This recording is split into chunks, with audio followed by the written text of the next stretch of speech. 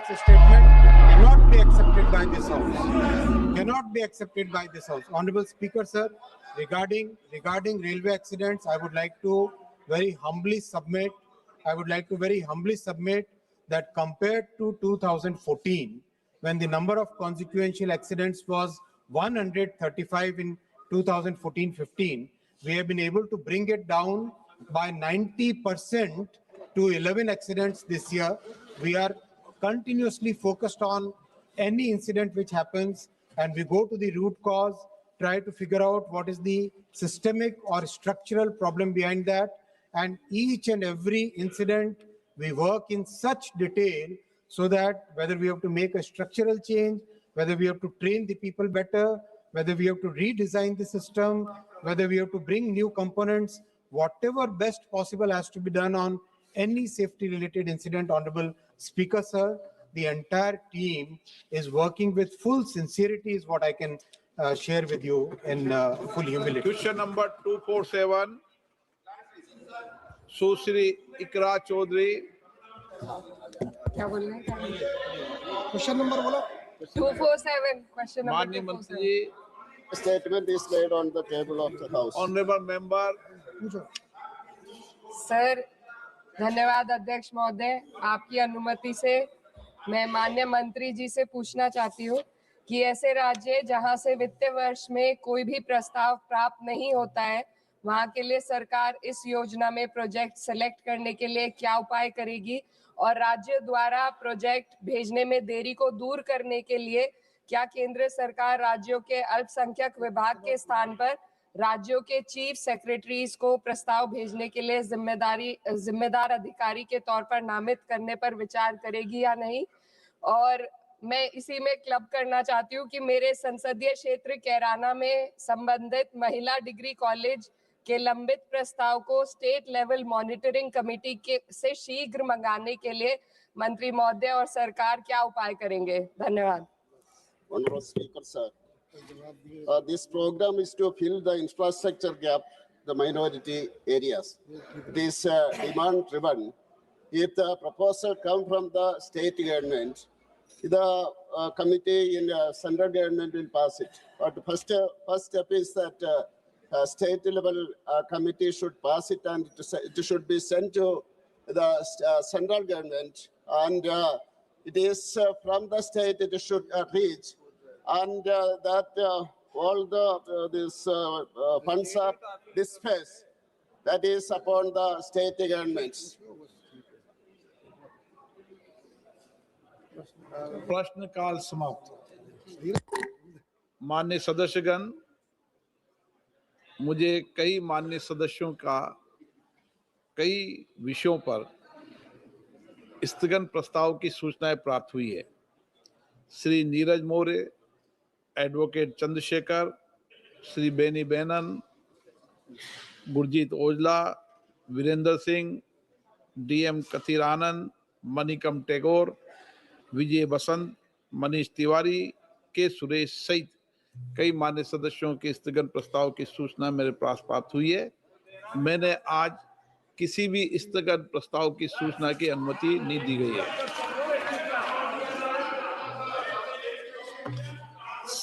सभा पटल पर रखे जाने वाले पत्र item number 2 doctor Jitendra Singh. खोलेंगे तब मैं बैठ जाऊं। माननीय अध्यक्ष महोदय, आपकी अनुमति से मैं आज की संशोधित कार्यवली की क्रम संख्या 2 पर अपने नाम के आगे सूचीबद्ध कागजात सभा पटल पर रखता हूं। धन्यवाद अध्यक्ष महोदय। Item number 3 Shri Arjun Ram Meghwal. Honorable Speaker, sir, with your kind permission, I rise to lay on the table of the House papers pertaining to the Ministry of Parliamentary Affairs as mentioned against my name as per today's revised list of the business. Thank you. Item number 4 Shri Arjun Ram Meghwal. Thank you, Speaker, sir. With your kind permission, on behalf of my colleague Shri Jitin Prasad, Minister of State, Ministry of Electronics and Information Technology, I rise to lay on the table of the House the papers mentioned against his name at serial number 4 of today's revised list of the business. Thank you. Item number 5 Dr. P. Chandrasekhar ji. Honorable Speaker, sir, with your kind permission, I rise to lay on the table of the House the papers mentioned against my name at serial number 5 in today's revised list of business. Thank you. Item number 6, Sri B.L. Verma. अध्यक्ष महोदय, मैं आपकी अनुमति से आज की लोकसभा की संशोधित कार्य सूची में क्रम संख्या 6 पर अपने नाम के सम्मुख अंकित प्रपत्र सभा पटल पर रखता हूं। Item number 7, Sri Arjun Ram Meghwal.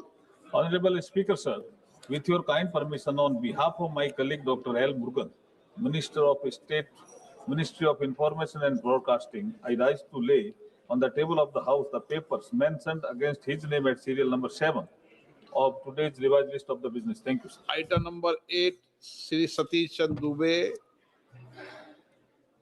अध्यक्ष जी, आपकी अनुमति से मैं आज के संशोधित कार्यसूची में मेरे नाम के सामने क्रम संख्या 8 पर उल्लेखित कागजातों को सभा पटल पर रखता हूं। Item number 9, Sri Ravneet Singh. Respected Speaker, sir, with your kind permission, I raise to lay on the table of the House the papers mentioned against my name at serial number 9 in today's revised list of business. Item number 10, Sri Harsh Malhotra. की अनुमति से आज की कार्यसूची में क्रमांक 10 पर मेरे नाम के सामने उल्लेखित पत्रों को सदन के पटल पर रखना चाहता हूं। श्रीमती नीबूबेन बामनिया। मैं आपकी अनुमति से आज की संशोधित कार्यसूची में क्रम संख्या 11 पर अपने नाम के आगे उल्लेखित कागजात हिंदी और अंग्रेजी में सभा पटल पर रखती हूँ। धन्यवाद। Item number 12, महासचिव। Sir, I have to report that Rajya Sabha has no recommendations to make to Lok Sabha in regard to the appropriation number 4 bill 2025. Item number 13, Sri Fangan Singh Kulaste. अध्यक्ष जी, मैं आज की कार्यसूची के क्रम संख्या 13 पर मेरे नाम के समक्ष सूचीबद्ध अनुसूचित जातियों जनजातियों के कल्याण संबंधी समिति 25-26 के 6वें प्रतिवेदन की एक प्रति हिंदी और अंग्रेजी संस्करण प्रस्तुत करता हूं।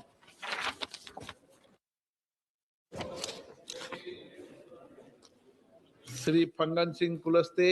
महोदय, मैं अनुसूचित जातियों तथा जनजातियों के कल्याण संबंधी समिति का 28 अगस्त 2025 को भुवनेश्वर तथा 3 नवंबर 2025 से 7 नवंबर 2025 तक पचमणी, भोपाल और पणजी के अध्ययन दौरे संबंधी प्रतिवेदन की एक प्रति हिंदी तथा अंग्रेजी संस्करण सभा पटल पर रखता हूं। धन्यवाद। Item number 15, Shri Ganesh Singh.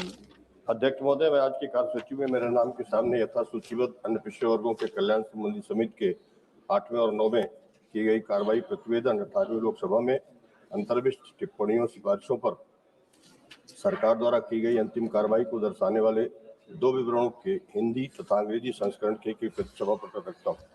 Item number 16, डी पुनर्देश्वरी। Thank you, Honorable Speaker, sir. I rise to present the third report Hindi and English versions of the Committee on Empowerment of Women 2025-26 on the subject safety and protection of women in the unorganized sector pertaining to the Ministry of Labour and Employment and the Ministry of Women and Child Development. Item number 7, Shri Sunil Tatkare. Sir, I rise to present 6th report Hindi and English version on the Standing Committee of Petroleum and Natural Gas 2025-26 as listed against my name in today's list of business. Item number 18, Shri Sunil Tatkare. Sir, I rise to lay a copy of each of final action taken statement, Hindi and English version of the government on the recommendations contained in the chapter 1 and chapter 5 of the 3rd, 4th, 5th report 18th Lok Sabha of the Standing Committee on the Petroleum and Natural Gas as listed against my name in today's list of business. Thank you, sir. Item number 19, Shri M. Srinivasal Reddy. Thank you very much, Speaker, sir. I rise to present the 8th report on action taken by the government on the recommendations contained in the 5th report of the Standing Committee on Housing and Urban Affairs 2024-25 on the subject Regional Rapid Transit System and role of NCRTC of the Ministry of Housing and Urban Affairs Hindi and English versions listed against my name in today's list of business, sir. Thank you, sir. Item number 20, Sri Anurag Singh Thakur. Thank you, Honorable Speaker, sir. I rise to present the 16th and 17th report, Hindi and English version of the Standing Committee of Coal, Mines and Steel as listed against my name in today's list of business. Item number 21, Sri Biplab Kumar Dev. Honorable Speaker, sir, I rise to present a copy each in English and Hindi of the report of the Select Committee on Insolvency and Bankruptcy Code Amendment Bill 2025 as listed against my name in today's list of business. Thank you. Item number 21A, Biplab Kumar Dev. Honorable Speaker, sir, I rise to lay on the table a copy of the record of evidence given before the Select Committee on Insolvency and Bankruptcy Code Amendment Bill 2025 as listed against my name in today's list of business. Thank you. Item number 22, Rao Inderjit Singh. Speaker, sir, I rise to make statements on status of implementation of recommendations of the Standing Committee on Finance contained in the 17th and 22nd reports on demands for grants of the Ministry of Planning for the years 24-25 and 25-26 respectively, listed at serial number 22 in today's revised list of business. Since the statements are lengthy, these may kindly be treated as read. Item number 23, Sri Arjun Ram Meghwal. Honorable Speaker, sir, with your kind permission, on behalf of my colleague, Dr. L. Murugan, Minister of State, Ministry of Information and Broadcasting, I rise to lay the reports, statements. One, the status of implementation of the recommendations contained in the 11th report of the Standing Committee on Communication and Information Technology 2024-25 on the demands for grants 2025-26. Second, the status of implementation of the recommendations contained in the 56th report of the Standing Committee on Communication and Information Technology 2023-24 on the regulations of cable television in India. Thank you, sir. Item number 24, Sri Satish Chand Dubey. आदरणीय सभापति महोदय, मेरे नाम के सम्मुख निम्नलिखित बारे में वक्तव्य सभा पटल पे रखता हूं। खान मंत्रालय से संबंधित अनुदान की मांग 24-25 के बारे में कोयला खान और इस्पात संबंधित अस्थायी समिति 2024-25 के दूसरे प्रतिवेदन अंतर्विष्ट सिफारिश करवाने की स्थिति में। दूसरा, खान मंत्रालय से संबंधित अनुदान की मांगे 2025-26 के बारे में कोयला खान और इस्पात संबंधित अस्थायी समिति 2024-25 के 5वें प्रतिवेदन अंतर्विष्ट सिफारिश के करवाने की स्थिति में सभा पटल पर रखता हूं। Item number 25, Sri Ravneet Singh Bittu. Respected Speaker, sir, with your kind permission, I raise to make a statement on the status of implementation of the recommendations contained in the 4th report of the Standing Committee on Railways, 18th Lok Sabha, on construction and maintenance of rail tunnels and bridges, including road overbridges, road underbridges, presented to the Lok Sabha on 11/8/2025. A statement showing implementation status of all the recommendations contained in the report is enclosed. Since the statement is voluminous, I request the same may be taken as read. माननीय सदस्य, जिन माननीय सदस्यों को आज 377 के अधीन मामले उठाने की अनुमति प्रदान की गई है, वे व्यक्तिगत रूप से तत्काल अपना अनुमोदित पाठ सभा पटल पर प्रस्तुत कर सकते हैं। आज की कार्यसूची में 2 महत्वपूर्ण विधेयक कार्यसूची में है, जिसकी जानकारी आपको सबको है। मैंने कल भी आपको एक मंशा व्यक्त की थी कि हमें देर तक बैठकर कई विधेयकों पर चर्चा करनी पड़ेगी और कई महत्वपूर्ण विषय जो आपने समय समय उठाए हैं उन पे भी चर्चा करने के लिए हम बैठकर वापस में चर्चा करेंगे। इसलिए आज आइटम नंबर 27 जो महत्वपूर्ण विधेयक है, आप क्या कहना चाहते हैं? This item number 27 and 28. Two bills are already here for consideration and passing. Sir, I think you are aware of that Business Advisory Committee. Entire opposition demanded these two bills. Both the bills are very important. One is relating to the nuclear thing, which is going to be a far-reaching impact in the country. Number two, the bill on Manrega is going to affect crores of common workers of this country, Manrega workers. So both of the things, entire opposition demand these two bills should send it to the standing committee or JPC. This was our demand, sir. Honorable Minister told time should be allotted. Some government side, they are told time should be allotted 3 hours, time should be allotted. Entire opposition, we are not in a position to allot the time. We are demanding for sending to standing committee or JPC. The minister told that point of time, no, we are not deciding the time now. Therefore, we will come back. We didn't get any information from the minister, sir. Now, in the air, there are things that just now, ministry is also telling that all the two will be passed today itself. Sir, you are not sending it to the standing committee. You are not sending it to the JPC, which is the most important bill. Then you are trying to limit the discussion also. Entire members of the parliament, want a detailed discussion. Okay. Sir, therefore, I think minimum 6 hours should be allotted for. Sir, minimum 6 hours should be allotted for nuclear energy, and minimum 8 hours should be allotted for those car energy. Sir, this is our demand, sir. माननीय सदस्यगण, मुझे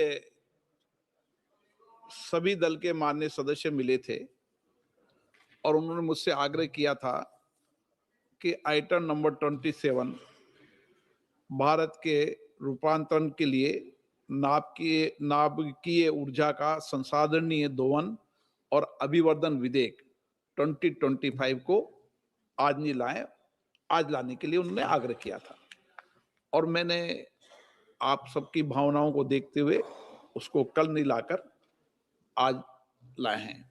जब कल bill जो नया bill रोजगार वाला है उस पर भी डिटेल मैंने जब इंट्रोड्यूस हुआ था, जब डिटेल मैंने चर्चा उस पर भी करा दी थी, सबको मौका, सभी दलों को मौका दिया था। मुझे लगता है कि हम ज्यादा से ज्यादा बिजनेस को निपटाएं, देर रात्रि तक बैठें, चर्चा करें, सबका मत आए, सबको 4 घंटे 2 घंटे 6 घंटे जो भी आप समय होंगे समय देंगे, लेकिन सबको मौका दूंगा। देर रात्रि तक बैठें, देश की जनता को लगना चाहिए कि माननीय सांसद बहुत गंभीरता से कई मुद्दों पर देर रात्रि तक बैठकर चर्चा करते हैं। एक अच्छा मैसेज है। आप क्या कहते हैं? हमने जैसे केसी वेणुगोपाल जी ने सही कहा, बिजनेस एडवाइजरी कमेटी में उन्होंने इसको कमेटी में भेजने के लिए रिक्वेस्ट किया और बाकी बिजनेस एडवाइजरी कमेटी में मेंबर ने भी कहा। साथ साथ दूसरा मांग उन्होंने रखा कि और एक पब्लिक इंपॉर्टेंस विषय पे चर्चा होना चाहिए, स्पेशल डिस्कशन, जो माननीय नेता प्रतिपक्ष श्रीमान राहुल गांधी जी ने उठाया था। हमने उस समय भी कहा कि सरकार चर्चा के लिए रेडी है। समय हमारे पास सीमित है। 19 को ये शीतकालीन सत्र समाप्त हो जाएगी। जो सीमित समय में हम जितना लंबा आप चर्चा करने के लिए हाउस कहेंगे, सेंस ऑफ द हाउस लेकर के माननीय स्पीकर साहब कहेंगे, हम देर रात तक बैठ करके बिजनेस पारित करने के लिए तैयार है।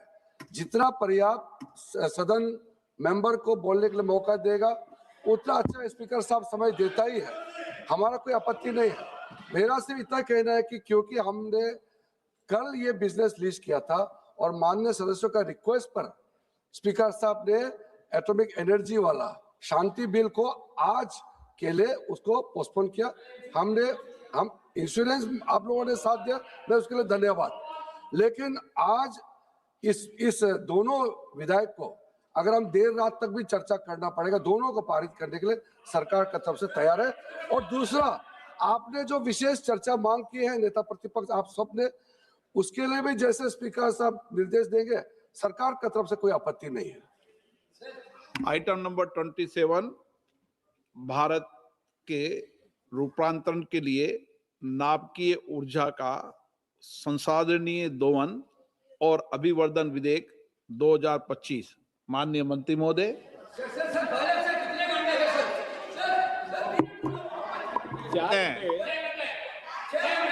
आपको 4 घंटे दे देंगे, चलिए। Speaker sir, will your kind permission, समय दे दूंगा। 1 मिनट माननीय मंत्री जी, एक मिनट, एक बैठिए। सदन में हमेशा जितना विधेयक पर समय आवंटन हुआ है, रिकॉर्ड है, उससे ज्यादा समय हमेशा मैंने दिया है। आप समय की चिंता मत करो, समय जितना होगा पर्याप्त समय आपको दिया जाएगा। हर विधेयक पर समय की कोई कमी नहीं रहेगी। सबके मत, सबके विचार आना चाहिए, जब ही लोकतंत्र हमारा सशक्त और मजबूत होगा। Speaker sir, with your kind permission, I rise to move that the bill Sustainable Harnessing and Advancement of Nuclear Energy for Transforming India be taken into consideration. अध्यक्ष महोदय,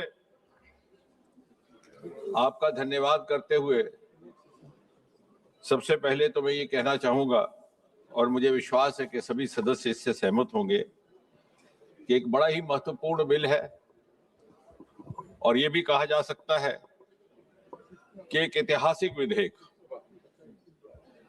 क्योंकि संसद के इतिहास में कभी कभार बहुत बरस गुजर जाने के बाद कोई ऐसा क्षण आता है, कोई ऐसी घड़ी आती है जबकि तत्कालीन माननीय सदस्यों को, सिटिंग मेंबर्स को ऐसा मौका नसीब होता है कि वो राष्ट्र की जीवन यात्रा को एक नया रुख दे सके, एक नई दिशा दे सके। और इसलिए यदि आज हमें इस क्षण की अहमियत का शायद उतना शिद्दत से एहसास नहीं हो रहा, लेकिन मुझे यकीन है आने वाली नस्लें जब इस मुल्क का इतिहास, तारीख लिखेंगी तो ये विधेयक एक मील के पत्थर, एक माइलस्टोन की तरह उल्लेखित किया जाएगा। एक ऐसा विधेयक अध्यक्ष महोदय जो कभी किसी ने उम्मीद ना की, कभी कल्पना ना की, कभी तवक्को ना थी, और ये इसलिए संभव हुआ that we have a Prime Minister Narendra Modi ji, who has the capacity to take out-of-box decisions and to break the taboos of the past. इस विधेयक का टाइटल है sustainable harnessing and advancement of nuclear energy for transforming India, अर्थात जैसे आपने कहा शांति। और इस टाइटल का महत्व इसलिए भी बढ़ जाता है कि आज से 60-70 बरस पहले जब हिंदुस्तान ने अपना परमाणु कार्यक्रम शुरू किया तो दुनिया भर में एक बड़ा तनाव का माहौल था। हिरोशिमा नागासाकी को हुए कुछ ही बरस गुजरे थे और बहुत सारे देश हिंदुस्तान को शक की निगाह से देखने लगे थे। और उस समय परमाणु कार्यक्रम के जन्मदाता, the founding father of India's nuclear programme, Homi Bhabha, had declared to the world that India's nuclear program will be dedicated to peaceful purposes.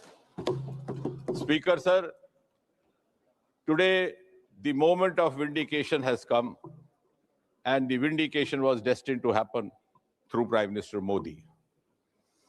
अब इस बिल को लाने का भाव क्या है, कारण क्या है? जैसा कि हम सब जानते हैं कि भारत का भौगोलिक स्तर पर रोल भी बढ़ रहा है, भूमिका भी बढ़ रही है। And if we have to be a global player effectively, we have to live up to global benchmarks, follow global parameters, and adopt global strategies. आज सारा विश्व क्लीन एनर्जी की जानिब बढ़ चुका है और हमने भी अपने लिए लक्ष्य निर्धारित किया है कि न्यूक्लियर एनर्जी 100 गीगावाट बाई 2047 जब हिंदुस्तान अपनी आज़ादी की 100वीं सालगिरह मनाएगा। माननीय प्रधानमंत्री जी ने पदभार संभालते ही कॉप मीटिंग में घोषणा की थी नेट जीरो बाई 2070। उस लक्ष्य की प्राप्ति के लिए और बढ़ती हुई एनर्जी की जरूरतों को पूरा करने के लिए तथा आत्मनिर्भर भारत के लक्ष्य को पूरी तरह प्राप्त करने के लिए ये भी जरूरी है कि हम पेट्रोलियम फॉसिल पदार्थों पर अपनी निर्भरता कम करें। उस सब को मिला करके जहां आज हमारी न्यूक्लियर एनर्जी की कैपेसिटी मात्र 8.8 गीगावाट है, हालांकि जब ये सरकार आई तो तब इतना भी नहीं था, उस समय केवल 4.4 गीगावाट थी, दुगने से अधिक हम बढ़ गए। लेकिन उसको 100 गीगावाट तक पहुंचाना ताकि 2047 में हमारी एनर्जी की रिक्वायरमेंट का 10% हिस्सा न्यूक्लियर एनर्जी से आए, because nuclear energy is in some ways superior to other sources of renewable energy, because renewable energy may not always provide 24/7 reliability of supply, which is only through the nuclear energy. और इसको लेकर के अगर आप कहें तो संक्षेप में मैं बताऊं कि क्या हम, ठीक है, अध्यक्ष जी का कहना है कि इसके बाद पूरा जवाब दिया जाएगा, अन्यथा अगर आपका आदेश होगा तो कुछ कुछ महत्वपूर्ण बिंदु अगर उल्लेखित करने होंगे तो मैं उसके लिए भी तैयार हूं। अभी आपको ही जिम्मेदारी है। माननीय मनीष तिवारी जी। धन्यवाद अध्यक्ष जी। Mr. Speaker, sir, I rise to oppose the sustainable harnessing and advancement of nuclear energy for transforming India, alias the Shanti Bill 2025. This bill seeks to repeal two seminal legislations, Mr. Speaker, sir. The Atomic Energy Act of 1962 and the Civil Liability for Nuclear Damages Act 2010, and replace it with a new architecture. Since the Honorable Minister, in his introduction, chose to speak about the history of India's nuclear program, allow me to spend 5 minutes recapping as to how did we get to this point. It was India's first Prime Minister, Pandit Jawaharlal Nehru, who pioneered India's nuclear quest. On the 3rd of August 1948, he set up the Atomic Energy Commission, which was anchored by the legendary scientist, the late Dr. Homi Bhabha. On the 3rd of January 1954, it was the Nehru government which set up the Atomic Energy Establishment in Trombay. And on the 12th of January 1967, after the very tragic demise of late Dr. Homi Bhabha in a plane crash, AI 101 went into Mont Blanc, the mountain, on the 24th of January 1966. The Atomic Energy Establishment in Trombay was dedicated in his name and renamed as the Bhabha Atomic Research Center. India's nuclear program till about the late 60s or even the early 70s was a peaceful quest. But it was on the 18th of May 1974 that Prime Minister late Mrs. Indira Gandhi carried out the first peaceful nuclear explosion. The test was called the Smiling Buddha, and the Buddha did indeed smile.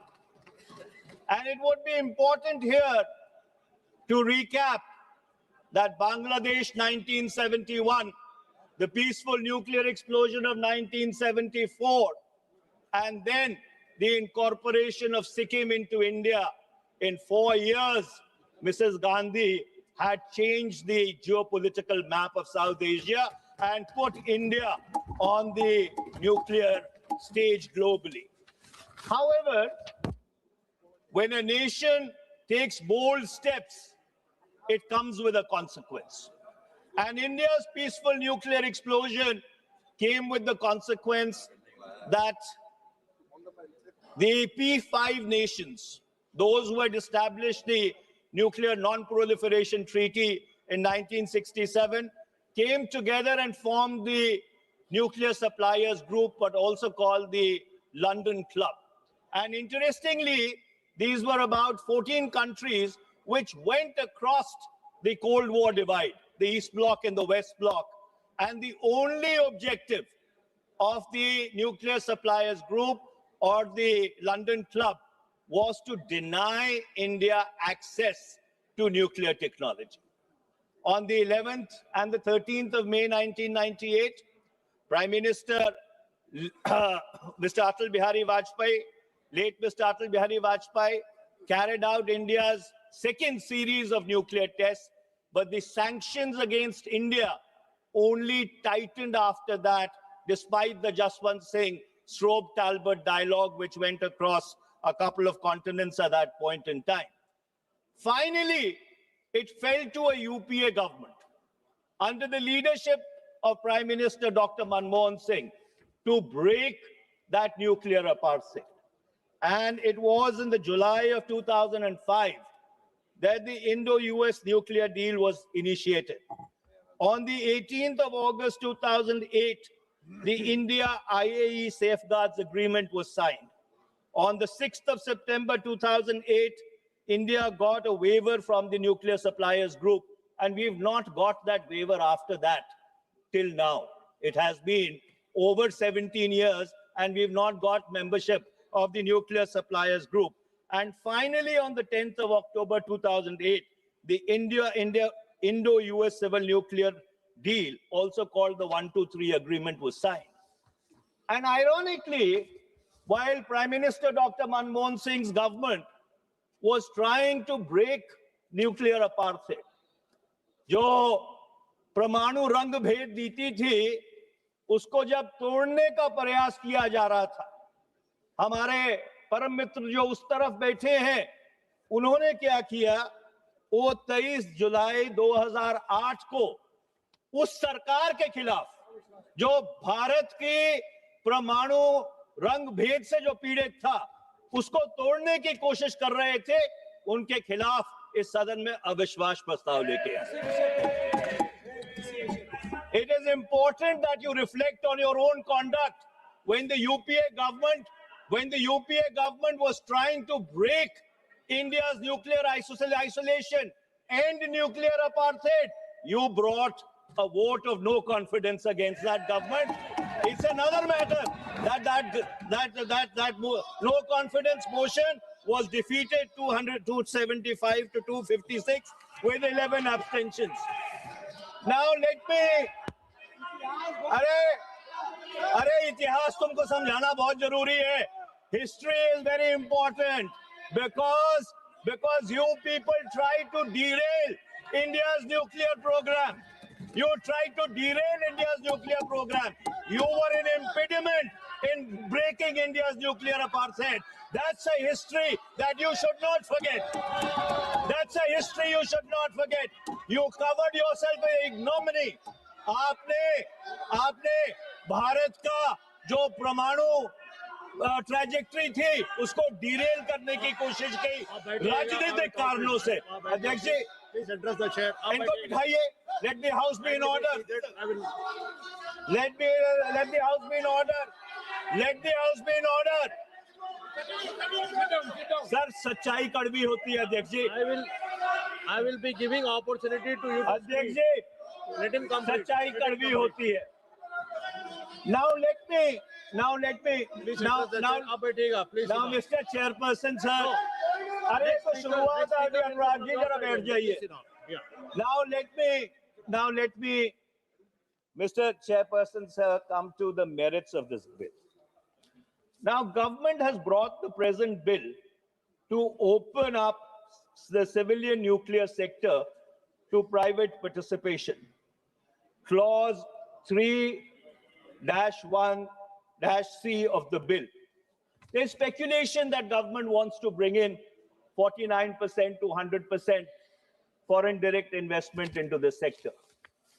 What strikes me as very strange, Mr. Chairperson, sir, that a conglomerate which has built an empire on leased public assets announces its intent to enter the nuclear energy sector in late November 2025, and in December 2025 we have this bill. Is it a coincidence that the Adani group of companies announces its intent to participate in the civilian nuclear sector, and within a month we have this bill in the House? Is it a coincidence? I'm merely raising a question. I'm not imputing any motives. I am not insinuating anything. I am merely... 1 second, please. Honorable Minister, sir. Mr. Chair, I'm not yielding. I'm not yielding. The minister can reply when he has to. No, I am not yielding. No, I am not yielding. No, I am not yielding. The Honorable Speaker asked me to be brief and not to touch upon the salient features of the bill. Otherwise, I was going ahead with that. Now, nowhere in the bill has there been any intention, obviously or inadvertently, reflecting that this is meant to benefit a certain house. Now, this is an allegation which puts the entire house into disrepute. We are practicing the highest norms of democracy, and nowhere in the bill. So this is totally an unfounded and a politically motivated charge which has no reflection on the body of the bill. Mr. Chairperson, sir. Honorable Minister has replied. Mr. Chairperson, sir, I wasn't making any insinuation. I wasn't imputing any motives. I was just saying that is it just coincidental that this has happened? Honorable MP, sir, you already mentioned it could be a So coincidence. let me go further, Mr. Chairperson, sir. And let me come to, since this bill seeks to repeal the Civil Liability for Nuclear Damages Act 2010. Let me also recap what happened in this House on the 25th of August 2010, since I had led the debate on that particular bill on that particular day in this very House.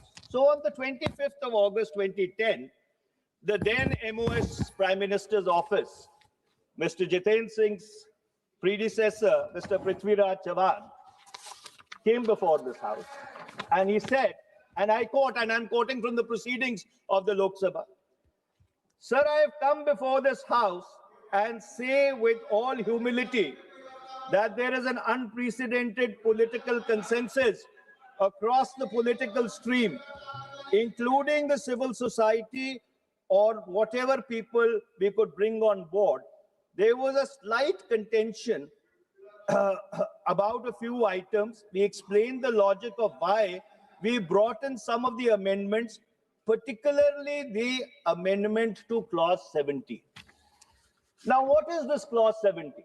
Specifically clause 17B. Let me read it out for the perusal of this House. So the Civil Liability for Nuclear Damage Act 2010 said, and I'll read 17B, the operator of the nuclear installation, after paying compensation for nuclear damage in accordance with Section 6, shall have a right of recourse where B says the nuclear incident has resulted as a consequence of an act of supplier or his employee, which includes supply of equipment or material with patent or latent defects or substandard services. Now, this was a clause on which there was a consensus across the House, across all political parties, that this needs to be included. Now, let me contextualize it. Why was this important? Because the Department of Atomic Energy, which leads India's nuclear program, felt that if we are going to be going into a collaboration where foreign suppliers are going to come in, there needs to be a clause in the bills or a section in the act whereby if there is a nuclear incident because of the design in the product which has been supplied, that nuclear supplier should be made liable. And this was supported by the then by the former External Affairs and Finance Minister of the BJP, who unfortunately had been expelled from the party in August 2009, came back on the 24th of June 2010, and this debate was happening in the August of 2008. And let me quote late Jaswant Singh Ji. So late Jaswant Singh Ji, while speaking on the bill, he says, it is really clause 17B of the bill dealing with the operator's right to recourse or the right to recourse, which then became a bone in our throat. बोले वो हमारी गली में हड्डी फंस गई. You have worked overtime to remove that bone. So late Mr. Jaswant Singh, the left parties, every other section of this house was unanimous that suppliers' liability should form a part of the civil nuclear liability regime. And what do I find? What I find is that when you read clause 11 of the present bill, and the minister is here, if I'm making a mistake, I'm open to be corrected. But I did not find a single clause or a single word which says anything about supplier liability. The supplier liability has been completely removed. Now, God forbid, if a nuclear accident or a nuclear incident was to take place, and since we are going to be dependent upon foreign suppliers, especially when we are opening up the nuclear energy sector to private participation, we are going to allow foreign direct investment, 49%, 51%, 76%, 100%. I do not know how much to come in. Then, under those circumstances, shouldn't the supplier be liable? If there is a defect in the product, in fact, it is going to indemnify your own domestic players about whom you made such a big noise a while ago. God forbid, if some incident was to take place. And so therefore it is very important. I know a large number of countries around the world have had reservations with regard to suppliers' liability, now going back 15 years. And I do not want to get into the business of naming countries or companies, but it is important to understand, and the minister must explain how removing the supplier liability clause is actually going to help. In my humble estimation, it is going to harm India. Now let me move on to the next aspect, clause 70. Now the Atomic Energy Regulatory Board, there has been a lot of concern now going back many, many years, Mr. Chairperson, sir, that is the Atomic Energy Regulatory Board really autonomous? Or is it an extension of the Department of Atomic Energy? If we are opening up India's nuclear energy sector to private participation, what you require is an autonomous, independent regulator who can be a neutral umpire.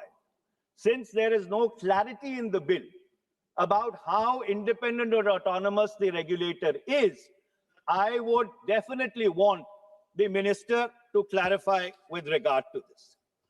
Next, I come to clause 30, the liability clause. Now, Mr. Speaker, sir, there have been a couple of big nuclear accidents. The 3 Mile Island accident on 28th March 1979, Chernobyl 26th April 1986, Fukushima 11th March 2011, and there is continuing concern over the Zaporizhzhia nuclear reactor in Ukraine, which is now under Russian control. So therefore, when you talk about nuclear energy or you talk about a nuclear incident, the consequences can be absolutely alarming. Now, clause 13 limits the liability to 300 million SDR, special drawing rights, which is approximately about 410 million US dollars. Even in the case of the Bhopal gas tragedy, the compensation awarded was $470 million. And this I'm talking about 15 years back. Why is the government imposing these liability caps? In fact, the liability should be at least 10,000 crores, irrespective of whether a reactor is 3,600 megawatt or a reactor is 100 megawatt, because God forbid if a nuclear incident takes place, the damage either ways can be catastrophic. So I have not understood this concept of a graded liability, and I would be very happy to be enlightened by the minister on this. Now I come to clause 15.3 of the bill. Anurag ji, Shanti rakho, Shanti rakho, Shanti rakho, Shanti rakho, Shanti rakho. Now I come to clause 15.3 of the bill, Mr. Chairperson, sir. Now it exempts government-owned nuclear installations from insurance cover. It says government-owned nuclear installations do not require insurance cover. I asked why. And if the answer of the government is going to be that government-owned nuclear installations have a sovereign cover, then that should be made a proviso in the bill. Then there should be a proviso in the bill that should say that the central government will assume liability in case of a nuclear incident installing any of the government's nuclear installations. That should be explicitly stated in the bill. Then let me come to clause 19A, clause 25, subclause 4, subclause B, disposal of radioactive waste. Now, Mr. Chairperson, sir, spent fuel, uranium and plutonium remains toxic for thousands and thousands of years. Most countries store this in the facility itself. Now, this bill, except mentioning this fact, does not provide a robust framework as to how radioactive waste needs to be dealt with. It cannot be a function of delegated legislation, left to rules and regulations. This is a very serious issue. There has to be a schedule to the bill which explains as to how radioactive waste should be dealt with. My penultimate 2 points, and I'm going to conclude, Mr. Chairperson, sir. Now, what this bill is doing, it is prioritizing uranium-based reactor technologies, which undermines the entire third stage of India's nuclear program, which is thorium-based, and also the molten salt technology, MSR reactors, which should have been the logical path or the logical corollary of India's nuclear trajectory. Now, when I looked at this bill, and I looked at it in great detail, the sense that I got that if this bill goes ahead in this present form, it will undermine India's energy independence, and it will also undermine India's commitment to its clean energy goals. So under those circumstances, with the greatest amount of humility and an absolute sense of profound responsibility, I would humbly like to demand, request, beseech the government that this bill is very important. Please send it to a joint parliamentary committee. And by the way, Mr. Chairperson, sir, since there was a paucity of time, I've only made the highway points, what we in law call the highway points. There is a lot of devil in the detail. which I have not even come to. And so therefore, this bill needs to be examined word by word, line by line, and only after that should this bill come back to this House. Thank you very much, Mr. Speaker, sir, Mr. Chairman, sir. माननीय श्री शशांक मणि जी।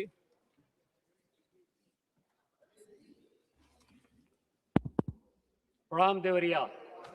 अध्यक्ष महोदय, आज आपने मुझे एक महत्वपूर्ण विधेयक पर चर्चा करने के लिए समय दिया, इसके लिए आपको धन्यवाद देता हूं।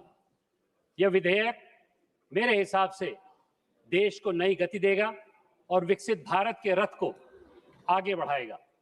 यह बिल आदरणीय प्रधानमंत्री जी के प्रत्यक्ष नेतृत्व के कारण इस सदन में उपस्थित है और इस बिल के कारण मेरे हिसाब से देश के हर व्यक्ति को लाभ मिलेगा। Sustainable harnessing and advancement of nuclear technology for transforming India, Shanti 2025 bill एक बहुत महत्वपूर्ण बिल, एक बहुत महत्वपूर्ण समय पे आया है। अध्यक्ष महोदय, इस बिल में जो हमारी बिखरी हुई पिछले विधेयक थे, जिसमें 1962 का एटॉमिक एनर्जी एक्ट और 2010 का न्यूक्लियर लायबिलिटी बिल समाहित हो गया है, एक एकाग्र रूप से समाहित हुआ है। और इसमें मैं समझता हूं कि आदरणीय प्रधानमंत्री जी के सबके प्रयास की भी ऊर्जा है। इसमें न केवल सरकार, समाज और प्राइवेट सेक्टर का पूरा निवेश होगा, और उसी के साथ साथ सबसे ज्वलंत समस्या हम सबको दिख रही है कि कैसे हम लोग अपने आधारभूत ढांचे को, अपनी एनर्जी सिक्योरिटी को आगे ले जाएं, लेकिन उसी के साथ साथ हम लोग अपने पर्यावरण का भी ध्यान दें।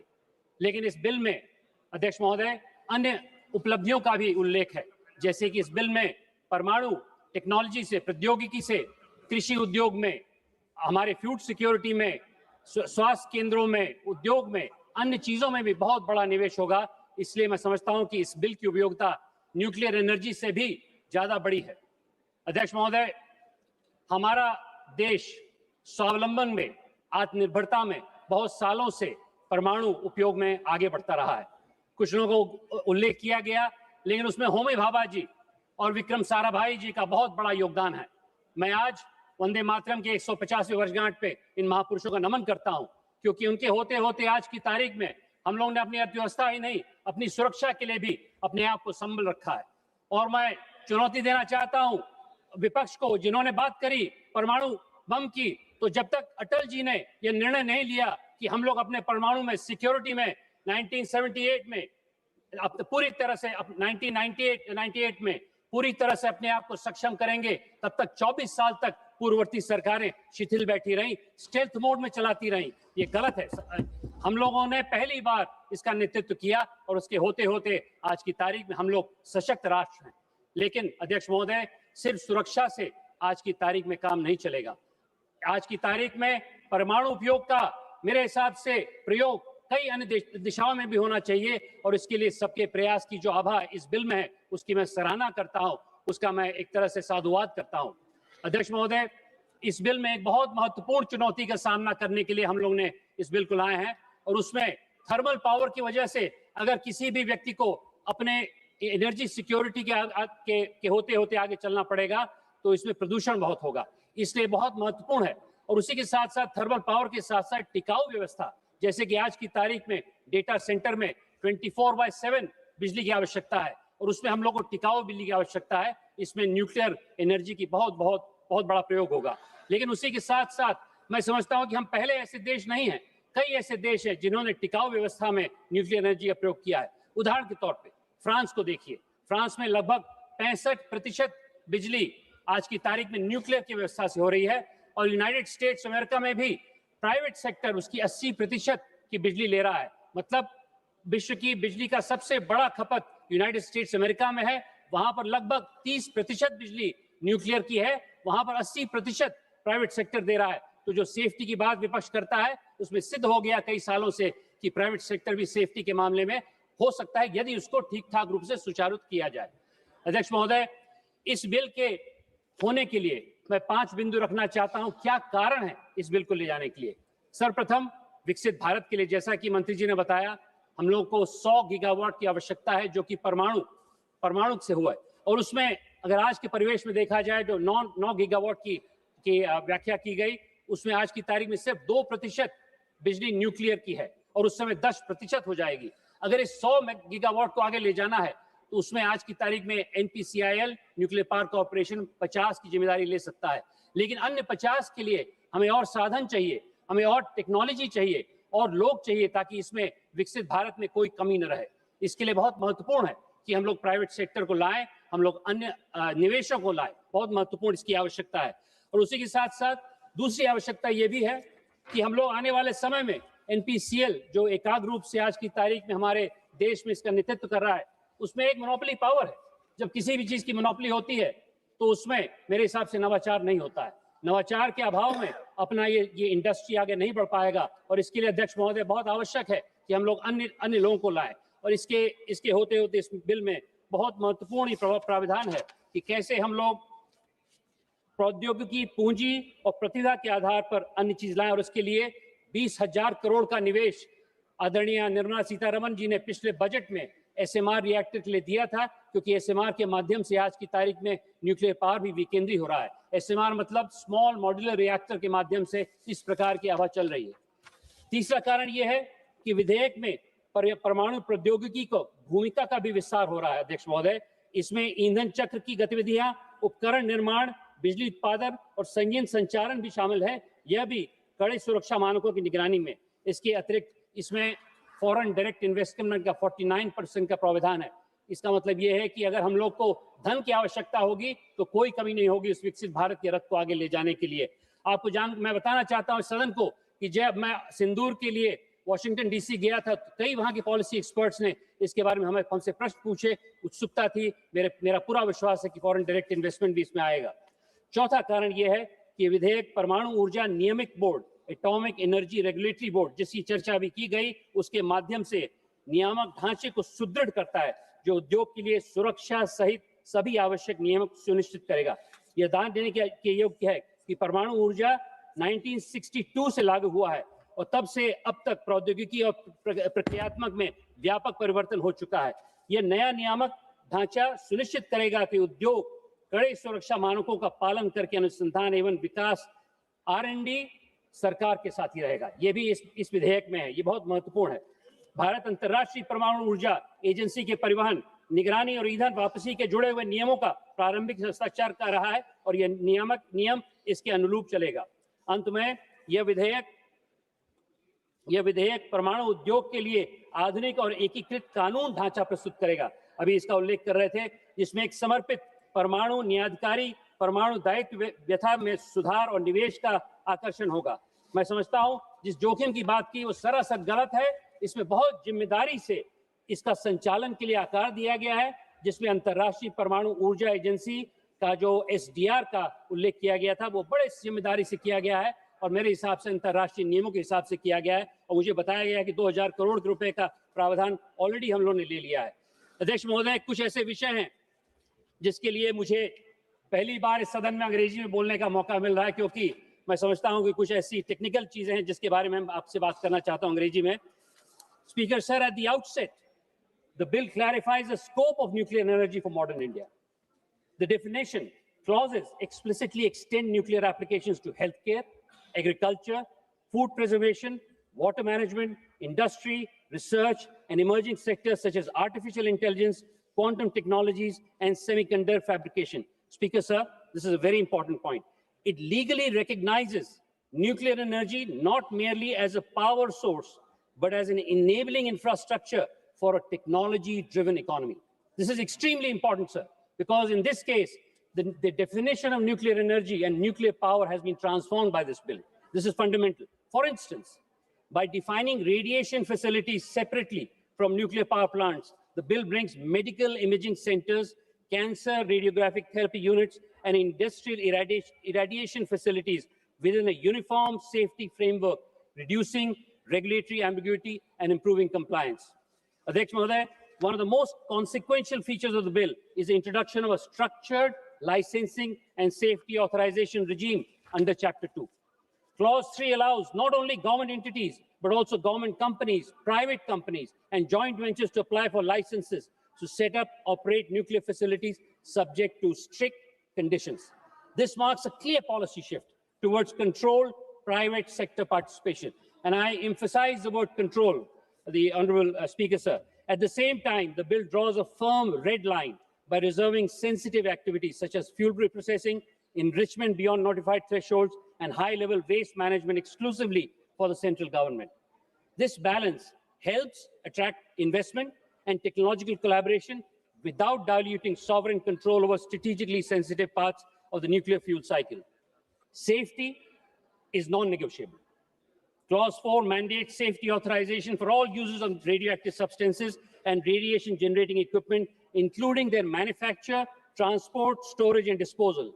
This support will allow the regulator to track radioactive sources through a national register and intervene during radiological emergencies. The bill empowers the government to take over unsafe radioactive material and recover disposable costs from the operator, creating a strong deterrent against negligence. The provision of mining resources under Clause 5 reinforces India's long-standing policy of state control over uranium and thorium. Any discovery of such materials must be reported to the government, and all extracted material vests in the central government. This ensures resource security for India's three-stage nuclear program and its long-term goal of thorium utilization, while also allowing compensation where private interests are affected. From a national perspective, this prevents speculative exploitation of strategic minerals and aligns extraction with national energy planning. Chapter 3 addresses a long-standing concern around nuclear liability and public confidence. The bill clearly fixes primary responsibility for nuclear damage on the operator, while also defining circumstances where liability is excluded, such as exceptional natural disaster or armed conflict. My honorable friend made a lot of song and dance about this, but this has been very well researched and has been put extremely very carefully by a number of experts who have been behind this bill. Clause 13 caps liability in line with international norms by linking in the special drawing rights, which is also mentioned. Clause 14 makes the central government responsible for compensation beyond the operator's cap or in government-owned installations. This clarity is important for two reasons. First, we want to reassure our citizens that they have this recourse. And second, it provides certainty to investors and insurers, which is critical for expanding nuclear capacity. The provision requiring operators to maintain insurance or financial security before operation further strengthens accountability. Institutionally, this is a major point. Institutionally, the bill gives statutory backing to Atomic Energy Regulatory Board. My honorable member mentioned that this has to be independent. It is fully independent under Chapter 4 by detailing appointment procedures, tenure, conflict of interest restrictions and powers. It strengthens the regulator's autonomy and credibility. I would invite the opposition to join hands in making sure that this is fully independent instead of criticizing it. Clause 24 grants the board wide-ranging powers to set safety standards, regulate radiation exposure limits, conduct inspections, and engage transparently with the public.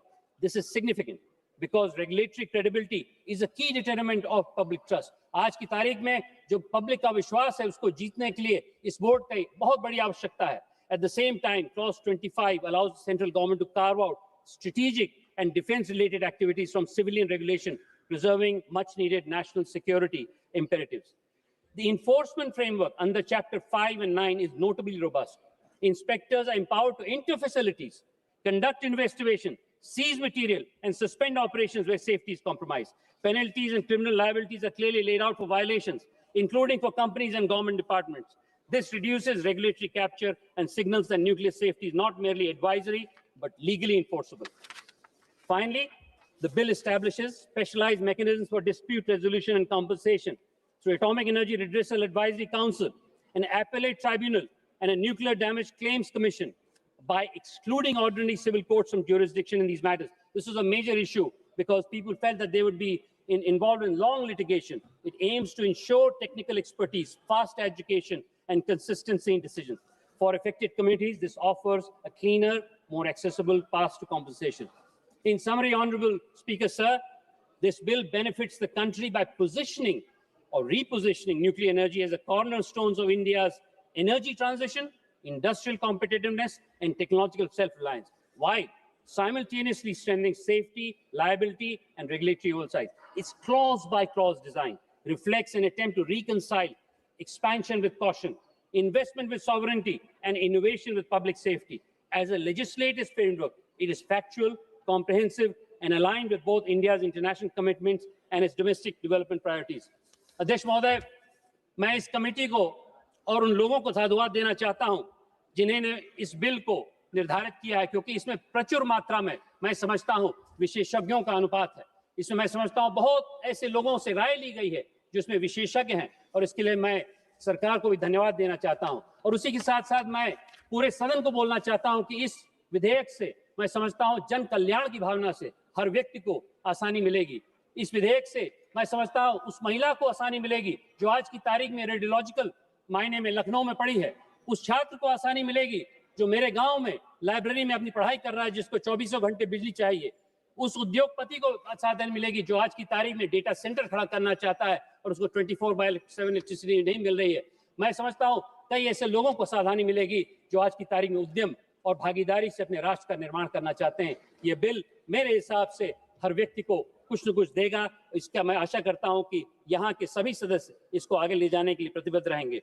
अंत में सदस्य अध्यक्ष महोदय, हमारे ऋग्वेदों में यजुर्वेद एक ऐसा वेद है जो हमें सिखाता है कि किस प्रकार से किस यज्ञ को निर्धारित किया जाए, और मेरे हिसाब से हमारे विकसित भारत की यात्रा भी उसी प्रकार का एक कर्म यज्ञ है, और कर्म यज्ञ में वो शांति पथ का उद्बोधन बहुत महत्वपूर्ण होता है जो यजुर्वेद में है। और उसमें जो शांति पथ में कहा गया है उसको आपको मैं पढ़ के सुनाता हूं। ओम दैव शांति, अंतरिक्ष शांति, अंतरिक्ष शांति, औषधि शांति, वनस्पते शांति, विश्वदेव शांति, ब्रह्म शांति, सर्वम शांति, शांतिरेव शांति, ओम शांति शांति शांति। मैं समझता हूं कि इस विधेयक में जिस प्रकार से अपने देश को आगे ले जाने की अलख है, जिस प्रकार से विकसित भारत को आगे ले जाने की अलख है, उसमें शांति शब्द का प्रयोग ही एक बहुत महत्वपूर्ण सिद्धांत है। मैं इस विधेयक को पूरी तरह समर्थन करके अपनी वाणी को विराम देता हूं। जय हिंद, जय भारत। धन्यवाद जी। माननीय श्री आदित्य यादव जी। धन्यवाद अध्यक्ष महोदय। मैं आज इस महत्वपूर्ण शांति बिल 2025 पे अपनी पार्टी और अपने नेता आदरणीय अखिलेश यादव जी की तरफ से पुरजोर विरोध करने के लिए आज खड़ा हुआ हूँ। माननीय अध्यक्ष महोदय, जहां आज ये शांति बिल 2025 आप सभी के सामने न्यूक्लियर सेक्टर में 1962 के बाद सबसे बड़ा रिफॉर्म कहा जा रहा है, लेकिन असलियत ये है कि आज लोगों के, जनता के साथ जिस तरीके के उनकी सुरक्षा के साथ कॉम्प्रोमाइज तथा जिस तरीके से विदेशी कंपनियों को एक रेड कारपेट देने का काम ये सरकार कर रही है, और इन सबसे बड़ी बात जिस तरीके से भारतीय जनता पार्टी सरकार खुद अपने किए हुए बातों को और अपनी की गई बातें जो इस सदन में की गई थी उनसे यू टर्न लेने का काम कर रही है, विधेयक आज उन सभी बातों को दर्शाता है। अध्यक्ष महोदय, मैं सीधे तौर पे जो इस बिल की सच्चाई, इस विधेयक की सच्चाई है उसके ऊपर चर्चा करूंगा। जहां 49% एफडीआई अलाउ किया जा रहा है, वहीं पे सीधे तौर पे अमेरिका की बड़ी कंपनियां जैसे वॉशिंगटन हाउस, फ्रेंच कंपनी, अरेवा, इन सभी कंपनियों को देश में लाने का प्रयास किया जा रहा है। मैं सरकार से पूछना चाहता हूं कि आज अगर हम लोग 49% से 100% तक का एफडीआई अलाउ कर रहे हैं, तो प्रधानमंत्री जी द्वारा जो मेक इन इंडिया की बात की जाती थी उस बात का क्या हुआ? आज इतने बड़े प्रोजेक्ट्स के अंदर अगर हम लोगों को लेनी है तो हम लोग कुशल उन लोगों से सुझाव ले सकते हैं, लेकिन जिस तरीके से मैन्युफैक्चरिंग और सप्लायर्स को इस विधेयक में पूरी तरीके से कैप देने की बात की जा रही है, इसका भी मैं विरोध करता हूं। अध्यक्ष महोदय, सप्लायर और liability cap, operation insurance coverage, जहां 1500 करोड़ का पर इंसिडेंट दिया जा रहा है, लेकिन अगर आप फुकुशिमा दाकाशिनी का त्रासदी देखे तो जापान में जो त्रासदी हुई थी उस समय पे लगभग $1 ट्रिलियन यानी कि 82 लाख करोड़ रुपए का खर्चा सरकार को देना पड़ा था इतनी बड़ी त्रासदी से निपटने के लिए। वहीं पे सरकार इस समय पे 1500 करोड़ रुपए या उतने तक की अगर लायबिलिटी को कैप करने का काम कर रही है, कहीं ना कहीं सप्लायर्स को बचाने की बात सीधे तौर पर की जाती है। अध्यक्ष महोदय, वहीं पे आपने देखा होगा, आपको याद होगा चेरनोबिल का जहां पे न्यूक्लियर डिजास्टर हुआ था, उसको क्लीन अप करने के लिए जहां $700 बिलियन का लॉस सरकार को झेलना पड़ा था, उस सबसे बड़ा मैं मानता हूं आज जिस चीज को हम आप सब झेल रहे हैं, पर्यावरण का नुकसान। न्यूक्लियर डिजास्टर के अंदर एक सबसे बड़ी चीज जो दशकों तक हमने देखी है, जिसका नुकसान हम लोगों ने देखा है, ह्यूमंस को, लोगों को झेलना पड़ता है, वो है डिजास्टर के बाद एनवायरनमेंट का नुकसान, जानवरों का जो होता है उनको नुकसान, और किस तरीके से आने वाले समय पे आपने देखा है कि समुद्रों के अंदर भी जो न्यूक्लियर वेस्ट होता है उसको छोड़ के जो समुद्र के जनजीवन होता है उसको भी सीधे तौर पे नुकसान पहुंचाया जाता है।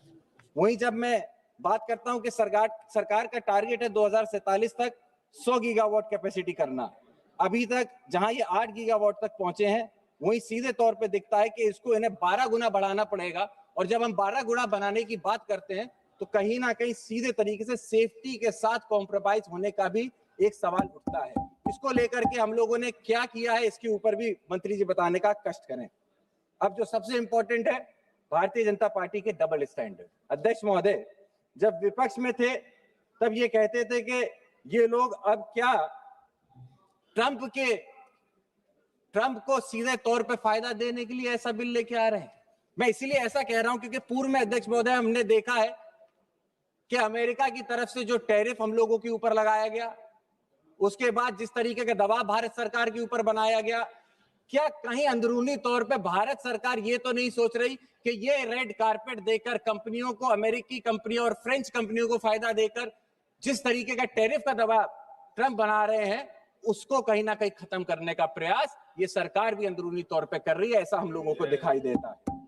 साथ ही में मैं आपको बताना चाहूंगा कि 2010 में डॉक्टर मनमोहन सिंह जी की सरकार में जब civil liability of nuclear demand act लेकर आए थे तो इसमें बीजेपी ने जमकर विरोध किया था। स्वर्गीय अरुण जेटली जी, जो उस समय में राज्यसभा के ऑपोजिशन के लीडर थे, उन्होंने 30 अगस्त 2010 में पार्लियामेंट में यह कहा था कि ऑपरेटर का राइट ऑफ रिसोर्स किसी रिटन एग्रीमेंट पर डिपेंड नहीं हो सकता है। अगर इक्विपमेंट में पेटेंट या लेटेंट डिफेक्ट हो तो सप्लायर की लायबिलिटी होनी चाहिए। इसमें आपको क्लॉज 17B की यूटिलिटी को सप्लायर डिस्ट्रॉय नहीं कर सकता। तो क्या जो उस समय पे 2010 में जेटली जी ने बात की थी, आप उसको भूल गए? अध्यक्ष महोदय, मैं जल्दी खत्म करना चाहता हूँ, बहुत सारे विषय हैं। मैंने आपको कहा कि हम लोग बहुत कम विषय पे चर्चा कर रहे हैं। मेरे साथ कई सारे मेरे सांसद हैं जो इस मुद्दे के ऊपर विस्तृत चर्चा करना चाहते हैं। कई सारे पॉइंट्स हैं जिनको हम लोग नहीं छू पा रहे हैं। पब्लिक सेफ्टी की बात है, फॉरेन कंपनीज की इंटरेस्ट की बात है।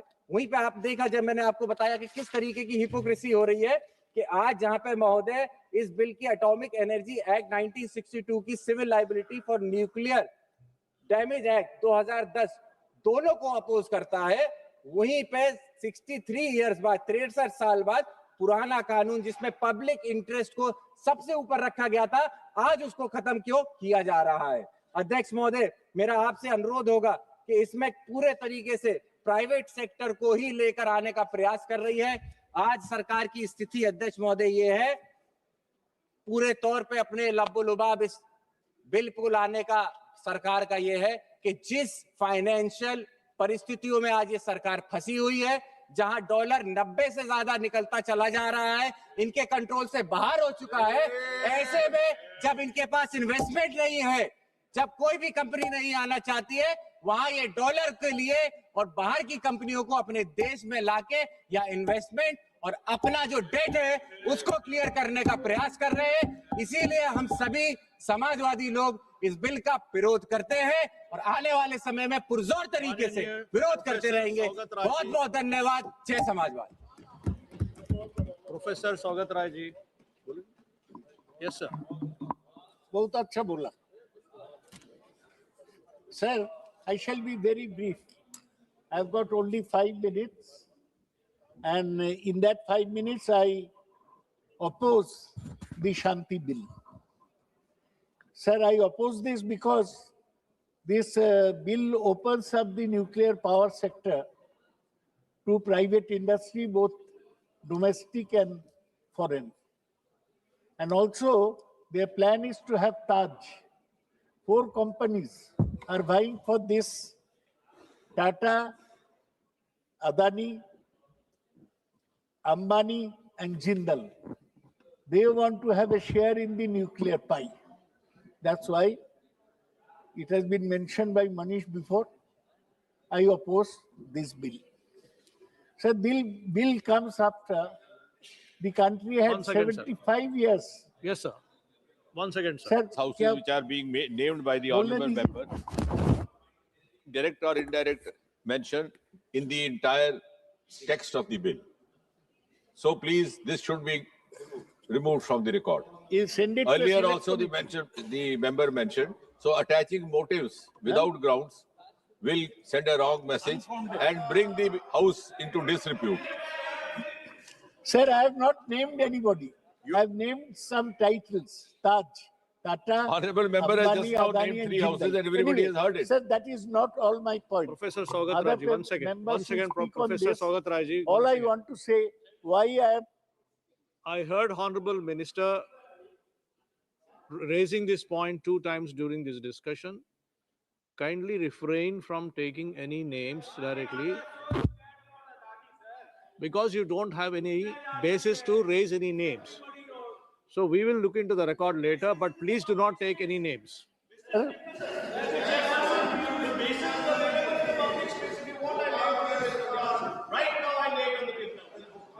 doesn't permit. The rule, sir, the rule doesn't permit, you know that. Yes, please go ahead, sir.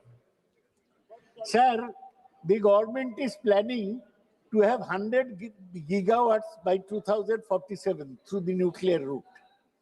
It plans to have 22,000 megawatt by 2032. It says that it will reduce dependence on fossil fuels. But we must also remember that nuclear energy is a risky proposition. You know about the Chernobyl incident in Belarus, 3 Mile Island in the United States, and Fukushima in Japan.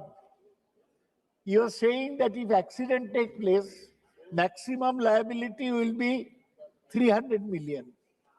I say that this should be increased to 500 million. Why? It should be such a small cap. Liability should be full. Sir, we have shortage both of nuclear raw materials. As you know, all these reactors are fission reactors, splitting the atom.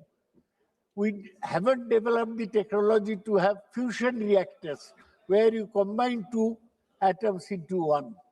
So these fission reactors have this problem, chance of accident. One should be careful about that. Sir, they say that this is to achieve low carbonization, 0 carbon emission by 2070. But if in the process this accident takes place, the whole purpose will be defeated. Some new boards have been taken up. Atomic Energy Regulatory Board, Atomic Energy Redressal Advisory Council, Nuclear Damage Claims Commission. It's all right to have such regulatory bodies. But basically, if you bring in the private sector and foreign investment, there will be a basic problem in the whole nuclear. We don't have enough nuclear raw material. We have some uranium mines in this country, but you know, sir, uranium has to be put into a centrifuge so that it becomes plutonium. And latest nuclear. Yes? Conclude kar do? Sir, former chief minister. No, sorry, you came up to plutonium, you want to go to thorium, please go ahead. Yeah. It has to be put in a centrifuge. We are short of nuclear fuel. Now you are allowing import of nuclear fuel, import of equipment, and you are also allowing private parties to build nuclear reactors. So the whole thing should be considered afresh. The minister should send this bill to without hurrying. He should not make haste or hurry. He should consider, send it to a select committee. Let us consider all these aspects and then we can decide. That's why, sir, I oppose this bill and propose it be referred to a select committee. Thank you. Thank you, sir. Mananiya Shri Arun Nehru ji. Physics ka professor. Thank you, Speaker, sir. And thanks for the opportunity to present my views on the sustainable harnessing and advancement of nuclear energy for transforming India, which the short form is Shanti. And I think this is an oxymoron, sir. Nuclear energy has nothing to do with Shanti. You know, the powers that you deal with are extremely dangerous. So I think this is an oxymoron. So the first thing that I want to start with is motivation, sir. Now, irrespective of being from wherever politics we are, the motivation is simple, is very different for private enterprise, and it's completely different for public enterprise, sir. Now, the private sector is answerable to the shareholders, sir. Every year, the private sector's pursuit is the pursuit of profit through economy and through business. It's always profit at the end of the day. So the bottom line matters for the private sector, irrespective of in any other business, sir. We have seen it in warfare scenarios. We have seen it in where humans have gone to inhuman ways to seek profit. So private enterprise in this particular scenario, it's still pursuit of profit, where public sector has a different motivation, sir. Public sector, it's state obligation. It's the obligation of the state. It's the prestige of the state to preserve and nurture and to showcase to the world that we're actually better off. And we have. In fact, in the last so many years, the atomic establishment in the country has been one of the finest in the country, and we have showcased ourselves to be a safe, responsible nuclear power. And now, one of the things is it's the commitment of the sovereign. So we take so much care, irrespective of the politics, to ensure that our image through the nuclear deterrence is actually shown to be a world, to be a responsible power.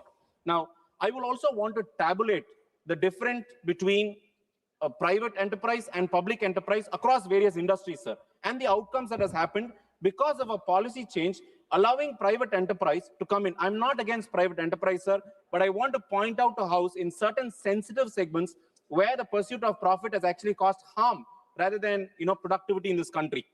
You take energy, sir.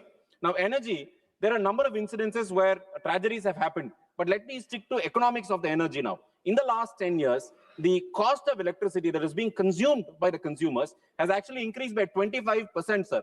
When there's more private enterprise commissioning plants, which is a good thing, but the outcome of it is you have cost increase by 25%. On the public enterprise, we have superb enterprises like the NTPC, CIL, and GAIL, thanks to the stalwarts of liberalization who actually gave these products to us. Second, finance. In the industry of finance, private sector has come up with innovation in finance in a number of ways. There have been so many good things, but I also want to point out that corporate write-offs in the last 10 years is increased by so many times, sir. I'm not trying to say that it is wrong, it's right, but an outcome of a policy which is allowing private players to pursue profit is actually corporate write-offs, where on the other side, we have companies, we have institutions, I would say institutions, public institutions, not even companies, like SBI and LSE, pursuing the public thing. The last thing that I want to, two more things, sir, is food and agriculture. You see, one of the outcomes of the private enterprise coming in is the shortage of fertilizer. I mean, it is because of so many other reasons, but one of the reasons is because the private has a very large share of fertilizer production in this country, and that is one of the consequences of having a shortfall in the last season of shortage of fertilizer. On the other hand, we have TN's horticulture mission, which is actually have policies to enable the largest per capita production of vegetables in the country, sir. The last point we have, in this case itself, nuclear, you have Fukushima and you had Chernobyl happen, which again is Fukushima is again a private enterprise, sir. Japan, a country with much higher technical capabilities because of their history, has actually shut nuclear production for a long period of time. So I want the House to note that even with technical expertise, this has to handle with utmost caution. And now we have on the other side, public enterprise of Kalpakkam, sir. Kalpakkam Nuclear Energy, where fast breeder reactors technology have been pursued, and it's still safe, and no incidences have been reported in the Kalpakkam, sir. Now, a very important point is the risk profile, right? Whenever our country has, is open, it's liberal, it's trading in dollars, we're exporting, we're importing. One of the things is that this bill opens up litigation to international forums. Previously, it was supposed to be within the jurisdiction of this country, and our courts had jurisdiction over nuclear incidences. What I want to point out here is this, sir, that it will have an implication when our private enterprise or when a country borrows in dollars, because our risk profile is also tied up to any of the litigation that may come up in the future. And because litigation and insurance is about future products, it's about a future risk. So the risk profile of our country, because of it being open up to international forums, is going to increase the cost of borrowing in international markets, and hence our exports are going to be expensive. I want the House to note that also, sir. Now, the next point that I want to note out is liability. The liability regime in this particular bill is actually pro-operator. The government has reasons to make it pro-operator because they want to say that, we want better technologies to come, we want better operators to come, we want large players to come. Yes, we all agree. But there are certain things which actually you should note, where the AERB, the Atomic Energy Regulatory Board, is given a statutory backing, which is long due, which is important. But there are certain provisions which a government can instruct ARB to.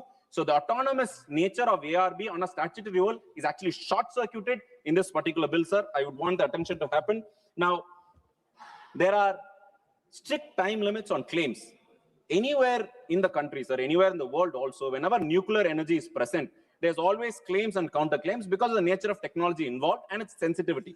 Now here, the government has come up with a particular section that says that any of the claims must be pursued through the claims commissioners. You can't approach the court system or the judiciary here. Again, what the government intends to do is basically say, look, we have given you a separate infrastructure so as to go to claims. But we know the history of claims, sir, and the jurisprudence in the country also. So there is enormous power, from the government to the operator to actually execute the project in spite of the claims. So there is a need for the government to clarify that there can actually be fair to the claimants if there is any. Now, that is under clause 70, sir, where there's no, clause 70 says there is no individual settlement. Individually, you can't go and say, look, I have a claim. It will all come from a consolidated fund. So they have to group all the victims or claimants together and have, the claims commissioner decides a certain amount, and it has to be divided by the largest denominator, which is the number of people there, sir. So an individual claim has no merit here. So what the bill does is actually remove the individual rights, which you and I know, sir, it is enshrined in the constitution of the country, and it's sacred to all of us now. Now, clause 54 has fixed tariffs. The government wants to give clarity to the operator, I presume, because that is why they brought in clause 37. But it has a fixed rate, sir. It's not market linked. And any fixed rate by a public institution like the government, sir, it is actually prone to misuse, because fixing of a rate, has completely, in the gray area. It is not market linked. It's not determinable. And there are so many factors which are in the gray area. So the government must come up with a clear plan actually fixing the price, sir. Now, the most important point, which my colleagues have already pointed out, is there is a staggered limit on the claims that can happen. The largest or the highest cap is 3,000 crores, sir. 3,000 crores. I will tell you why that 3,000 crores is minuscule compared to the project size, which I will explain in the next section, which is the economics. Now, members would note that anywhere in the world, nuclear fuel or the nuclear energy is only stopgap, sir. I mean, the Honorable Minister, when he started, he said that the wind energy and the solar energy had a lot of fluctuations because of the nature of the, the technology involved and the grid system. And he said nuclear energy will be a stopgap measure. So I would thank the minister actually reminding the House that nuclear energy is a stopgap. And I will explain the mechanics or the economics to understand why stopgap and the economy doesn't match. Now, the cost of nuclear versus different energies, sir. Any project has tangible cost and intangible cost. Tangible cost is something that you can measure. Intangible costs are those costs which is especially environmental factors, which comes through environmental clearance and the green tribunals that have been set up. Now, cost of production, capital expenditure. When you want to establish a nuclear power station or a nuclear project, cost per megawatt is 30 crores, sir. 30 crores per megawatt. Coal is approximately 12 crores, sir. You can still do it lower, but 12 crores is, taking the latest technology in place, making sure clean fuel is available. So it's clean energy is available. So it's 12 crores, sir. Solar is 4.5 crore per megawatt. So this is the current, even in Indian conditions, because, foreigners, it's still very expensive because of the statutory norms and safety norms. Now, if you take the levelized cost of electricity, putting all the numbers together, I'm not great at mathematics, sir, but if you ask me, give me one number, what is the cost of per unit of electricity? Now, the localized cost of electricity, LCOE is called, is ₹5 per megawatt when it comes to a nuclear station above 100 megawatts. You need that minimum scale because it doesn't come up with the investment if it's 1 megawatt or 2 megawatt. Now, for coal, it's 5.5 today in India's term. And for solar, it's 3 megawatt. Now, coming back to the stopgap, what the Honorable Minister had pointed out, sir. Now, this project of 30 crore per megawatt, a stopgap, is like a UPS in your home, right? You would spend 10 lakhs, 20 lakhs for your home, but the UPS will be less than 50,000 for the initiative that it provides, which is a stopgap, which is a ensure that there is uninterrupted power supply, but on a larger scale through nuclear source. Now, when you take this stopgap measure, the cost of each of the project, that to link to the dollar, because all of your technologies and the fuel come from dollar, not rupees, you are actually exporting or exposing the risk of the country to multitude of factors other than just cost of production, sir, which is actually intangible. We still don't know the intangible cost because advanced powers, where they have a matured nuclear industry, still haven't figured out the intangible cost, and you still have so many litigations in the Western Hemisphere on nuclear energy. Now, because of this exposure to the dollar, sir, you have to tap the international markets. The domestic markets cannot fund the size and scope of this particular project, and suppliers of technology will also want a stopgap because they will tap the dollar. Now, 1% increase in the interest rate, if from the borrower, impacts the cost of electricity production by 0.40 paise per kilowatt hour, sir. And you can multiply it by the thousands of the megawatt the government wants to bring in. It will actually make the project not feasible, sir. A 10% increase, which is about 5 rupees, and the 40 paise increase is a 10% increase, sir. Would you think the consumers or the government or the private industry? I don't think it's going to be liable, sir. The last point that I want to explain to the members of the House is safety.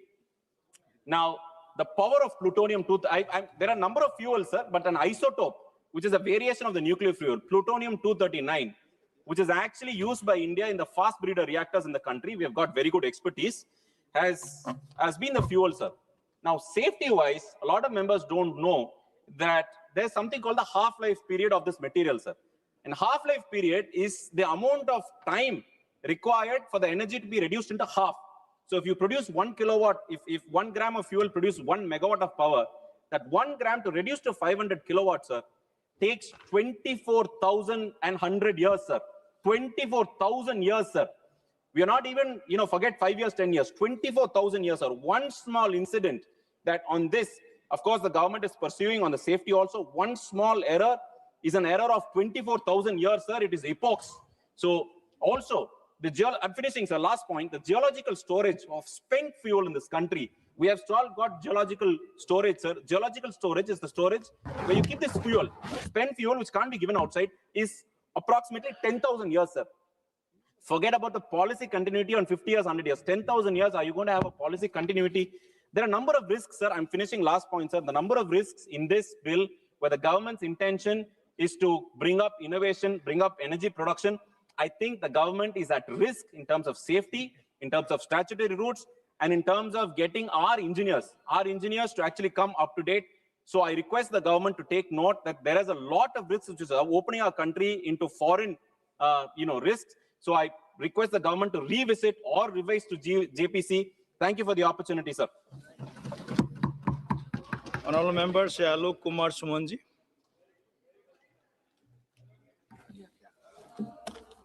धन्यवाद सभापति महोदय, मैं आपका आभार व्यक्त करता हूं कि आपने लेजिस्लेटिव बिजनेस के इस महत्वपूर्ण विधेयक the sustainable harnessing and advancement of nuclear energy for transforming India bill 2025 पर बोलने का मौका दिया।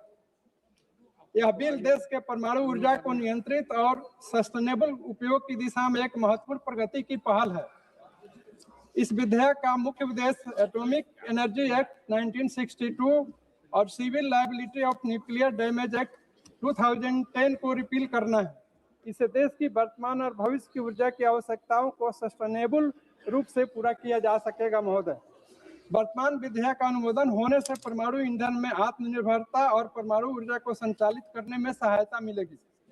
हम यह कह सकते हैं कि सरकार स्वच्छ ऊर्जा, ऊर्जा सुरक्षा और भविष्य में आने वाली ऊर्जा आवश्यकताओं को पूरा कर सकेगी।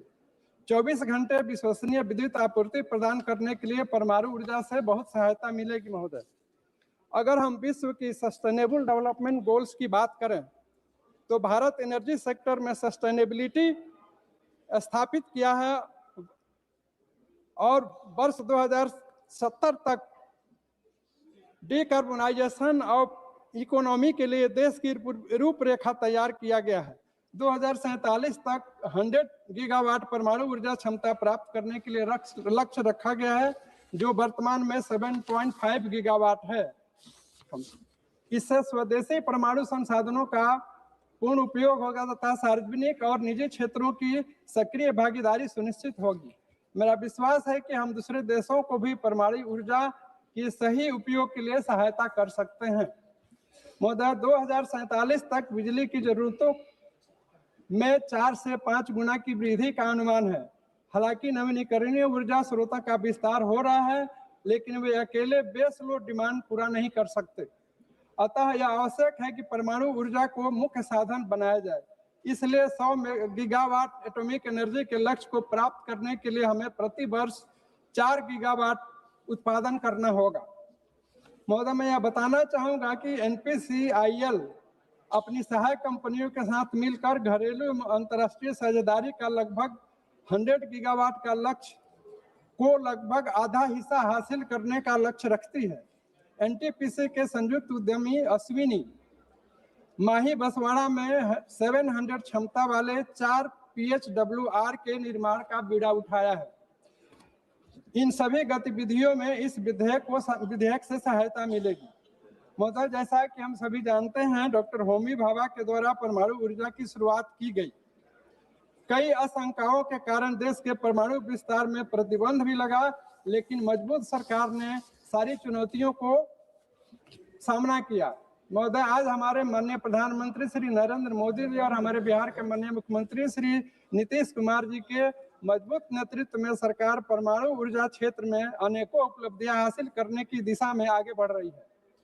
2 दशकों में 10 नए न्यूक्लियर रिएक्टर्स का काम प्रगति पर है, जिससे न्यूक्लियर पावर जनरेशन 10 गुना बढ़ जाएगा। महोदय, वर्तमान विधेयक के चैप्टर 2 में grant of licence and safety authorisation की बात की गई है। सेक्शन 3 के सब सेक्शन 1 to 5 में सेफ्टी आदि की बात की गई है। मेरा यह सुझाव है कि यह फ्यूल को सेफ्टी स्टोर करने के लिए राज्य सरकार की भी सहायता लेनी चाहिए। न्यूक्लियर फैसिलिटी के लिए अधिकतम वाटर यूज होगा, इसके लिए भी सस्टेनेबिलिटी को ध्यान में रखते हुए स्टेट गवर्नमेंट से ओब्लिगेटरी सलाह मशविरा किया जा सकता है। महोदय, इस चैप्टर 2 का सेक्शन 4 रेडियो एक्टिव सब्सटेंस की रेगुलेशन और रेडिएशन जनरेटिंग इक्विपमेंट की भी बात करता है। इसमें कहा गया है कि सेफ्टी ऑथराइजेशन बोर्ड से लेनी है। इसमें मेरा अनुरोध है कि लाइसेंस इशू करने की प्रक्रिया उच्च कोटि की होनी चाहिए। रेडियोलॉजिकल इमरजेंसी पड़ने पर तत्काल केंद्र सरकार एवं राज्य सरकार से मदद मिलनी चाहिए। स्टोरेज वाली जगह सुरक्षित एवं हार्मलेस होनी चाहिए। महोदय, सेक्शन 6 में एप्लीकेशन ऑफ लाइसेंस और सेक्शन 7 में लाइसेंस ग्रांट और सुरक्षा की बात की गई है। इसमें मेरा यह कहना है कि रेडियो एक्टिव वेस्ट मैनेजमेंट, जो कि एक महत्वपूर्ण पहलू है और हेल्थ से डायरेक्टली रिलेटेड है, इसके मैनेजमेंट पर विशेष ध्यान का प्रस्ताव रखना जरूरी है। इसके मैनेजमेंट पर विशेष ध्यान का प्रस्ताव रखना जरूरी है। अतः मेरा यह मानना है कि इस विधेयक के पास होने से इन सभी समस्याओं का समाधान होगा। महोदय, यूनाइटेड नेशंस के सस्टेनेबल डेवलपमेंट गोल्स में भारत ने काफी हद तक उद्देश्य को हासिल कर लिए हैं। इसके अनुसार एनर्जी सेक्टर में अपने देश को 2070 तक नेट जीरो कार्बन इमिशन के लक्ष्य को हासिल करना है। वर्तमान विधेयक इंटरनेशनल एटॉमिक एनर्जी एजेंसी के मानकों को भी अनुरूपता को सुनिश्चित करेगा। बजट 2025-26 में भी परमाणु मिशन की शुरुआत की गई, जिसके लिए 20,000 करोड़ रुपए निर्धारित किए गए, ताकि वर्ष 2033 तक कम से कम 5 स्वदेशी स्मॉल मॉड्यूलर रिएक्टर विकसित की जा सके। महोदय, वर्तमान विधेयक का चैप्टर 1 में ड्यूटीज और लायबिलिटी की बात कही गई है। इस चैप्टर के सेक्शन 10 में सेफ्टी, सिक्योरिटी और सेफ गार्ड्स के लिए प्राइम रेस्पॉन्सिबिलिटी फैक्ट्री मालिक, एम्प्लॉयर और माइंस के मालिक आदि लोगों की होगी। इसमें मेरा यह कहना है कि जो भी रिपोर्ट्स या रिटर्न्स केंद्र सरकार की जानकारी के लिए भेजी जाए, उस पर एक्सपर्ट लोगों से ही विचार विमर्श किया जाना चाहिए। महोदय, सेक्शन 11 में ऑपरेटर ऑफ न्यूक्लियर इंस्टॉलेशन करने वाले की जिम्मेदारी होगी। यदि कोई भी न्यूक्लियर इंसिडेंट्स न्यूक्लियर डैमेज होती है, इसलिए हमें यह भी ध्यान रखना होगा कि न्यूक्लियर इंसिडेंट्स की किसी भी हालत में न्यूक्लियर डैमेज न हो। वर्तमान विधेयक के सेक्शन 13 में maximum amount of liabilities 300 million रखी गई है। महोदय, मेरा यह सुझाव होगा कि इसको बढ़ाकर 4 से 5 मिलियन किया जा सकता है, तो बुरे वक्त में यह सहायता काफी उचित साबित होगा। महोदय, इन्हीं शब्दों के साथ मैं इस बिल का समर्थन करते हुए अपनी बात को समाप्त करता हूँ। धन्यवाद। माननीय सदस्य श्री कृष्णा प्रसाद तेनेती जी। Honorable Chairman, sir, thank you very much for giving me this opportunity on speaking such a wonderful and very, very important and watershed bill for this year 2025. Dear sir, I rise today on behalf of my party and our honorable leader, Honorable Chief Minister Sri Nara Chandrababu Naidu ji, to express the support for the sustainable harnessing and advancement of nuclear energy for transforming India, in short, Shanti Bill 2025. The very name, sir, of this bill reflects our nation's resolve to harness nuclear energy responsibly and strategically for national development and long-term sustainability in line with the aim of an Atmanirbhar Vikasit Bharat by 2047. Honorable Speaker, sir, our country's journey in atomic energy is deeply rooted in scientific temperament and national foresight. Dr. Homi J. Bhabha, the architect of India's nuclear program, viewed atomic energy as a driver of development and self-reliance. His vision was complemented by the defense developments under Shri Babu Jagjivan Ramji, whose political resolve as defense minister showcased India's nuclear capabilities on the international stage with Smiling Buddha in 1974, thereby aligning scientific advancement with national security and sovereignty. Honorable Chairperson, sir, Dr. Homi J. Babaji has envisioned Atmanirbhar Bharat on 3 stages. We started by talking about uranium, and from uranium, after 2 stages to thorium, because I want the House to understand, India has 25% of the global reserves of thorium in our country.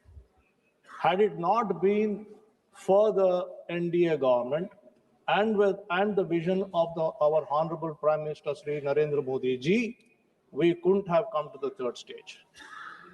We paused for several years, nearly 50 years in between. We didn't go forward. So now we have come after the 2nd stage, from 2015 amendments, which sped up development in nuclear energy, to the historic entry into phase 2 of India's nuclear plan in 2024, wherein our Prime Minister witnessed the commencement of core loading in your own stage in India's first indigenous fast breeder reactor at Kalpa. I will come to you, sir. I will come to you. Please recollect the core loading which happened in your own stage in the India's first indigenous fast breeder reactor at Kalpakam in Tamil Nadu. Is it a fact or not? Honorable Chairperson, sir, globally speaking, where are we?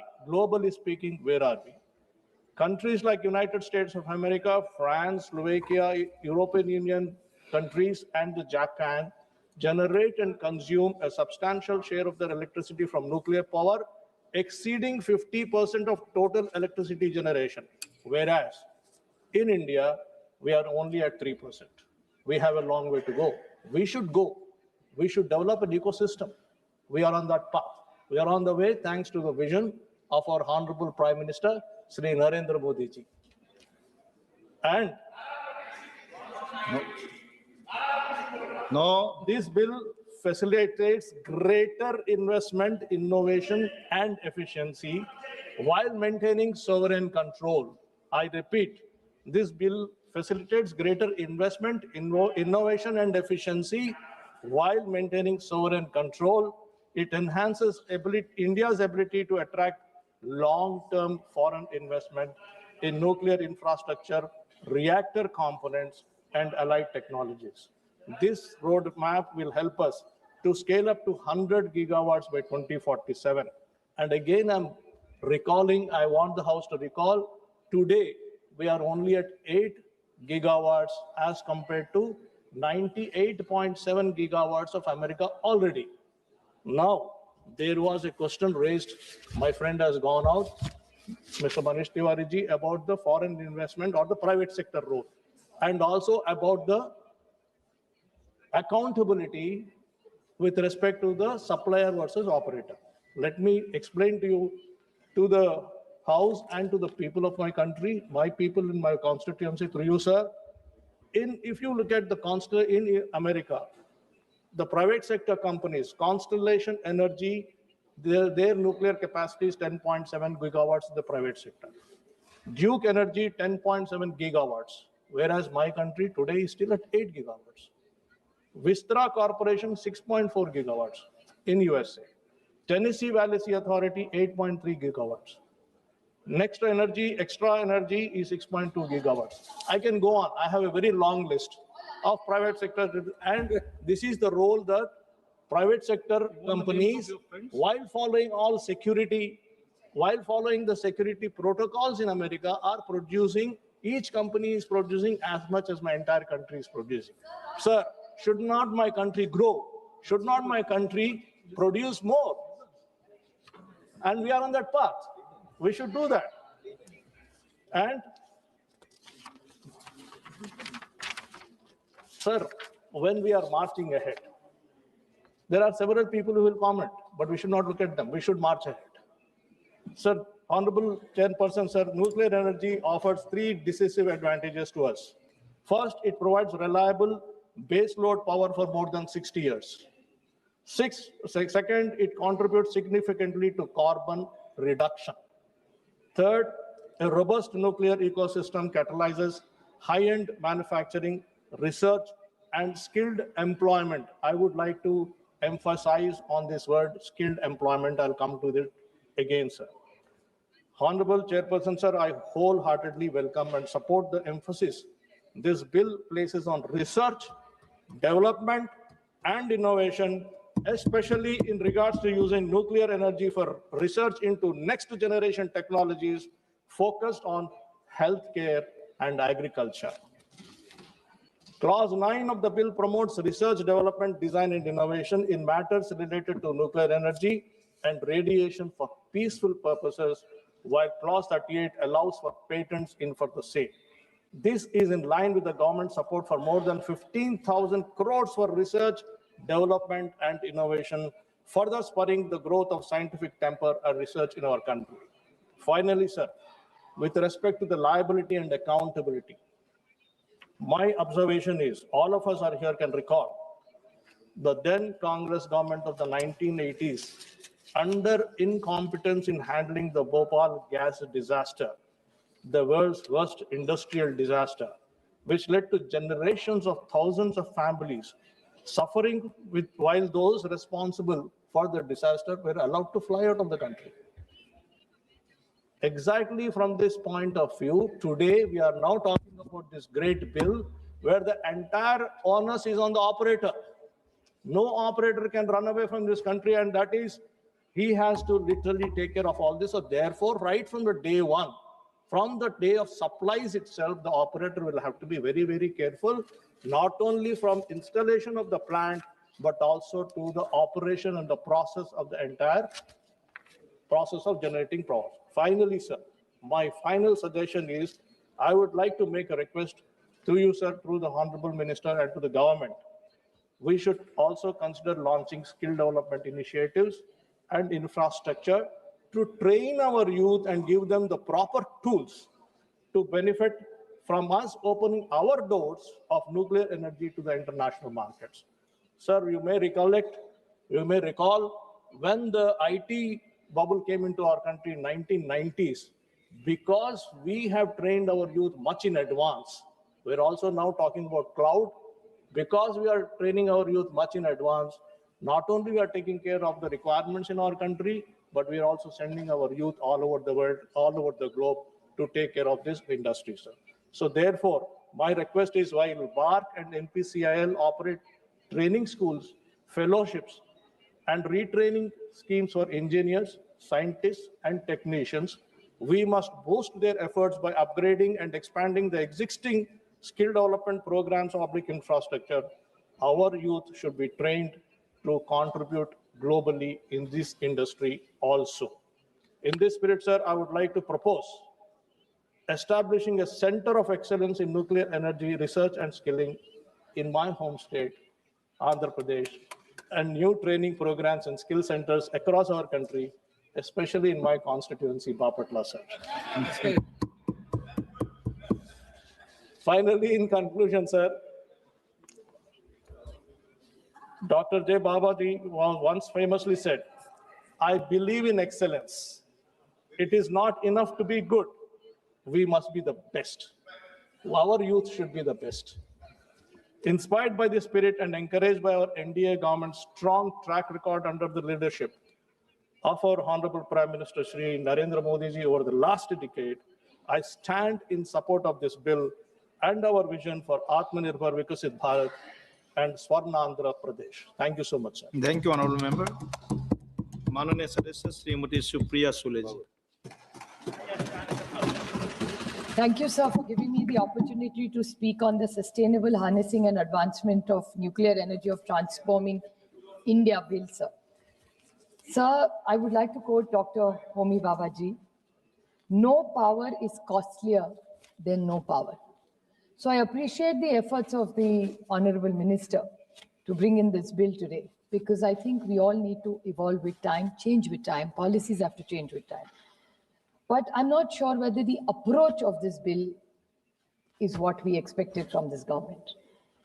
Well, like my learned friend Manish Tiwari ji said, I would like today, when we are talking about nuclear energy, the forefathers who have really contributed in the last 7-8 decades of India's growth story, starting from Pandit Jawaharlal Nehru ji, who actually sowed the seed of this new India that we all live in today. Dr. Homi Bhabha, Vikram Sarabhai, Dr. Manmohan Singh ji, and I wish my learned friend Krishna Teni ji, in his speech, he talked about the thorium changes that he wants. Yes, this government has contributed, but there are thousands and thousands of scientists, and I would like to put it on record, it was Dr. Anil Kakodkar who actually thought of moving from uranium to thorium. He's one of the tallest leaders as a scientist in India who has first thought of this idea, and now the government is taking it forward. I appreciate the efforts, but I think we must put it on record that yes, the government does it, but the real man behind this entire technology change is Dr. Anil Kakodkar. Sir, and now something else that India should be very proud of, and I'd like to put it on record, that recently in October, Professor Sunil Gupta was elected the president of International Union of Pure and Applied Physics during the 33rd Assembly held in China for a 3-year term, where this was the only job in the last 70 years which Dr. Homi Bhabha got it, and this is the first time that we should all be proud that Professor Sunil Gupta, a proud Indian today, leads the global change in this nuclear power. So it's something very big for India, I think. In the Atomic Energy Act 1962 and the Civil Liability Nuclear Damage Act 2020, the amendment that has been proposed by this government. So I want to ask 2 questions to the Honorable Minister, since he's here, and my learned friend Shashank ji is also here, who is very, very good technically. I would like to seek 2 clarifications from him about this bill. In his speech, he said that he doesn't want monopolies. So I like that thought, that there should be no monopoly. But I would with full humility say, who is this monopoly you're talking about? It's the nuclear power, the NPCLI, which is the Nuclear Power Corporation of India, who had a monopoly, which is one of our PSUs, which has always been in profit. You want Indigo to have a monopoly and hold this country for ransom, but for a PSU like Nuclear Corporation of India, there is no sympathy in this government. The government must clarify when your lead speaker says that, oh, we don't want monopolies. So when it's private, I'm not against privatization at all. Let me put it on the record. We are a very modern party. Mr. Pawar has always talked about liberalization. So let me put it on record, but please do not hold up PSUs who have built this nation and say they are monopolies. They are not the monopolies. It's the oligarchs who are the monopolies, not the government of India in the last 70 years who's been a monopoly. Another thing that he mentioned, which is very important, we need to put it on record, since you want private players to invest in this company, it's very important to clarify. He said R&D will remain with government. Will R&D only remain with government?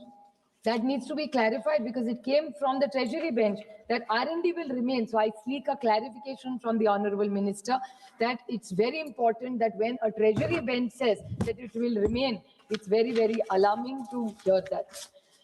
The other few issues which need to know that NPCIL, the Nuclear Power Corporation of India, has done outstanding work in this country. They started the fleet mode. We've had amazing reactors that this government has built over the last 7 decades. So every government has contributed to this growth story of nuclear power. But I would like to ask, what is the future that the government plans? Because Dr. Kakodkar proposed uranium to thorium. Mr. From Chandra Babuji's party, he was talking about uranium to thorium. I appreciate what you said, sir. But what is the plan this government has specifically made? Because this whole fuel price, why are we looking for this energy mix to bring the cost down? Now, we have a lot of thorium in this country.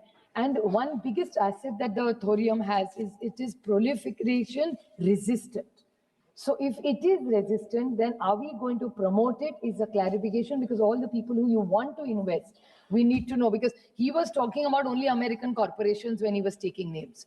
I mean, I'm a little worried after hearing that. I'm not against any country. Anybody who invests for the growth of India, we must, with changing times, the world has become flat, sir. So I would like to say that all those American corporations' names were quoted. So I'm a little scared and worried that Professor Roy said maybe Indians are going to benefit, but after hearing an ally speech was only Americans benefited. I don't mind as long as Indians are benefited, but I hope India benefits. We don't mind foreign companies benefiting, but we must be very clear about that. So another case is, I would like to highlight, sir, 2-3 very small points. I would like to clarify, because Jaitapur is in my, you spoke about Tamil Nadu, the growth in, we should compliment the Tamil Nadu government for all the work they've done in nuclear with the government of India. But Jaitapur is a project which came in my state, sir. Jaitapur is a project which, Jaitapur Nuclear Power Project, which still, you have also been in power, we've started it. But in the last 11 years, somehow this government has not been able to take it forward. So if you're looking at growth story, what about Jaitapur and how are you going to do it? So talking about OPIL, I would like to give one small point, since I will just make two very short, I won't repeat any other point. Sir, when you talked about the right to recourse, about suppliers' accountability, I would like to say the supplier liability. The supplier is as guilty if there is a crisis. It cannot be a supplier immunity. And I would like to quote Sushma ji and Arun ji. With great respect, I would like to quote Arun ji's statement. Well, he had also said the same thing. So I want to remind this government about what Sushma ji and Arun ji said. It was in 2010. He was the LOP in Rajya Sabha, and Arun ji had said that in the Supplier Immunity Act, he fought to remove the word and to ensure suppliers cannot escape the law. Okay. My point is the supplier has to be liable. So it is supplier liability. There cannot be supplier immunity. So much material goes into this. So please don't do it for us, but at least do it for what this party stands for, because their tallest leaders have been Sushma ji and Arun ji, who have actually brought you to power. So please don't pack that. One last two small points are this capping of financial liability of operators. How can you put a cap of 3,000? It is 3,000 crores, sir. It's a request to you, because I don't want anything to happen, but if anything happens, how will you cap it at 3,000 crores? I think that's a very, how will you calculate it at 3,000 crores? How have you come to this magic number is my question to be Honorable Minister. Talking about the autonomy of the regulator has to be very, very strong. You are bringing in safety measures. And Please make I your will talk last about point. two very small points which nobody else has made, sir. Just very small. Now, decommissioning liabilities. These are very two small points nobody else has said, sir. Decommissioning of liabilities. I hope every investor comes and does well in this country. But if we ever have to decommission a plant, sir, what is the safety that you have put into this bill? Because if a private player comes, when NPCIL does decommissioning, they do an extraordinarily good job. What is the guarantee that a private player will be as careful? Because the toxic cleanup is very, very critical. And sir, in RTI, last 30 seconds, sir, in RTI, concerns regarding transparency in the bill, clause 39, does not allow RTI questions in this bill partially. I understand. If it is of national security, please don't reply to us. But if there are private players, where is the question of national security? So this RTI point, sir, we have a right to information. You say that it's a transparent and open government. So what is there to hide in this government? आप जवाब दे सकते हैं ना, खोल के जवाब दीजिए, आपका छुपाने के लिए कुछ नहीं. So I request this government that whatever you are bringing in, please, I consider it's a very important bill. I understand it's in the interest of larger interest of India.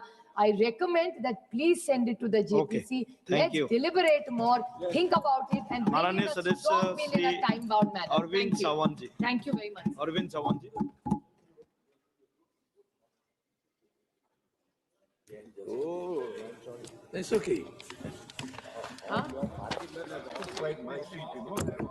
Thank you, Chairman, sir. The Sustainable Harnessing and Advancement of the Nuclear Energy and Transformation India Bill. I would like to express my views on it, particularly when you say in the beginning is that whereas India is having achieved self-reliant capability in production and use of nuclear energy, recognizes the potential it offers towards rapidly meeting the ever-increasing energy needs of the country to further research and development. The half portion is correct. But when we have achieved it, why we are in such a hurry to grant permissions to all private sectors who are here? Number of people must have spoken about it. I will just point it out, certain things which are to be taken into consideration, because the bill, the Shanti bill penalizes the operators in case of a nuclear accident and asking them to compensate on the basis of the size of the plant operated. It's really a surprising one. How can you relate the size of the operation with the damage? Exactly. There's really, I mean, we have experienced what has happened in Bhopal, Union Carbide, how they escaped from all those things. They could not be penalized till date. And really here also some provisions are there, which I'm going to point it out to you, sir. They particularly, I'll go directly because I know the time, you won't permit me a lot of time, but then I'll go to that. What is required and what is missing in here? Dilution of a liability and accountability. Removal of a supplier liability means what exactly? Victims may not be fully compensated. Faulty suppliers may escape responsibility. Risk is shifted for corporation to citizens of the state. Safety risk with private operators. Nuclear power is not an ordinary commercial activity. Profit-driven operators may compromise on safety unless oversight is extremely strong. Low compensation ceiling. Then the regularity independence question. Is the nuclear regulator truly independent from operators and the government? Without autonomy, safety enforcement may weaken. Public consent and federal concern. Sir, we are facing in Maharashtra, Jaitapur, you know it. The concern of the public, public is opposing it, and still we are forcing them. And that is what we need is that the fisherman community is really having, I mean, they are having a fear about it. What is about the tomorrow? What is about the fate of their life? If the water which enters into the sea has a very high temperature, and then naturally the temperature of the water is going to increase. And if the temperature of the water increases, it is going to reflect on the production of the fish also there, and it is going to reflect on the earnings of the fishermen over there on the coastal line. And that is what a very serious issue. And that is the reason they was opposing it consistently. And therefore, public hearings should be given. Nuclear waste is another issue, serious issue. Sir, it has observed, nowadays we are talking about even the electrical vehicles. Nobody thinks about the battery. The battery is not perishable, sir. Who's going to do that? That battery is going to create a problem. We cannot perish the battery. And nobody is having a concern. When I was industry minister, I brought it to the notice of the people. Okay, for a pollution-free, we want that the battery-driven vehicles are required. But at the same time, who is going to do that? What is the waste of the battery? Nobody has thought it till date, sir. That is what is very concern over here. And therefore, how does the government ensure that the private operators have maintained the same safety culture as public sector units? The public sector, you see, we are doing a construction at Vadwan port, and the Tarapur reactors are very close to the Vadwan port. Have you ever thought of his safety? A drone can come from the Vadwan Bandar and watch the Tarapur entire reactors over there. So the radiation issue is going to be very serious in that case if the damage takes place, and the compensation of the damage should not be related to this. And finally, sir, two major points which I think across a rather surprising one. This is the point, sir. The clause 81 bill provides for exclusion of jurisdiction of civil courts. It provides that the civil court shall have a jurisdiction to entertain any suit or proceeding in respect of which the central government provides that no civil court shall have jurisdiction to enter any suit or the proceeding in respect of which the central government, the board, the Nuclear Damage Claims Commission or Claims Commissioner is empowered to adjudicate. Under the bill, it further provides that no injunction shall be granted by any court or other authority in respect of any action taken or to be taken in pursuance of any power conferred by or under the bill. Oh my goodness, it is like the Commissioner of the Election Commission. He is being given freedom. He will not be questioned his authority. This is what you are providing here also. 81, 82 again. The bill provides for protection of action taken in good faith. What do you mean by good faith? Who is going to question that good faith? It's a good faith. I have taken action against the good faith. It provides that no suit, prosecution or other legal proceeding shall be against the central government or the board or the council or any person acting on behalf for anything which is in good faith done or intended to be done under the bill or the rules and regulation made thereunder. Both these provisions are very serious, sir. And I am really, that's the reason I think my colleague Supriya ji has also said that why not send the bill to the JPC? Now to demand that it needs an elaborate discussion in detail. Elaborate discussion is required, and therefore it should be sent to the, otherwise, see, I know that the privatization is very, very loving issue. Very, very concerned issue, because there are industrialists who are very close to, and you feel that once the freedom is given, they'll go on producing the electricity power for the country. This is not so. But the concern is, I have expressed my concern, and therefore I once again demand that the bill should be sent to the JPC. One can discuss this elaborately, and let us bring a unanimous bill for the country. Thank you so much, sir. Very good. Dr. Shashi Tharoor. Dr. Shashi Tharoor. Thank you very much, Mr. Chairman. We stand here today at a critical juncture in our nation's history. This Shanti bill is before this House has the government speaking grandly of harnessing the immense energy released by splitting the atom. Yet it seems to have failed to expend even a fraction of that energy in drafting a bill that is coherent, rigorous, and not full of loopholes. This is full of loopholes. Where the late Pandit Nehruji had laid the foundations for our nuclear program, and Dr. Manmohan Singh ji carried the Indo-US nuclear deal of 2008 across the last mile and lifted India out of isolation into an era of strategic confidence in nuclear power, this bill now confronts us with a disappointing reversal, as a vision that once expanded horizons gives way to ambiguity, deepens uncertainty as to whether and where India's nuclear power framework is really headed.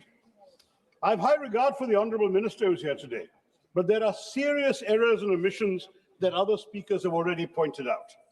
We have mastered nuclear fusion and fission, but not apparently legislative precision. The Shanti Bill is a milestone, Mr. Minister, but for the wrong reasons. It is written with exceptions, heavy on discretion, and largely indifferent to public welfare. I'm not sure, Mr. Chairman, whether it is a nuclear bill or an unclear bill. Now, before I outline my concerns, I must candidly state that the bill in its current form contains such fundamental structural flaws, as colleagues have pointed out, that it requires comprehensive reworking rather than cosmetic amendments. Ideally, it should have been referred to a committee, a standing committee, or a joint parliamentary committee for further consideration. But if we are going to discuss it today, sir, let me enumerate my critical concerns. The very preamble of the bill, which I have here, characterizes nuclear energy as a, quote, clean and abundant source for electricity and hydrogen production. No quarrel there, and I'm not against nuclear energy myself.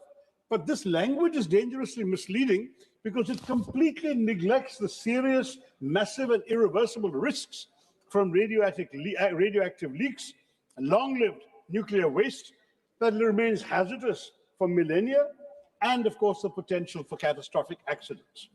Moreover, India's usable uranium reserves are finite. While we do possess significant thorium-232, including in my own state of Kerala, and those are significant reserves, and we should work on them, nonetheless, thorium-based reactors remain decades away from significant deployment. The full life cycle of nuclear fuel, from mining to waste disposal, is neither clean nor sustainable. We must be honest with the people of India about what we are asking them to accept. Now, so Section 3(1)(c) and E provide that any other company or any person explicitly permitted by the central government is eligible to apply for a license to set up and run nuclear facilities.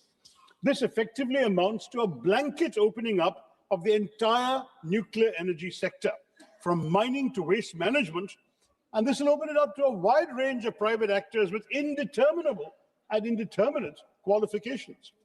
More troubling still, the bill allows for a single composite license for multiple activities across the nuclear fuel cycle.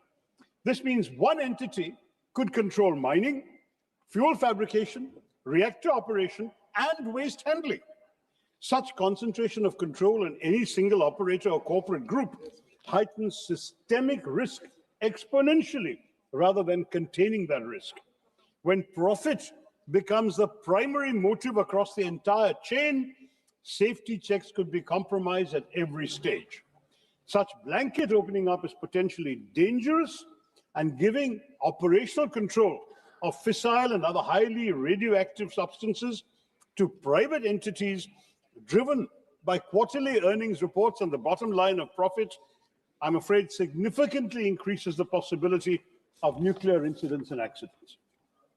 The core of the liability reform caps total nuclear incident liability at 300 million special drawing rights, which is approximately today $460 million US, or 3,900 crores.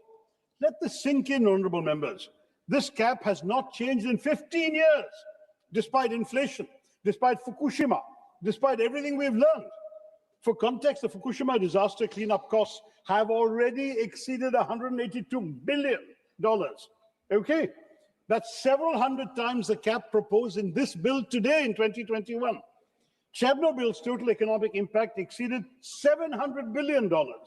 Yet we propose to cap liability at less than $500 million. This is grossly inadequate when measured against the potential long-term health, livelihood, and environmental costs of any serious accident. This is not a safety net, Mr. Minister. It is a trapdoor through which victims could fall into decades of legal battles and inadequate compensation. The bill also removes the earlier provisions where the operator had the right to recover compensation from equipment suppliers. This means that even if an accident occurs due to faulty design, substandard parts, or negligent manufacturing by a supplier, that supplier walks away while Indian taxpayers have to bear the entire cost. This might, in cases of serious accidents, strain our economy significantly. We are effectively subsidizing the risk for private international corporations while they retain all their profits. The state underwrites catastrophic risk, Mr. Chairman, while private operators maximize returns. What kind of law is this? Chapter 3, Section 14(1)(a) makes the central government liable where the liability exceeds the amount of liability of an operator. In effect, public funds, our money, taxpayers' money, will compensate for all the damages caused by private facilities. This provision does nothing but further dilute corporate accountability for systemic failures. And Section 42 overrides the Occupational Safety, Health and Working Conditions Code for nuclear facilities. So nuclear workers are removed from our country's general labor safety framework. Is this fair, Mr. Minister? The bill imposes a 3-year period for filing compensation applications, with extension of the right to claim set for 10 years for property damage, 20 years for personal injury. Now, given the long latency periods of radiation-related diseases, cancers can appear 20, 30 years after exposure, and intergenerational genetic impacts, these limitation periods are frankly shamefully restrictive. They will exclude many genuine victims who develop serious health impacts only after years of exposure. Children exposed to radiation who develop leukemia at the age of 25 will find they have no legal recourse. This is not justice, Mr. Chairman. This is a statute of limitations designed to limit liability, not to compensate victims. इस bill के हर वादे के पीछे एक कीमत छुपी है, mister minister, और अक्सर ये कीमत वही चुकाता है जिसका फैसलों में कोई हिस्सा नहीं होता। पर उन वादों की कीमत तुम क्या जानो सरकार, यही मेरी चिंता है। Here perhaps is the most egregious provision of all. Negligence by an operator or person is recognized as a cognizable offense, but only a person duly authorized by the central government or the Atomic Energy Regulatory Board can file a complaint. Let me stress this, sir. This means that if a nuclear facility operator is criminally negligent, affected communities cannot file a complaint. Civil society organizations cannot file a complaint. Even state governments cannot directly initiate criminal proceedings against the operator.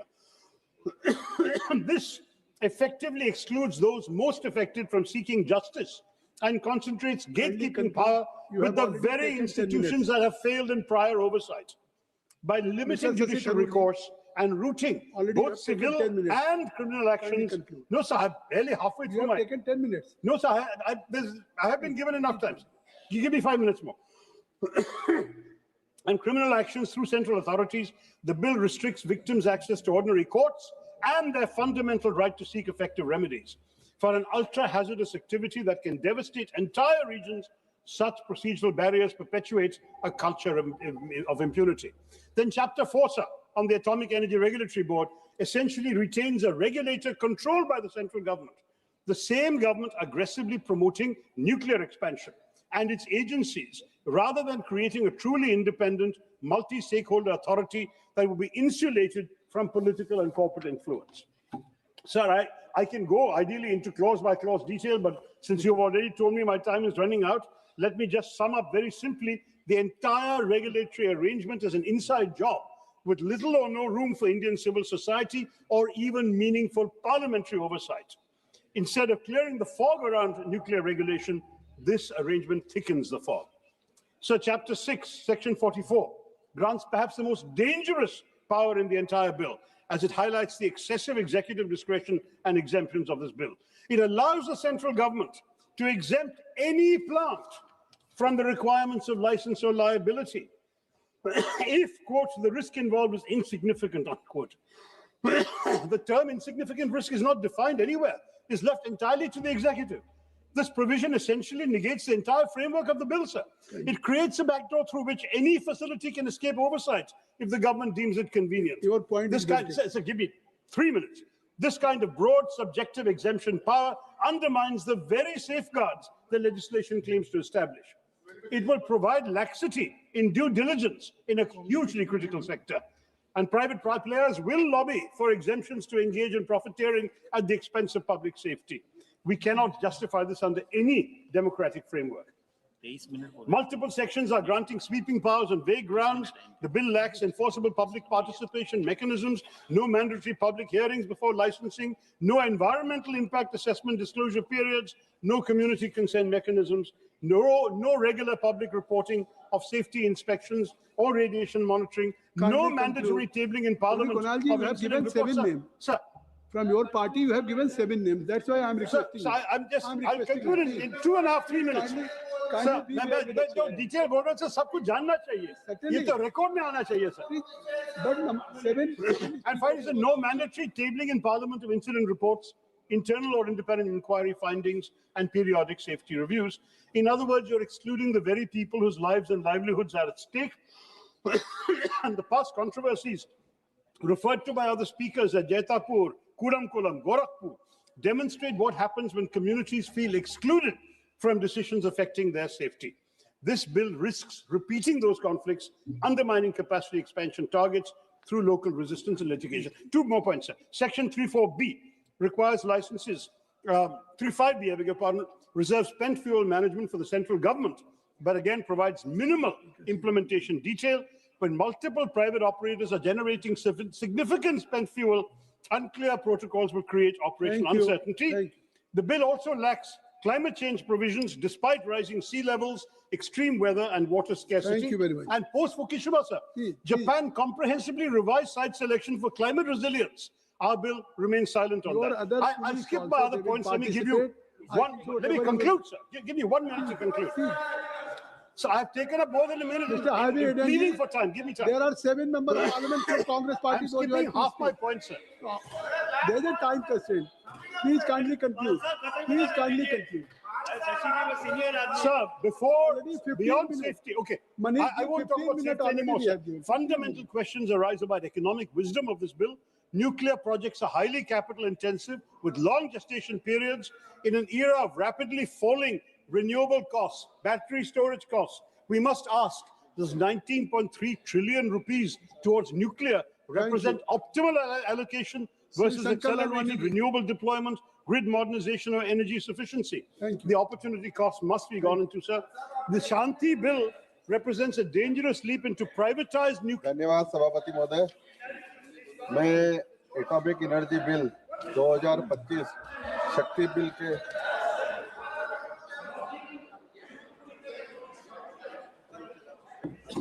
We cannot allow the pursuit of capital to override the non-negotiable requirements of public safety, environmental protection, and victim justice.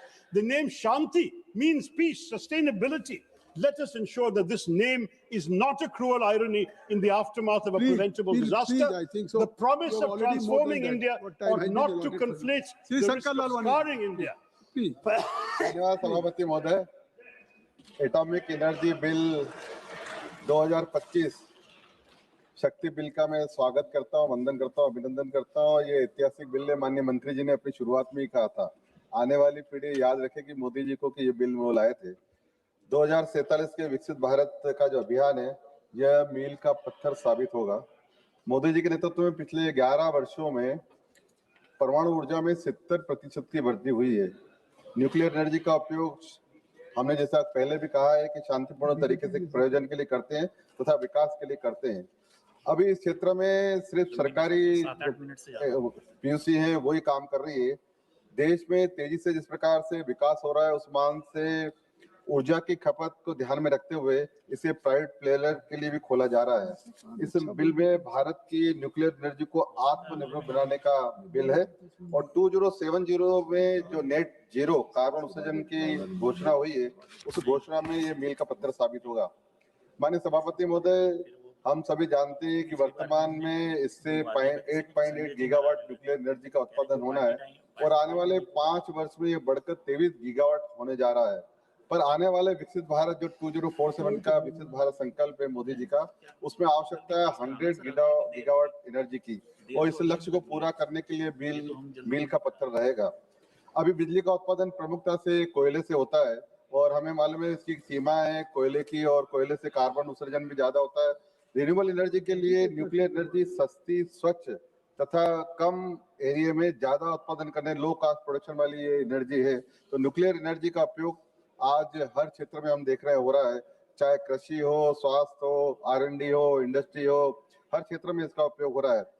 जिस तेजी से मोदी जी के नेतृत्व में industrialisation हो रहा है, data centre बढ़ रहे हैं, AI में काम हो रहा है, EV वाहनों में लगातार बढ़ोतरी हो रही है, ग्रीन हाइड्रोजन में काम हो रहा है, डिजिटल इंडिया में काम हो रहा है, इन सब में आने वाले 2024-40 में बिजली की खपत लगभग डबल से ज्यादा होने वाली है। आने वाले 2030 में डाटा सेंटर के लिए भी 10 गीगावाट की बिजली की आवश्यकता होगी। इन सबको ध्यान में रखते हुए बिल बहुत ही महत्वपूर्ण है। इस बिल में डाटा सेंटर के लिए कंपनी को छोटे छोटे न्यूक्लियर पावर सेंटर अपने यहाँ बनाने की सुविधा रहेगी। स्मॉल मॉड्यूलर रिएक्टर से दुनिया में भारत डाटा और डिजिटल का हब स्थापित होने जा रहा है।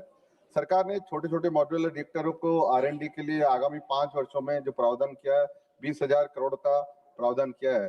सभापति महोदय, इस बिल को तैयार कर, ये बिल ऐसे ही तैयार नहीं हुआ है, इस बिल को तैयार करने के लिए पूरी होलिस्टिक अप्रोच अपनाई गई है और इस बिल के लिए अलग अलग मंत्रालयों से कंसर्न भी किया गया है। इस बिल के लिए नीति आयोग, विधि न्याय मंत्रालय, विदेश मंत्रालय और इसके साथ साथ परमाणु ऊर्जा आयोग, विद्युत मंत्रालय तथा अन्य मंत्रालयों से सहमति के बाद ये बिल लाया गया है। इस बिल की लाइसेंस की प्रक्रिया भी पूरी स्पष्ट दी हुई है बिल में। सेफ्टी पॉइंट ऑफ व्यू से सेफ्टी के क्या क्या प्रिकॉशन होना चाहिए वो भी इस बिल में बताया गया है। पूरा डिटेल में इस बिल में दिया गया है। मेरे विपक्ष के साथी ने बिल पढ़ा नहीं है। रेगुलेटर बोर्ड भी बनाया जा रहा है जो जिसमें प्रावधान रहेगा हर बात का, और इंस्पेक्शन हो तथा इन्वेस्टिगेशन हो, सभी का इसमें प्रावधान किया गया है। यदि कोई न्यूक्लियर डैमेज होता है तो उसके लिए भी मुआवजा और बीमे की राशि इसमें रखी गई है। माननीय सभापति महोदय, न्यूक्लियर बिल को लेकर हमेशा दो बातें चर्चा में होती है। विपक्षी साथी भी कहते हैं कि इसमें एक रेडिएशन का प्रभाव रहता है और दूसरा वेस्ट का निष्पादन हम कैसे करेंगे। जहां तक रेडिएशन की बात करो, जो वैज्ञानिक हमें बता रहे हैं कि रेडिएशन की बात करो, ये रेडिएशन इसमें न्यूक्लियर क्षेत्र में इस पार्लियामेंट से भी कम होता है, ये उन्होंने कहा है। दूसरा, जहां तक वेस्ट डिस्पोजल की बात है, वेस्ट डिस्पोजल के लिए उन्होंने कहा है कि वेस्ट डिस्पोजल हम लेंगे और उसमें भी प्रोसेस करेंगे। माननीय प्रधानमंत्री जी कहते हैं कचरे से कंचन, तो ये उसका जो वेस्ट रहेगा उसमें भी प्रोसेस करके हम कमाएंगे। इस बिल के अंतर्गत परमाणु ऊर्जा नियामक परिषद का भी गठन किया जाएगा। इस परिषद के अधिकार व कर्तव्य इसमें स्पष्ट दिए हुए हैं। माननीय सभापति महोदय, वर्तमान में भारतीय परमाणु बीमा पुल जो परमाणु क्षति के लिए 2010 अधिनियम की तरफ से सिर्फ 1500 करोड़ की लायबिलिटी तय करता है, लेकिन इस बिल में न्यूक्लियर स्टेशन स्थापित करने वालों ऑपरेटरों के लिए विभिन्न लायबिलिटी क्लासिफाइड की गई है। अगर हम बात करें कोई 1200 मेगावाट से अधिक का रिएक्टर बनाता है तो 3000 की लायबिलिटी रहेगी। अगर कोई 500 मेगावाट का रिएक्टर बनाता है तो उसको 1500 करोड़ की लायबिलिटी रहेगी। 250 मेगावाट से अधिक का रिएक्टर कोई बनाता है तो 750 करोड़ की लायबिलिटी रहेगी। 50 मेगावाट से अधिक का अगर कोई रिएक्टर बनाता है तो 300 करोड़ की लायबिलिटी रहेगी और 50 मेगावाट तक अगर कोई रिएक्टर बनाता है तो 100 करोड़ की लायबिलिटी रहेगी। किसी भी अगर कोई विवाद होता है, उस विवाद को निपटने के लिए, निराकरण के लिए परमाणु न्याय प्राधिकरण का भी इसमें प्रावधान किया गया है और इसके बाद भी अगर वो संतुष्ट नहीं है तो हाईकोर्ट और सुप्रीम कोर्ट भी जा सकता है। न्यूक्लियर लायबिलिटी फंड का भी इसमें प्रावधान किया गया है, बीमे का भी प्रावधान किया गया है। माननीय सभापति, मुझे पुरानी सरकार में, इनकी सरकार में हमने देखा कि किस प्रकार इस क्षेत्र में दो प्रमुख बाधाएं थी। एक तो पूरा जो ये नियंत्रण था वो सरकार के पास था और दूसरा प्राइवेट प्लेयर इसमें कहीं नहीं आ रहा है, लेकिन अब इस बिल के प्रावधान में प्राइवेट प्लेयर भी आ सकते हैं। इस बिल में आने से बड़े पैमाने पर परमाणु क्षमता का विस्तार होगा, निजी निवेश आगे आएंगे, सुरक्षित और बेहतर रिएक्टर बनेंगे, स्मॉल मॉड्यूलर रिएक्टर बनेंगे जो डाटा सेंटर और AI के लिए आने वाले समय में आवश्यकता है। भारत इसमें आत्मनिर्भर बनेगा और जो माननीय प्रधानमंत्री जी का संकल्प है नेट जीरो 2070 में, उस लक्ष्य को हम पूरा करेंगे। अंत में सभापति महोदय ये कहना चाहूंगा कि माननीय प्रधानमंत्री मोदी जी के नेतृत्व में स्वच्छ भारत हो रहा है, उज्जवल भारत हो रहा है, आयुष्मान भारत हो रहा है, आत्मनिर्भर भारत हो रहा है, स्वदेशी भारत हो रहा है, शक्तिशाली भारत हो रहा है, स्वाभिमानी भारत हो रहा है, विकसित भारत हो रहा है, डिजिटल भारत हो रहा है। अब न्यूक्लियर भारत भी इस बिल के माध्यम से होगा। बहुत बहुत धन्यवाद। मैं इस बिल का समर्थन करता हूँ। श्री धैर्यशील माने जी नहीं बैठे। धन्यवाद अध्यक्ष महोदय। आपने एक महत्वपूर्ण विषय पर मुझे अपनी बात रखने का मौका दिया है।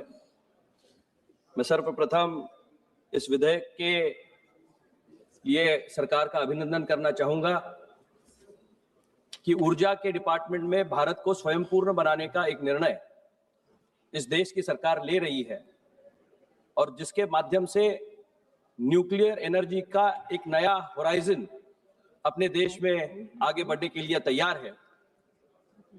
प्रधानमंत्री नरेंद्र मोदी जी के कुशल नेतृत्व में इस दौड़ में बहुत गति के साथ भारत देश आगे बढ़ रहा है। 2047 में देश को विकसित भारत में अगर परिवर्तित करना है तो ऊर्जा के डिपार्टमेंट में हमें स्वयं पूर्ण होना पड़ेगा। और लाल किले से जो मोदी जी ने भाषण दिया था इस समय, उन्होंने कहा था कि भारत ऊर्जा के डिपार्टमेंट में स्वयं पूर्ण होने के लिए अब पहल करेगा और उसकी नींव रखने का काम इस माध्यम से हो रहा है। न्यूक्लियर एनर्जी का जो चर्चा हो रही है उसकी शुरुआत महाराष्ट्र से हुई थी। डॉक्टर होमी बाबा ने पहली बार ट्रॉम्बे में पालघर जिले में न्यूक्लियर सेंटर शुरू किया। न्यूक्लियर रिएक्टर की शुरुआत हुई और अप्सरा नामक पहला न्यूक्लियर रिएक्टर जो देश में शुरुआत हुआ वो महाराष्ट्र से हुआ। महाराष्ट्र ने हमेशा ही वैज्ञानिक दृष्टिकोण और उसको नेतृत्व देने का काम किया है। इसलिए अब जब शांति बिल लाया गया है, इसका नाम भी बहुत रोचक है आदरणीय अध्यक्ष महोदय। अगर आपका सामर्थ्य है तो ही पड़ोसी आपके साथ शांति रखेंगे। आप एक न्यूक्लियर पावर नाम के माध्यम से आप दुनिया के पटल पे जब जाते हो तो 7th बिगेस्ट न्यूक्लियर रिएक्टर हमारा देश का है। इसके वजह से आस पड़ोस के देशों की तरफ आप देखो तो उनकी अवस्था क्या है, लेकिन तिरछी नजर से देखने वालों को भी न्यूक्लियर पावर से डरना पड़ता है। और इसका शुरुआत अगर किसी ने की होगी तो श्रद्धेय अटल बिहारी वाजपेयी जी ने की और उनके माध्यम से इस देश को एक नए आयाम पर ले जाने का काम तब टाइम में हुआ। तभी ये कहा जाता था कि न्यूक्लियर पावर की जरूरत भारत को क्या है, लेकिन अटल जी ने अटल निश्चय से ये साबित कर दिया कि आने वाला भविष्य एनर्जी का होने वाला है और एनर्जी को अगर हम न्यूक्लियर पावर से ले पाए तो निश्चित रूप से जो पारंपरिक ऊर्जा होती थी उससे बचत करते हुए उन्होंने एक नया आयाम रखा। तब भी विपक्ष के लोग कहा करते थे कि भारत न्यूक्लियर की जरूरत नहीं है, लेकिन मैं ये कहना चाहूंगा कि आज भारत एक नए विपक्ष के लोग तभी नहीं, आज मैं आपसे आप उनकी बात करें, कृपया बैठे बैठे आप किसी कोई बोलिए। और ये कांग्रेस का तब का कहना था कि न्यूक्लियर पावर की जरूरत नहीं है, लेकिन अटल जी के विश्वास ने लोगों को के सामने एक उदाहरण रखा और अमेरिका जैसी देश भी तब इसका विरोध कर रहे थे, लेकिन भारत ने अपना लोहा मनाया और निश्चित रूप से अटल जी के वजह से आज देश एक नए आयाम पे ऊंचाई पे जा रहा है। मैं कुछ प्रावधान जो यहाँ है न्यूक्लियर एनर्जी के बारे में वो मैं आपके सामने मद्देनजर रखना चाहूंगा। कुछ क्लॉजेस नए इसमें ऐड किए गए हैं। कड़ा लाइसेंस तंत्र इसमें इस्तेमाल किया गया है, जिसके माध्यम से क्लॉज 3 और 4 के माध्यम से विपक्ष डर फैला रहा है कि प्राइवेट लोग आएंगे तो सुरक्षा खतरे में पड़ जाएगी, लेकिन क्लॉज 3 ये स्पष्ट करता है बिना सरकार के लाइसेंस और सेफ्टी ऑथराइजेशन के कोई भी इसमें काम नहीं कर पाएगा। इसका क्लॉज 3 में प्रावधान किया गया है। इसका फोकस SMRs पर भी है।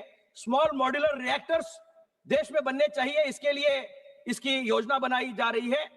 ये मोबाइल फोन की तरह छोटे छोटे पोर्टेबल होंगे, जिनके वजह से युवाओं को न्यूक्लियर वैज्ञानिक बनने में एक नया मौका बन जाएगा। क्लॉज 4 की तरह की वजह से रेडियो एक्टिव पदार्थों की सुरक्षा, security of radio active material के लिए सरकार ने विशेष शक्तियों अपने पास रखी है। संवेदनशील गतिविधियों, सेंसिटिव एक्टिविटीज केवल केंद्र सरकार के नियंत्रण में होगी। यानी इनोवेशन प्राइवेट हो सकता है, लेकिन कंट्रोल ये सरकार का ही रहेगा। निश्चित रूप से सरकार सुरक्षा कवच के रूप से इसमें देख रही है।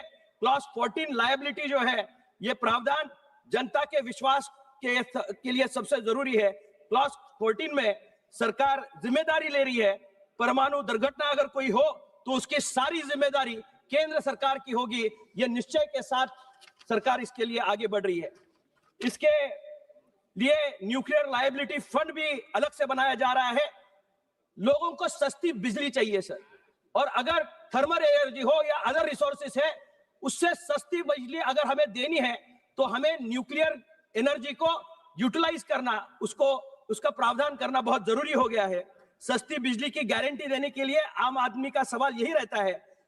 क्लॉज 37 में सरकार ये अधिकार अपने पास रखती है कि परमाणु बिजली के टैरिफ का जो नियंत्रण है वो सरकार ही निश्चित करेगी।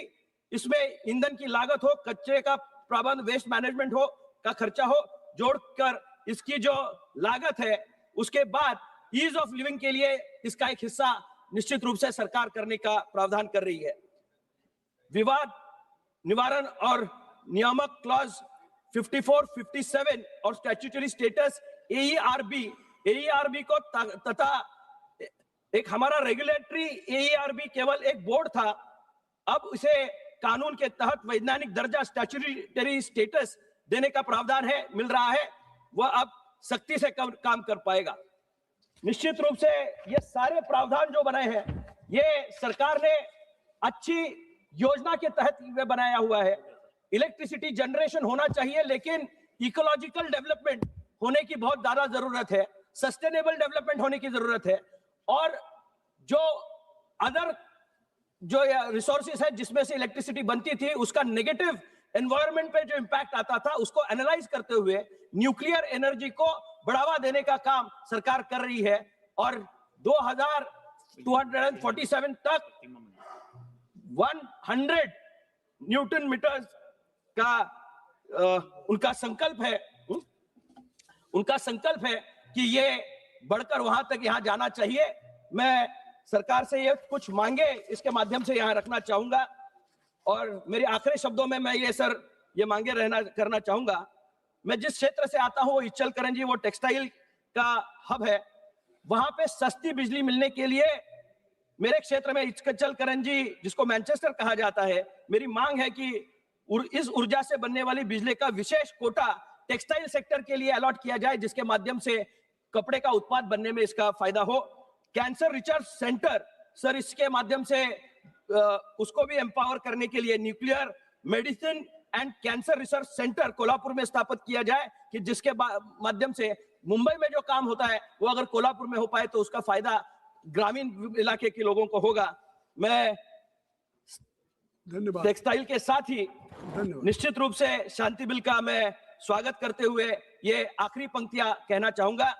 ये नया भारत है, नई ऊर्जा से जगमगाएगा, विकास की यात्रा को कोई रोक नहीं पाएगा। यह शांति का बिल दस्तावेज है उस सुनहरे कल का जो 2047 में हमारे देश को विकसित भारत बनाएगा। बहुत बहुत धन्यवाद। Thank you very much. Shrimati Pratima Mandal ji. Pratima Mandal ji. Thank you, Honorable. You want to speak just now, or either you want to speak later on? Are you ready? Yes, I am ready. You can start. Thank you, sir. On behalf of All India Trinamool Congress, I rise to speak on the sustainable harnessing and advancement of nuclear for transforming India. The mic is not. There is no mic, sir. You start your now it is speech. on. I think now so. Will get on. automatic. Sir, on behalf of All India Trinamool Congress, I rise to speak on the sustainable harnessing and advancement of nuclear energy for energy for transforming India Bill 2025. That means Shanti Bill 2025. Sir, before delving into today's topic, I would like to share something, sir. Sir, Enrico Fermi is widely credited with inventing nuclear power for practical use, creating the world's first artificial nuclear reactor in 1942. So nuclear energy is a form of energy released from the nucleus, the core of atoms made up of protons and neutrons. This is done by splitting atoms named fission, and which is used in power plants. The primary atoms used in nuclear fission are heavy unstable elements like uranium, plutonium, and thorium as a potential fuel which are bombarded by neutrons to split their nuclei, releasing massive energy in a chain reaction for power or weapons. So these elements are all radioactive elements. So everyone can imagine how sensitive this area is. India currently has 22 operational power reactors across several states. Amongst them, the 5 major plants are Tarapur in Maharashtra, Rawat-Bhata, Rajasthan, Kudankulam, Tamil Nadu. Sir, Kudankulam is the largest nuclear power plant in India with a total capacity of 6,000 megawatt from 6 reactors. And number 4 is Kakrapur, Gujarat, Kaiga, Karnataka, sir.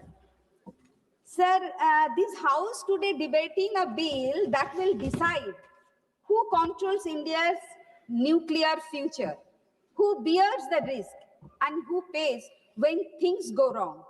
So the Shanti bill does not emerge from a regulatory vacuum. India has governed nuclear energy for over 6 decades. Through the Atomic Energy Act 1962, this bill is therefore not a foundational statute. It is a restructuring statute. My question to the Honorable Minister, what problem is this restructuring actually solving, sir? Sir, in section 3 of the bill allows not only government companies but also private companies, joint venture and even other persons notified by the center to build, own and operate nuclear power plants and other nuclear facilities. Sir, privatization could lead to a threat to our national security and safety. How can the ministry ensure of this? Sir, Modi government is handing over our our pride. The 70 years of publicly funded research built by Pandit Nehruji, Dr. Homi Bhabha and Vikram Sarabhai, sir. And this is not real competition. It is a crony control. The Modi government is opening the door for a handful of private players to enter the highly sensitive sector. The bill does not create any clear, independent and transparent process for selecting private licensee, nor any strong parliamentary or public scrutiny of such decisions. What we see here is selective privatization profits go to private companies, but control and risk management stay with the government. Here I would like to take a flashback to our history of British Raj in India.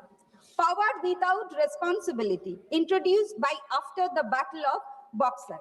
This system gave the British East India Company control over revenue collection, that means Diwani, and military power. Responsibility without power, the system was designed so the British had power without responsibility, while the Nawab had responsibility but had no real authority, became puppet Nawab. Ultimately, British East India Company ruled over country and looted our wealth. Similarly, this government is now going to execute the same stature of puppet ministry as we are seeing like the Civil Aviation Ministry, sir. Sir, in case of serious accident affecting thousands of people, victims will struggle to get fair compensation because the operator's liability is capped.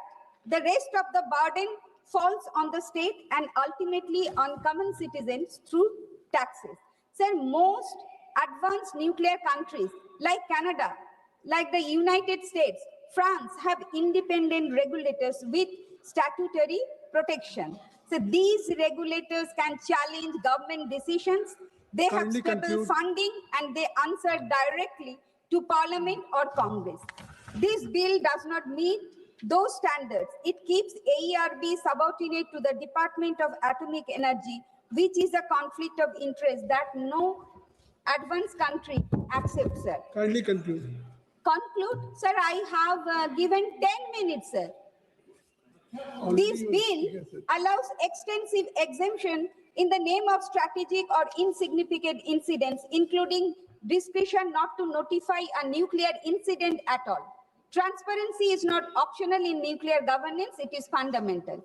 Even judicial oversight is curtailed. Section 81 bar the jurisdiction of civil courts. Appeals are channeled through specialized bodies whose members and procedure are again controlled by the executive. Access to justice become conditional, delayed and distant. So chapter 6 completes the picture of excessive centralization. There is a time constraint. Section 32 to 37. Your party time is allotted for 12 minutes. Already one speaker has taken 6 minutes. You have taken 7 minutes. So please kindly conclude. No, sir, I have the time. 10 to 12 minutes, sir. Section, and you are, sir, always you are saying, so my time is going now. Don't disturb me, sir. It is a very tough topic. So, section 32 to 37 allow the government to frame national policies, acquire plants and minerals, requisition substances, novate private contracts, and even fix nuclear electricity tariff, notwithstanding the Electricity Act 2003. Sir, federalism, sectoral regulators, and market mechanisms are brushed aside with a single notwithstanding clause. So, states where uranium mining, nuclear plants, and radioactive facilities are located will bear the environmental and social burden. Yet this bill given no meaningful role in licensing decisions, safety oversight, emerging planning, or compensation. So states should have a say in deciding whether nuclear facilities are built on their soil. They should receive their compensation if their land is acquired or if there is contamination. So the bill places a duty on operator to ensure occupational safety and health, but it does not strengthen the position to worker to demand safe condition or to report violations without fear or retaliation. Workers in nuclear facilities face unique hazard and radiation exposure, chemical burns and psychological stress, and they deserve strong protection, sir. In the bill, there is no mention about high cost of containment and the disposal of hazardous radioactive waste. The House is being asked to sign a blank check to trust a government that has centralized power, weakened institutions, and repeatedly ignored expert advice with a nuclear law that expands its direction while limiting its liability. The bill shifts risk onto ordinary citizens, shields private and foreign suppliers. Everybody is talking about the we should take a lessons about the grave incident, that explosion in Chernobyl, Ukraine, and the Fukushima Daiichi, Japan. But we must not forget about the incidents which happened in the Bhopal. Honorable Sir, Honorable Speaker. Honorable Speaker. Last line. Sir, last line, sir. Sir, during the introduction of 3 bills, including this Shanti bill, when some members of opposition raising their voice, Honorable Parliamentary Affairs Minister suddenly stood up and said, we will pass all the bills. Sir, this kind of arrogance we have. Honorable Speaker, sir, if this bill is called Shanti bill, then poison can be called prasadam. That's what the equivalent is. Sir, in this bill, I have a better name for this bill, sir. This bill is actually limited private liability, unlimited public suffering bill, sir. We can call it loose bill. Sir, it doesn't matter how we expand our nuclear energy matters, sir. 10 minutes. But how much we expand it. Sir, energy policy is not merely a question of megawatts or gigawatts, as you know, sir. It is a question of strategic autonomy, safety, accountability, and democratic control. Sir, nuclear energy, unlike any other sector, sits at the intersection of democratic civilian development and national security, sir. Decisions taken in this domain cannot be reversed easily, and hence, precisely the reason why this bill demands highest level of parliamentary scrutiny, sir. Sir, as you know very well, there are provisions in this bill which my other friends have also raised, especially the provision of limiting the liability of the private players. Sir, the moral question is, if profit is private, why pain is always public? Sir, here public pays, taxpayer pays, everybody pays, and the liability is capped for the private player. Sir, this liability capping is almost very similar to, sir, if you have a bridge and the bridge fails, then the contractor pays only half the amount or a certain cap, after which then it is taxpayers' money which has to compensate for all that. So, sir, there are major other issues that we have also raised, sir. It's the first time in Indian history this bill allows private companies to own and operate power plants. Sir, nuclear power plants. It opens the doors for joint ventures and foreign companies, so we have to be extremely careful, sir. So the government argues that these changes are necessary to meet India's ambitious nuclear capacity targets. Sir, we are also told that India needs around 100 gigawatts of nuclear power, but that actually deserves careful examination. So Indian nuclear expansion has historically been constrained not by ideology, sir, but by three real-world factors: financing, land acquisition and public consent, and international technology denial regimes. Sir, none of these problems are solved just by privatization. So financing challenges can be addressed through sovereign guarantees, green bonds, and public investment, as many other countries have done, sir. But public consent requires trust, transparency, and credible safety mechanisms. Trust that is harder to build when you have private players inside, profit-driven private players in this picture. Sir, what this bill does instead is to treat nuclear energy just like any other infrastructure sector, comparable to highways or telecom. Sir, this is a category error. Nuclear energy is not just another market. It involves radioactive materials, long-lived waste, and risks that no insurance market can actually truly price, sir. So energy security cannot be reduced to market efficiency alone. And I talked about the nuclear liability, and capping it to 300 STR is not at all accepted, sir. Around 3,900 crores. Sir, then we should ask this question: why now? As we had already pointed out, there has been tremendous external, strategic, and commercial pressures on the government to do this. So in simple terms, sir, the government has sorted or yielded to these pressures, and especially to some friendly corporate houses. So let me be very clear, sir. India has always been a very strong player in this area, having a very good regulatory mechanism. But right now, this bill has put everything under a big issue. Sir, also we should remember how our indigenous capability planning for a nuclear sector has been compromised by this. So the Indian nuclear program is not merely an energy project. It is a scientific and a technological ecosystem painstakingly built over decades through indigenous efforts under conditions of sanction, technological denial, and international isolation. Sir, actually what has happened, we know very well, sir. I don't have to go into the history of how all this came. India's three-stage nuclear program based on pressurized heavy water reactors using natural uranium, followed by fast breeder reactors, and ultimately thorium-based system. This whole ecosystem is now being affected by this particular bill, sir. So now what will happen, sir? One large-scale private participation is allowed, especially with foreign technology partnership. The entire logic of decision-making changes, sir. Private operators accountable primarily to shareholders. They will prefer imported proven reactor designs. All these new technology and systems will be coming, which will actually spoil our long-term planning for the nuclear sector, sir. So at the end of the day, we are going to be dependent on foreign reactor vendors, foreign spare parts, and foreign fuel assurances in a very critical sector, sir. Sir, and I don't have to even tell about the regulatory overstructure. The entire regulatory mechanism is completely compromised. The government controls the appointments. The government controls even the search committee. It is like the government, which is the primary promoter, is also the regulator and also the person who allows justice mechanisms. If there is something which is going wrong, people are not even allowed to file a complaint.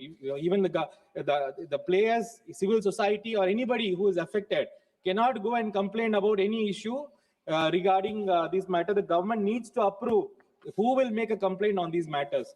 I don't really understand what is this logic of putting a restriction on the justice mechanisms as such, sir. In fact, I really don't understand and also my friend Arun Nehru had talked about the effect this bill will have on the pricing of the electricity which comes out of these reactors. So, in fact, I have also seen the government has made a provision in this bill to actually regulate that price of this thing. So, the Honorable Minister will also have to explain why this provision was brought inside this bill of regulating the pricing, where the normal regulators are kept aside and it is a bill. Sir, I just want to conclude by saying, sir, this bill is basically, sir, what we are actually asking is, we are not against energy security, sir. We are not against all this. But the point is, this bill requires scrutiny. This bill requires clause-by-clause reading. So we request the Honorable Government to rewrite the bill with full liability, with proper independent regulation, with open courts and honest disclosure. Sir, no development is worth health issues in this country for its citizens. So my request is, please put the bill to stronger scrutiny for a committee, or please rewrite the bill again. Thank you. Thank you. Shri Biren Singh ji. धन्यवाद sir. That's why I'm sitting here to just heard it. मैं सतत दोहन तथा उन्नयन नाभिकीय ऊर्जा द्वारा भारत परिवर्तन विधेयक 2025 के विरोध में अपना वक्तव्य देने के लिए खड़ा हूं। माननीय अध्यक्ष जी, यह सरकार निजीकरण के नाम पर देश की हर चीज बेचने पर तुली हुई है। हवाई अड्डे बिक गए, बंदरगाह बिक गए, सार्वजनिक उपक्रम बिक गए। अब इस विधेयक के जरिए परमाणु ऊर्जा जैसे अत्यंत संवेदनशील रणनीतिक क्षेत्र को भी अपने चहेते लोगों के हवाले करना चाहती है। यह नीति नीलामी, जहां राष्ट्रीय सुरक्षा, जनजीवन और भविष्य की पीढ़ियों की कीमत पर कुछ चुनिंदा कंपनियों को मुनाफा पहुंचाने के लिए जो है सरकार खुले तौर पर जनता की संपत्ति को निजी तिजोरियों में डाल रही है और इस सदन से केवल मोहर लगवाना चाहती है। तो सवाल यह नहीं कि सरकार यह क्यों ऐसा कर रही है, सवाल यह है कि अब देश की सुरक्षा भी जो है कि प्राइवेट लोगों के लाभ के लिए गिरवी रख दी जाएगी। माननीय अध्यक्ष जी, मैं जो अधिनियम आया है उसके धारा 3 और 7 की तरफ ध्यान आकर्षित करना चाहता हूं कि धारा 3 के अंतर्गत निजी कंपनियों को ऊर्जा संयंत्र का निर्माण, स्वामित्व और संचालन करने की अनुमति दी गई है और धारा 7 के माध्यम से लाइसेंस की शर्तें, अवधि और संशोधन का पूरा अधिकार केंद्र सरकार को सौंप दिया गया है। यह व्यवस्था परमाणु क्षेत्र में नीतिगत निर्णय से हटाकर प्रशासनिक विवेक के अधीन कर दिया गया है और इतना संवेदनशील क्षेत्र किसी भी स्थिति में लाइसेंस राज और नोटिफिकेशन राज से संचालित नहीं किया जा सकता। माननीय अध्यक्ष जी, हम आपका ध्यान अधिनियम के धारा 9 की तरफ ले जाना चाहता हूं। धारा 9 में अनुसंधान, विकास, नवाचार और लाइसेंस की छूट दी गई है। मैं पूछना चाहता हूं कि जब परमाणु पदार्थ और विकिरण शामिल हो तो छूट शब्द का प्रयोग ही खतरनाक है। यह प्रावधान भविष्य में निजी संस्थाओं को नियामक निगरानी से बाहर प्रयोग करने का रास्ता खोल सकता है।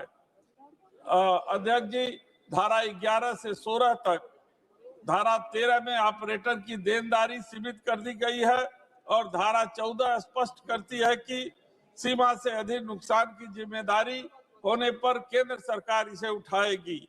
जैसे दुर्घटना निजी संयंत्र में हो, निर्णय निजी संपत्ति का कंपनी का हो, लेकिन भुगतान राज्य और देश की जनता करे, यह इसे रोका जाना चाहिए। न तो यह नैतिक है, न ही न्याय संगत है।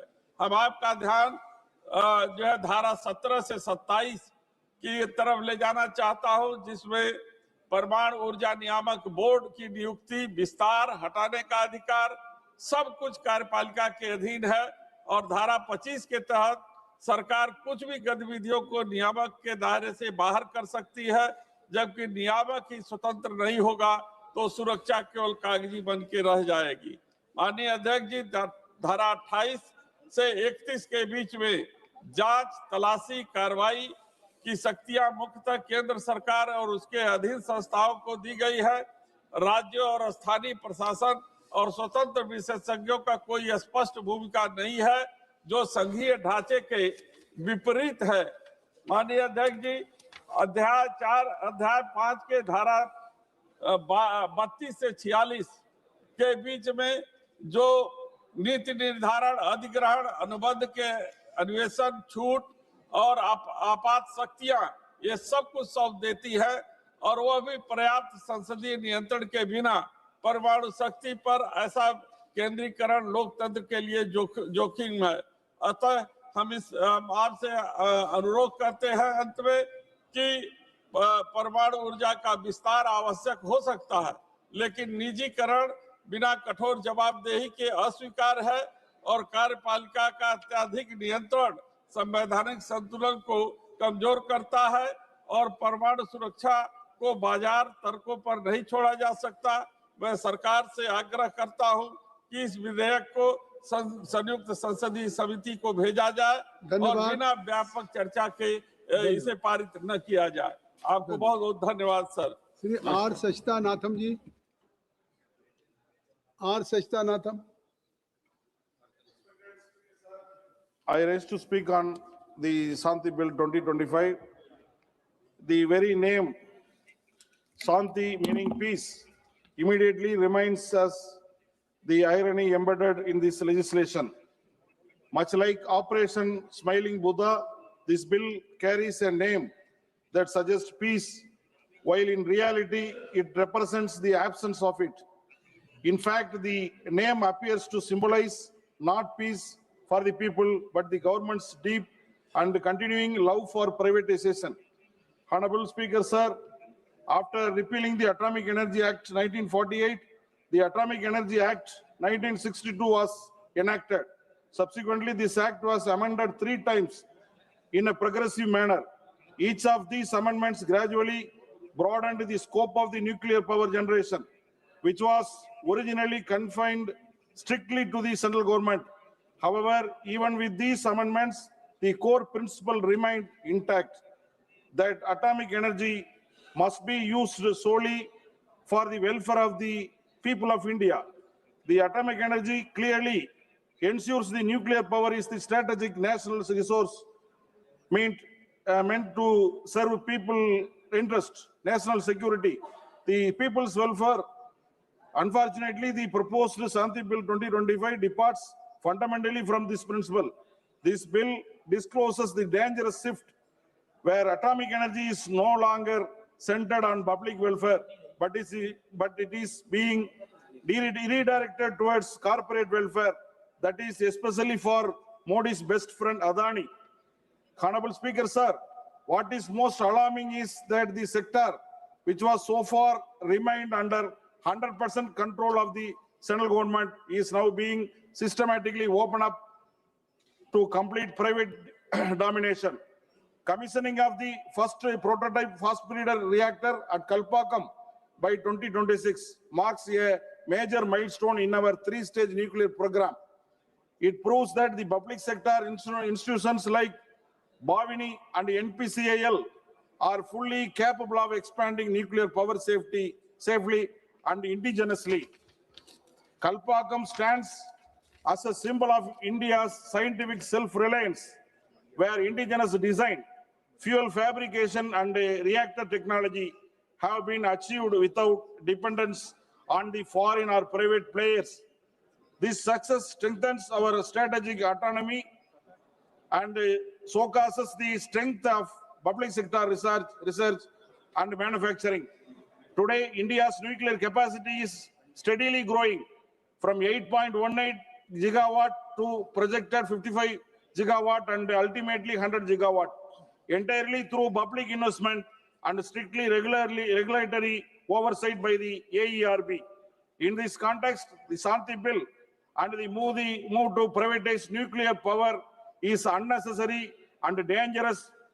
Nuclear energy involves high-risk technologies like fast breeder reactors and radioactive waste management, which cannot be driven by profit motives. This is not merely a policy change. It is a profound shift in the philosophy of the governance. Atomic energy is not an ordinary commercial commodity. It concerns national safety, environmental security, and the future of our people. Handing it over to private corporate interests raises serious questions about accountability, safety, and sovereignty. Through you, sir, I seek clarify from government of several serious concerns regarding the entry of the private sector into nuclear power generation. Who will supply the nuclear fuel to private nuclear power plants? Will it be imported by private entities or supplied by the government? How will spent fuel be stored, monitored and controlled? What mechanism will ensure the long-term safety and security of spent fuel? Who is bear the responsibility, sir? One minute, sir. Who will bear the responsible for the decommissioning the nuclear fuel plants after completion of the 40-year life cycle? In the unfortunate event of the nuclear accident, who will bear the nuclear liability and compensate the affected public? Honorable Speaker, sir, I wish to draw the attention of the House to reports published in the New York Times regarding the nuclear device that was installed in the Nanda Devi region of Himalayas and subsequently went missing. It was reported that the device contained nearly 1/3 of the plutonium used in the Nagasaki atomic attack. Even today, local leaders and communities fear that the plutonium from the last device may have entered a glacier, posing a serious threat to the people living downstream. Sir, even in the case of, just 1 minute, sir, case of the government-owned nuclear device, no authority has taken responsibility to this day. Therefore, Honorable Speaker, sir, I strongly urge the House to carefully examine the true intent of the consequences of the Shanti Bill 2025 and to ensure that atomic energy remains a public asset used strictly for the welfare of the people of India and not for the profit of the few corporates like Adani. Thank you very much, sir. Thank you, Chairman Sahib, for giving me this opportunity. This historic, sustainable harnessing and advancement of nuclear energy for transforming India Bill 2025, Shanti Bill, otherwise 2025. Manya Pradhan Mantri, I support the bill under the leadership of our Honorable Prime Minister Shri Narendra Modi ji. The entire world, the leader of this world, is trying to make India in 2047 a big city India. For that, this nuclear energy bill, it is commendable and is acceptable in all sphere. The Atomic Energy Act 1962 was enacted after repealing the Atomic Energy Act 1948. After so many permutation, combination and rectification, the nuclear power production originally confined to the central government, to the government companies and joint venture companies. But now, with a strong research and development support since inception of the nuclear power program, India could achieve self-reliance in nuclear fuel cycle technology and has been carrying out the nuclear power program in the responsible manner. With adequate experience now in place, it is time to ripen argument, augment its nuclear installed capacity to newer clean energy security and reliable round-the-clock power for national data center and future ready. As Modi ji is trying, Bharat is trying to new India, new Bharat. So this is requirement of 100 gigawatt of nuclear power in 2047. The data centers, quantum computing is coming. Now it is 8 gigawatt only. So now this is a quantum job in electric generation. So India has set up an ambitious plan to achieve the energy independence with a roadmap of decarbonization by 2070. So in this view, reasons mentioned, it is necessary to enact the new comprehensive legislation, namely the sustainable harnessing and advancement of nuclear energy for Transforming India Bill 2025 and to repeal the Atomic Energy Act 1962 and the Civil Liability for Nuclear Damage Act 2010. So then the new legislation is aligned to achieve the objective of increasing share of nuclear energy in the total energy mix of India, facilitating innovation in nuclear science technology, expanded in the application for non-power application, and continue to honor India's obligation towards safety, security, safeguards, and total nuclear ability. So future of India is going to depend upon this. So basic purpose and points of this bill are that to provide, authenticate the persons specified in clause 3 of the bill for production of the nuclear energy and providing for the suspension and cancellation of such license and safety authorization in certain situations, to provide for regulation of application for nuclear and radiation technology in healthcare, basically healthcare, food and agriculture, industry, research, and other non-power uses. So the future is AI, the future is EV and semiconductor. So this will definitely help this new Bharat to exempt research, development, and innovation action from licenses, to provide for a pragmatic civil liability regime for nuclear damage, to confer statutory status to the Atomic Energy Regulatory Board, which is reorganized, to strengthen the implementation of security safeguards, the provide policy framework and quality assurance or smooth coordination of emergency preparedness and response. So the bill has a permits the Department of Government of India and company, joint venture, etc., to set up facilitation to undertake the activities specially in clause only under a license, a safety authentication.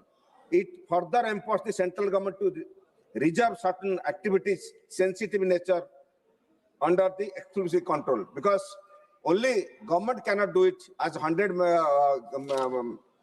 gigawatt of power is required.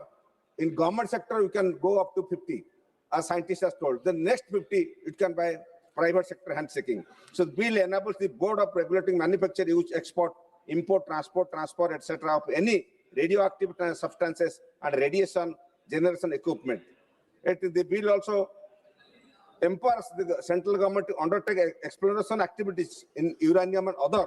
As I have talked that you can have a private partnership or other. The exploration can be taken in ocean and other areas also. India can be self-sustained in international market. So bill provides breaking up application and also provides a grant of license and safety authorization by the central government and board, subject to terms and conditions laid down in the rules and regulations respectively. It further empowers the central government and board to refuse the grant of license. So it has a control over anyone taking the license. It can refuse, it can deny or also cancel it. It bills provides the grounds of suspension, modification, curtailment, and duration of cancellation of license and safety authorization, and the actions of central government or board may take present to such suspension. So the bill also pursuant to carry out research development. As research development is high-end topic, so handshaking with the private agency and other agency, research development takes a major role. So design and innovation of matter relating to nuclear energy and radiation for the peaceful use. And the bill provides duties of persons granted license fee and other things. And the bill also able to nuclear damage caused by nuclear incidents. So any damage in nuclear incident also it takes care occurring in nuclear installation as well as the nuclear installation occurring outside the nuclear installation involving nuclear material in the cost of carriage and before and after another operator has assumed the liability. So bill has various other activities also. The bill provides the circumstances under the operator shall not be able for nuclear damage, including where the nuclear damage is caused by nuclear incident. Engineer, if there is a natural disaster on any war. Between him and chair, you should not cross. Okay. Any nuclear disaster or civil war, so it will not Thank take you, care. Veraji. Can you conclude? Only 1 minute. The bill imposes obligation on the operator to take out before beginning the operation of nuclear installation, insurance policy and any such thing. So central government has control over this, any private agency, and I hope this bill will definitely create a new revolution in atomic energy sector. And for that, I demand also in my area, my Jaspur constituency, it is still capital of India. It is mines and other lots of energy is required. Even a nuclear energy station can be put in my constituency. I will welcome it. Thank you. Jai Jagannath. Sri Y.S. Avinash Reddy ji. Very good. So thank you for this opportunity, sir. So before talking about the sustainable harnessing and advancement of nuclear energy bill, I would like to go one step back, sir. Sir, uranium is the primary fuel for nuclear energy, sir. My parliamentary constituency, Kadapa, has one of the highest uranium reserves in the country. Sir, Uranium Corporation of India Limited, UCIL, is running mining and processing plant at Tummalapalli village in my constituency from the last 18 years. Keeping in view of the national interest, our people from 6 villages have given their valuable lands to UCIL in spite of the knowledge of severe radiation risks because of uranium. Sir, yet the UCIL does not have any respect towards people, sir. They does not have any compassion towards their grievances. I have represented Honorable Minister also several times, sir, regarding hazardous chemical wastes at Tailing Pond, the need to shift Kotala village by providing R&R package. Yet no action is taken so far, sir. Sir, land acquisition issues and land loser quota jobs are still pending, sir. I request the government to create confidence and be liberal in addressing the grievances of our people, as they have sacrificed lands for a national cause and consented for uranium mining in spite of so many health risks, sir. Sir, coming to the merits of the proposed bill, sir, this bill provides long overdue regulatory clarity and institutional strengthening. Sir, by granting statutory backing and enhanced powers to AERB, the bill addresses a long-standing concern regarding the adequacy and independence of nuclear safety regulation in India.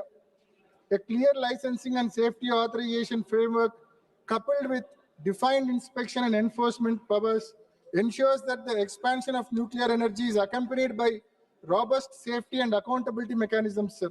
Sir, this bill promotes research, innovation, and non-power applications of nuclear technology. Sir, coming to the risks, this bill has environmental and long-term risks for future generations, sir. Sir, while the bill talks about safety and waste management, it does not clearly mention how radioactive waste will be safely stored and monitored over long term. Nuclear waste remains dangerous for decades, even centuries, but the law does not clearly fix responsibility for environmental cleanup once plant stops functioning. Sir, there are no clear legal duties on who will pay for and manage long-term waste storage and land restoration. Because of this, there is real concern that the cost and risk of nuclear waste management may be pushed on to the future governments and future generations. Such long-lasting environmental risk require clearer legal safeguard and stronger accountability, sir. Sir, in this bill, there is a gap in emergency preparedness at the local level, sir. Sir, the bill gives strong emergency powers to the central government, but it says very little about preparing people on the ground to handle a nuclear emergency, sir. Sir, district administrations, local hospitals, disaster response teams, and nearby communities are the first to face the impact of any accident. However, the bill does not clearly talk about training, medical preparedness, emergency drills, or public awareness programs in areas around nuclear plants. Sir, without strong local capacity and planning, central control alone may not be enough during a crisis, sir. This gap raises concern about whether our emergency response system is truly ready to protect lives of the citizens, sir. Okay. Sir, with these comments and with these suggestions, I support this bill, sir. Thank you. Thank you. Thank you. माननीय सदस्य श्री सुधाकर सिंह जी.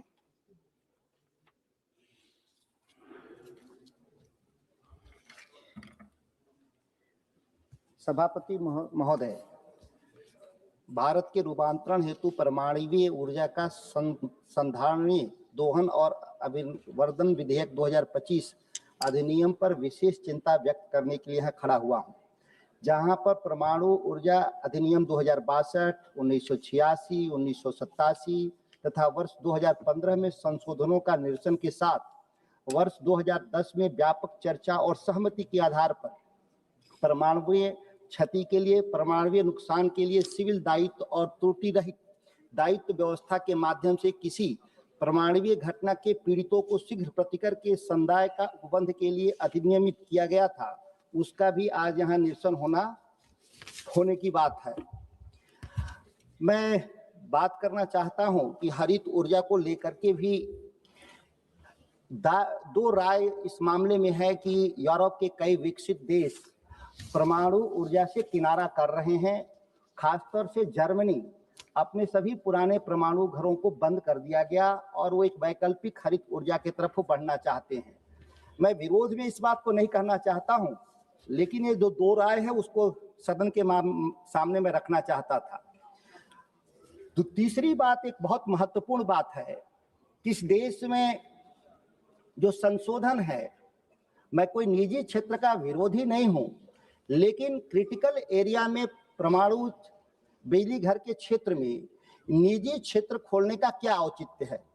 क्या देश की सरकार यह मानती है कि हमारे पास पैसे का घोर अभाव है, हम बिजली घर नहीं लगा सकते, या टेक्नोलॉजी को लेकर के इनके भीतर की टेक्नोलॉजी हमारे पास नहीं है? इसलिए मैं इस बात को चर्चा करना चाहता हूं कि एनटीपीसी इस देश में 54,000 मेगावाट बिजली कोयला के माध्यम से पैदा करने के लिए सरकार के पास पैसे हैं, तो आखिर परमाणु बिजली पैदा करने के लिए जो पहले से 8880 मेगावाट जो जनरेट हो रहा है, क्यों नहीं भारत सरकार उनका बजट बढ़ाने का काम किया और सरकारी क्षेत्र में बिजली घर लगाने का काम किया? बिहार में प्रस्तावित रजौली परमाणु बिजली घर पिछले 20 साल से 2 दशक से आज तक उस पर एक ईंट नहीं रखा गया। ये प्रस्तावित, क्या सरकार को कौन चीज ऐसा रोक रहा था इस काम को करने के लिए? जब 8 से 9,000 मेगावाट बिजली पैदा करने के लिए जब देश का कानून आपको रोक नहीं रहा था, तो फिर रजौली में बिजली घर लगाने से कैसे रुका? अगर पैसे का अभाव था तो इस देश में कोयला आधारित बिजली घर और पन बिजली घर कैसे लग रहे थे? एक कंट्राडिक्टरी है, एक स्टेटमेंट सरकार के द्वारा दिया गया इस विधेयक को के औचित्य पर, वो हम लोग के समझ के परे है। इसलिए मैं कहा कि इसका विरोध इसलिए भी नहीं है क्योंकि बिजली, परमाणु बिजली अगर पैदा ही करना है तो सरकार के नियंत्रण में क्यों नहीं बिजली पैदा होना चाहिए? क्योंकि यहाँ ड्यूडल टेक्नोलॉजी का इस्तेमाल होता है, जहाँ परमाणु बिजली पैदा करने में जो संबंधित जो यूरेनियम है, अगर निजी क्षेत्रों के जरिए कहीं से लीक हो गया, जो अभी भी हो रहा है, कई जगह पे बिहार में यूरेनियम पकड़े गए, देश के कई हिस्से में यूरेनियम पकड़े गए, जबकि ये टोटली गवर्नमेंट के कंट्रोल में है। जिस दिन निजी क्षेत्रों में चला जाएगा, ये सुरक्षा टूट जाने का खतरा। 1 मिनट सर दिया जाए, बिहार का सवाल है। मैं एक और बात कहना चाहता हूं कि इस हरित ऊर्जा से देश के किसानों की भी चर्चा है, इसलिए मैंने बोला हरित ऊर्जा से जो पैदा होगा तो हरित ऊर्जा में हमको अभी केवल और केवल दिया जा रहा है सौर ऊर्जा, जो 8 घंटे हमको बिजली किसानों को मिलती है। बिजली विभाग ने अलग से फीडर बना दिया गांव के किसानों को कि 8 घंटा से ज्यादा बिजली नहीं देंगे। क्या सरकार इसमें यह बात रिजर्व करेगी कि परमाणु बिजली से पैदा होने वाला 24 घंटा बिजली किसानों के लिए भी 24 घंटा उपलब्ध हो रहेगा? इसके लिए भी इसमें प्रावधान अगर करेगी तो बहुत अच्छा होता। इसके अलावा जो सबसे बहुत महत्वपूर्ण है कि धारा 12 उपधारा 2, जहां किसी भी व्यक्ति की लापरवाही और स्वयं की भूल चूक के कारण कोई नाभिकीय नुकसान होता है तो प्रचालक ऐसे व्यक्ति के लिए उत्तरदायी नहीं होगा। ये बहुत ही चिंतनीय विषय है कि कोई दुर्घटना हो जाएगा वो मानवीय चूक से, तो उसके आधार पे कंपनसेशन नहीं मिलेगा। ये बहुत अच्छी बात तो नहीं कह सकते। समाप्त कीजिए प्लीज। एक मिनट सर। धारा 13(3) भारत सरकार अतिरिक्त पूर्ति करेगी, जबकि यह इसका मुनाफा निजी क्षेत्र को जाएगा। तो क्यों नहीं यह प्रतिपूर्ति केवल निजी क्षेत्र क्या करेगा, सरकार क्यों करे? क्योंकि मुनाफा तो प्राइवेट सेक्टर को जाना है। इसमें विदेशी आपूर्तिकर्ताओं को नाभिकीय चीज पर कोई भी जुर्माना नहीं देना होगा, छूट दे दिया गया जो 2010 के कानून में था। धन्यवाद जी, धन्यवाद। धन्यवाद। श्री संदन चौहान जी। धन्यवाद सभापति महोदय।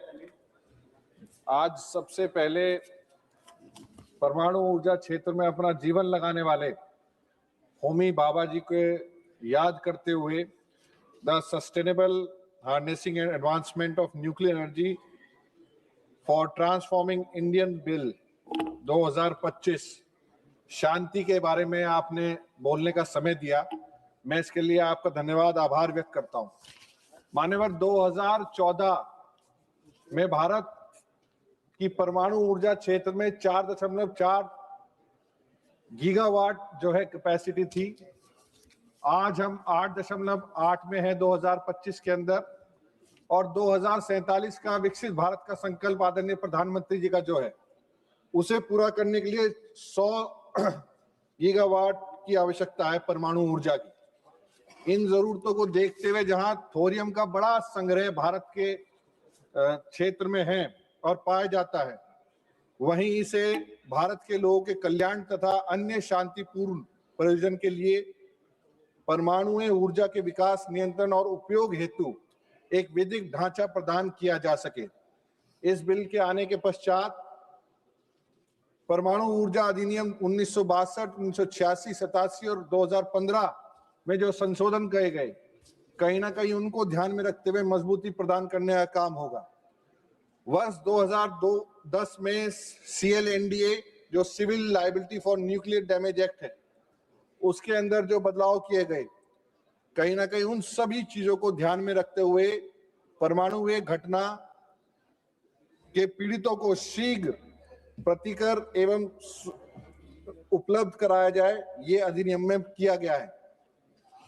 मान्यवर, वर्तमान विश्व परिस्थितियों को देखते हुए और भारत जैसी बड़ी आबादी जिसकी जरूरतों को पूरा करने के लिए लोकहित के अंदर ये बिल अति आवश्यक है। भारत पूरी जिम्मेदारी के साथ न्यूक्लियर एनर्जी का संग्रह, परमाणु ऊर्जा कार्यक्रम का संचालन, हमारे पास परमाणु अनुभव उपलब्ध है। यह समय भविष्य को तैयार करने के लिए और नए प्रयोग हेतु विश्वसनीय 24 घंटे विद्युत आपूर्ति क्षेत्र में परमाणु क्षमता को स्थापित करने और SMR जो हमारा जो है SMR स्मॉल मॉड्यूलर रिएक्टर्स के अनुसंधान के विकास हेतु, क्योंकि लगातार सरकार और आदरणीय हमारे मंत्री जी डॉक्टर जितेंद्र सिंह जी, उनका विजन इसमें ही दिखाई पड़ता है कि 2025-26 में 20,000 करोड़ का जो है निवेश किया गया था रिसर्च एंड डेवलपमेंट के लिए। 2033 तक कम से कम 5 स्वदेशी जो है डिजाइन के हमारे SMR जो है हम डेवलप कर लें, इसकी अति आवश्यकता है। मान्यवर, भारत 2070 तक डीकार्बोनाइजेशन क्षेत्र में एक बड़ा लक्ष्य निर्धारित किया है। इसको पूर्ण करने में कहीं ना कहीं ये हमारा बिल मददगार साबित होगा। जीवांश ईंधनों पर निर्भरता कम करने, रणनीतिक ऊर्जा एवं इलेक्ट्रिक वाहन को अपनाते हुए ग्रीन हाइड्रोजन प्रोडक्शन हेतु 2040 तक दोगुनी होगी, जो पर्यावरण के लिए बेहतर होगा। मान्यवर, AI एक सुझाव आदरणीय पूरे सदन के सामने है। AI और न्यूक्लियर एनर्जी दोनों म्यूचुअल बेनिफिशियरी हैं और एक दूसरे से रिश्ता रखते हैं। जहां AI सेफ्टी और एफिशिएंसी न्यूक्लियर ऑपरेशंस में इंप्रूव करने का काम करेगी, वहीं AI की बढ़ती मांग को न्यूक्लियर पावर लो कार्बन ऊर्जा का स्रोत है। AI न्यूक्लियर लाइफ साइकिल को डिजाइन से लेकर डीकमीशनिंग तक मदद करने का काम करेगा। एनहांस सेफ्टी और monitoring, nuclear operation efficiency, maintenance, reactor design and full management, चाहे रिसर्च एंड डेवलपमेंट के क्षेत्र में हो, चाहे सिक्योरिटी और सेफ गार्ड के क्षेत्र में हो, हमेशा इसमें AI की मदद ली जा सकती है। आप समाप्त कीजिए प्लीज। आजा मान्यवर, एक मिनट के अंदर खत्म कर। मान्यवर, यह बिल सुरक्षा का भी सुनिश्चित करने की गारंटी देता है, वहीं ऑपरेटर और आपूर्तिकर्ताओं की जिम्मेदारियों को स्पष्ट में विभाजन करने का काम करता है। अनिवार्य बीमा के साथ साथ विनाशकारी घटनाओं के लिए सरकारी समर्थन सुनिश्चित करने का काम करता है। कन्वेक्शन और सप्लीमेंट्री कंपनसेशन के साथ साथ डाटा सेंटर्स के लिए हमारा बड़ा संरक्षण हो, उसके लिए भी यह अति आवश्यक है। और न्यूक्लियर वेस्ट मैनेजमेंट के लिए बहुत आवश्यक है। बहुत बहुत धन्यवाद। मान्यवर 20 सेकंड में खत्म कर रहा हूँ। अंत में मैं इतना ही कहना चाहूंगा, भारत को बेहतर भविष्य के लिए ये बिल पक्ष विपक्ष को साथ मिलकर इसका समर्थन करना चाहिए और ये बिल जहां शांति का रास्ता दिखाता है वहीं शक्ति का अभ्यास करना सिखाता है। आपने बोलने का मौका दिया, मैं इसके लिए धन्यवाद और आभार व्यक्त। धन्यवाद। शिरोमा प्रसाद जी।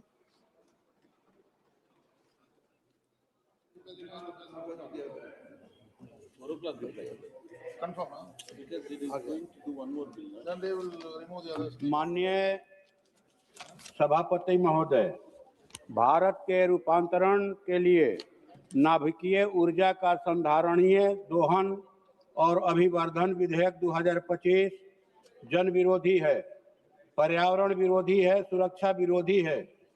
विदेशी देशी कॉरपोरेट घरानों को निजी फायदा पहुंचाने के मकसद से लाए गए इस विधेयक का मैं विरोध करता हूं। इतने महत्वपूर्ण और गंभीर विधेयक पर चर्चा हो रही है महोदय, माननीय प्रधानमंत्री जी को ऐसे अवसर पर जरूर सदन के अंदर रहना चाहिए था। सभापति महोदय, हम आपके माध्यम से सरकार से पूछना चाहते हैं कि क्या सरकार देश के सार्वजनिक क्षेत्र के उपक्रमों का संचालन, सुरक्षा देने और विकसित करने में सक्षम नहीं है, जो एक एक करके देशी विदेशी कॉरपोरेट घरानों के हवाले इन्हें करते जा रहे हैं। क्या हमारे देश की ऊर्जा जरूरतों को पूरा करने के लिए हमारे देश में आविष्कार करने वाले सक्षम वैज्ञानिक, इंजीनियर और धन की कमी है? क्या देशी विदेशी कंपनियों से राय करके उनके निजी फायदे के लिए ये विधेयक लाए जाते हैं? क्योंकि किसानों के तथाकथित फायदे के लिए बनाए गए 3 कृषि कानूनों के समय भी यह दिखाई पड़ा कि सदन में विधेयक आने और कृषि कानून बनने के पहले ही अडानी अंबानी के बड़े बड़े गोदाम अनाज रखने के लिए देश के विभिन्न हिस्सों में बन गए थे। महोदय, परमाणु सुविधाओं का निजीकरण, वर्तमान में रेडियोधर्मी और निर्धारित पदार्थों की खरीद, प्रसंस्करण, उपयोग और निपटान केंद्रीय सरकार और उसके सार्वजनिक क्षेत्र की एजेंसियों जैसे कि परमाणु ऊर्जा विभाग, DAE, NPCIL, UCIL के अन्य कठिन नियंत्रण में है। विदेशी निवेश वाले निजी कंपनियों को परमाणु ऊर्जा संयंत्रों के संचालन की अनुमति देने से यूरेनियम, प्लूटोनियम और खर्च किए गए ईंधन के प्रबंधन से देश में अकल्पनीय खतरा सुरक्षा पैदा हो सकती है। यह सामरिक संपत्ति पर राज्य के नियंत्रण को कमजोर करेगा, जो राष्ट्रीय सुरक्षा के लिए खतरा है। अनुसंधान में छूट महोदय, 1 सेकेंड। धारा 9 लाइसेंस के बिना परमाणु ऊर्जा में अनुसंधान विकास की अनुमति देती है।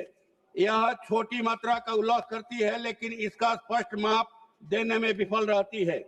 उच्च लागत के कारण केवल कुछ ही निजी कंपनियां भाग लेंगी, जिससे ऊर्जा क्षेत्र में एकल इकाई का एकाधिकार होगा और बिजली महंगी होगी। आप समाप्त कीजिए प्लीज। अंत में यह 2010 के देयता अधिनियम की पुरानी देयता सीमा को दोहराता है, जिसमें मुद्रास्फीति को नहीं जोड़ा गया है। क्षतिपूर्ति की राशि मिलियन है, जबकि 1989 में भोपाल गैस कांड के समय यूएस के साथ $470 मिलियन का भुगतान किया गया था। महोदय, उत्तरदायित्व तो नहीं बनाया गया है कंपनियों को, बल्कि इसका उत्तरदायित्व तो दिया गया है कि अगर कहीं कोई दुर्घटना होती है तो इसका जवाबदेह जो है परमाणु ऊर्जा का संयंत्र चलाने वाला मैंने ऑपरेटर होगा। कंपनियां इसके बाहर से बाहर है महाराज। पुनः इस विधेयक पर पुनर्विचार किया जाए। धन्यवाद।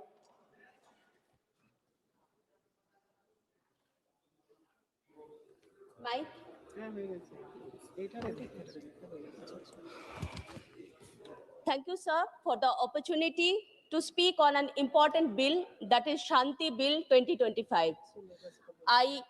On behalf of my party, All India Trinamool Congress, I stand to oppose the bill because of excessive privatization of a key sector.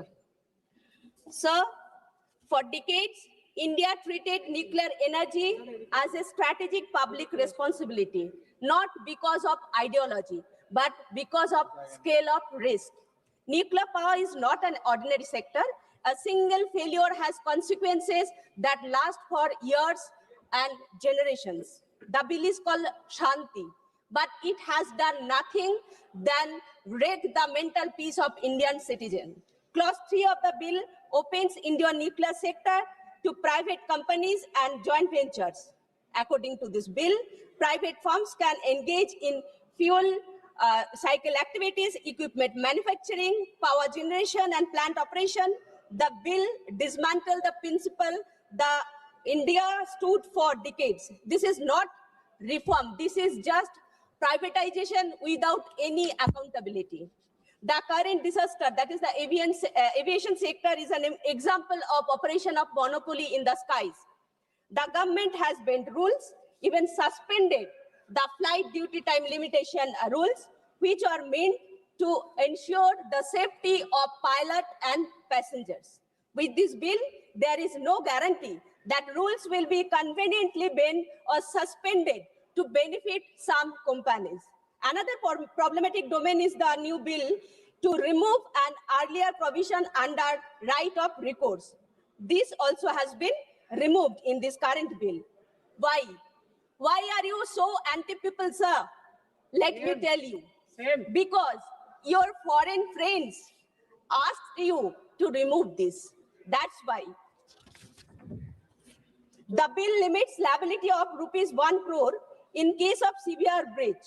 Sir, they have put an amount of 1 crore on the lives of humans. This is the true face of BJP. BJP can put a cost of 1 crore on Indian citizens. The maximum liability of the operator has been fixed at ₹3,000 crore. Does this account for inflation, sir? Or long-term effect of nuclear accident?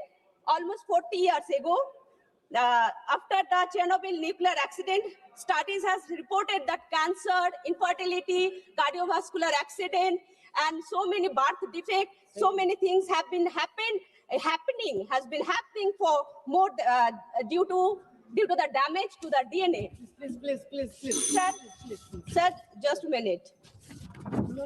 Sir, I want to remind this house that in 2010, under the UPA government, brought an amendment to the civil liability for nuclear damage bill. The BJP called the government a sellout. What is doing now? BJP is being a sellout, sitting on Bengal's right. You are sitting on Bengal's 2 crore dues.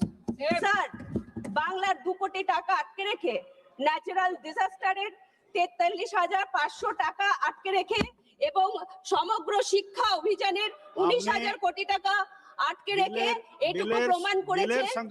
হ্যাঁ বলছি, আটকে রেখে এটুকু বলেছে বাংলা বিরোধী, এখন এই বিল এনে প্রমাণ করতে চাইছে যে তারা ভারতীয় নাগরিকের বিরোধী।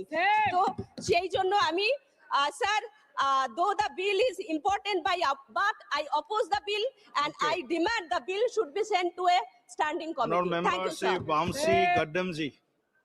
Vamsi Gaddamji. Yes. Sir, I thank you for this opportunity, sir. So I want to first start off by saying, very unfortunately, this bill is named Shanti Bill, sir. It's cameras. Camera. Without camera, no talking, sir.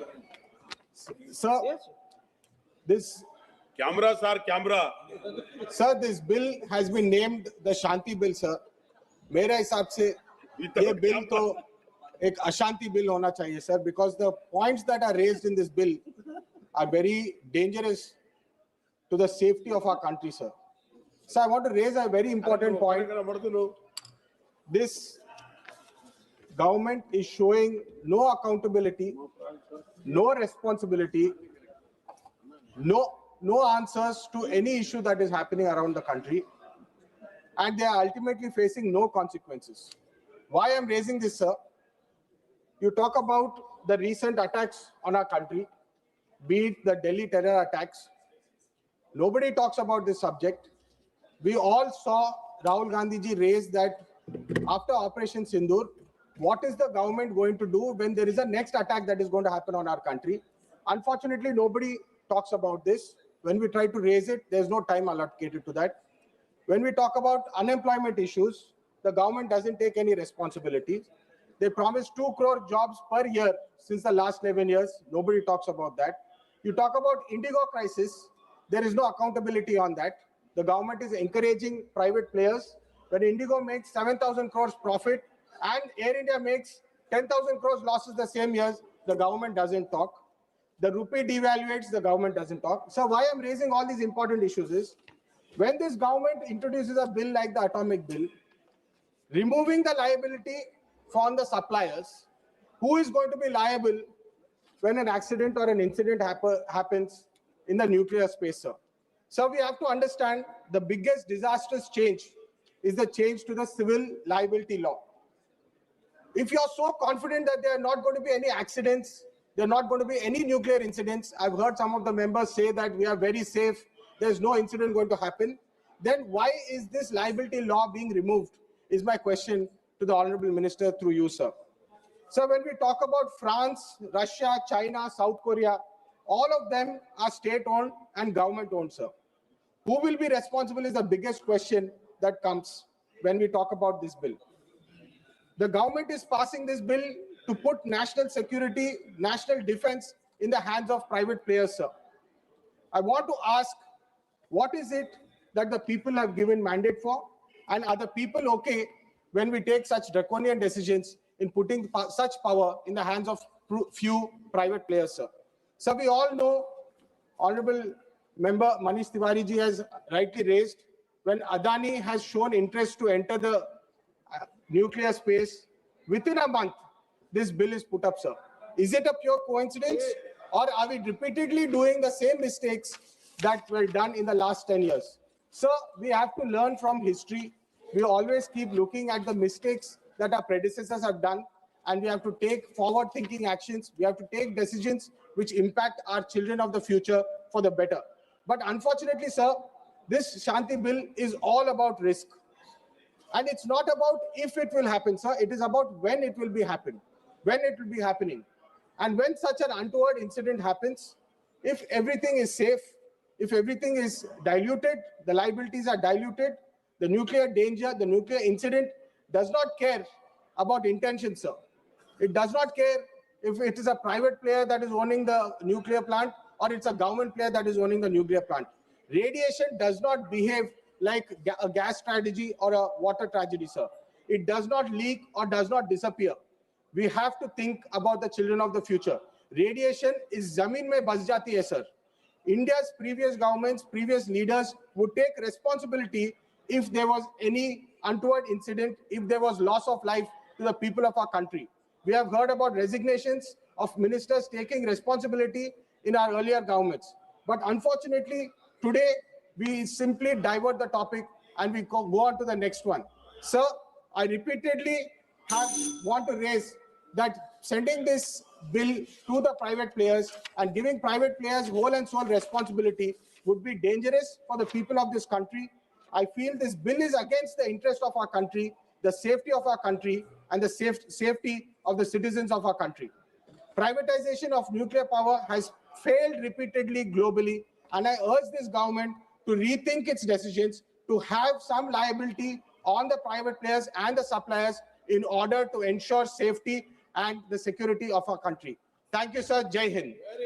माननीय सदस्य श्री अनुप धोत्रे जी.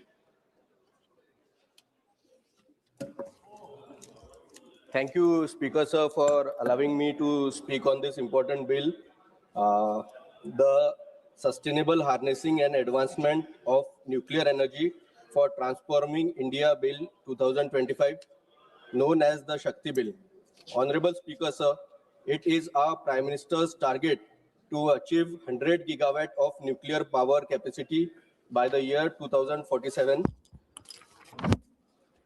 It has been observed in cities like Delhi, located near thermal power plant, experience nearly 30 to 40% of the total pollution due to emissions from coal-based thermal power plants.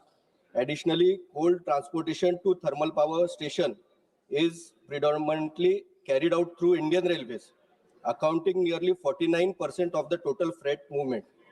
This heavy reliance on coal freight occupies a substantial portion of Indian railway capacity, leading to constraints on passenger train services and the movement of other essential goods. Sir, nuclear power today is no longer merely a source of electricity, it is a strategic national asset. During 2024-25, India generated 56.68 billion units of nuclear electricity, thereby preventing an emission of 56.68 million tons of carbon dioxide in a single year, which was one of the lowest life cycle greenhouse gas emissions. Nuclear energy strongly supports India's commitment in achieving net zero emissions by 2070. Nuclear reactor produce hydrogen by using methods such as electrolysis and advanced thermochemical cycles or hybrid methods. Hydrogen is fuel of automobile industry with zero emissions. So nuclear power also is cost effective and commercially viable. Some of the cheapest electricity in India today is generated by nuclear power plants. The Tarapur Atomic Power Station Unit 1 and 2 generate electricity at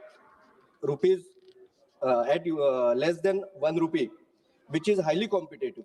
Moreover, a nuclear power operator, NPCIL, is AAA rated company, consistently earns commercial profit, clearly dispelling the notion that nuclear power in India is not an economically viable option. However, the cost of establishing a nuclear power plant in India is approximately 20 crores per megawatt. Therefore, private sector participation is very essential. So the bill replaces outdated legislation with a single, comprehensive and future-ready framework. It strengthens significantly our regulatory oversight, rationalizes civil liability provisions, enable responsible participation with fully safeguarding national interests. It establishes a strengthened Atomic Energy Regulatory Board, which clearly defines power for licensing, safety authorization, inspection, enforcement, emergency response, and public outreach, thereby ensuring transparency and enhancing public confidence. So the BARC has developed TAG24, which stands for Trombe Akola Groundnut 24, a popular and high-yielding groundnut variety through mutation and recombination breeding at its Trombe facilities. This variety was developed by crossing mutant derived from Spanish improved groundnut variety and was achieved in collaboration with Dr. Panjabrao Deshmukh Krishi Vidyapith PDKV, the Agriculture University serving my constituency Akola. This was a successful collaboration and stands a fine example how nuclear science and agriculture research can directly benefit farmers at grassroots level.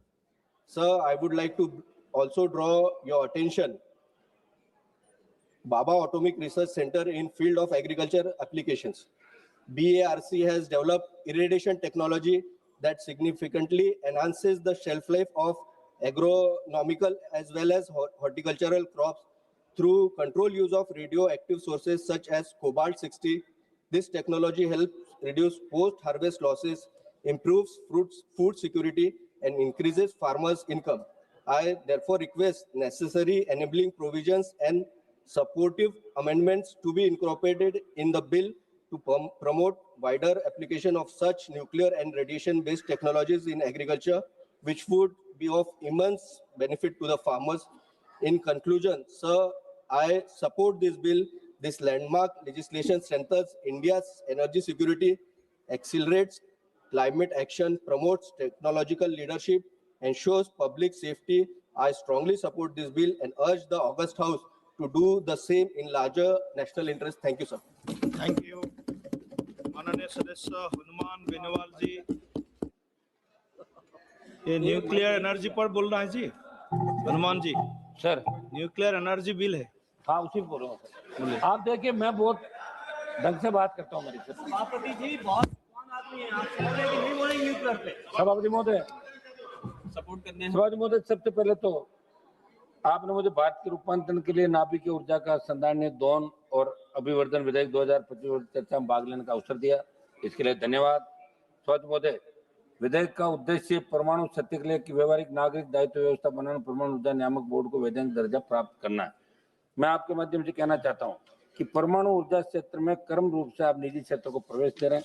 स्वागत महोदय, सरकार ने जो विधेयक लोकसभा में पेश किया है, उसकी जनता, देश की जनता को गहरी शंका और सख्त आपत्ति है, क्योंकि सरकार की मंशा के दूसरे पहलू को देखेंगे तो ये सामने आएगा कि विधेयक केवल एक तकनीकी संशोधन नहीं, बल्कि ये हमारे संवैधानिक सिद्धांतों, जनता की सुरक्षा, तो सरकारी जवाबदारी सिद्धांतों में जड़ से बदलाव का प्रयास। इस विधेयक के माध्यम से सरकार परंपरागत रूप से सार्वजनिक क्षेत्र के अधीन रहे नाभिकीय ऊर्जा पर निजी कंपनियों को खोलना चाहिए। परिवर्तन सिर्फ बाजार खोलने का पसंद नहीं, इसमें जोखिम की प्रवृत्ति, लाइबिलिटी, निगरानी संरचना पूरी तरह बदल जाएगी। स्वागत महोदय, हमें मानते हैं कि निजीकरण की प्रक्रिया पारदर्शी, सख्त और जनता हित की शर्तों पर न हो तो भारी कीमत चुकानी पड़ सकती है।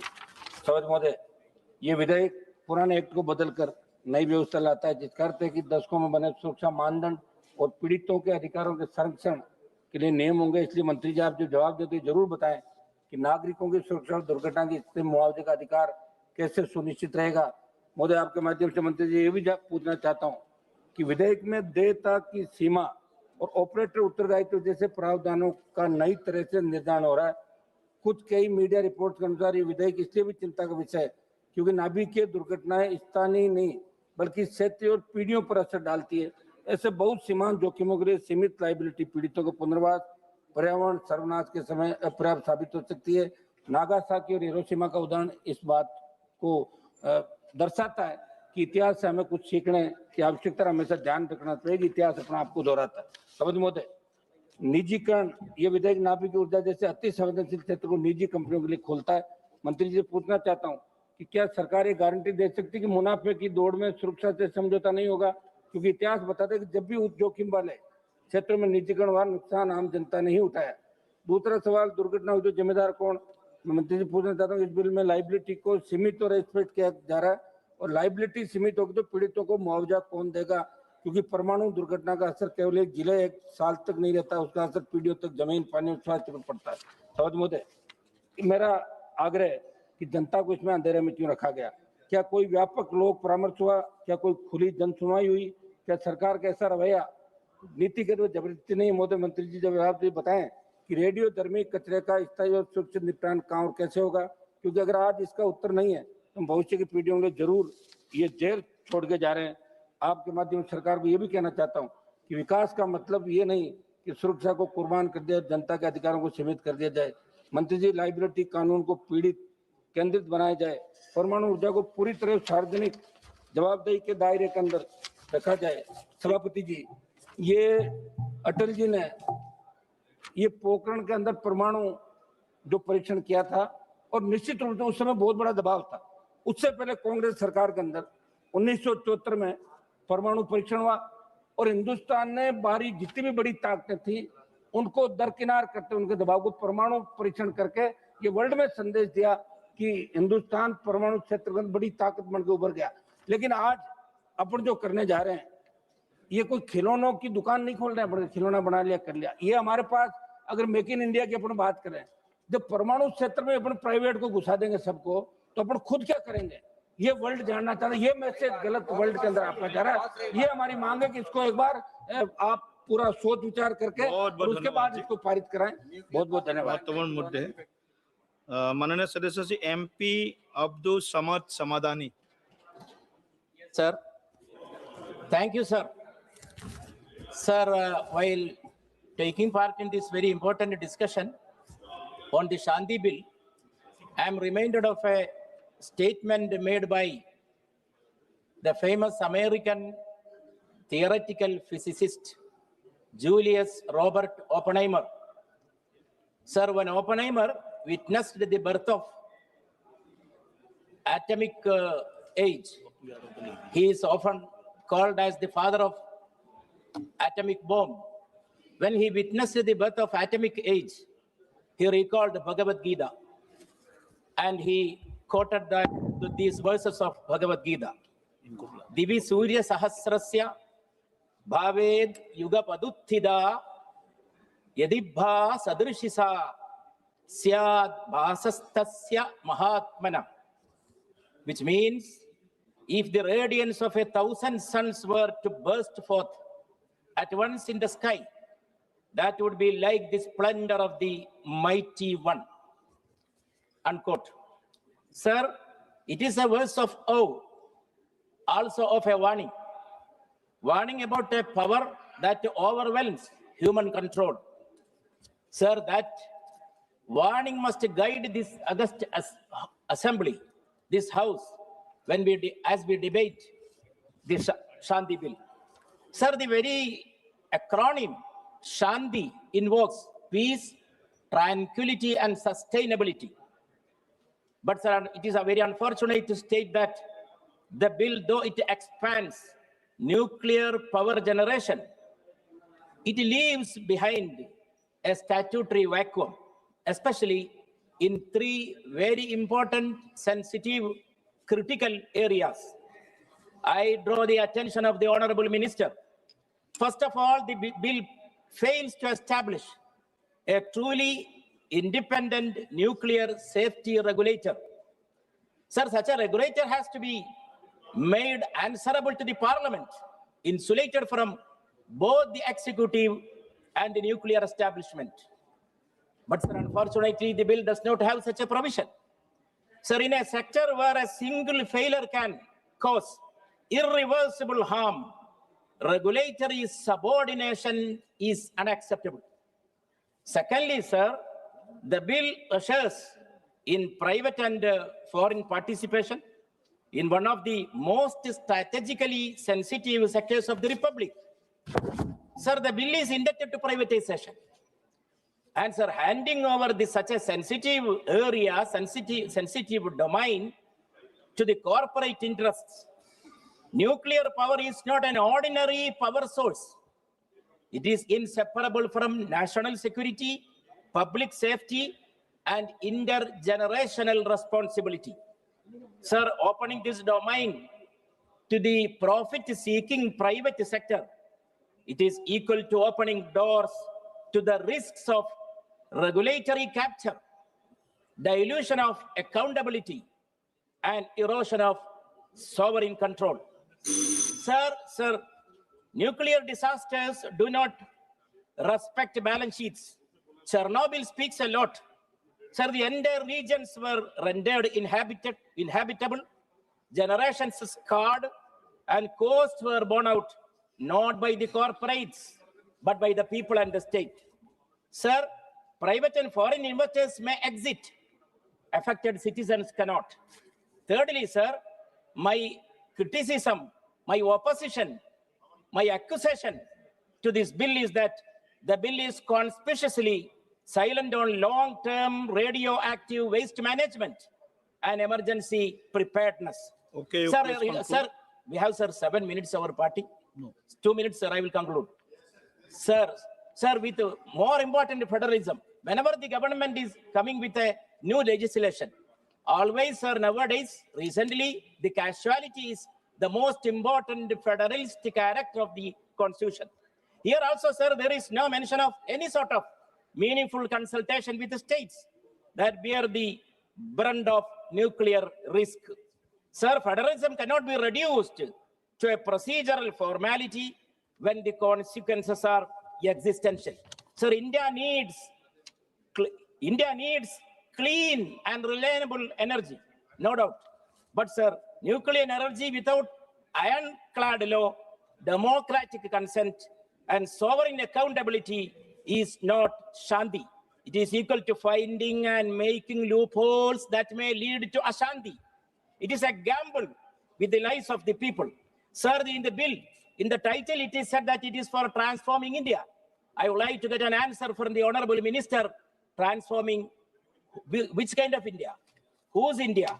And also the bill is, sir, in the introduction, it is stated for the welfare of the people. Welfare of which section of the people? I can't understand. So, sir, for these reasons, I strongly oppose this bill. Thank you, sir. Thank you so much. Shri Pappu Yadav ji. सभापति महोदय, बहुत बहुत धन्यवाद। मेरा सीधा सरकार से है सरकार संसाधनों के मालिक नहीं है, वो ट्रस्टी होते हैं। इस बात का ख्याल रखिए। और लोकतंत्र में सरकार ट्रस्टी होता है, दलाल नहीं हो सकता। मैं बराबर कहता हूं और हमेशा ये शब्द हमारा रहता है कि सरकार जो इंटरप्रेन्योरशिप को बढ़ावा दे रही है या टेंडरप्रेन्योरशिप को बढ़ावा दे रही है। ये अमेरिका और यूरोप आप कहीं जाइए तो सरकार किस चीज को बढ़ावा देती है, इसको पहले आपको समझना चाहिए। योग्यता नहीं, पहुंच देखती है यहाँ की सरकार। अनुभव नहीं, सत्ता से नजदीकी देखी जाती है कि कौन सबसे ज्यादा नजदीक है।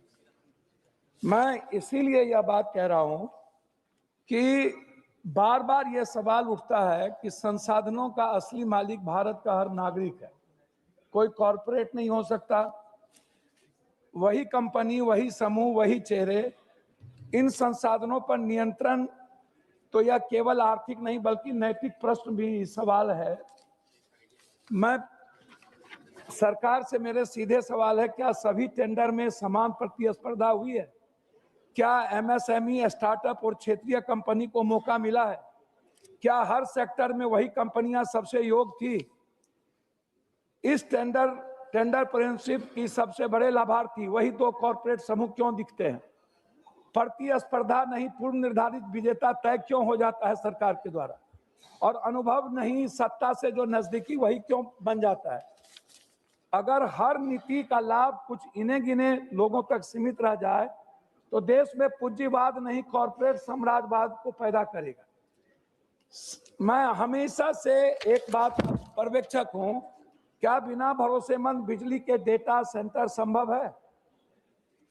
एक बात हमेशा ख्याल रखिएगा कि जनाब, अमेरिका की कुछ चीजें मैं आपको बताना चाहूंगा। एसएमआर बनाम अन विकास, संक्षिप्त तुलना, कोयला, उच्च प्रदूषण, कार्बन दायित्व, लॉजिस्टिक निर्भरता, सौर ऊर्जा, स्वच्छ लेकिन अनियमितता, भूमि गहन, एसएमआर, 24/7 बेस लोड, कर्म भूमि, कम कार्बन, औद्योगिक और डिजिटल विकास के लिए उपयुक्त। भारत के पास विश्व का लगभग 25% थ्योरियम भंडार है। भारत की 3 चरणीय परमाणु नीति, यूरेनियम आधारित रिएक्टर, प्लूटोनियम आधारित रिएक्टर, थ्योरियम आधारित रिएक्टर, एसएमआर में ईंधन रिफ्यूलिंग अंतराल 5 to 10 वर्ष into 7। वैश्विक संदर्भ, अमेरिका, यूके, कनाडा, फ्रांस ने एसएमआर को राष्ट्रीय ऊर्जा रणनीति में शामिल किया। यूरोपीय संघ ने परमाणु ऊर्जा को ग्रीन टैक्सोनॉमी मान्यता दी। अमेरिका में एसएमआर को डेटा सेंटर और एआई इंफ्रास्ट्रक्चर से जोड़ने की नीति बनाई। मैं चाहता हूं कि बिहार एवं पूर्णिया के लिए सीमित भूमि उच्च संभावित मान 4-6 एसएमआर यूनिट पुल 1.5 GW, औद्योगिक क्लस्टर को अस्थिर बिजली, डेटा सेंटर हब की स्थापना, स्थानीय रोजगार और निवेश। इसमें एसएमआर को राष्ट्रीय ऊर्जा नीति में बेस लोड पावर के रूप में मान्यता आप में नहीं है। बिहार को एसएमआर पायलट राज्य के रूप में प्राथमिकता और पूर्णिया को एसएमआर आधारित औद्योगिक एवं डेटा सेंटर हब के रूप में विकसित करना। बार बार मैं इस बात पर बल देता हूं, मैं विरोधी नहीं हूं, कोई भी विपक्ष आपके विरोधी नहीं। डेटा तकनीकी और दूरदृष्टि से बनती है। एसएमआर कोई विकल्प नहीं है, औद्योगिक और डिजिटल भारत की अनिवार्यता है। इसीलिए इसमें मैं आपसे रिक्वेस्ट करना चाह रहा था और इसी बात पर कि अनियमितता ऊर्जा स्रोत से उच्च स्तरीय डिजिटल इंफ्रास्ट्रक्चर संभव नहीं है, जैसे स्मॉल मॉड्यूलर रिएक्टर एसएमआर क्षमता 50-300 MT प्रति यूनिट 7, न्यूक्लियर पावर के कैपेसिटी फैक्टर 90% से अधिक 8। इसके लिए एसएमआर हेतु भूमि आवश्यकता सोलर की तुलना में लगभग 1.10 या उससे कम 9, परिचालन जीवन 60-80 वर्ष 8, कार्बन उत्सर्जन, परमाणु ऊर्जा 12 GCO2 NKWH, कोयला लगभग 820 GCO2 KWH01। ये मैं लास्ट कर रहा हूं अध्यक्ष महोदय। मैं हमेशा से कहता हूं कि पूर्णिया को एक औद्योगिक हब बनाया जाए, डेटा सेंटर, परमाणु ईंधन को लेकर भ्रम न फैलाया जाए। मैं लास्ट कर रहा हूं। मेरा आपको है कि ऊर्जा सुरक्षा डर से नहीं दृष्टि से चलता है। आप डर से मत चलाइए। मैं लास्ट कर रहा हूँ, 1 मिनट। उमास भाई पटेल, लास्ट 1 मिनट। चिंता जो है दुर्घटना प्लीज कंक्लूड सर, स्थानीय जनता की समिति निजी जेल की भूमिका। थैंक यू सर एक माइक और ये सबसे इम्पोर्टेंट। माननीय अध्यक्ष महोदय, मैं शांति विधेयक पर अपने विचार रखने के लिए खड़ा हुआ हूँ। ये विधेयक भारत के परमाणु ऊर्जा क्षेत्र का निजी क्षेत्र के लिए खोलने का प्रस्ताव करता है, जो सरकारी एकाधिकार को समाप्त कर प्राइवेट कंपनियों की भागीदारी की अनुमति देगा। भारत के परमाणु कार्यक्रम के संस्थापक डॉक्टर होमी भाभा जी ने एक बार कहा था कि अविकसित देशों के पूर्ण औद्योगिकरण हमारी सभ्यता की निरंतरता और उसके आगे के विकास के लिए परमाणु ऊर्जा केवल एक सहायक साधन ही नहीं बल्कि एक अनिवार्यता है, और परमाणु ऊर्जा के उपयोग का ज्ञान मानव इतिहास के एक नए युग का प्रतीक है। इस विधेयक के माध्यम से हम उस दृष्टि को साकार करने की दिशा में कदम बढ़ा रहे हैं, लेकिन सावधानी पूर्वक। महोदय जी, यह विधेयक भारत की ऊर्जा सुरक्षा को मजबूत करने की क्षमता रखता है। वर्तमान में भारत में 24 परमाणु रिएक्टर कार्यरत है, जिनकी कुल स्थापित क्षमता 8,180 मेगावाट है, जो देश की कुल बिजली उत्पादन का मात्र 2% से भी कम है। निजी क्षेत्र की भागीदारी से $26 मिलियन का निवेश आ सकता है, जिससे 2040 तक 11,000 मेगावाट की नई क्षमता जुड़ सकती है और 2047 तक 100 गीगावाट का लक्ष्य प्राप्त करने में मदद मिलेगी। इससे पूंजी का प्रवाह बढ़ेगा, विदेशी तकनीक का आदान प्रदान होगा, जैसे कि अमेरिका और फ्रांस में प्राइवेट कंपनियों की भागीदारी से नवाचार हुआ है, और ऊर्जा क्षेत्र में नवाचार को बढ़ावा मिलेगा। यह रिन्यूएबल एनर्जी की सीमाओं को, जैसे मौसम पर निर्भरता को पूरा करेगा, कोयला आयात पर निर्भरता कम करेगा, जो वर्तमान में 80% ऊर्जा आवश्यकताओं को पूरा करता है, और ये आर्थिक विकास को गति देगा। उद्योग जगत और विदेशी भागीदारी के लंबे समय से चली आ रही मांगों को ये विधेयक संबोधित करेगा, जिससे स्वच्छ ऊर्जा लक्ष्यों की प्राप्ति का वरदान होगा। महोदय, हालांकि परमाणु ऊर्जा में सुरक्षा और पर्यावरण से संबंधित जोखिम बहुत अधिक है। निजी क्षेत्र के लाभ को प्राथमिकता दे सकता है, जिससे सुरक्षा मानकों में कमी आ सकती है। पिछले हादसे जैसे कि चेरनोबिल और जापान का फुकुशिमा हमें सतर्क करते हैं, जहां रेडियो एक्टिव लीक से लाखों लोग प्रभावित हुए थे और पर्यावरण को लंबे समय तक नुकसान पहुंचा था। भारत में भी रेडियो एक्टिव सामग्री चोरी की कई मामले सामने आए हैं, जो प्रोलिफरेशन के जोखिम को बढ़ाते हैं। साथ ही परमाणु कचरा प्रबंधन और पीड़ितों के मुआवजे में पारदर्शिता सुनिश्चित होनी चाहिए। विधेयक में विदेशी नियंत्रण पर रोक अच्छी है, 49% की सीमा, लेकिन क्या भारतीय कंपनी पर्याप्त रूप से तैयार है? महोदय जी, ऑटोनॉमिक एनर्जी रेगुलेटरी बोर्ड की क्षमता भी सीमित है और प्राइवेट भागीदारी से नए जोखिम जैसे साइबर अटैक या आतंकवाद का खतरा बढ़ सकता है। महोदय जी, मैं कुछ ठोस सुझाव देना चाहता हूँ। ऑटोनॉमिक एनर्जी रेगुलेटरी बोर्ड को पूरी तरह स्वतंत्र रखे और उनके लिए पर्याप्त बजट वर्तमान में जो है उनसे दुगुना तथा विशेषज्ञों की नियुक्ति करे, ताकि वह प्राइवेट प्रोजेक्ट की निगरानी प्रभावी ढंग से कर सके। सुरक्षा प्रावधानों को और मजबूत करें, नियमित ऑडिट, जन सुनवाई और पर्यावरण प्रभाव मूल्यांकन। सर, मैं 5 मिनट दिया, मैंने 3 ही मिनट हुआ। 1 मिनट में कंप्लीट अनिवार्य करें। साथ ही स्मॉल मॉड्यूलर रिएक्टर के लिए विशेष गाइडलाइन बनाए। निजी भागीदारी में 49% की विदेशी हिस्सेदारी को सीमा को बनाए रखे, लेकिन पारदर्शी निविदा प्रक्रिया लागू करें ताकि भ्रष्टाचार न हो। प्राइवेट कंपनियों को न्यूक्लियर फ्यूल और रिएक्टर ऑपरेशन से दूर रखे, केवल इंफ्रास्ट्रक्चर और लॉजिस्टिक तक ही सीमित रखे। इन सभी बिंदुओं के साथ मैं सरकार से आग्रह करता हूं कि सभी आवश्यक विवरण सदन के समक्ष रखे, उचित और तर्कसंगत सार्थक चर्चा के माध्यम से चिंताओं का समाधान करें और ये सुनिश्चित करें कि ये विधेयक भारत के परमाणु कार्यक्रम की गौरवशाली विरासत को आगे बढ़ाते हुए भविष्य की आवश्यकताओं के लिए जिम्मेवारी तैयार करे। अंत में ये विधेयक अगर सही ढंग से लागू हुआ तो भारत को ऊर्जा स्वतंत्र बना सकता है, लेकिन सुरक्षा के साथ कभी भी समझौता न करे। धन्यवाद। Thank you. Shri Chandrashekhar, honourable member. धन्यवाद सभापति जी। नाभिकीय ऊर्जा कोई साधारण क्षेत्र नहीं है, यह सीधे सीधे जन सुरक्षा, पर्यावरण और आने वाली पीढ़ियों से जुड़ा विषय है। ऐसे संवेदनशील क्षेत्र में निजी कंपनियों को प्रवेश देना गंभीर चिंता का विषय। सरकार कहती है कि निजीकरण से दक्षता आएगी, लेकिन मेरा प्रश्न है, यदि दुर्घटना होगी तो जवाबदेह कौन होगा और पीड़ितों को न्याय कैसे मिलेगा? यह विधेयक कॉर्पोरेट को सुरक्षा और जनता को असुरक्षा देता है। सरकार कहती है कि नियामक बोर्ड में वैधानिक दर्जा दिया जाता गया है, लेकिन खंड 7 से और 20 देखे, नियुक्तियां सरकार करेगी, शक्तियां सरकार तय करेगी, हटाने के अधिकार भी सरकार के पास होगा। तो मेरा प्रश्न है, क्या ऐसा नियामक वास्तव में स्वतंत्र होगा? नियामक संस्था को वैधानिक दर्जा देना पर्याप्त नहीं है। सवाल यह है कि वह सरकार और निजी कंपनियों से स्वतंत्र होगी। सभापति जी, हम SC/ST के प्रतिनिधि के तौर पे यहाँ हैं। पिछले जितने सेक्टर प्राइवेट हुए हैं उनसे SC/ST OBC के कर्मचारियों को चुन चुन के निकाल दिया प्राइवेट सेक्टर के लोगों ने। तो जब ये प्राइवेट हो जाएगा, निजी क्षेत्रों में चला जाएगा, SC/ST OBC कर्मचारियों के अधिकारों की रक्षा होगी, इस बात की गारंटी सरकार को देनी चाहिए।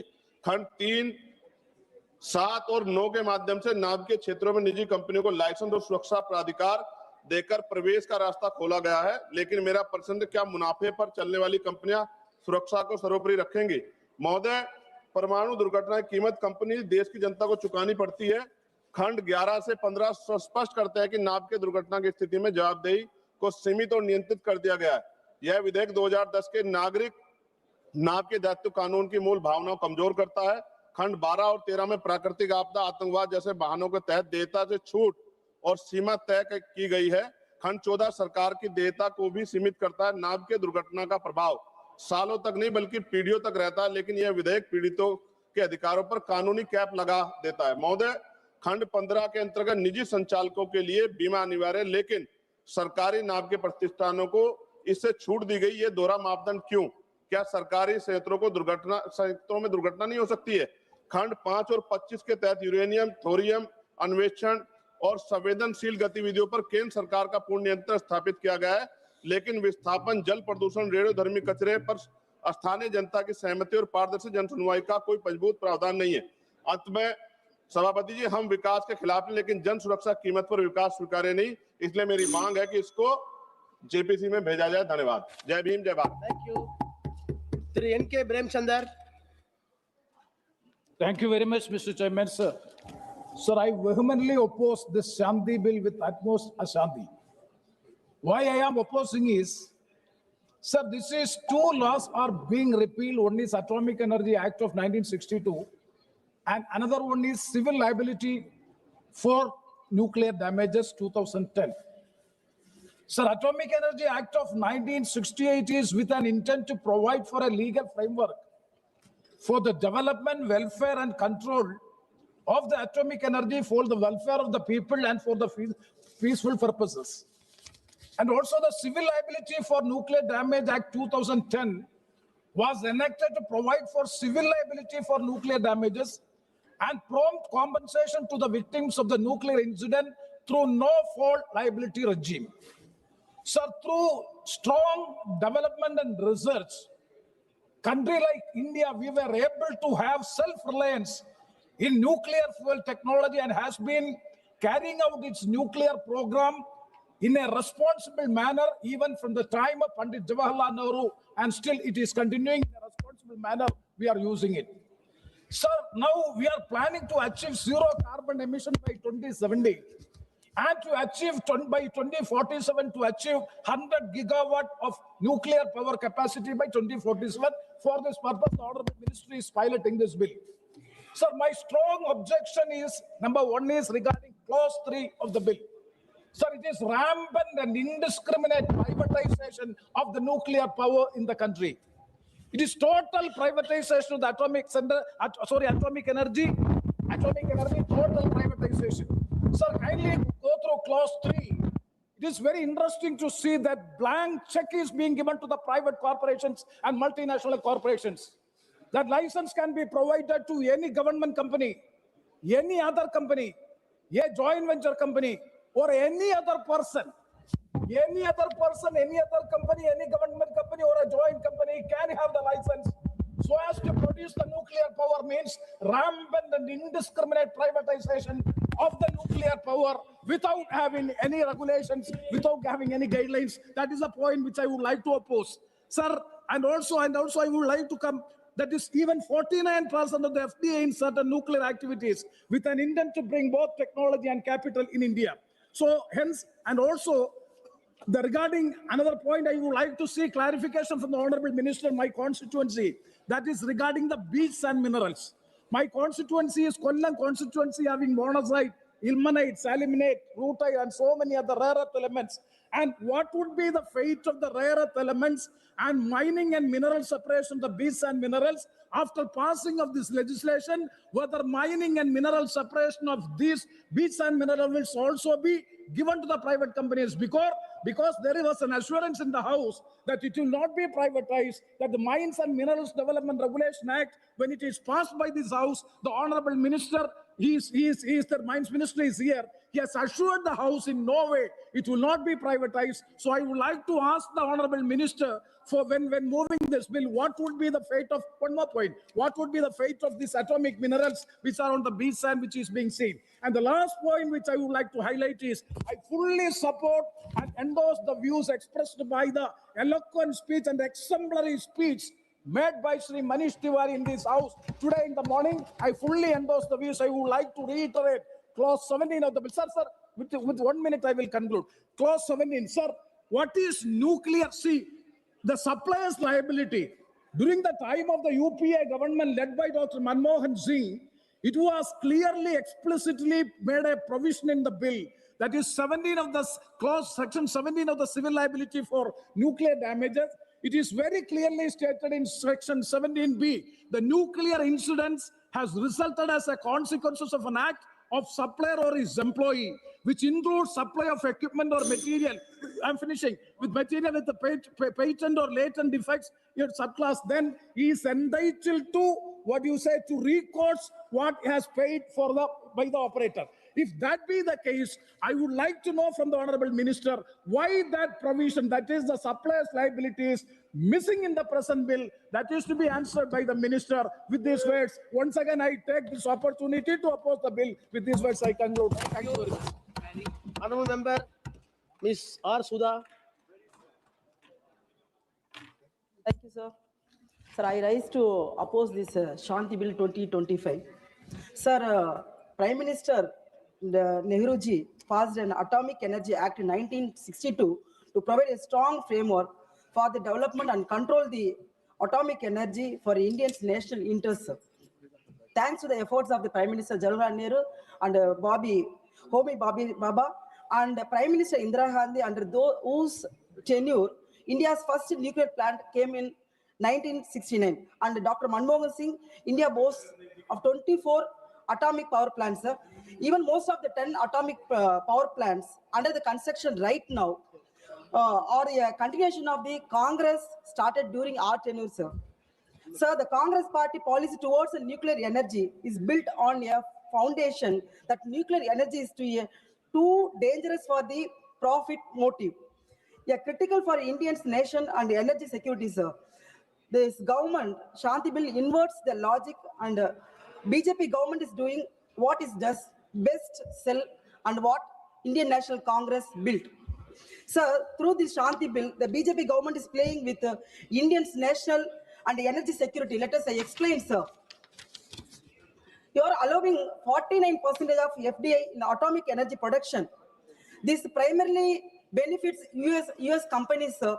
Are you doing this as a sweeten before the US-Indian deal, or you seek more validation from President Trump, who slapped India with 50% of tariff and supported Pakistan after Operation Sindoor? In case of nuclear accidents, God forbid, sir, you will calculate the valuation of compensation for potential victims for the year of 2010. Plus, this government is limiting liability at a paltry of 3,000 crores, sir, if there is a nuclear accident. Compare this with rupees 16 lakh crore cost of real world disasters like Fukushima in Japan. Sir, under the class 12, this government has given a total waiver of compensation. Total waiver of compensation is nuclear material stolen for terrorism. Why is this Modi government is showing very soft corner towards the terrorism, sir? After this Sindoor happened, we are not learned any lesson. This government is not answerable for this country. They almost bunged this parliament to discuss about the Operation Sindoor, sir. When our Rahul Gandhi, Sri Rahul Gandhi and our Priyanka Gandhi and our parliament members requested to discuss about the Sindoor, this treasury bench denied that, sir. The Shanti Bill is also a war of federalism. A security reason, nuclear plants will built away from Pakistan and China missiles. So mostly in south, what happened is there a nuclear disaster. Under this bill, and central government has limited liability and private companies have even less. Sir, class 14 of this bill, sir, this government Shanti is a shameless attempt to turn the Indian taxpayer into a permanent free insurance for private nuclear corporations, sir. And Prime Minister Modi ji is a suit boot friends. Finally, sir, section 81, Shanti Bill bars the jurisdiction of civil courts over matters decided under the bill. Section 82 further shields the government from legal proceedings for any disaster, sir. So, this government is handing over the fruits of, 70 years of publicly funded research and nuclear development built by successive Congress governments under global sanction to private entities. The temples of modern India are being sold to the traders of New India. Sir, Mahatma Gandhi, இந்த தேசத்திற்காக சுதந்திரத்தை பெற்று தந்தார். அவர் பெயரை 100 நாள் வேலை வாய்ப்பு திட்டத்தில் நீக்குகிறார்கள். இந்த தேசத்தின் பொருளாதாரத்தை கட்டமைத்தவர் நேரு அவர்கள். அவர்கள் வரலாற்றை மறைக்க நினைக்கிறார்கள். இந்த தேசத்தின் வலிமையை உலகுக்கு பறைசாற்றினார்கள் இந்திரா காந்தி அவர்கள். அவர்களுடைய புகழை மறைக்க நினைக்கிறார்கள். இந்த தேசத்தின் வலிமையையும் பொருளாதாரத்தையும் தொழில்நுட்பத்தையும் அடுத்த தளத்திற்கு எடுத்து சென்ற ராஜீவ் காந்தி அவர்களின் புகழை மறைக்க நினைக்கின்றார்கள். ஆனால் இந்த தேசத்திற்கு மக்கள் அத்தையும் பார்த்து கொண்டிருக்கின்றார்கள். இந்த சட்டம் என்பது இந்திய மக்களின் மனித குலத்திற்கு எதிரான இப்படி ஒரு சட்டம் வரும் பட்சத்தில் இந்திய தேசத்திற்கு ஒட்டுமொத்த மக்களும் இந்த அரசாங்கத்தின் மக்கள் விரோத செயலை மறக்க மாட்டார்கள். குறிப்பாக திருப்பரங்குன்றத்தில் இருக்கிற முருகன் கூட இவர்களை வதம் செய்வார்கள். கோட்சேவின் மரபணுவாக இருக்கின்ற அவர்கள் செய்கின்ற ஒவ்வொரு குற்றத்தையும் கடுமையாக இந்த தேசத்தில் இருக்கின்ற மக்கள் எதிர்க்க போகின்றார்கள். RSS சித்தாந்தத்தையும் அவர்களின் எண்ணங்களையும் இந்த தேசத்துக்கு எதிரான பொருளாதார திட்டங்களையும் ஒட்டுமொத்தமான மக்கள் இணைந்து நாங்கள் போட போகின்றோம்.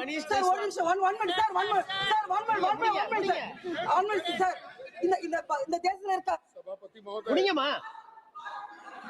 RSS சித்தாந்தத்தையும் பிஜேபியின் ஐடியாலஜியும் கொன்று ஒழிக்க போகிறார்கள். அதில் எந்த அளவும் सभापति महोदय, भारत के न्यूक्लियर प्रोग्राम के प्रोधा होमी भाभा जी और विक्रम साराभाई जी को नमन करते हुए मैं ऐसा चर्चा के में अपने भाग ले की शुरुआत करता हूं। आज इस सदन पे जिस विधेयक पर चर्चा कर रहे हैं वह केवल ऊर्जा क्षेत्र से संबंधित एक साधारण विधेयक नहीं है, बल्कि यह भारत के भविष्य, उसकी ऊर्जा सुरक्षा, आर्थिक विकास और पर्यावरणीय उत्तरदायित्व से सीधा जुड़ा हुआ एक दूरदर्शी और परिवर्तनकारी विधेयक है। यह विधेयक, जिसे संक्षेप में शांति बिल का नाम दिया गया है, अपने नाम की तरह ही भारत के लिए शांति, स्थिरता और सतत विकास का मार्ग प्रदर्शित करता है। अध्यक्ष महोदय, मैं सुबह से आज जब इस हाउस में हूं और इस बिल पर चर्चा करते हुए अपने विपक्ष के सारे साथियों पर एक ही चीज देख रहा हूं कि उनमें भय का वातावरण है। लेकिन मैं ये पूछना चाहता हूं कि उनको ऐसा क्यों लग रहा है कि इसमें सुरक्षा और दुर्घटना का ही केवल समावेश होगा? क्या भय में जीते रहना किसी राष्ट्र का भविष्य तय हो सकता है? सभापति महोदय, देश ये नहीं भूला है कि किस प्रकार से इंदिरा गांधी जी के समय भारत पर बाहरी शक्तियों का दबाव रहता था, जिसके कारण परमाणु परीक्षण के विषय पर हमें बार बार झुकने को मजबूर होना पड़ता था।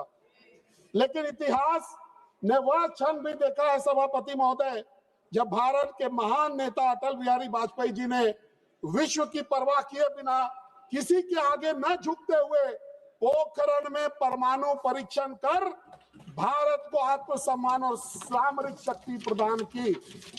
अध्यक्ष महोदय, कांग्रेस के इस भय के कारण 25 साल तक इस निर्णय को लंबित रखा गया। देश ये जानना चाहता है कि इस निर्णय में देर क्यों हुआ। अध्यक्ष महोदय, डर की परिभाषा अगर आप कांग्रेस के शब्दकोश में देखेंगे अध्यक्ष महोदय, तो आजादी से आज तक अगर आप देखें तो हमने चीन को अपनी जमीन दी क्योंकि कांग्रेस का उस समय का नेतृत्व डरता था। हमने पाकिस्तान को अपनी जमीन दी क्योंकि कांग्रेस का उस समय का नेतृत्व करता डरते थे। सभापति महोदय, अगर केवल दुर्घटना के डर से निर्णय लेने बंद कर दिए जाए सभापति महोदय, तो क्या कोई व्यक्ति घर से बाहर निकलेगा? क्या सड़क दुर्घटनाओं के डर से सड़कें बंद कर दी जानी चाहिए? क्या विमान दुर्घटनाओं के डर से हवाई यात्राएं रोक दी जानी चाहिए? अध्यक्ष महोदय, ये बात कांग्रेस के साथियों को समझना चाहिए। सच्चाई यह है कि आधुनिक भारत ने हर क्षेत्र में दुर्घटनाओं पर नियंत्रण की क्षमता विकसित की है और मोदी जी के राज में इसके पीछे मजबूत नीतियां, तकनीकी और जवाबदेह शासन है। अध्यक्ष महोदय,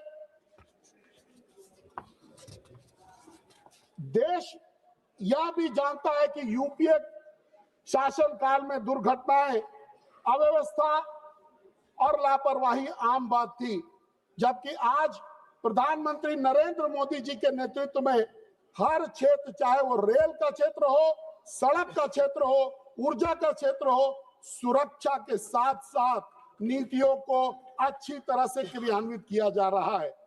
आज विपक्ष का काम नीति पर सुझाव देना कम और डर दुष्प्रचार फैलाना अधिक हो गया है। लेकिन मोदी सरकार डर के आधार पर नहीं अध्यक्ष महोदय, तथ्य, विज्ञान और उत्तरदायित्व के आधार पर निर्णय लेती है। और यही कारण है आज हम परमाणु क्षमता में भी बढ़ रहे हैं, देश को सशक्त बना रहे हैं और सुरक्षा से कोई समझौता नहीं कर रहा। तो शुरू किए, 1 मिनट तो देना पड़ेगा अध्यक्ष महोदय, 1 मिनट तो देना होगा। ऐसा नहीं कर सकते अध्यक्ष महोदय।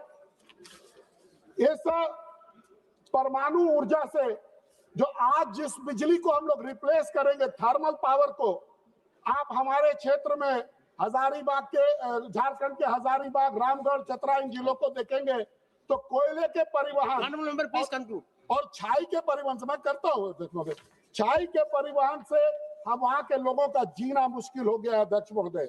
आज इस ऊर्जा से जो है हम लोगों का जीवन अध्यक्ष महोदय में सुधार आएगा।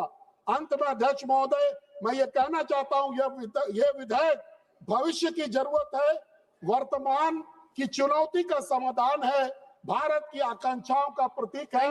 मैं इस विधेयक का पुरजोर समर्थन करता हूं। धन्यवाद। Thank you. नमस्कार। पुष्पेंद्र सरोज।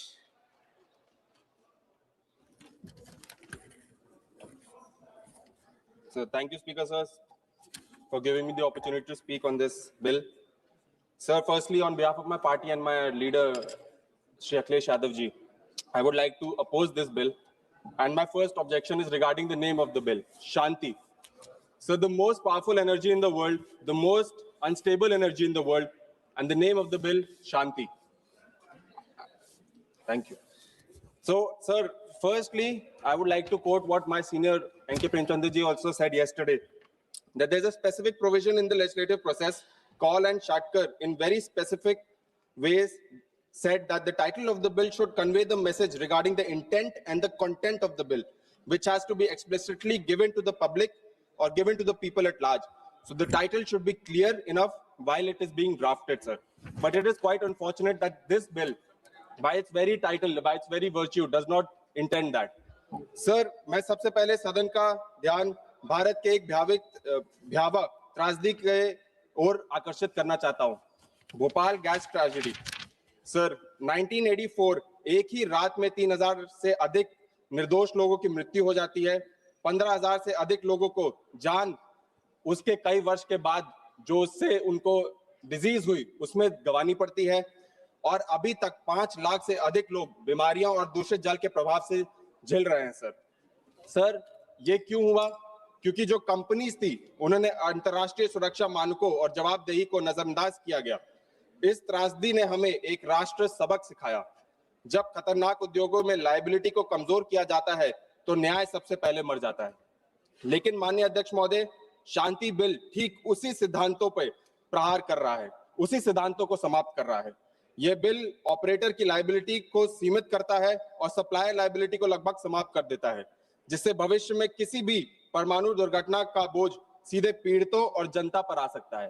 सर, जो कैप 3000 करोड़ का लगाया गया, उससे मैं उदाहरण के रूप में देना चाहता हूं that the Bhopal gas tragedy, that time the losses were 4000 crores, sir.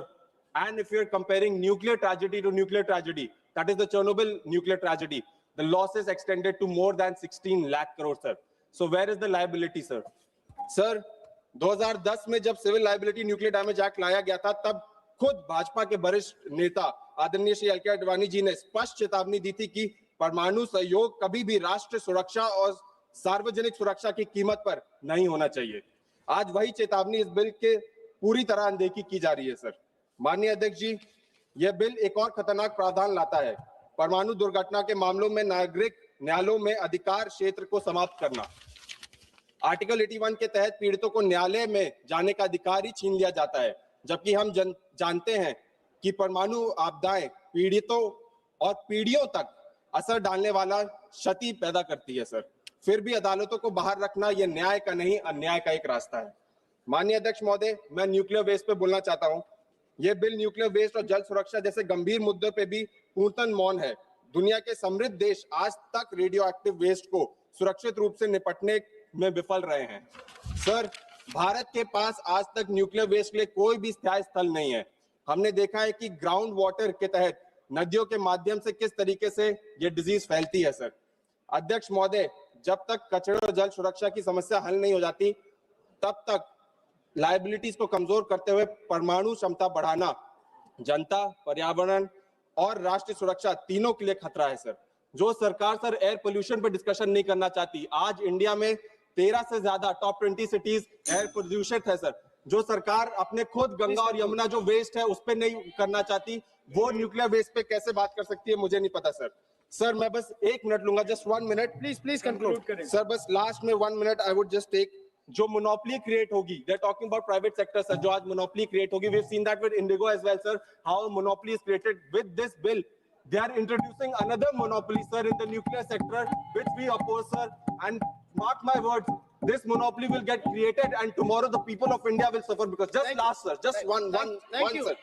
Sir, I would like to tell this government, we might have political differences, we might have ideological differences, but in the national interest, we are with you. But don't make this about companies. Don't make this about privatization. Thank you. We are with you, sir. But just last. Sir, हमारे गांव, in villages we say when the people don't do, when the MPs don't do any work, they change the name of पुराने MPs.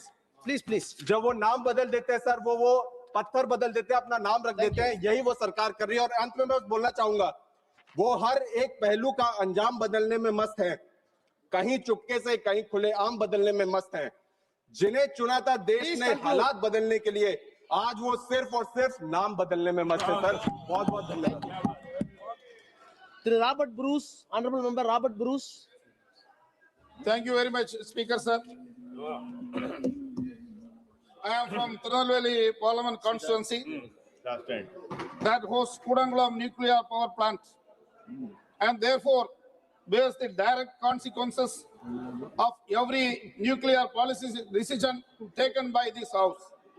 For my constituency, sir, nuclear policy is not a white paper. It is a daily life of my people. Hence, I am strongly opposing this policy, sir. That means, while I am saying this, don't think that the Indian National Congress is not anti-science, not anti-technology, and not anti-nuclear energy. Sir, this bill concentrates extraordinary powers to the hand of the union government. For example, even for land acquisition, which is vested with the state governments, this bill takes care of land acquisitions also.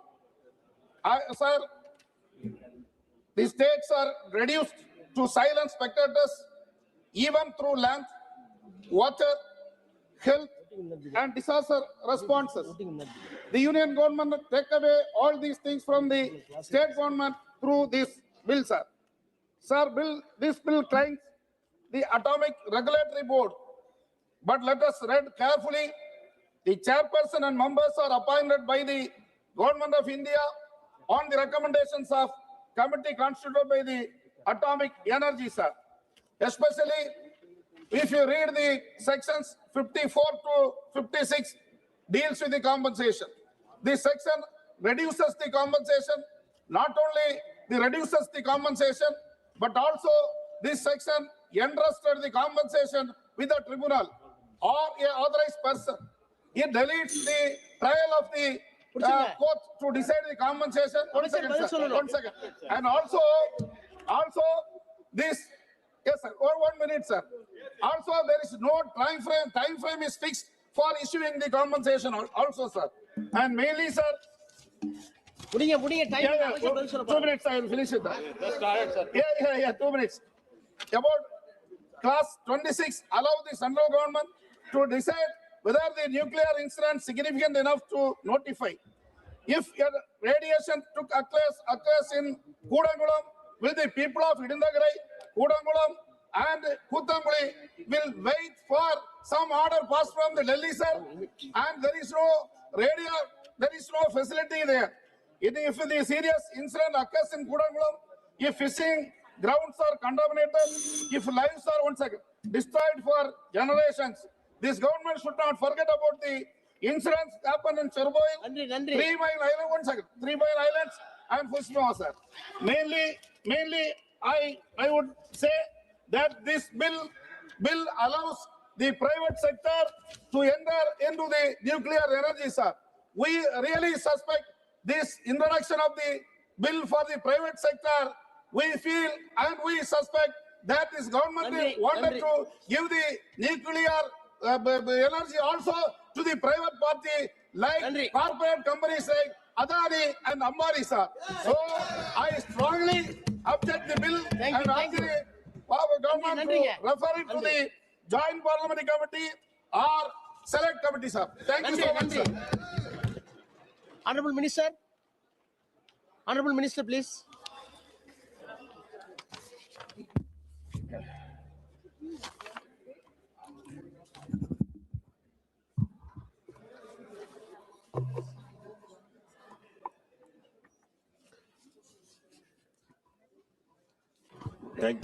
Thank you, Speaker, sir. At the outset, I have to thank the honorable members. इस bill का title था शांति, and I have to compliment you all for living up to this title in the letter and spirit of the title. बड़ा शांति पूर्वक ये सारी चर्चा संपन्न हुई है, इसके लिए धन्यवाद भी और बधाई भी। इससे पहले कि मैं कुछ आगे कहूं, माननीय जिन सदस्यों ने इसमें भाग लिया उनका नाम लेते हुए उनका धन्यवाद करना है। मनीष तिवारी जी, हमारे मित्र, शशांक जी, सौगत राय दादा, अरुण नेहरू जी, कृष्णा प्रसाद जी, सुप्रिया सुले जी, अरविंद सावंत जी, शशि थरूर जी, शंकर लालवानी जी, दरियाशील राव जी, प्रतिमा मोंटाल जी, शशिकांत सेंथिल जी, वीरेंद्र सिंह जी, सचिदानंदम जी, रविंद्र नारायण जी, वाईएस अविनाश रेड्डी जी, सुधाकर सिंह जी, चंदन चौहान साहब, सुदामा प्रसाद, शर्मिला सरकार जी, वांसी कृष्णा गदा, अनूप संजय दोत्रा, हनुमान बेनीवाल जी, सामदानी साहब, पप्पू यादव जी, प्रेमचंद्रन जी, बाबू भाई पटेल, चंद्रशेखर जी, सुधा जी, मनीष जायसवाल जी, पुष्पेंद्र जी, सबने अपने अपने ढंग से अपनी बात रखने का प्रयास किया है। रॉबर्ट क्रूज, सॉरी, मैंने ये सब बिंदु लिखित में अपने पास रखे हैं, लेकिन क्योंकि अध्यक्ष महोदय का ये कहना था कि ये तमाम बिंदुओं पर विस्तार में तफसील में बात उत्तर में आए, इसलिए उस बात का लाभ लेते हुए और साथ ही साथ कुछ एक बातों का उत्तर देने का प्रयास करूंगा चंद एक मिनटों में। लेकिन शायद बिंदु ना रखने के वजह से ये भी हुआ कि बहुत सारे मित्रों की ओर से कुछ ऐसी observations I which were contrary to the facts in the bill itself. Some observations which are also self-contradictory. Some observations which were possibly appearing to have been misinterpreted. I don't know whether by design or default or out of ignorance. और कुछ एक, चूंकि अगर मुझे आरंभिक समय में ज्यादा वक्त मिलता तो मैं वजाहत करता कि मुख्य तौर पर दो प्रावधान थे न्यूक्लियर एनर्जी को लेकर के। जैसे मनीष जी ने भी कहा, एटॉमिक एनर्जी एक्ट 1962 और CLND 2010। बीच में एटॉमिक एनर्जी रेगुलेटरी बोर्ड का गठन किया गया एक एग्जीक्यूटिव सब ऑर्डर के तहत, जिसको अब स्टैट्यूटरी बॉडी का दर्जा दिया जा रहा है। अब इस नए प्रावधान को लाते हुए नई व्यवस्थाओं को स्थापित करने के बजाय या उनमें परिवर्तन करने के बजाय ये मुनासिब समझा गया कि एक कॉम्प्रिहेंसिव नया बिल लाया जाए जिसमें इन सभी प्रावधानों की भी जगह रहे और जो समय के अनुसार जो जरूरतें हैं उसके मुताबिक उनको एड्रेस भी किया जाए। इसलिए बहुत कुछ ऐसा है अध्यक्ष जी इस बिल में जो पहले से ही मौजूद था। अब in the haste sometimes to oppose the treasury benches हम कभी कभी भूल जाते हैं कि कुछ एक ऐसे प्रावधान है जिनका हमने विरोध किया जो हमारे ही लाए हुए। अब बार बार ये कहा गया कि आप सरकारी रिएक्टर्स को इंश्योरेंस के कवर में क्यों नहीं लाते। ये सच है, सभी मान्य सदस्यों ने नेहरू जी को श्रेय दिया, हम भी देते हैं, लेकिन ये भी सच है कि जो पहला रिएक्टर स्थापित हुआ था इस देश में उसका नाम था अप्सरा रिएक्टर। वो भाभा एटॉमिक रिसर्च सेंटर में कायम हुआ था, साल 1956 का था। देश के प्रधानमंत्री कौन थे आप सब जानते हैं, और उसको इंश्योरेंस कवर में ना रखने का निर्णय लिया गया था। 1956 में प्रधानमंत्री कौन थे, और उसके पीछे शायद ये भाव था कि ये रिसर्च रिएक्टर है, इसको it is not a commercial purpose और फॉर पब्लिक यूज। उसके बाद ये कहा गया कि atomic energy regulatory board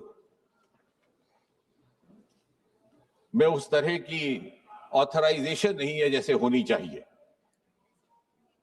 Manish ji ने भी कहा, दूसरे मान्य सदस्यों ने भी कहा। हकीकत यह है कि एटॉमिक एनर्जी रेगुलेटरी बोर्ड स्थापित किया सन 1983-84 में। तो प्रधानमंत्री कौन थे? श्रीमती इंदिरा गांधी जी। हमने तो इसको स्टैट्यूटरी बनाया है, बल्कि इसको और मजबूत रुतबा देने का प्रयास किया है। तो यानी इंश्योरेंस की बात भी पंडित जी की समझ से आई, आप ही ने इनकी तारीफ की।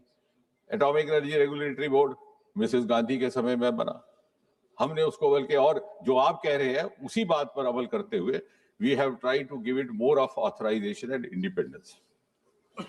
फिर ये कहा गया कि CLND में जो परिवर्तन आ रहे हैं इसमें कैपिंग क्यों है।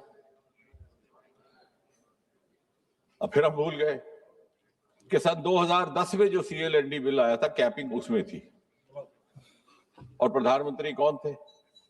डॉक्टर मनमोहन सिंह।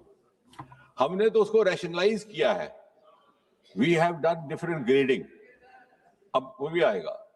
और फिर ये कहा गया कि what has the size of the reactor got to do.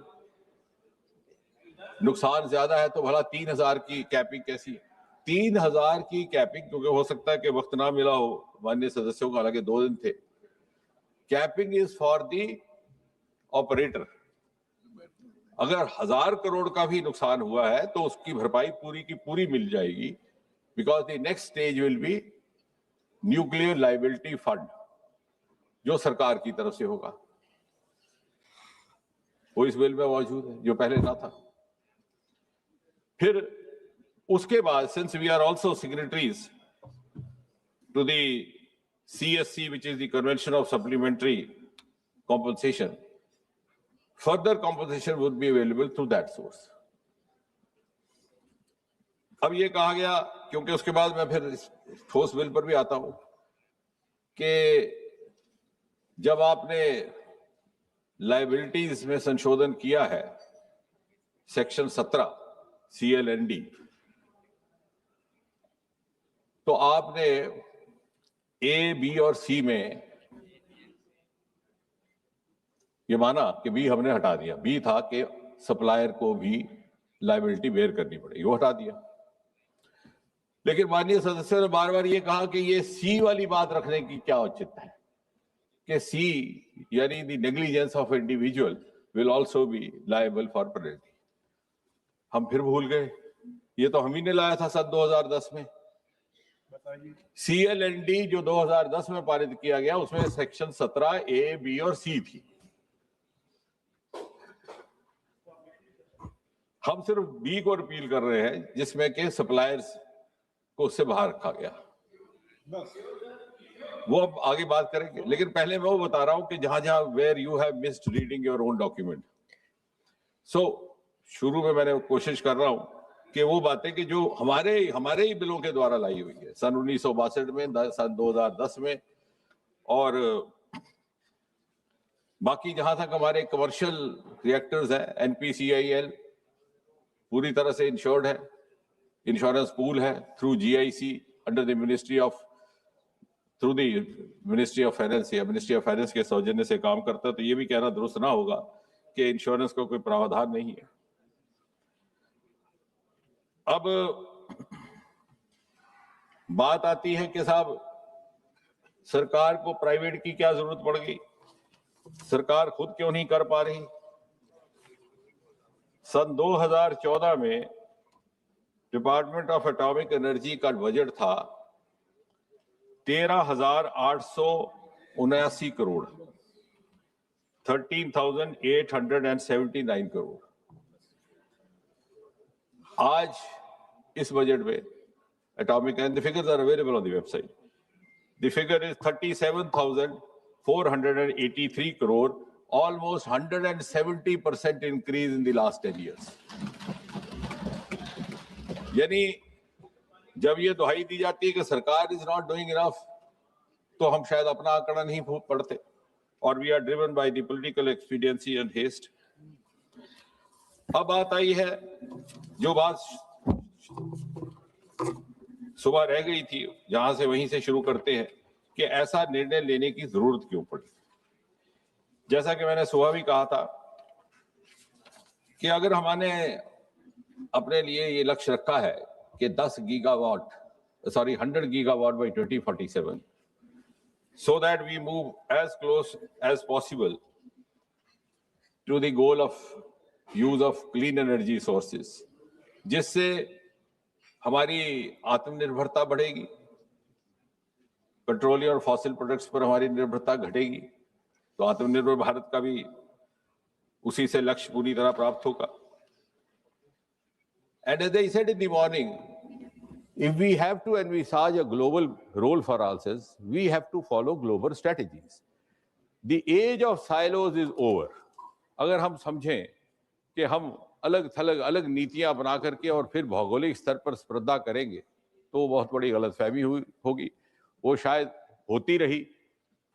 गत कुछ वर्षों में प्रधानमंत्री मोदी जी के नेतृत्व में उसे दुरुस्त करने का प्रयास किया गया।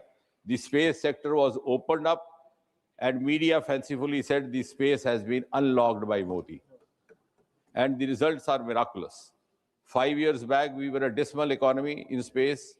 I'm just giving one sentence of the space example. Today, we are $8 billion US. In next 7-8 years, we hope to go up 5 times to $40-45 billion US. The concept of a startup in space sector was unheard of. Today, we have close to 300 to 400 space startups, some of them of global potential, some of them millionaire entrepreneurs, and we hope to again go in a very faster pace than ever before. और इसलिए जैसे सुबह भी कहा गया कि जब artificial intelligence का युग आएगा और बात कही गई हेल्थ की, इस बिल में ये भी कहा गया है कि our nuclear energy escalation, upscaling is being done also to address the health sector, the agriculture sector and the nuclear sector. फिर शायद सुप्रिया जी का कहना था कि रिसर्च को क्यों छोड़ा. ऐसा नहीं है सुप्रिया जी. इस बिल में प्रावधान है, I'll just give you the section also, where we have opened up the research to the private sector, which is of course in acknowledgement of the fact that we have several private sector institutes which are doing excellent research in several science domains. So why not get their benefit even in the atomic energy sector? अब अगर हमें उस लक्ष्य की तरफ बढ़ना है, क्योंकि इस समय हमारे पास 8.9 गीगावाट कैपेसिटी है, वो भी 2014 के मुकाबले में दुगने से अधिक हुई. उस समय हम 4.7 गीगावाट थे और हमारे पास 25 रिएक्टर है, जिसमें से एक अभी पूरी तरह फंक्शनल नहीं है. ऑन द अदर हैंड, एक सदस्य ने ठीक फरमाया कि USA is 97 gigawatt with 94 reactors, China is 55 gigawatt with 57 reactors.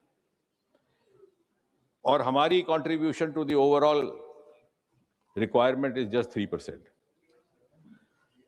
And of course, our renewable energy will also go up, but it may not be able to serve all the purposes, particularly in an era where we are going to go in a big way for the artificial intelligence, data processes and other things. And therefore, पहले तो ये समझना जरूरी था कि हमें what were the constraints in spite of all this. It is this government actually which in 2015 took the decision of opening the atomic energy sector to joint ventures, albeit joint ventures with public sector units, not to private. उससे पहले तो ये भी नहीं था.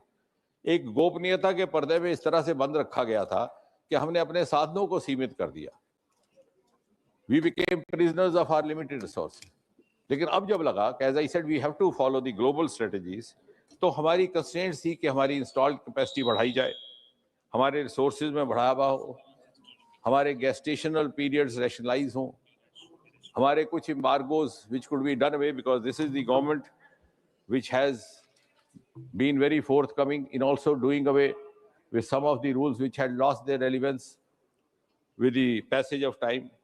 And therefore, as a part of this entire thinking, the entire idea was to bring about an enabling law for an enabling ecosystem without, and underline, without, of course, compromising the security concerns of the nation.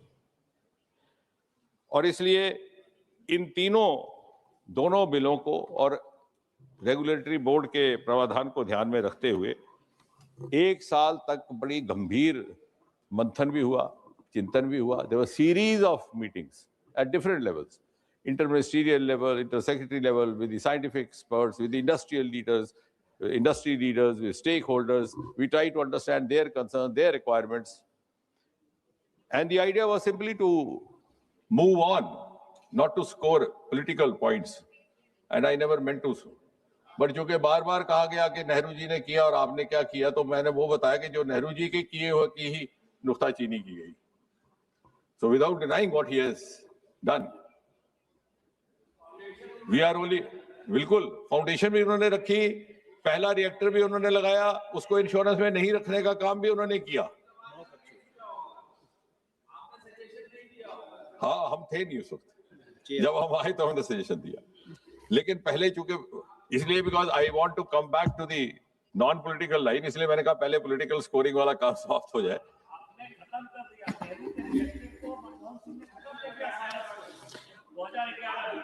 अब इसमें इस bill में 10 chapters है, उसमें मैं सब के titles में नहीं जाऊंगा, लेकिन जो चैप्टर 1 है उसमें न्यूक्लियर डैमेज को, जैसे किसी माननीय सदस्य ने कहा कि एनवायरनमेंट का क्या हुआ, for the first time the bill actually finds a mention of the environmental damage and the economic losses as a part of the overall damage definition.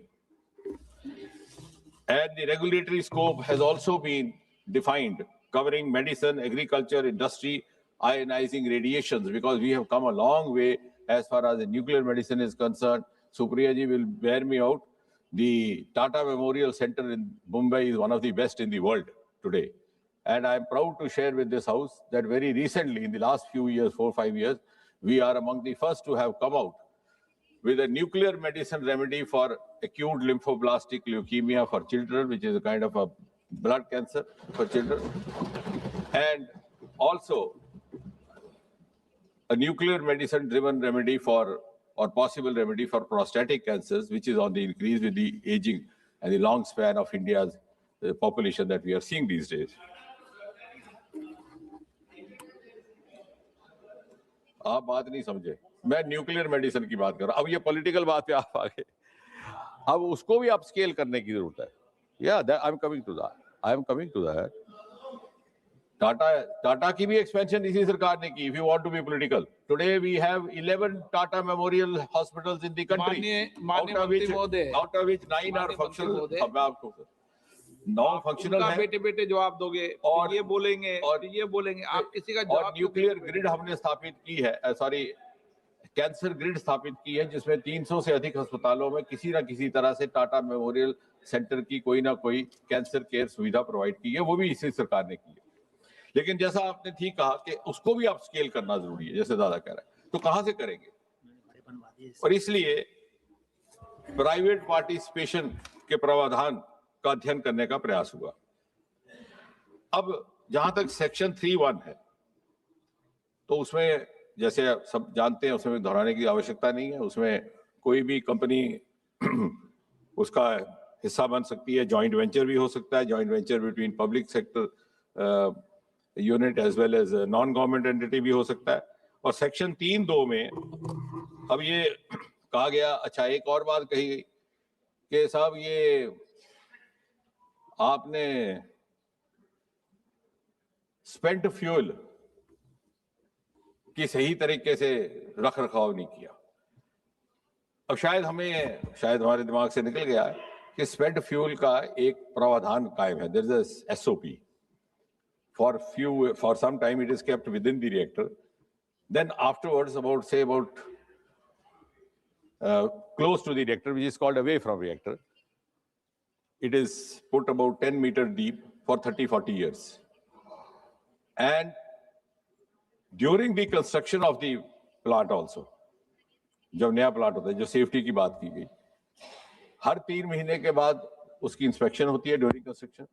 जब कंस्ट्रक्शन हो जाती है तो हर 6 महीने बाद उसकी इंस्पेक्शन होती है, even when it becomes functional. फिर हर 5 साल के बाद लाइसेंस रिन्यू होता है, और उसके अलावा जो इंटरनेशनल एटॉमिक एनर्जी एजेंसी है उसकी भी सुपरविजन रहती है। अब ये एसओपी कौन बना गया? आपको जानकर अच्छा लगेगा, पंडित जवाहरलाल नेहरू 1962 के एक्ट में। आप कह रहे हैं इसमें गलती निकाल रहे हैं, ये वही एसओपी है जो 1962 की चल रही है, इस बिल में नई नहीं लाई गई। In your haste possibly to oppose the bill, आपने इसको किया। The same safety measures are in place which were there in the Atomic Energy Act of 1962 under the then Prime Minister. अब कुछ सेफगार्ड्स रखे गए हैं, ये भी कहा गया कि सिक्योरिटी कंसर्न्स नहीं है। ऑपरेशन के लिए इजाजत होगी प्राइवेट पार्टिसिपेशन की भी, फैब्रिकेशन ऑफ न्यूक्लियर फ्यूल की भी होगी, ट्रांसपोर्टेशन के लिए, इंपोर्ट एक्सपोर्ट के लिए।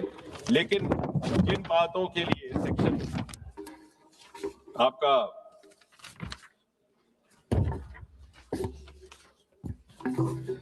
जिन बातों के लिए पाबंदी रहेगी या कंस्ट्रेंट रहेगा, वो रहेगा कि source material and fissile material in any form produce within India reported shall remain under the surveillance. वो पहले भी था। ये atomic energy act 1962 Nehru ji छोड़ गए, हमने उसको कायम रखा है। आप कह रहे हैं वो security measure is not sufficient, वो सरकार के ही कंट्रोल में है। The source material, fissile material in any form produced within India or imported shall remain under the surveillance and control of the central government. वो भी है। Spent fuel, जिसके बारे में चिंता की गई है, उसको कहीं भी प्राइवेट पार्टी को अलाउ नहीं किया गया उसका चार्ज। चाहे प्राइवेट पार्टी का भी रिएक्टर होगा, तो जो स्पेंट फ्यूल है, जो मैंने प्रक्रिया जिसका विवरण किया कि कैसे उसको रखते हैं कुछ सालों बाद, वो सारी जिम्मेवारी सरकार के ही पास रहेगी। The private players will not be allowed to lift up spent fuel. इसी तरह के यहाँ तक के हैवी वाटर, अब हैवी वाटर कोई एक्सप्लोसिव चीज नहीं है, इट इज सिंपली DTO। जो यहाँ केमिस्ट्री पढ़े लिखे हैं उनको पता होगा कि पानी को कहते हैं हाइड्रोजन ऑक्साइड, H2O। ये है DTO, डेट्रॉइट ऑक्साइड। सो इससे थोड़ा सा वो न्यूट्रॉन का एलिमेंट बदलता है उसमें, और उस ज्यादा देर तक इस्तेमाल हो सकता है, ज्यादा देर ये कूलेंट का काम कर सकता है, तो इट इज प्रेफर्ड। उस पर भी हमने प्राइवेट पार्टी को उसकी जिम्मेवारी से बाहर रखा है। Heavy water also will be handled only and only by the government। अब क्योंकि इसलिए कि कहीं उसका कोई गलत मिसयूज करने का प्रयास ना करे।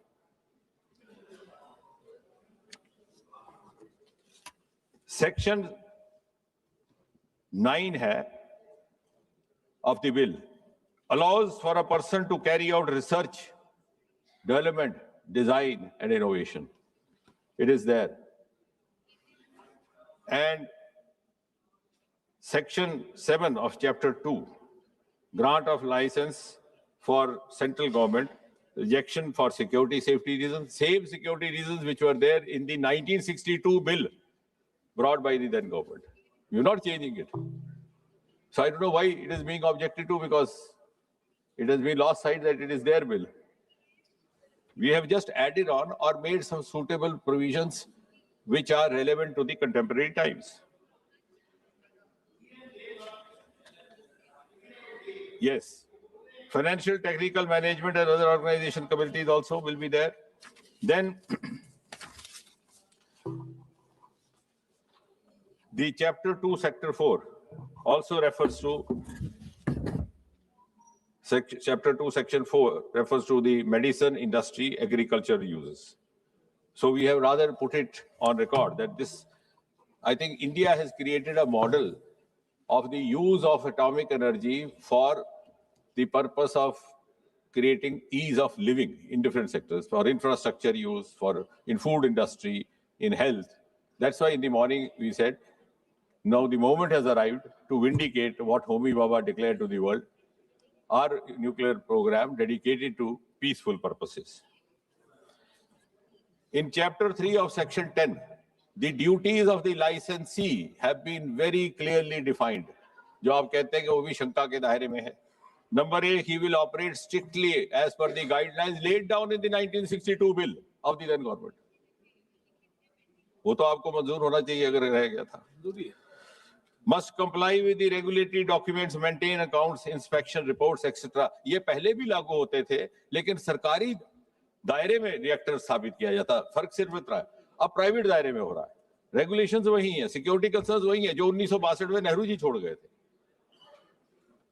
Number 3, must maintain financial security for decommissioning, waste disposal, compensation of non-nuclear. अब आया liability of nuclear damage. Liability of nuclear damage in installation or transport. वो तो अब नेहरू जी बता सकते हैं.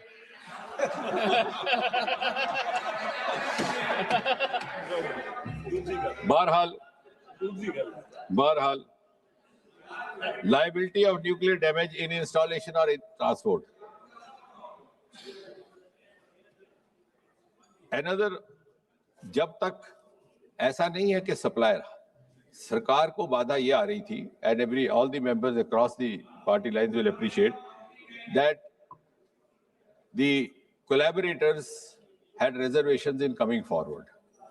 अब ये कहा गया कि 2010 में अरुण जेटली जी ने इसका विरोध किया था, लेकिन आप ही ने कहा कि वक्त बदल गया. जब मैं बात करता हूं आपकी बात को नकारता हूं, कहते हैं वक्त बदल गया. जब मैं कहता हूं तो वक्त नहीं बदला. तो वक्त तो सबके साथ बदल रहा है. 2010 और 25 के बीच में the technology has changed. No, please, I am speaking strictly on scientific rationale. You can contradict me. The technology has changed. We are into big way to small modular reactors, which was unheard of in 2010. And this budget in its nuclear energy mission has laid down 2-3 important points. 1, allowing private sector. 2, 100 gigawatt. 3rd, small modular reactors, which will be beneficial for our dense areas. which will be beneficial for upscaling our energy source of clean energy, and which are usually considered to be below the strength of 200 to 300 megawatt. And we have already laid down for ourselves the target of producing at least 5 small modular reactors by the year 2033. The safeguards have changed. The risk of any catastrophe happening, which of course is unlikely in any case, has also now undergone a change. So in a changed scenario, this bill is coming. This bill is coming simply because the scenario has changed. ऐसा नहीं है कि उस वक्त क्या कहा. अब फिर तो मैं कहूंगा साहब नेहरू जी उस वक्त क्यों लिख गए कि ये पाबंदियां होनी चाहिए, क्योंकि आज तो मैंने फला प्राइवेट कंपनी को लाना था, उसके लिए मजबूरी हो जाएगी. No, but we have retained what is relevant today. We have tried to introduce what is relevant in the changed context and also try to slightly modify. Agar now, no, I'm not yielding. Let me finish. Now, इसमें operator को चल ये कहता है इसके बाद हाँ वकील साहब, माननीय वो सुप्रीम कोर्ट के वकील हैं, अभी आप हाई कोर्ट में हो, इसलिए नहीं क्यों नहीं मंत्री महोदय, आपको मैं आज फिर बोल रहा हूँ, सभी माननीय मंत्री महोदय को बोल रहा हूँ, आप कभी भी स्पीकर के डायरेक्शन देने की आदत मत बनाओ. जी आप कैसे बोल रहे हो कि बोलो, आप बैठिए. माननीय सदस्य, मैंने व्यवस्था दे दी है माननीय मंत्री महोदय के. 1 मिनट, माननीय मंत्री महोदय के बाद आपका क्लियरफिकेशन अलाउ करूंगा. माननीय मंत्री महोदय के बाद क्लियरफिकेशन अलाउ करूंगा, अभी नहीं करूंगा. नो माननीय मंत्री जी, मैं करूंगा आपको. नो, मैं अलाउ करूंगा, मैंने कह दिया.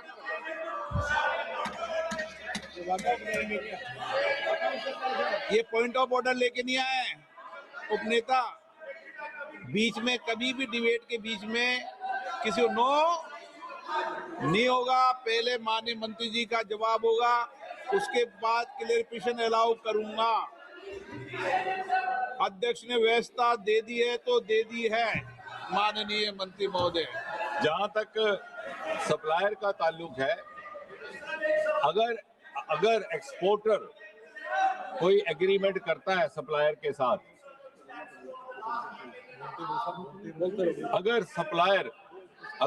अगर ऑपरेटर अपने स्तर पर कोई एग्रीमेंट करता है सप्लायर के साथ, वो भी लिखित में, तो वो अपने उसको निबटता रहेगा. लेकिन जहां तक सरकार का ताल्लुक रहेगा, हमारी डीलिंग केवल और केवल एक्सपोर्टर के साथ रहेगी. उससे बहुत सारी शंकाएं जो सप्लायर्स के मन में हैं वो भी दूर हो जाएंगी. Of course with the necessary safeguards करूंगा इनके जवाब के बाद. और उसमें भी कुछ एक और प्रावधान लाए गए हैं कि मान लीजिए ट्रांसपोर्टेशन के दौरान अगर कहीं कोई ऐसा हादसा होता है तो उसकी भी जिम्मेवारी एक्सपोर्टर पर होगी. अगर कंसाइनमेंट दी जाती है तो जिसने दी है उसका होगा तब तक जबकि उसने दूसरी पार्टी से कोई रिटर्न में ना लिया हो. आप भी खड़े हो जाते हो. कुछ एक ऐसे माननीय मंत्री जी, कुछ एक ऐसी परिस्थितियां हैं जहां लायबिलिटी नहीं होगी. Now what I'm going to say is, you will appreciate with what grade of sensitivity and depth this has been studied and worked out. We have exempted operator also from liability under certain conditions where he would not be obviously responsible. Like for example, suppose a natural calamity happens. भूचाल आया, इमारत उड़ गई, so we will not expect him. We have been fair to each stakeholder. So this is actually a stakeholder-friendly bill with all the security concerns very much in place as they were earlier. Sometimes even more stringent, from the very fact that Atomic Energy Regulatory Board, which was formed during Mrs. Indira Gandhi's time, was formed by simply an executive order. We are today giving it a statutory stature by including it in this act.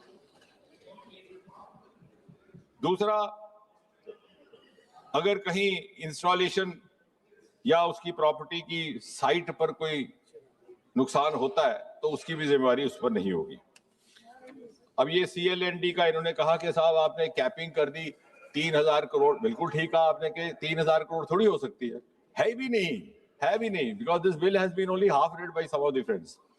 3000 crore नहीं है, we have rationalised it. पहले क्या था sir, flat rate था 1500, अब हमने rationalise किया कि स्मॉल मॉड्यूलर रिएक्टर्स आए हैं, we don't want to discourage them. For example अगर कोई 150 मेगावाट का लगाता है तो उसकी लायबिलिटी रहेगी 300 करोड़, अगर कोई 750 लगाता है तो 150। So we are giving different levels so that we also don't discourage the small investor. अब कोई छोटा रिएक्टर लगाना चाहता है उसके ऊपर देना, लेकिन अगर डैमेज, अगर ये आप बात ध्यान से सुने, अगर डैमेज 3000 से ज्यादा होता है, 3000 करोड़ से ज्यादा होता है, तो जिसका डैमेज हुआ है उसकी भरपाई पूरी होगी। Yes, only the exporter will be liable to pay that much, because that may be beyond his the operator will be liable to pay that much because that may be beyond his capacity. Then the government is putting in place what is going to be called as a nuclear liability fund, which would be pooled through tariffs, etc. And of course, when the rules are framed, we will also work out that in detail. The government will compensate for that, and once that also crosses certain margin, which is drawn by special drawing rights, as was mentioned by Muniji. So after we cross that limit, then we become part of the benefit of the CSC, the compensation for supply for compensation, convention for supply.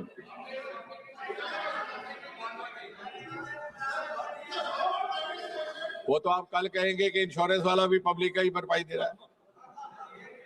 वो आप insurance का पैसा ले लेते हैं दूसरे के tax में से, है वो ठीक है आपके लिए। We are following the norms of the constitution which are already there in place. We are not violating any of the existing norms of the constitution. हम सिर्फ संविधान हाथ में उठा करके नहीं चलते, हम उस पर अमल करते। अब मैं थोड़ा ही समय और लूंगा सर।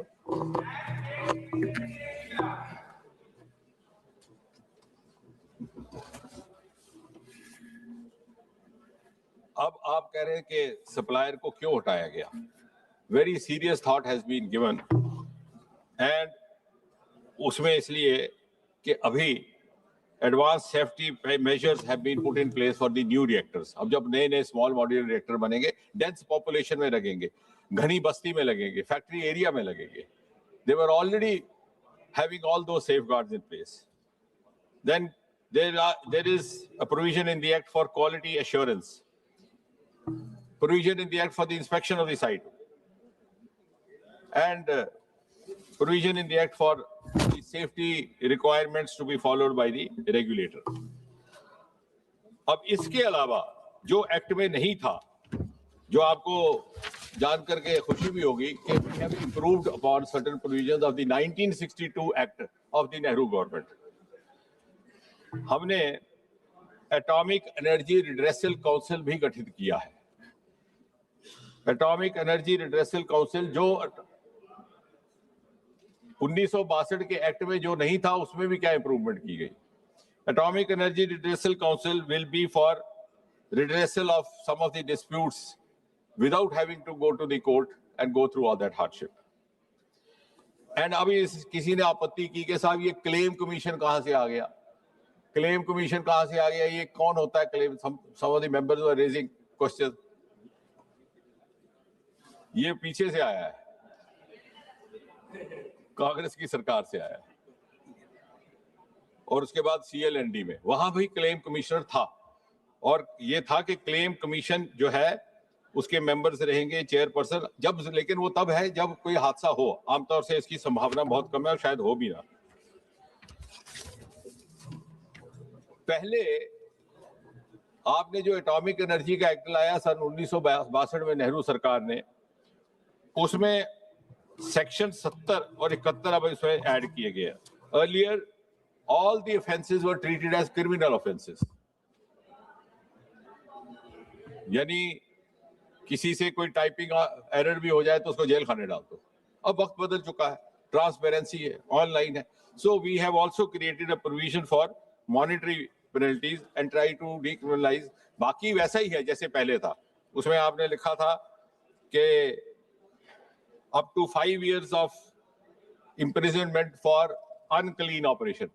ये नेहरू जी लिख कर गए, वो वहीं कायम है। फिर लिखा था 10 years of imprisonment for unauthorised use of nuclear reactor, वो भी वही है। यानी आप उस चीज को विरोध कर रहे हैं जो आप ही ने लिखा है। हमने तो उसमें बेहतरी लाई है and we have given it a global format and the entire world is watching it. इसलिए मेरा अनुरोध है कि तो सन 2047 तक when we envisage that at least 70-80% of our energy source would be from the non-fossil sources, from the renewable energy sources, from the nuclear energy sources. And nuclear energy, as I said, will be the more reliable source of energy at that time for the increasing requirements. And the small modular reactors, which we have already undertaken, this government has already earmarked 20,000 crore exclusively for the small modular reactors. And we are also taking this is a part of a whole ecosystem that is being built up in science and technology, including the 1 lakh crore of research and development innovation fund, which has been made available to catalyze the private sector. पहली बार शायद कभी सरकार की ओर से private sector को, because we also realize that private sector also will have to gear up itself for these new openings, new avenues. और इसलिए मेरा आपसे अनुरोध है कि हम भारत की जो तीव्र गति से यात्रा में एक रफ्तार आई है और इसकी प्रतिष्ठा में भी इजाफा हुआ है। India is no longer a follower today, she beckons others to follow her, and she beckons others to follow her. I think it should give as much delight and pride to this side as much to that side.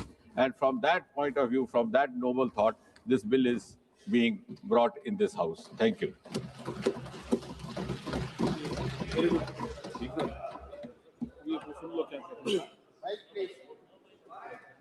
सबसे पहले तो मैं आपके माध्यम से मंत्री जी का धन्यवाद करना चाहता हूं कि इन्होंने पंडित जवाहरलाल नेहरू को श्रेय दिया।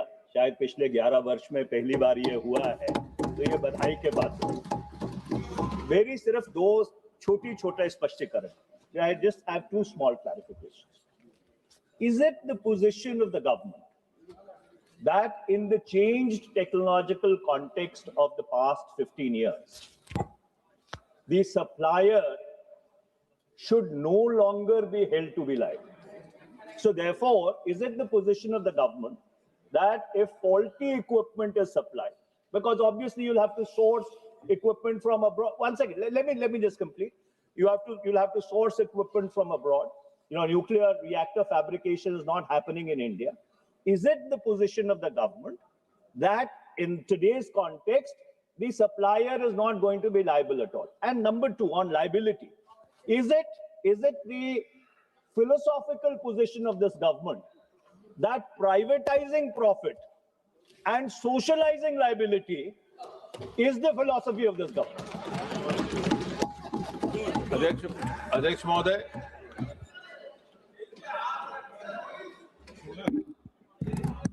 अध्यक्ष जी, 2008 में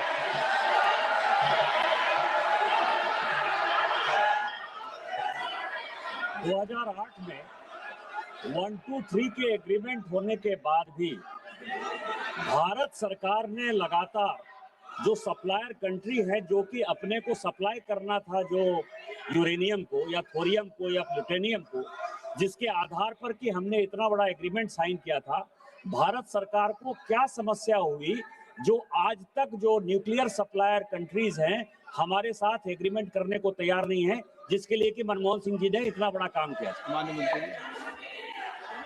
थैंक यू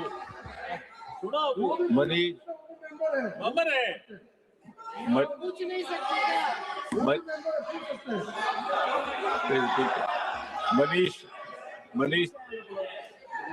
मनीष तिवारी जी ने कहा कि चूंकि मैं यील्ड किया था इसलिए आप भी यील्ड करें, तो अध्यक्ष महोदय ने उसकी व्यवस्था दी है। आपका धन्यवाद। I did not give credit to Nehru ji. I gave discredit to you for having contradicted Nehru ji. I was saying you were contradicting a rule which I have incorporated in the bill from the 1962 bill of the Nehru government. So I was not giving credit to Nehru, I was giving discredit to you for having forgotten Nehru. So having clarified myself politically for the benefit of both of us, इसलिए वो आपके लिए भी वो ठीक रहेगा. वो आप अच्छा. Now, as far as the supplier is concerned, the supplier's responsibility will lie with the operator. It is not that he is going to get scored. Operator is free to have a written agreement with the supplier. Otherwise, जैसे निशिकांत जी ने कहा कि supplier is a very wide definition. उसका नतीजा क्या हो रहा था कि everybody was hesitant to come forward. Like for example, आपका अगर कोट खराब हो गया, तो जो कोट स्टिच करने वाला है वो कहता है साहब ये बटन का कसूर था, तो बटन सप्लाई करने वाले को लाओ. वो कहता नहीं साहब ये बटन तो ठीक था, जिस धागे से लगाया धागे का कसूर था, तो धागे वाला लाओ. So this became an unending chain, resulting in a kind of a silent phobia among all the suppliers. And as rightly mentioned by Nishikant ji, last 10 decades we lost out on collaborations. तो वो अपनी जगह रहेगा, लेकिन as far as the government is concerned, the government will be dealing only and only with the operator. Now let it rest with the operator to settle the rest of the. Okay. प्रश्न ये कि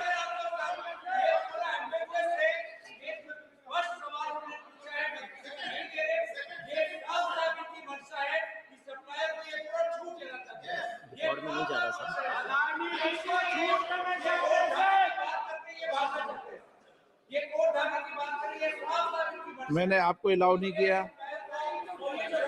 प्रश्न ये कि विधेयक पर विचार किया जाए. जो सदस्य इसके पक्ष में हाँ गए, जो सदस्य विरोध में ना गए, मेरे विचार में निर्णय हाँ वालों का हुआ. निर्णय हाँ वालों में हुआ. विधेयक पर विचार करने तो प्रस्ताव को स्वीकृत किया गया. अब सभा विधेयक पर खंडवार विचार करेगी. श्री के राधाकृष्णन नो अमेंडमेंट എന്ത് ചെയ്യണം? श्री सोगत राय. I move the amendment. कितना number? Item number 714. Sir, in page 7, line 7, omit or any other institution. आप मूव कर रहे नहीं कर रहे मोशन? हम मूव कर रहे हैं. ओके. प्रश्न है कि श्री सोगत राय द्वारा प्रस्तुत संशोधन संख्या 7 से 14 को स्वीकृत किया जाए. जो सदस्य इसके पक्ष में हाँ गए. दादा आपके फेवर में कोई बचा ही नहीं. जो सदस्य इसके विरोध में ना गए, मेरे विचार में निर्णय ना वालों के पक्ष में, ना वालों के पक्ष में संशोधन अस्वीकृत हुआ. श्री एन के प्रेमचंदन जी, अभय कुमार सिन्हा जी, के राधाकृष्णन जी. प्रश्न है कि खंड 2 विधेयक का अंग बने. जो सदस्य इसके पक्ष में हाँ गए, जो सदस्य विरोध में ना गए, मेरे विचार में निर्णय हाँ वालों के पक्ष में, हाँ वालों के पक्ष में खंड 2 विधेयक का अंग बना. सोगत राय जी, संशोधन संख्या 15.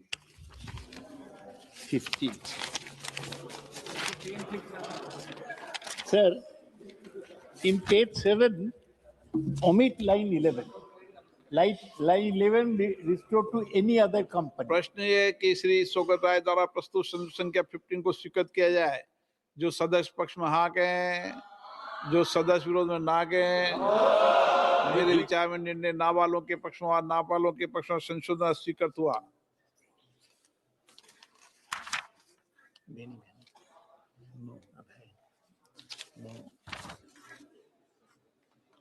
श्री सोगत राय जी, संशोधन संख्या 16. हाँ सर, ये कॉम्पेंसेशन के बारे में है. यहाँ है 300 million. I want to substituted to 500 million. I move. प्रश्न ये कि श्री सोगत राय जी द्वारा प्रस्तुत संशोधन संख्या 60 को स्वीकृत किया जाए. जो सदस्य इसके पक्ष में हाँ गए, जो सदस्य विरोध में ना गए, मेरे विचार में निर्णय ना वालों के पक्ष में, ना वालों के पक्ष में संशोधन स्वीकृत हुआ. सोगत राय जी संशोधन संख्या 61। हाँ, page 7, sir, I move that omit lines 12 to 14. प्रश्न ये कि श्री सोगत राय जी द्वारा प्रस्तुत संशोधन संख्या 61 को स्वीकृत किया जाए। जो सदस्य इसके पक्ष में हाँ कहें, जो सदस्य विरोध में ना कहें। मेरे विचार में निर्णय ना वालों के पक्ष में, ना वालों के पक्ष में संशोधन स्वीकृत हुआ।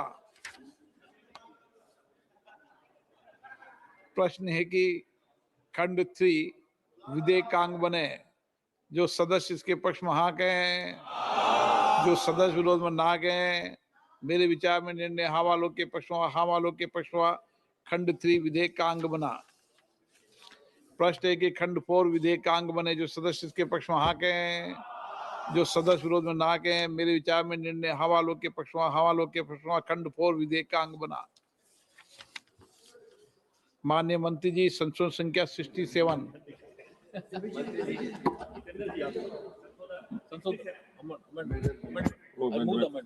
I move the amendment, Speaker, sir. प्रश्न है कि माननीय मंत्री द्वारा प्रस्तुत संशोधन संख्या 67 को स्वीकृत किया जाए। जो सदस्य इसके पक्ष में हाँ कहें, जो सदस्य विरोध में ना कहें। मेरे विचार में निर्णय हाँ वालों के पक्ष में, हाँ वालों के पक्ष में संशोधन स्वीकृत हुआ। प्रश्न है कि खंड 5 यथा संशोधित विधेयकांग बने। जो सदस्य इसके पक्ष में हाँ कहें, जो सदस्य विरोध में ना कहें।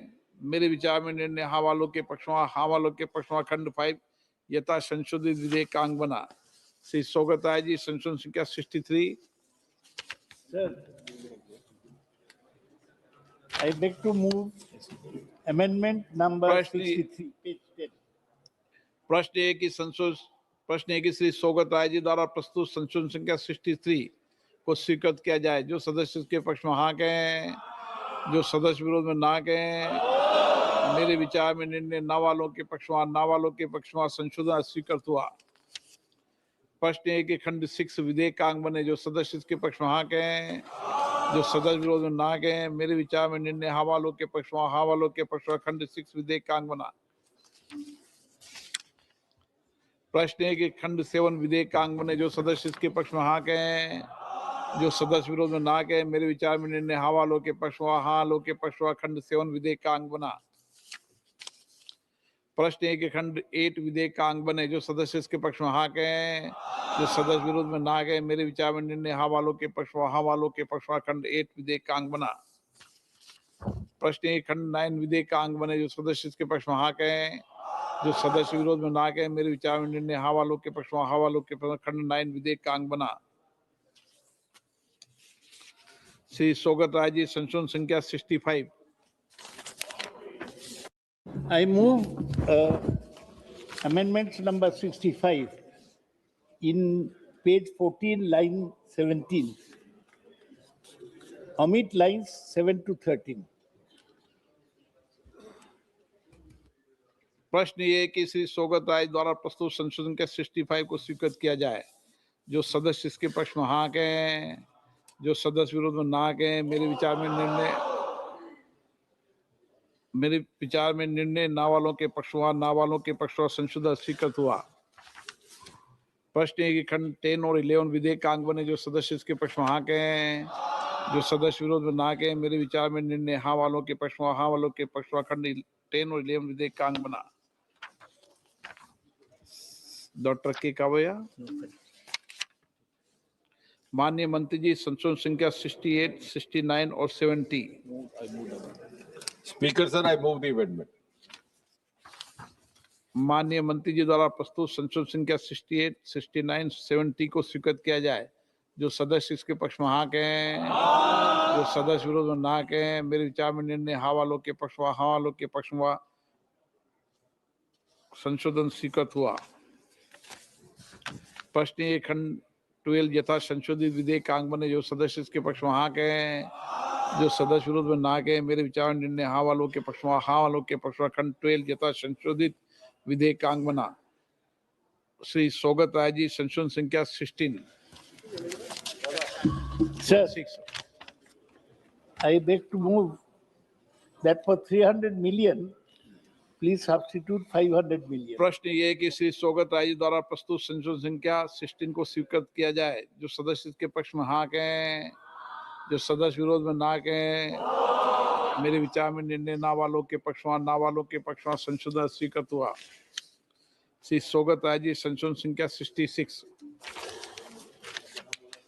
Sir, the same amendment, page 14, line 17, I move amendment number 66. प्रश्न ये कि श्री सौगत राय जी द्वारा प्रस्तुत संशोधन संख्या 66 को स्वीकृत किया जाए। जो सदस्य इसके पक्ष में है वहां कहें, जो सदस्य विरोध में ना कहें। मेरे विचार में निर्णय ना वालों के पक्ष में, ना वालों के पक्ष में संशोधन स्वीकृत हुआ। प्रश्न एक ही खंड 13 से 15 विधेयक का अंग बने। जो सदस्य इसके पक्ष में हाँ कहें, जो सदस्य विरोध में ना कहें। मेरे विचार में निर्णय हाँ वालों के पक्ष में, हाँ वालों के पक्ष में खंड 13 से 15 विधेयक का अंग बना। प्रश्न ये कि खंड 16 विधेयक का अंग बने। जो सदस्य इसके पक्ष में हाँ कहें, जो सदस्य विरोध में ना कहें। मेरे विचार में निर्णय हाँ वालों के पक्ष में, हाँ वालों के पक्ष में खंड 16 विधेयक का अंग बना। श्री सौगत राय जी संशोधन संख्या 17। प्रश्न है कि श्री सौगत राय जी मूव करने दीजिए। एक मिनट बोल दूं, मूव कर देना। प्रश्न सौगत राय द्वारा प्रस्तुत संशोधन 17 को स्वीकृत किया जाए। So I beg to move in page 15, line 21, for not exceeding 7, a new atomic energy regulatory board, substitute not exceeding 5. प्रश्न है कि श्री सौगत द्वारा प्रस्तुत संशोधन 17 को स्वीकृत किया जाए।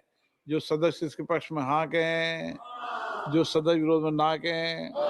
मेरे विचार में निर्णय ना वालों के पक्ष में, ना वालों के पक्ष में संशोधन स्वीकृत हुआ। प्रश्न खंड 17 और 18 विधेयक का अंग बने। जो सदस्य इसके पक्ष में हाँ कहें, जो सदस्य विरोध में ना कहें। मेरे विचार में निर्णय हाँ वालों के पक्ष में, हाँ वालों के पक्ष में खंड 17 और 18 विधेयक का अंग बना। प्रश्न खंड 19 से 23 विधेयक का अंग बने। जो सदस्य इसके पक्ष में हाँ कहें, जो सदस्य विरोध में ना कहें। मेरे विचार में निर्णय हाँ वालों के पक्ष में, हाँ वालों के पक्ष में खंड 19 से 23 विधेयक का अंग बना। प्रश्न है कि खंड 24 विधेयक का अंग बने। जो सदस्य के पक्ष में हाँ कहें, जो सदस्य विरोध ना कहें। मेरे विचार में निर्णय हाँ वालों के पक्ष में, हाँ वालों के पक्ष में खंड 24 विधेयक का अंग बना। प्रश्न है कि खंड 25 विधेयक का अंग बने। जो सदस्य के पक्ष में हाँ कहें, जो सदस्य विरोध ना कहें। मेरे विचार में निर्णय हाँ वालों के पक्ष में, हाँ वालों के पक्ष में खंड 25 विधेयक का अंग बना। प्रश्न ये खंड 26 से 21 विधेयक का अंग बने। जो सदस्य के पक्ष में हाँ कहें, जो सदस्य विरोध ना कहें। मेरे विचार में निर्णय हाँ वालों के पक्ष में, हाँ वालों के पक्ष में खंड 26 से 28 विधेयक का मंत्र बना। माननीय मंत्री जी संशोधन संख्या 71। Speaker sir, I move the amendment. प्रश्न है कि माननीय मंत्री द्वारा प्रस्तुत संशोधन संख्या 71 को स्वीकृत किया जाए। जो सदस्य इसके पक्ष में हाँ कहें, जो सदस्य विरोध ना कहें। मेरे विचार में निर्णय हाँ वालों के पक्ष में, हाँ वालों के पक्ष में खंड 71 विधेयक स्वीकृत हुआ। प्रश्न है कि खंड 29 यथा संशोधित विधेयक का अंग बने। जो सदस्य इसके पक्ष में हाँ कहें, जो सदस्य विरोध में ना कहें। मेरे विचार में निर्णय हाँ वालों के पक्ष में, हाँ वालों के पक्ष में खंड 29 यथा संशोधित विधेयक का अंग बना। प्रश्न है कि खंड 30 और 31 विधेयक का अंग बने। जो सदस्य के पक्ष में हाँ कहें, जो सदस्य विरोध में ना कहें। मेरे विचार में निर्णय हाँ वालों के पक्ष में, हाँ वालों के पक्ष में खंड 30 और 31 विधेयक का अंग बना। प्रश्न है कि खंड 32 से 35 विधेयक का अंग बने। जो सदस्य इसके पक्ष में हाँ कहें, जो सदस्य विरोध ना कहें। मेरे विचार में निर्णय हाँ वालों के पक्ष में, हाँ वालों के पक्ष में खंड 32 और 35 विधेयक का अंग बना। माननीय मंत्री जी संशोधन संख्या 72। I move the amendment speaker sir. प्रश्न है कि माननीय मंत्री द्वारा प्रस्तुत संशोधन संख्या 72 को स्वीकृत किया जाए। जो सदस्य के पक्ष हाँ कहें, जो सदस्य विरोध ना कहें। मेरे विचार में निर्णय हाँ वालों के पक्ष में, हाँ वालों के पक्ष में संशोधन स्वीकृत हुआ। प्रश्न है कि खंड 36 यथा संशोधित विधेयक का अंग बने। जो सदस्य के पक्ष में हाँ कहें, जो सदस्य विरोध में ना कहें। मेरे विचार में निर्णय हाँ वालों के पक्ष में, हाँ वालों के पक्ष में खंड 36 यथा संशोधित विधेयक का अंग बना। प्रश्न है कि खंड 37 से 39 विधेयक का अंग बने। जो सदस्य इसके पक्ष में हाँ कहें, जो सदस्य विरोध में ना कहे मेरे विचार में निर्णय हाँ वालों के पक्ष में हाँ वालों के पक्ष में खंड 37 से 39 विधेयक का अंग बना। संशोधन संख्या 24 no I move the amendment. No काफी ज्यादा नो। प्रश्न है कि खंड 40 विधेयक का अंग बने। जो सदस्य इसके पक्ष में हाँ कहें, जो सदस्य विरोध में ना कहें मेरे विचार में निर्णय हाँ वालों के पक्ष में हाँ वालों के पक्ष में खंड 40 विधेयक का अंग बना। प्रश्न ये कि खंड 41 से 46 विधेयक का अंग बने। जो सदस्य इसके पक्ष में हाँ कहें, जो सदस्य विरोध में ना कहें मेरे विचार में निर्णय हाँ वालों के पक्ष में हाँ वालों के पक्ष में खंड 41 से 46 विधेयक का अंग बना। माननीय मंत्री जी संशोधन संख्या 73, 74 और 75। I move the amendment, Speaker, sir.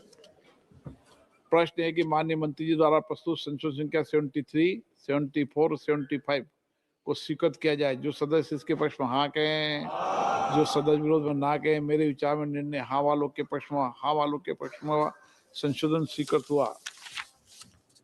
प्रश्न है कि खंड 47 यथा संशोधित विधेयक का अंग बने। जो सदस्य इसके पक्ष में हाँ कहें, जो सदस्य विरोध में ना कहें मेरे विचार में निर्णय हाँ वालों के पक्ष में हाँ वालों के पक्ष में खंड 47 यथा संशोधित विधेयक का अंग बना। प्रश्न ये है कि 48 से खंड 48 से 54 विधेयक का अंग बने। जो सदस्य इसके पक्ष में हाँ कहें, जो सदस्य विरोध में ना कहें मेरे विचार निर्णय हाँ वालों के पक्ष में हाँ वालों के पक्ष में खंड 48 से 54 विधेयक का अंग बना। माननीय मंत्री जी संशोधन संख्या 76। संशोधन संख्या 76 को मैं मूव करता हूँ, स्पीकर महोदय। प्रश्न है कि माननीय मंत्री द्वारा प्रस्तुत संशोधन संख्या 76 को स्वीकृत किया जाए। जो सदस्य इसके पक्ष में हाँ कहें, जो सदस्य विरोध में ना कहें मेरे विचार में निर्णय हाँ वालों के पक्ष में हाँ वालों के पक्ष में संशोधन स्वीकृत हुआ। प्रश्न है कि खंड 55 यथा संशोधित विधेयक का अंग बने। जो सदस्य इसके पक्ष में हाँ कहें, जो सदस्य विरोध में ना कहें मेरे विचार में निर्णय हाँ वालों के पक्ष में हाँ वालों के पक्ष में खंड 55 यथा संशोधित विधेयक का अंग बना। प्रश्न है कि खंड 56 से 58 विधेयक का अंग बने। जो सदस्य इसके पक्ष में हाँ कहें, जो सदस्य विरोध में ना कहें मेरे विचार में निर्णय हाँ वालों के पक्ष में हाँ वालों के पक्ष में खंड 56 से 51 विधेयक का अंग बना।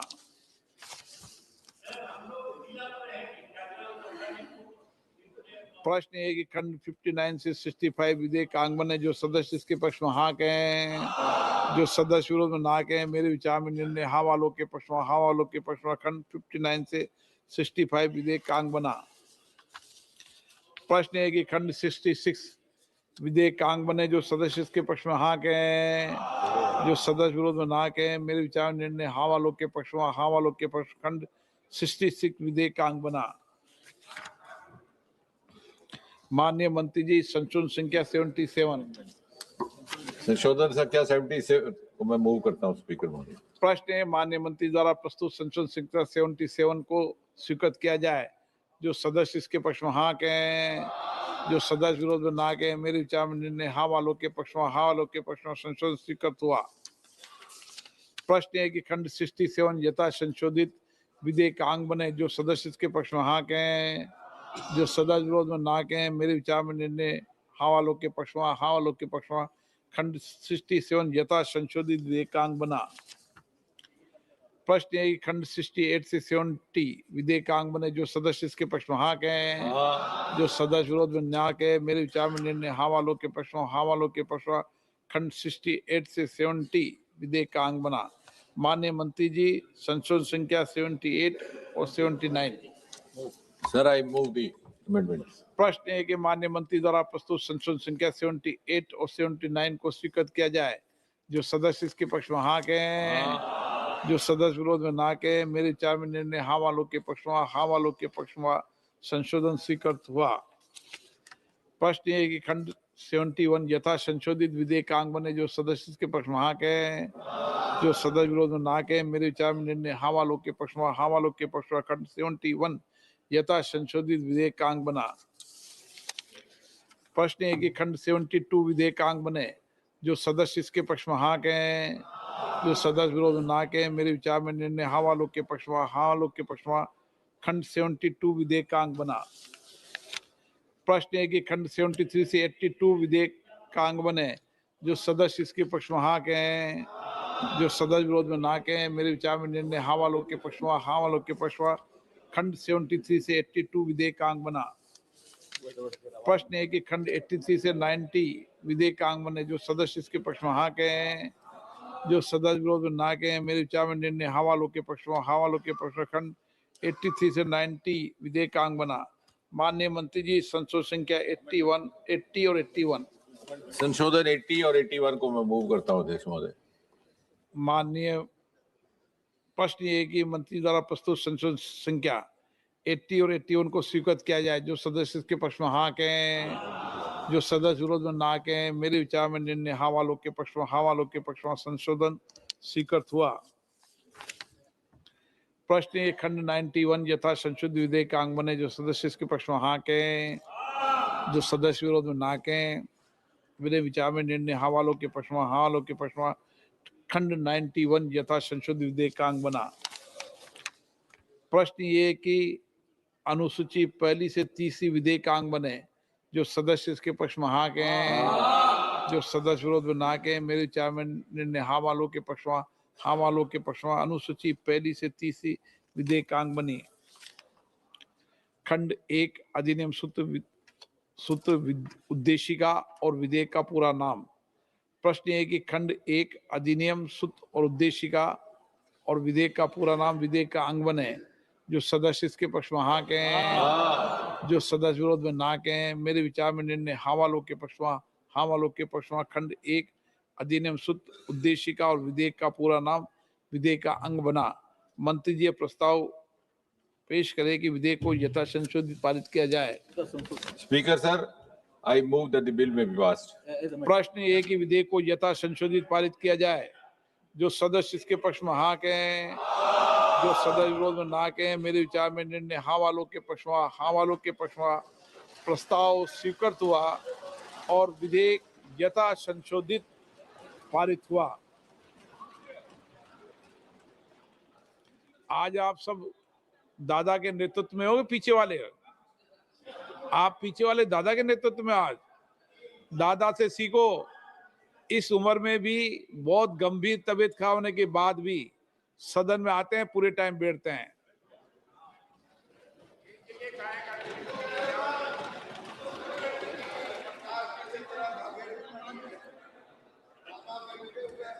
आइटम नंबर 28 विकसित भारत रोजगार आजीविका के लिए गारंटी मिशन ग्रामीण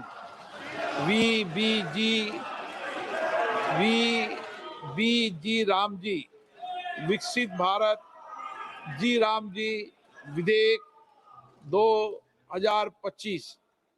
माननीय मंत्री जी,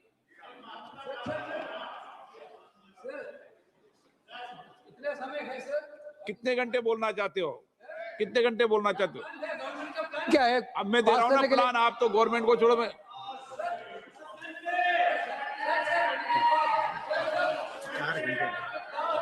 हाँ नहीं, चर्चा आज कर लेते हैं। बैठिए बैठिए बैठिए। सदन में अगर 300 सदस्य रहेंगे तो 10 घंटे चर्चा कराऊंगा। माननीय अध्यक्ष जी, एक मिनट 10 घंटे चर्चा करा दूंगा सदन में 300 सदस्य रहेंगे तो। प्रेजेंट करो सदस्यों को, उपस्थिति करो। सभी दल अपने अपने तय करके बताना मुझे चेंबर में। आज बोलो, कल माननीय मंत्री जी की रिप्लाई कल करा देंगे। कल करा देंगे। श्री, अरे बोलो तो सही, बैठो तो सही सदन में। पूरा सदन बैठोगे तो मौका मिलेगा। चलो बैठ जाओ, सबको मौका मिलेगा। बैठिए। माननीय मंत्री महोदय, पर इतना निवेदन है, ये सदन ईंट गारों का भवन नहीं, लोकतंत्र का पवित्र मंदिर है। चर्चा होनी चाहिए, विस्तार से चर्चा होनी चाहिए। लेकिन मैं प्रतिपक्ष के मित्रों से ये निवेदन जरूर करूंगा कि जब मैं उत्तर दूं तो मेरा जवाब भी वो ध्यानपूर्वक सुने। हर प्रश्न का उत्तर दूंगा माननीय अध्यक्ष महोदय। श्री जयप्रकाश जी। धन्यवाद अध्यक्ष महोदय। एक मिनट मुंह कर दो पहले एक बार।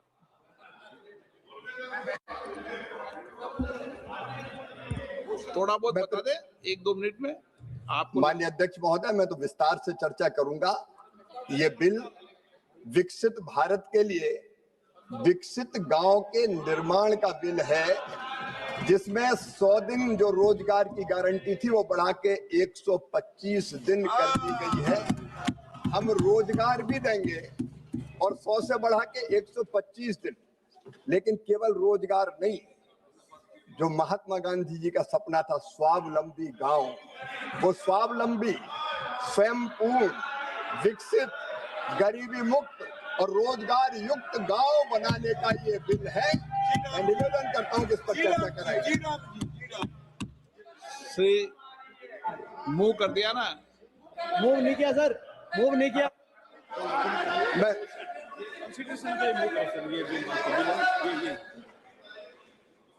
माननीय अध्यक्ष महोदय, मैं प्रस्ताव करता हूं कि विधेयक पारित चर्चा की विधेयक पर चर्चा की। श्री जयप्रकाश जी। धन्यवाद अध्यक्ष महोदय। वरिष्ठ नेता है, गरिमा के अनुसार बोलना।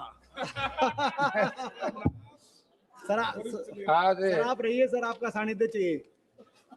मैं कैसे महत्वपूर्ण योजना बिल थी जो 2005 में सर इस देश में लागू की गई थी, और अब विकसित भारत रोजगार आजीविका गारंटी मिशन ग्रामीण 2025 में जिस तरीके से महात्मा गांधी ग्रामीण रोजगार गारंटी अधिनियम का नाम परिवर्तन प्रस्ताव का मैं स्पष्ट सशक्त तथ्यात्मक विरोध दर्ज करने के लिए खड़ा हुआ हूं। अध्यक्ष सभापति महोदय, क्योंकि ये सारा जो बिल है, मंत्री जी कह रहे थे कि मेरी बात को सुन के जाना। मंत्री जी, मैं आपको याद दिलाना चाहता हूं, आपको चेयर सुन 2000 जयप्रकाश जी, हम सुन रहे हैं आपको। नहीं, मंत्री जी की बात कही मैंने जी, वो भी अपना बात गलत नहीं कहता, थ्रू आपके जाएगी मेरी सारी बात, मान लीजिए बस। तो जब ये बिल है महात्मा गांधी ग्रामीण रोजगार गारंटी बिल लोकसभा में आया 2005 में सर, और उसको कांग्रेस पार्टी और उस वक्त की यूपीए की चेयरपर्सन आदरणीय श्रीमती सोनिया गांधी जी ने और भारत के प्रधानमंत्री डॉक्टर मनमोहन सिंह ने, यूपीए के नेताओं ने बड़े फिराक दिली से कहा, जब विपक्ष के लोगों ने कहा कि ये सिलेक्ट उस पर संसदीय समिति को भेज दिया जाए, तो हमारी पार्टी ने, हमारे नेताओं ने संसदीय समिति को भेजा, और सभी दल के नेताओं के विचार विमर्श के बाद, सभी दलों के हाँ भरने के बाद सदन में लाया गया। और जब ये सदन में इस पे चर्चा हो रही थी अध्यक्ष महोदय, मुझे बड़े खेद के साथ कहना पड़ता कि उस वक्त आज के प्रधानमंत्री, उस वक्त के मुख्यमंत्री माननीय नरेंद्र मोदी जी विरोध में बोल रहे थे, सर ये लोग किसान विरोधी है, मजदूर विरोधी है, ये कभी गरीब का भला नहीं चाहते सर।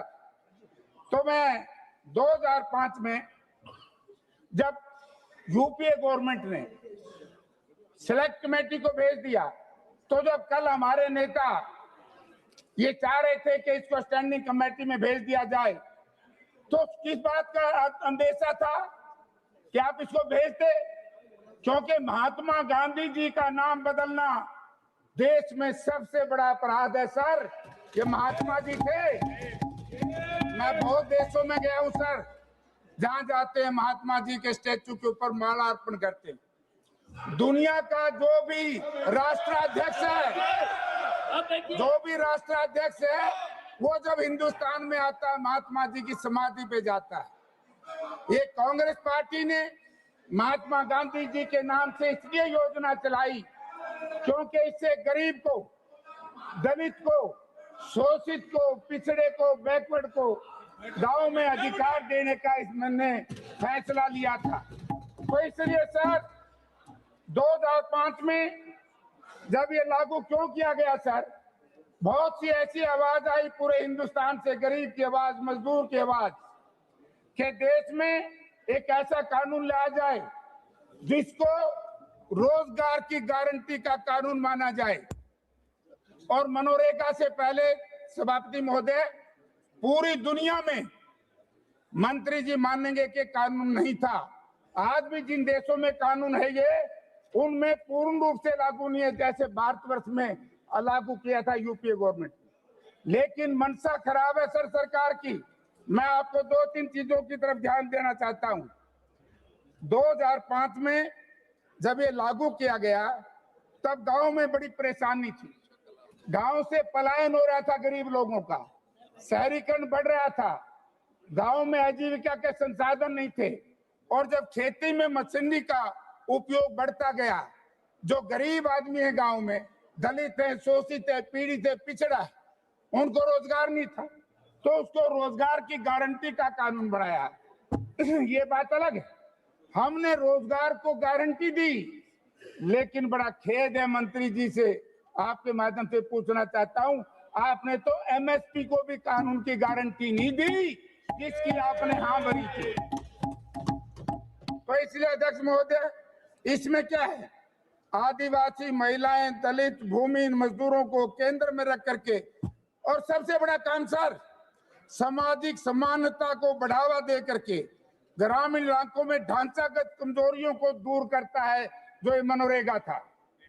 और आज आपने जो लागू किया है, पिछले कुछ सालों से सर बजट की कमी, भुगतान में देरी, डिजिटल बाध्यताएं तथा जवाबदेही को सिस्टमैटिक तरीके से कमजोर करते हुए आधिकारिक आधारभूत ढांचा धीरे धीरे खोखला हो गया और इस मनरेगा को इतना कमजोर कर दिया सर।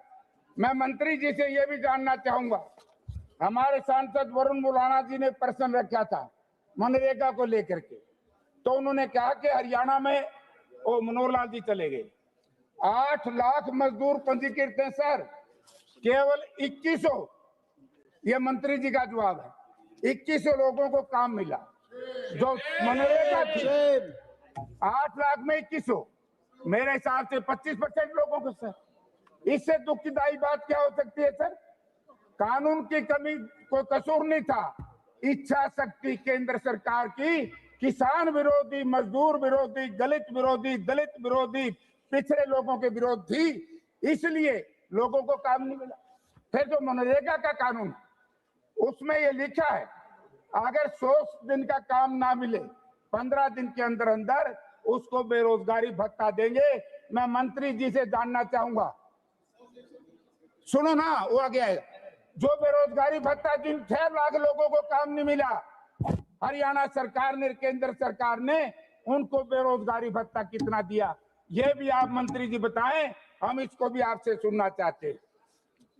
तो सर धीरे धीरे करके इस मनरेगा को इतना कमजोर कर दिया। मंत्री जी भाषण देते हैं, मैं कई बार सुनता हूं, बार बार ये कहते हैं कि हमने ये कर दिया, वो कर दिया। मैं एक ही प्रश्न आपसे पूछना चाहूंगा, जब देश में 2006 में कुल 200 जिलों में था और 2 वर्ष के अंदर अंदर इतनी इच्छा शक्ति थी कांग्रेस पार्टी की, गरीब के प्रति पूरे हिंदुस्तान में लागू किया गया, और जब पूरे हिंदुस्तान में लागू हुआ, माननीय प्रधानमंत्री नरेंद्र मोदी जी ने, जो देश के प्रधानमंत्री हैं सर, आज इस कानून को लेकर के केवल महात्मा गांधी से है तो परेशान नहीं है, या गांधी नाम से परेशान नहीं है, या क्या जाने, वो तो ये बताएंगे। महात्मा गांधी जी का नाम बदलने की आवश्यकता नहीं थी।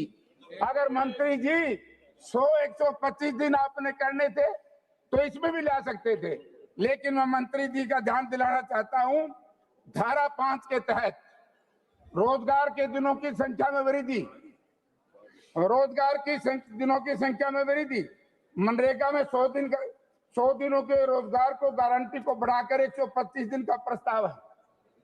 ठीक है सर। हालांकि अपनी 2024 की रिपोर्ट में स्थायी समिति ने इसे बढ़ाकर 150 दिन करने की सिफारिश की थी। आपने तो अपनी स्टैंडिंग कमेटी की रिपोर्ट को भी स्वीकार नहीं किया। मैं अच्छा मानता अगर आप 150 दिन करते तो, इससे बुरी बात क्या हो सकती है। हालांकि एक्ट के तहत अनुमानित कामों की संख्या बढ़ाकर 266 होने का वाला दिया गया था। ये इंडियन नेशनल कांग्रेस चाहती है कि 266 दिन करते, तब तो नाम बदलने का कोई लाभ था। क्या लाभ, केवल नाम बदलने से काम नहीं चलेगा। धारा 6 के तहत सर किसान के साथ बड़ा अन्याय सर, इसमें आप भी किसान है सर और मंत्री जी भी किसान है। यानी कि धारा 6(2) में कहा गया कि राज्य सरकारों का वित्तीय वर्ष में कुल 60 दिनों की अवधि से पहले नोटिफिकेशन करेगी, जिसमें सर बुआई कटाई की मुख्य कृषि मौसम शामिल होंगे। इस दौरान इस एक्ट के तहत कोई काम नहीं किया जाएगा। जब खेत में काम होगा तो नरेगा के लोगों का लाभ किसान को नहीं मिलेगा। इससे बुरी बात क्या हो सकती है। यानी कि इसमें बदलाव किया जाए और इसमें जो हमने पहले भी बात उठाई थी कि इस मनरेगा को खेती के साथ जोड़ा जाए, और खेती के साथ जुड़ेगा तो किसान को भी लाभ होगा सर और मजदूर को भी लाभ होगा। अब धारा 12 वंचित समुदायों को अल्पसंख्यक प्रावधान के सेंट्रल एम्प्लॉयमेंट गारंटी काउंसिल में 1/3 एसटी अन्य पिछड़ा वर्ग ओबीसी अल्पसंख्यकों के लिए आरक्षित है। यदि इस धारा में 11 में भी स्टेट एम्प्लॉयमेंट गारंटी काउंसिल के लिए आरक्षण अनिवार्य है। हालांकि बीबीजीजीआरएमजी बिल में धारा 13 के तहत स्टेट ग्रामीण रोजगार गारंटी काउंसिल के लिए आरक्षण तो रखा गया, लेकिन धारा 12 के तहत सेंट्रल ग्रामीण रोजगार गारंटी काउंसिल के लिए आरक्षण प्रावधानों का कोई जिक्र नहीं किया गया सर। इससे बुरी बात सर क्या हो सकती है। धारा 22 राज्यों में बढ़ती बोझ, वित्तीय स्थिति का बोझ बढ़ेगा। सर मैं हरियाणा के बारे में आपको कहना चाहता हूँ। हरियाणा प्रदेश में जब कांग्रेस ने सरकार छोड़ी 65,000 करोड़ कर्जा था सर। आज 11 साल में 4 लाख करोड़ रुपए कर्जा हरियाणा के सिर पर। हरियाणा सरकार दिवालिया हो चुकी है और यदि उसके ऊपर 40% बोझ डाल दिया गया तो गरीबों का बहुत बड़ा शोषण होगा। मैं मुख्यमंत्री जी से कहना चाहूंगा आपके माध्यम से कि इसको भी वापस लिया जाए और जो कांग्रेस के टाइम में था राज्यों पर 10% बोझ डाला जाए। मेटेरियल साथ में आ जाएगा। धारा 1 मिनट सर, अभी थोड़ा सा अभी शुरू करे ऐसे किसान की बात करता हूं। धारा 20 सोशल ऑडिट समुदाय की निगरानी को कमजोर करना। सर जो धारा इनकी 20 है उसके तहत बिल में कहा गया कि सभी मजदूरों को सोशल ऑडिट ग्राम सभा द्वारा किया जाएगा। हालांकि सोशल ऑडिट करने का तरीका, प्रक्रिया और तौर तरीके बिल में तय नहीं है किए गए सर कि उसका ऑडिट कैसे करना। इस सारे बिल को एक थोथा रखा गया, एक डरावना रखा गया, एक बहकाया गया। तो इसलिए मैं इस बिल की इसलिए निंदा करता हूं क्योंकि आज हालत क्या है सर देश की। देश में मनरेगा के समय मजदूरी मिलती थी, मजदूरी नहीं मिलती तो 15 दिन के अंदर अंदर उस परिवार को बेरोजगारी भत्ता मिलता था। मंत्री जी ये भी बताएं कि जिन परिवारों को वो नहीं मिला तो भत्ता कितना मिला। हमारे जो वेट है सर, 1 मिनट सर, 18 स्पीकर हैं आपके। 1 मिनट सर, मैं तो सर मनरेगा वेटों की आज तक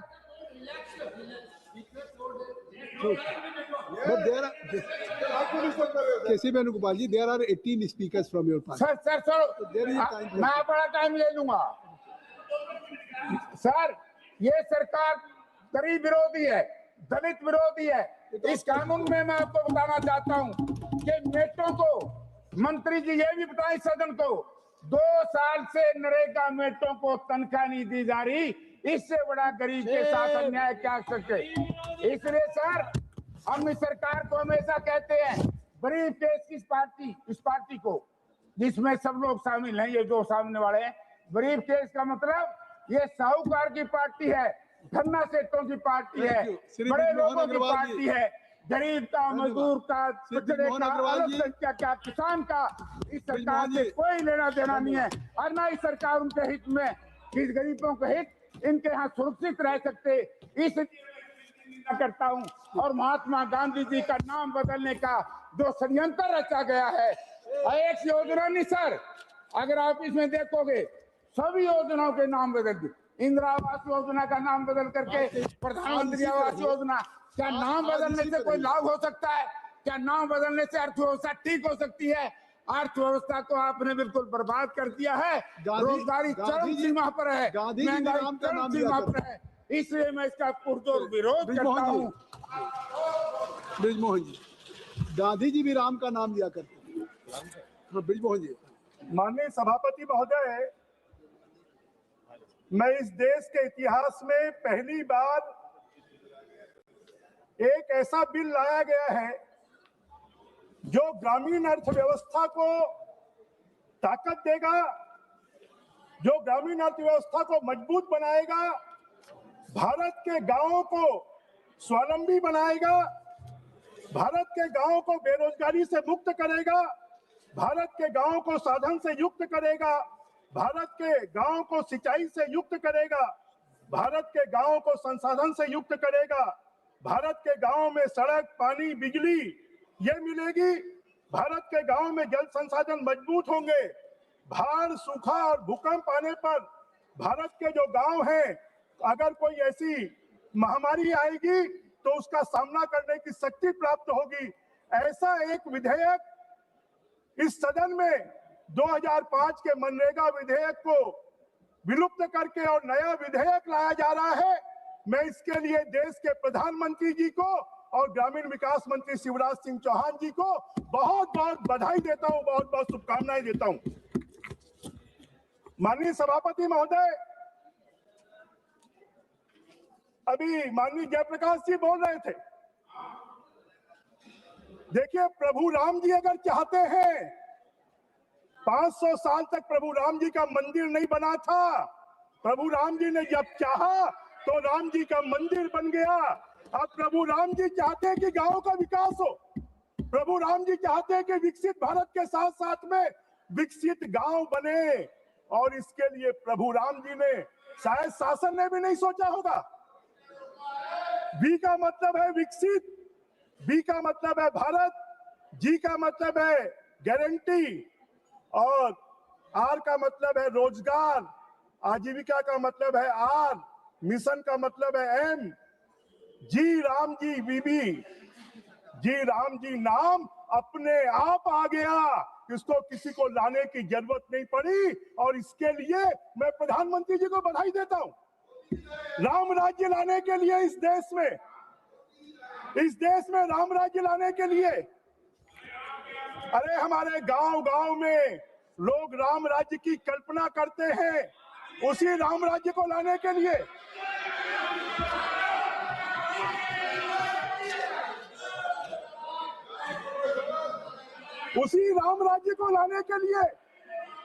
और यह विधेयक लाया गया गांधी जी के सपनों को पूरा करने के लिए।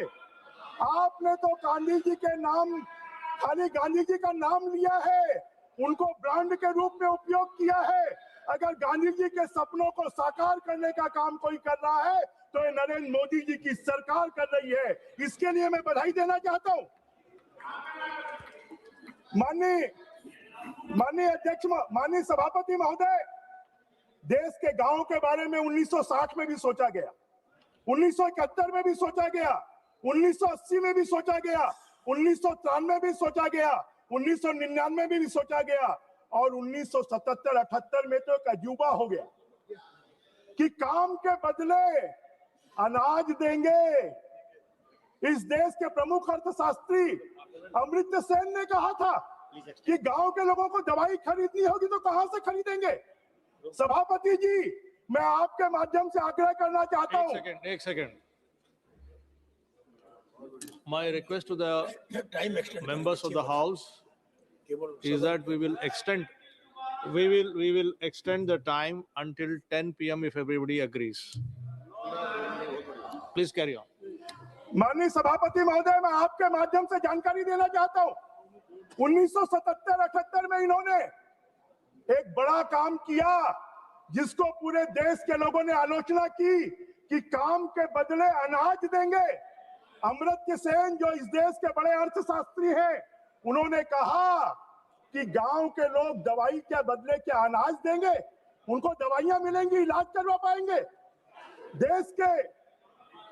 देश के आयोग ने कहा कि आप 1 रुपए के अनाज के पीछे 3 रुपए आप खर्चा कर रहे हैं, 2 रुपए उसके ट्रांसपोर्टेशन में खर्चा हो रहा है। इतनी अनीति करने वाले लोगों के साथ में अन्याय करने वाले लोग आज यहाँ पर खड़े होकर बात कर रहे हैं। मैं आपसे कहूंगा, माननीय अध्यक्ष महोदय कोटा से आते हैं, जरा अगले महीने की जो तनख्वाह है वो जरा कोटा की कचौड़ी के रूप में इनको दे दीजिए तो ज्यादा अच्छा होगा। और राहुल गांधी जी को तो हरियाणा की जलेबी पसंद है, उनकी तनख्वाह जलेबी के रूप में दे दीजिए। क्या आप इसको स्वीकार करेंगे क्या? जब आप इसको स्वीकार नहीं करेंगे तो आपने इतना घोर अन्याय क्यों किया था कि लोगों को काम के बदले अनाज देकर उनके रोजगार छीनने का काम किया था? उनके साथ में उनकी अर्थव्यवस्था को आपने ठप कर दिया था।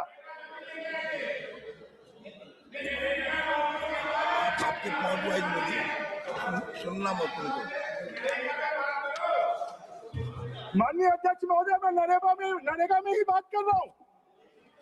माननीय अध्यक्ष महोदय, ये जो नरेगा है ये 100 दिन की जगह 125 दिन का रोजगार देगा। इसका क्या आप स्वागत नहीं करते? इसका क्या आप स्वागत नहीं करते हैं? माननीय अध्यक्ष, माननीय सभापति महोदय, ये आजीविका की सुरक्षा की गारंटी देगा। क्या आप इसका स्वागत नहीं करते हैं? क्या ये उनको अगर रोजगार नहीं मिलेगा 15 दिन के अंदर में उनको रोजगार देना पड़ेगा? अगर उनको रोजगार नहीं मिलेगा तो उनको बेरोजगार भत्ता देना पड़ेगा। क्या आप इसका स्वागत नहीं करते हैं? क्या विकसित ग्राम पंचायतों को बनाने का आप स्वागत नहीं करते हैं? माननीय सभापति महोदय, डिजिटल तकनीकी के माध्यम से शासन की जवाबदेही तय होगी। क्या आप इसका स्वागत नहीं करते हैं? माननीय सभापति महोदय, टिकाऊ परिसंपत्तियां बनेंगी। क्या आप इसका स्वागत नहीं करते हैं? पहले तो क्या होता था, गड्ढे खोदते थे, गड्ढे भर देते थे, क्या निर्माण का काम हुआ इसके बारे में कोई जानकारी नहीं होती थी। उसमें कितना भ्रष्टाचार हुआ, कितनी जांचें हुई, कितने लोगों के खिलाफ में कार्रवाई हुई। मनरेगा को खाली कांग्रेस ने अपने जेब भरने का साधन बना लिया था, फर्जी मास्टर रोल का साधन बना लिया था। आज उसमें सुधार करने का काम हमारे शिवराज सिंह चौहान जी कर रहे हैं। वो ग्रामीण परिवेश से आते हैं, वो खेती किसानी से आते हैं, वो 4 बार मुख्यमंत्री रहे हैं, अभी सांसद हैं। मैं उनको बधाई देना चाहता हूं। आज वो मंत्री हैं, उनको मैं बधाई देना चाहता हूं कि उन्होंने बहुत अच्छा विधेयक लाया है। पहले फर्जी हाजिरी के रजिस्टर होते थे, वो फर्जी हाजिरी के रजिस्टर को समाप्त कर डिजिटाइज मास्टर रोल बनाने की प्रक्रिया प्रारंभ हो रही है। क्या आप उसका स्वागत नहीं करते हैं? माननीय सभापति महोदय, टिकाऊ परिसंपत्तियों का निर्माण होगा। क्या आप इसका स्वागत नहीं करते हैं? माननीय अध्यक्ष महोदय, माननीय सभापति महोदय, यही मोदी जी की सरकार है जिसने राज्यों की सहायता को 42% से बढ़ाकर 42% किया। क्या आप उसका स्वागत नहीं करते हैं? यही मोदी जी की सरकार है जिसने ग्रामीण परिवेश को मजबूत करने के लिए प्रधानमंत्री आवास दिए। यही मोदी जी की सरकार है जिसने सौर सुजला के माध्यम से ग्रामीण क्षेत्रों में गैस के कनेक्शन दिए। यही मोदी जी की सरकार है जिसने ग्रामीणों को 5 लाख रुपए का इलाज मुहैया करवाया। यही मोदी जी की सरकार है जिसने रूफटॉप बिजली लगाने के लिए, सौर बिजली लगाने के लिए लोगों के लिए व्यवस्था की। यही मोदी जी की सरकार है जिसने जल जीवन मिशन के तहत ग्रामीण व्यवस्था को मजबूत करने के लिए घर घर में नल जल योजना का प्रारंभ किया। क्या आप इसका स्वागत नहीं करते?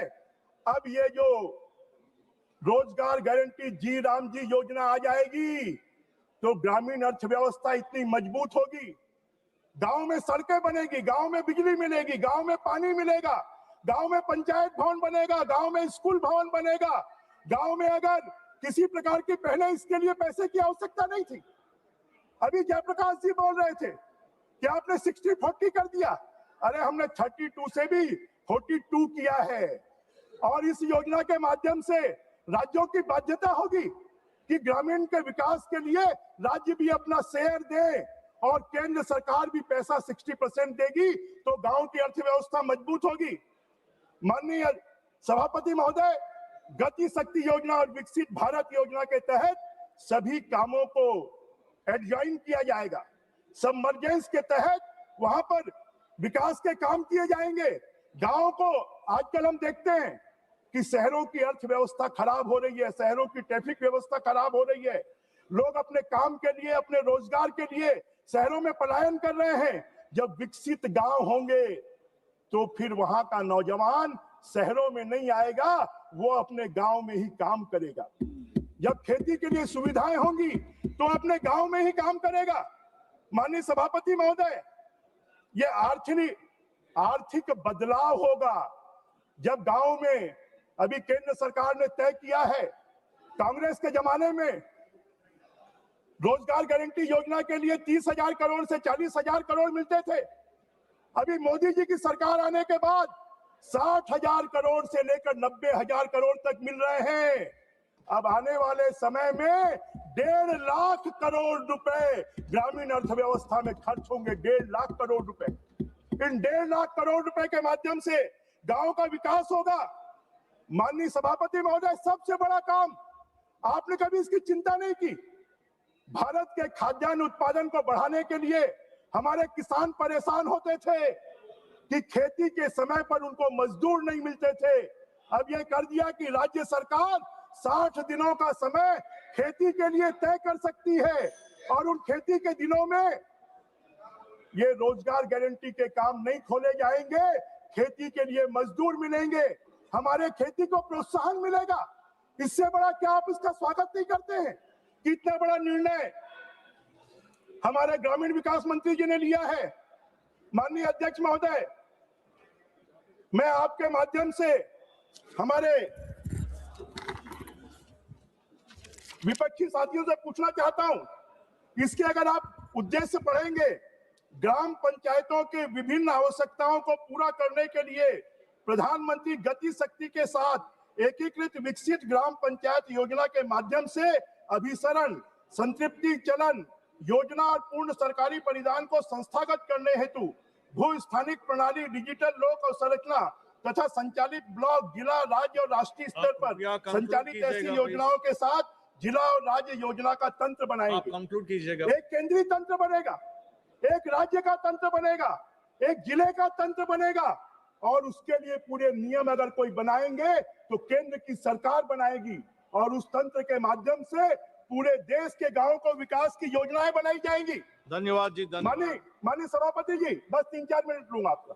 धन्यवाद जी। मैं पहला वक्ता हूं तो कृपया मुझे समय देंगे तो अच्छा होगा। नहीं, आप समय। माननीय सभापति, नहर, बाढ़, विपतन जलमार्ग, चेक बांध, मोहरबंद तथा भूमिगत बांध का निर्माण, तालाब, टैंक, रिसन, पुनर्भरण, गड्ढे, पुनर्गरण, साफ्ट, अंतर सबसेक्शन, कुएं, सहबद्ध जल संचयन संरचना का निर्माण, पुनरुद्धार, खुले कुएं द्वारा सिंचाई, सूक्ष्म सिंचाई, जलमार्ग तथा क्षेत्रीय जल वितरण प्रणाली, सामुदायिक।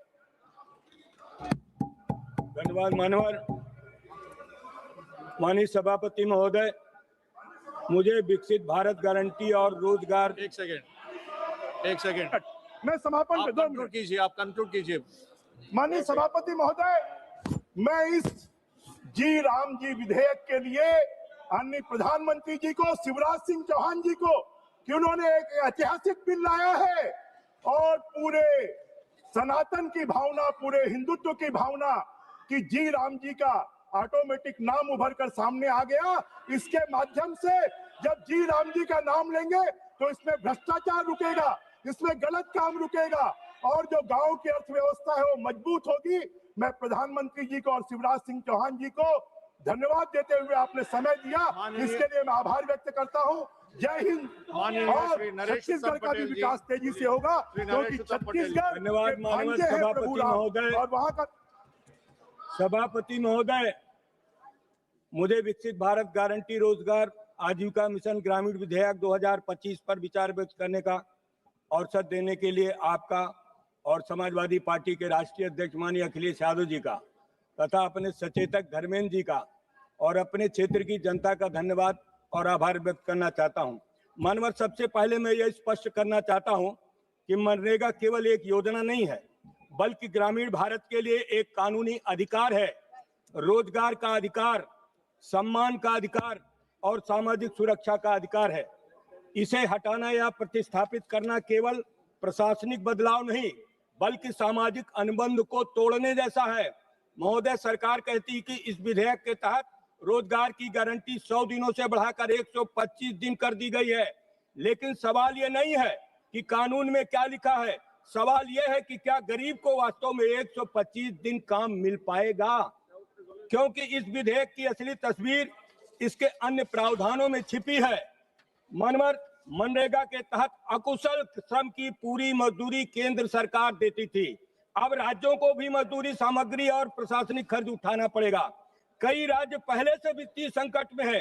अगर राज्य पैसा नहीं दे पाएगा तो सबसे पहले गरीब का रोजगार कटेगा। रोजगार का अधिकार राज्य की तिजोरी पर निर्भर नहीं होना चाहिए। नॉर्मेटिव एलोकेशन का है। अब केंद्र तय करेगा कि राज्य कितना खर्च कर सकता है। अगर मांग ज्यादा हुई तो राज्य को खुद खर्च उठाना पड़ेगा। ये मनरेगा की मांग आधारित आत्मा पर सीधा प्रहार है। ये गारंटी नहीं बल्कि कोटा सिस्टम है। साथ ही सहकारी संघवाद पर भी हमला है। कृषि मौसम में 60 दिन तक काम रोकने का प्रावधान का है। ग्रामीण जीवन कैलेंडर से नहीं चलता, वह बारिश, सूखे और मौसम की मार से चलता है। जलवायु संकट के दौर में काम रोकना गरीब को और असुरक्षित बनाना है। नए बिल को और पीएम गति शक्ति को जोड़ना है।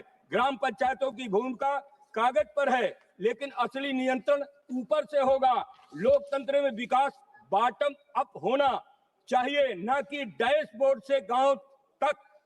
तकनीक का आत्मनिर्भर प्रयोग, बायोमेट्रिक और एप्स ने पहले ही कई मजदूरों की मजदूरी रोकी है। मेरे जिले फतेहपुर में कई गांव जैसे जरारा, लोहरी सराय, ब्लॉक कमोली आदि में मोबाइल नेटवर्क नहीं है। महोदय, तकनीक सहायक होनी चाहिए, न कि शर्त होनी चाहिए।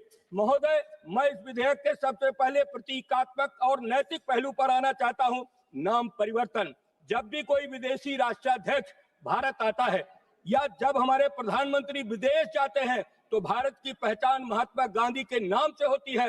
अहिंसा, सत्य, करुणा और यही भारत की आत्मा के प्रतीक है। लेकिन जैसे ही बात गरीब के रोजगार की आती है, आप उसी गांधी के नाम को योजना से हटा देते हैं। मैं सरकार से पूछना चाहता हूं, अहिंसा के पुजारी से इतनी नफरत क्यों?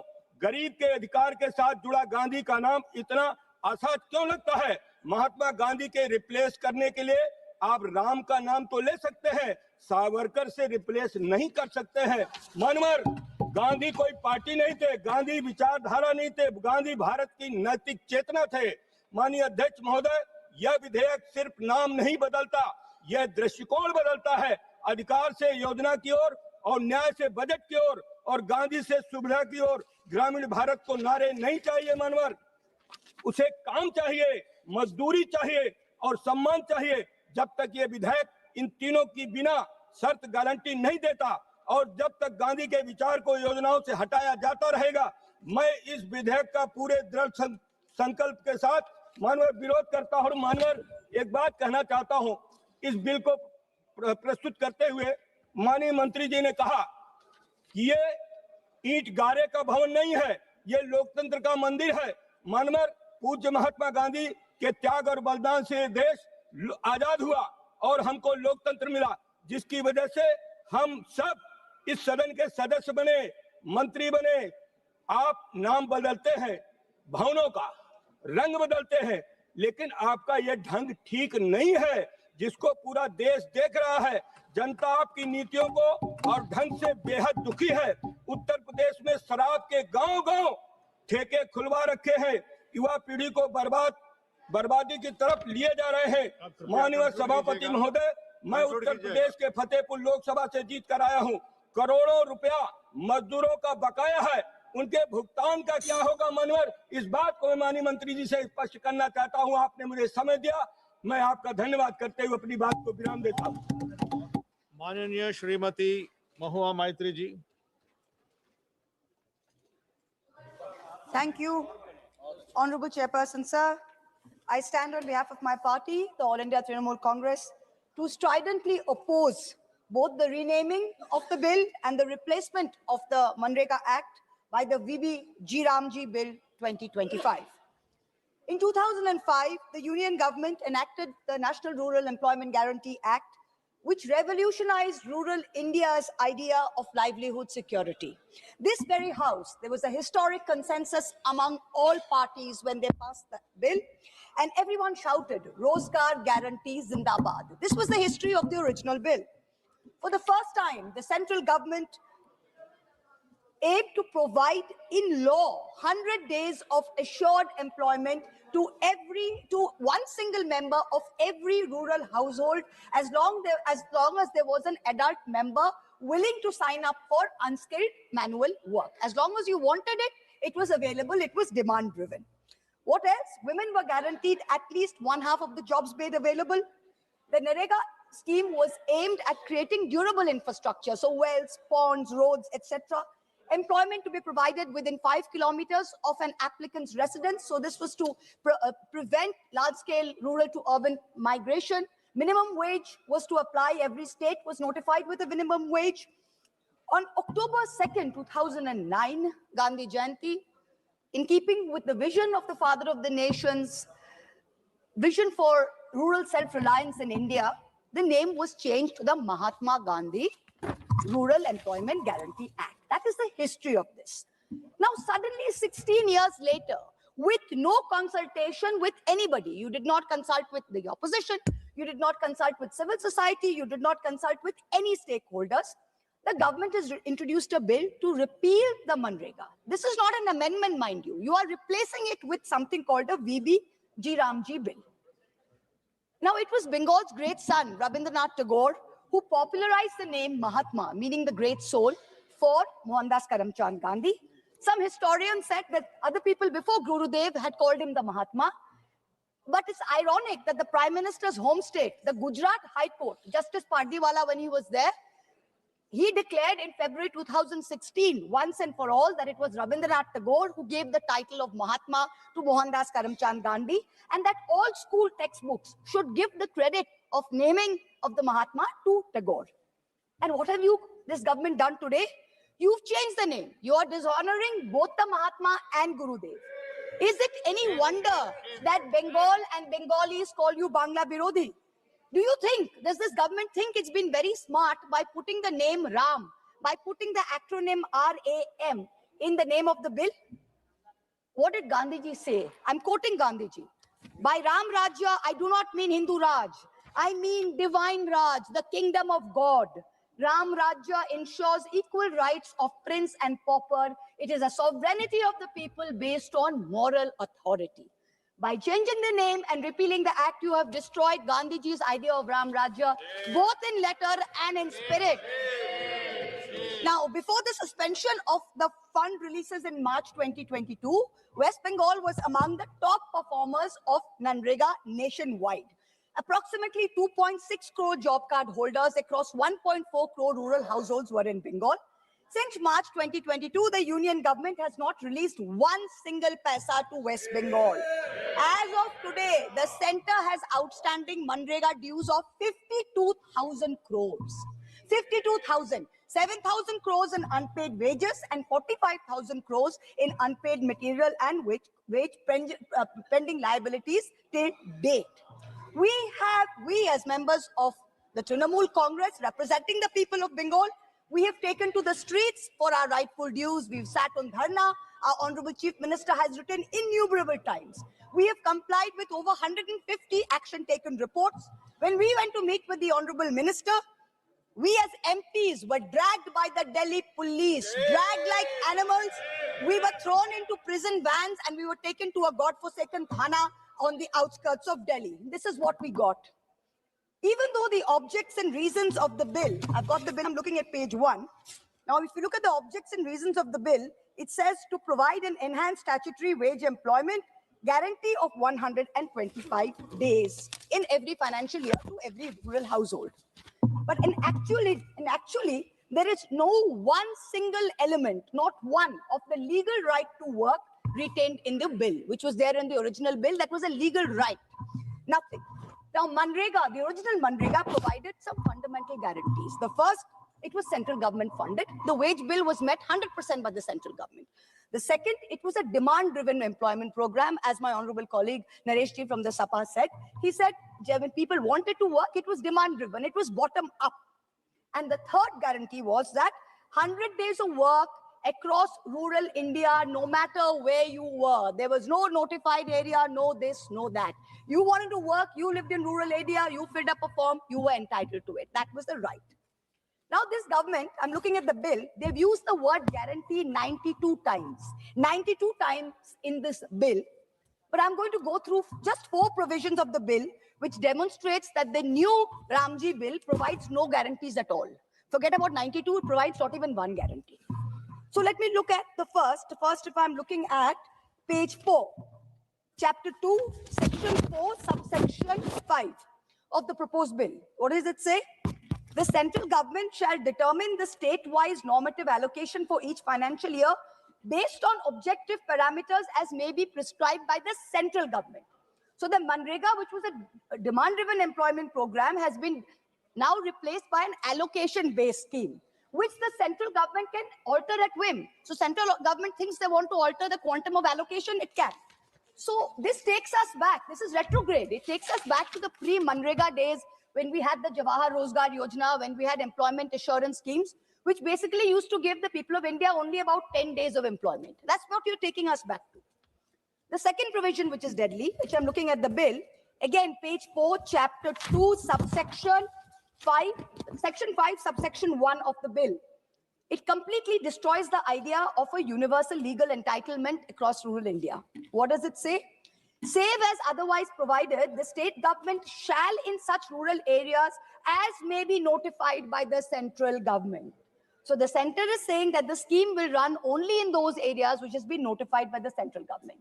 So the state government has to provide for the 125 days of work, but the center is going to prescribe the norms. Brilliant. Wow, this is great. Now this 125 days that they're saying, this is all eyewash. In the last 5 years, what has been the reality?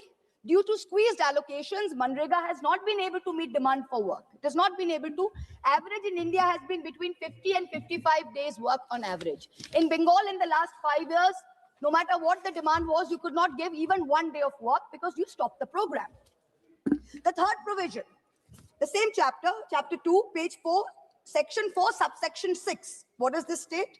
Any expenditure incurred by a state in excess of its normative allocation shall be borne by the state government. So suppose any state government has more demand, its people want more work, and it gives it more work, the state government is on the hook for the bill. The central government is not going to go beyond the allocation. Exactly what my colleague pointed out. The fourth, the most deadly, this is the death knell for the Manrega scheme. This is why Manrega is not going to go forward because of this provision. Let's look at page 11, chapter 5, section 22, subsection 2. For the purposes of this act, the fund sharing pattern between the central government and the state government shall be 60-40.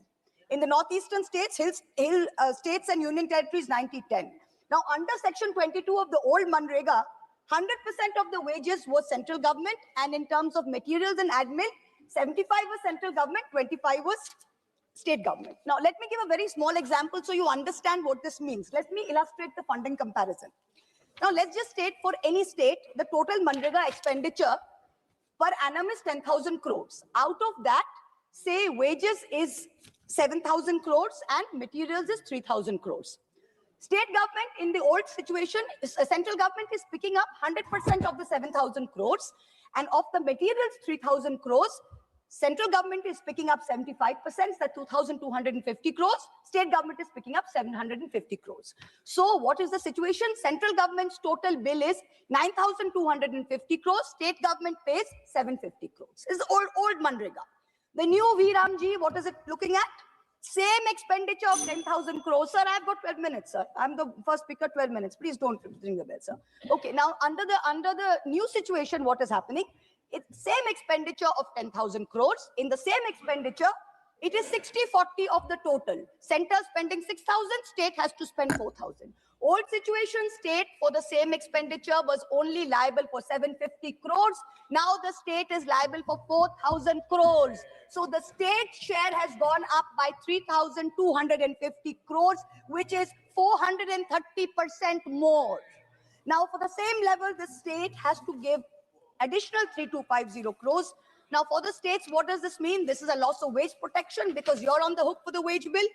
There's a budget cap risk where if there's expenditure beyond the allocation, the states have to borne it.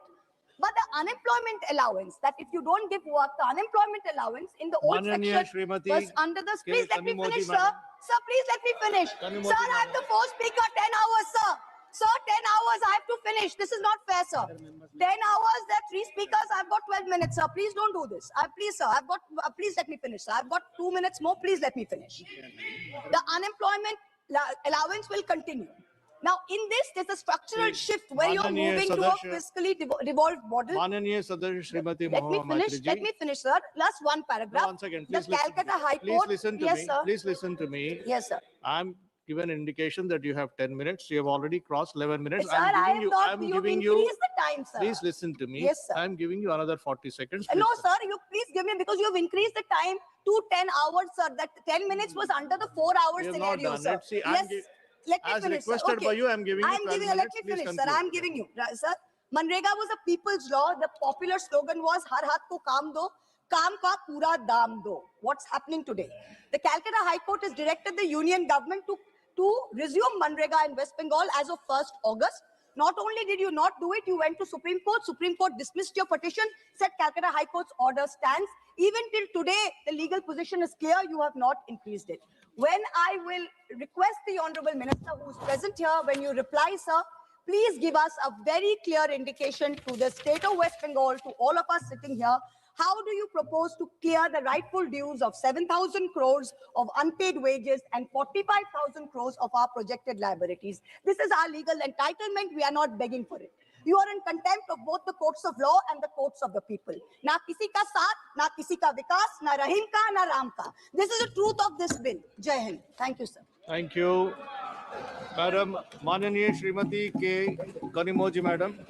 Madam. Thank you, sir. Thank you, sir. The Supreme Court of India in 1985 said, "The right to life includes the right to live with human dignity and all that goes along with it." Amartya Sen, during a discussion on Narega, said the social security arrangements like employment guarantees are crucial in protecting people from extreme deprivation. The Viksit Bharat Gram Ji bill, which is being brought today, takes away human dignity, and also it fails to protect the legal right of our people to work. What a shame. The Mahatma Gandhi National Rural Employment Guarantee Act now has been changed to the Viksit Bharat Guarantee for Rozgar and Ajivika Mission. Sir, just reading this vexes me.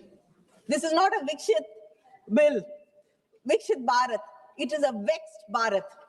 Because in every bill, you try to impose Hindi and Sanskrit on people of South India. And just try, why don't you name one bill in any South Indian language? You keep saying that you care about the Indian languages. Can you tell us about one bill which you may named in Tamil, Telugu, Malayalam, Kannada, Marathi, Odisha? Nothing. It is either Hindi or Sanskrit. இது வளர்ச்சி பாரதம் இல்லை, விபரீத பாரதம், வஞ்சிக்கப்படும் பாரதம். தொழிலாளர் விரோத அரசு விவசாய தொழிலாளர்களுக்கு எதிராக கொண்டு வரப்பட்டிருக்கக்கூடிய இந்த மசோதாவை நான் திராவிட முன்னேற்ற கழகத்தின் சார்பிலே முற்றிலுமாக மறுதலிக்கிறேன், எதிர்க்கிறேன். மகாத்மா காந்தி ஊரக வேலை வாய்ப்பு உறுதி திட்டம், அந்த திட்டத்தின் பேரிலேயே வேலை வாய்ப்பு உறுதி என்பது தெளிவாக சொல்லப்பட்டிருக்கிறது. ஆனா நீங்க கொண்டு வந்திருக்கக்கூடிய இந்த மசோதா, it is not demand driven. it is allocation based. முதல்ல இருந்த மசோதா வேலை கேட்பவர்களுக்கு வேலை தரக்கூடிய ஒன்றாக ஒரு திட்டமாக அது இருந்தது.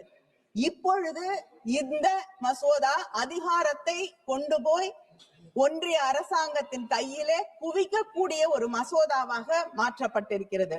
You should understand, federalism is sharing power, not hoarding power.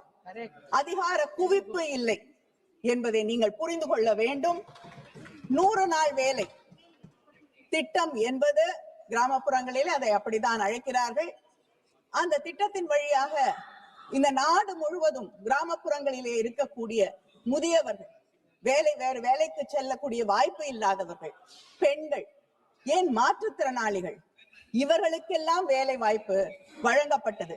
ஆனால் இன்று நீங்கள் கொண்டு வந்திருக்கக்கூடிய இந்த மசோதா இவர்களுக்கெல்லாம் எதிரான ஒன்றாக, மாநில சுயாட்சியை கெடுக்கக்கூடிய ஒன்றாக, மக்களுக்கு எதிரான, ஏழை மக்களுக்கு எதிரான ஒரு சட்டமாக இந்த மசோதா இன்று கொண்டு வரப்படுகிறது என்பதை நான் இங்கே பதிய வைக்க விரும்புகிறேன். The central government section 4(5) இந்த பில்ல, central government shall determine the state-wise normative allocation for each financial year based on objective parameters as may be prescribed by the central government. ஒன்றிய அரசாங்கம் யாருக்கு, எந்த மாநிலத்திற்கு எவ்வளவு வேலை வாய்ப்புகளை வழங்கலாம் என்று நீங்கள் தீர்மானிப்பீர்கள். எந்த பகுதியிலே இருக்கக்கூடிய மக்களுக்கு எவ்வளவு வேலை வழங்கப்படும் என்பதை நீங்கள் தீர்மானிப்பீர்கள். உங்களுக்கு வஉசி என்றாலே யார் என்று தெரியாது. இந்த நாட்டின் விடுதலைக்காக போராடிய செக்கிழுத்த செம்மல் யார் என்று உங்களுக்கு தெரியாது. உங்களுக்கு தமிழ்நாட்டு ஞாபகம் எப்ப வரும்? தேர்தல் வந்தால் வருவீர்கள். தேர்தல் நேரத்திலே வந்து நான் தமிழனாக பிறக்கவில்லையே என்று வருத்தப்படுகிறேன் என்று சொல்லுவீர்கள். ஆனால் அதே நேரத்திலே பீகார்ல தேர்தல் நடக்கும் போது பீகாருக்கு சென்று தமிழர்கள் பீகாரிகளுக்கு எதிரானவர்கள். ஒடிசாவில் தேர்தல் நடந்தால் தமிழர்கள் இங்கே வந்து அதிகாரத்தை பறிக்க நினைக்கிறார்கள் என்று தமிழர்களுக்கு எதிராக பேசக்கூடியவர்கள். அங்கே இப்படி எங்களுடைய மக்களை பற்றி, மாநிலங்களில் இருக்கக்கூடிய மக்களை பற்றி எந்த கவலையும் அக்கறையும் இல்லாத நீங்கள் எப்படி தமிழ்நாட்டிலே இருக்கக்கூடிய, நாகப்பட்டினத்திலே அருகிலே இருக்கக்கூடிய ஒரு கிராமத்திலே, தஞ்சையிலே ஒரு கிராமத்திலே, திருநெல்வேலியிலே, நாங்குநேரியிலே, தூத்துக்குடியிலே இருக்கக்கூடிய கிராமங்களிலே இருக்கக்கூடிய மக்களுடைய தேவைகளை புரிந்து கொண்டு ஒதுக்கீடுகளை செய்வீர்கள் என்பதை எனக்கு சொல்லுங்கள். அரசு, மாநில அரசு அங்கே இருக்கக்கூடிய தேவைகளுக்கு ஏற்ப இத்தனை ஆண்டுகளாக வேலை வாய்ப்புகளை வழங்கி கொண்டிருந்தது. இன்று அந்த உரிமையையும் எங்களிடம் இருந்து பறித்து கொள்ளக்கூடிய ஒரு மசோதா, நீங்க கொண்டு வர அத்தனை மசோதாக்களிலும் மாநில உரிமைகள், மாநில சுயாட்சி என்பது அழிக்கப்படுகிறது, ஒழிக்கப்படுகிறது என்பதை நான் இங்கே பதிவு செய்கிறேன். அது மட்டும் இல்லாமல்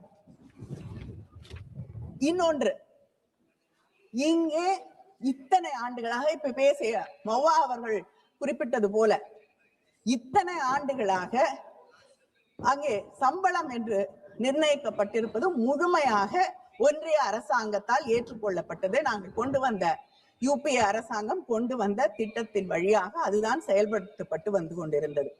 ஆனால் இப்பொழுது இந்த மசோதா 60-40 என்ற அந்த விகிதத்தை மாற்றி அமைத்திருக்கிறது.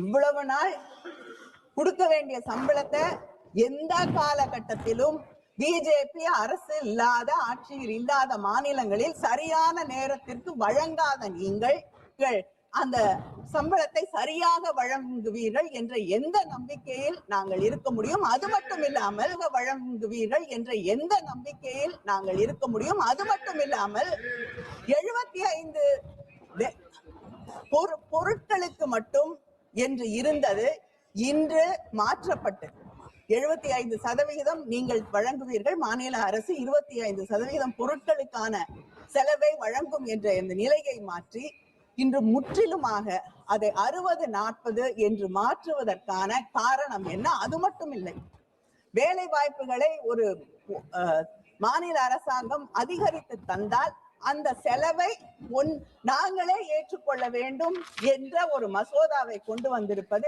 எப்படி நியாயமாகும் என்று கேட்கிறேன். ஏனென்றால் தொடர்ந்து மாநிலங்களுக்கு வழங்கப்படும் நிதியை நீங்கள் குறைத்துக் கொண்டே வந்து கொண்டிருக்கிறீர்கள்.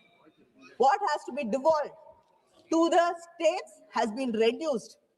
89% இன்று 79% அது குறைக்கப்பட்டிருக்கிறது. செஸ்ஸில் இருந்து வரக்கூடிய நிதியை ஒவ்வொரு ஆண்டும் அதிகமாக எடுத்துக்கொண்டிருக்கக்கூடியவர்கள் நீங்கள். மாநிலங்களுக்கு வரவேண்டிய வருமானம் குறைக்கப்படக்கூடிய அதே நேரத்திலே செலவுகளை இங்கே இருக்கக்கூடிய அரசு அதிகரித்துக் கொண்டே போகக்கூடிய ஒரு சூழலை நாம் பார்த்து கொண்டிருக்கிறோம். 60-40 சொல்கிறீர்கள். நான் கேட்கிறேன், பிரதான் மந்திரி ஆவாஸ் யோஜனா, பிரதமரின் வீடு கட்டக்கூடிய திட்டம், பேரு பிரதமருடைய பேர்ல இருக்கு. ஆனா உண்மையிலேயே 61% பணத்தை, நிதியை வீடு கட்டுவதற்கு வழங்குவது மாநில அரசு. நீங்க கொடுக்கிறது 39% மட்டும்தான். பிரதான் மந்திரி மத்ஸ்ய சம்பதா யோஜனா ஒன்றிய அரசாங்கம் வழங்குவது 27%, தமிழ்நாடு அரசாங்கம் வழங்குவது 73%. முதியோர் உதவித்தொகை 1000 ரூபாய்க்கு மேலாக வழங்குவது எங்களுடைய அரசு. நீங்க கொடுக்கிறது 200 ரூபாய். ஜல்ஜீவன் மிஷன் 50% என்று சொன்னீர்கள். ஆனால் உண்மையிலேயே தமிழகம் 55% அந்த திட்டத்தை நிறைவேற்றுவதற்காக வழங்கி கொண்டிருக்கிறது. இப்படி ஒவ்வொரு திட்டத்திலும் எங்களை, மாநிலங்களை வஞ்சித்துக் கொண்டிருக்கக்கூடிய ஆட்சி இந்த மசோதாவின் வழியாகவும் மறுபடியும் மக்களையும் மாநிலங்களையும் வஞ்சிக்க தொடங்கி இருக்கிறீர்கள். இதையும் ஒரு வாய்ப்பாக நீங்கள் பயன்படுத்தி கொண்டிருக்கிறீர்கள் என்பதை நினைக்கும் போது வருத்தமாக இருக்கிறது, வெட்கமாக இருக்கிறது. 60 நாள் when peak agricultural activity இருக்கக்கூடிய அந்த நேரத்திலே வேலை கிடையாது என்று சொல்கிறீர்கள். விவசாயம் என்ன என்பதன் அடிப்படையை நாம் புரிந்து கொள்ள வேண்டும். விதைக்கக்கூடிய நேரம், நாற்று நடக்கூடிய நேரம், இந்த நேரத்தை தவிர அந்த 60 நாட்களிலே 1-2 நாட்களை தவிர விவசாய தொழிலாளிகளுக்கு வேறு எந்த நாட்களிலும் வேலை கிடையாது.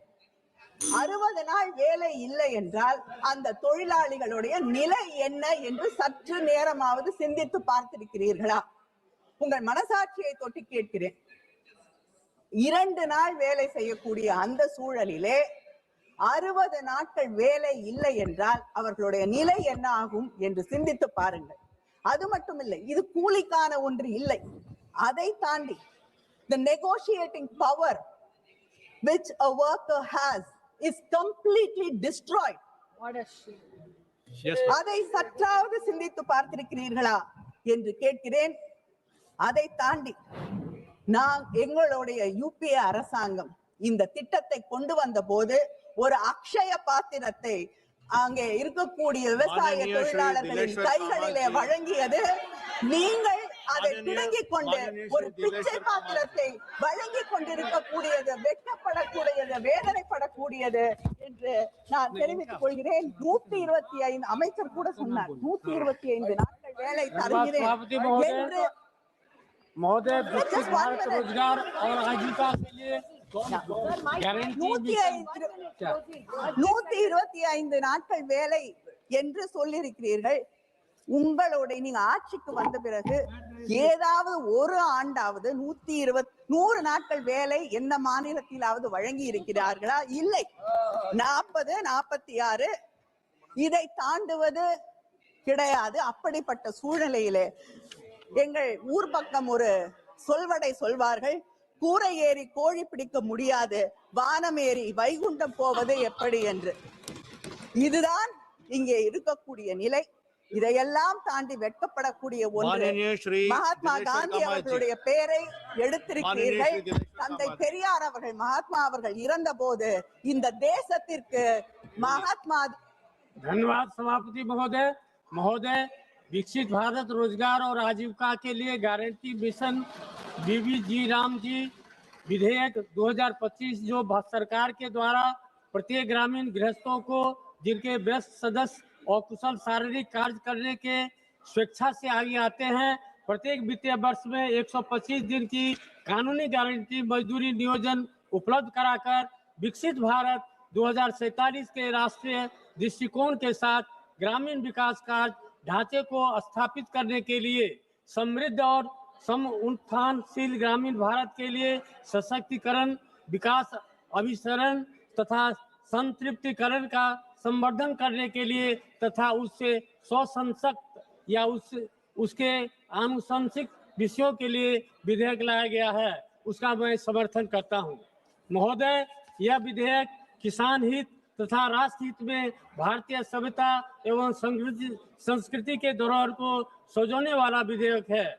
महोदय, भारतीय संविधान के कई ऐसे नियमों में अभी भी बहुत ऐसे संशोधन होना है जो बहुत पहले ही होना चाहिए था।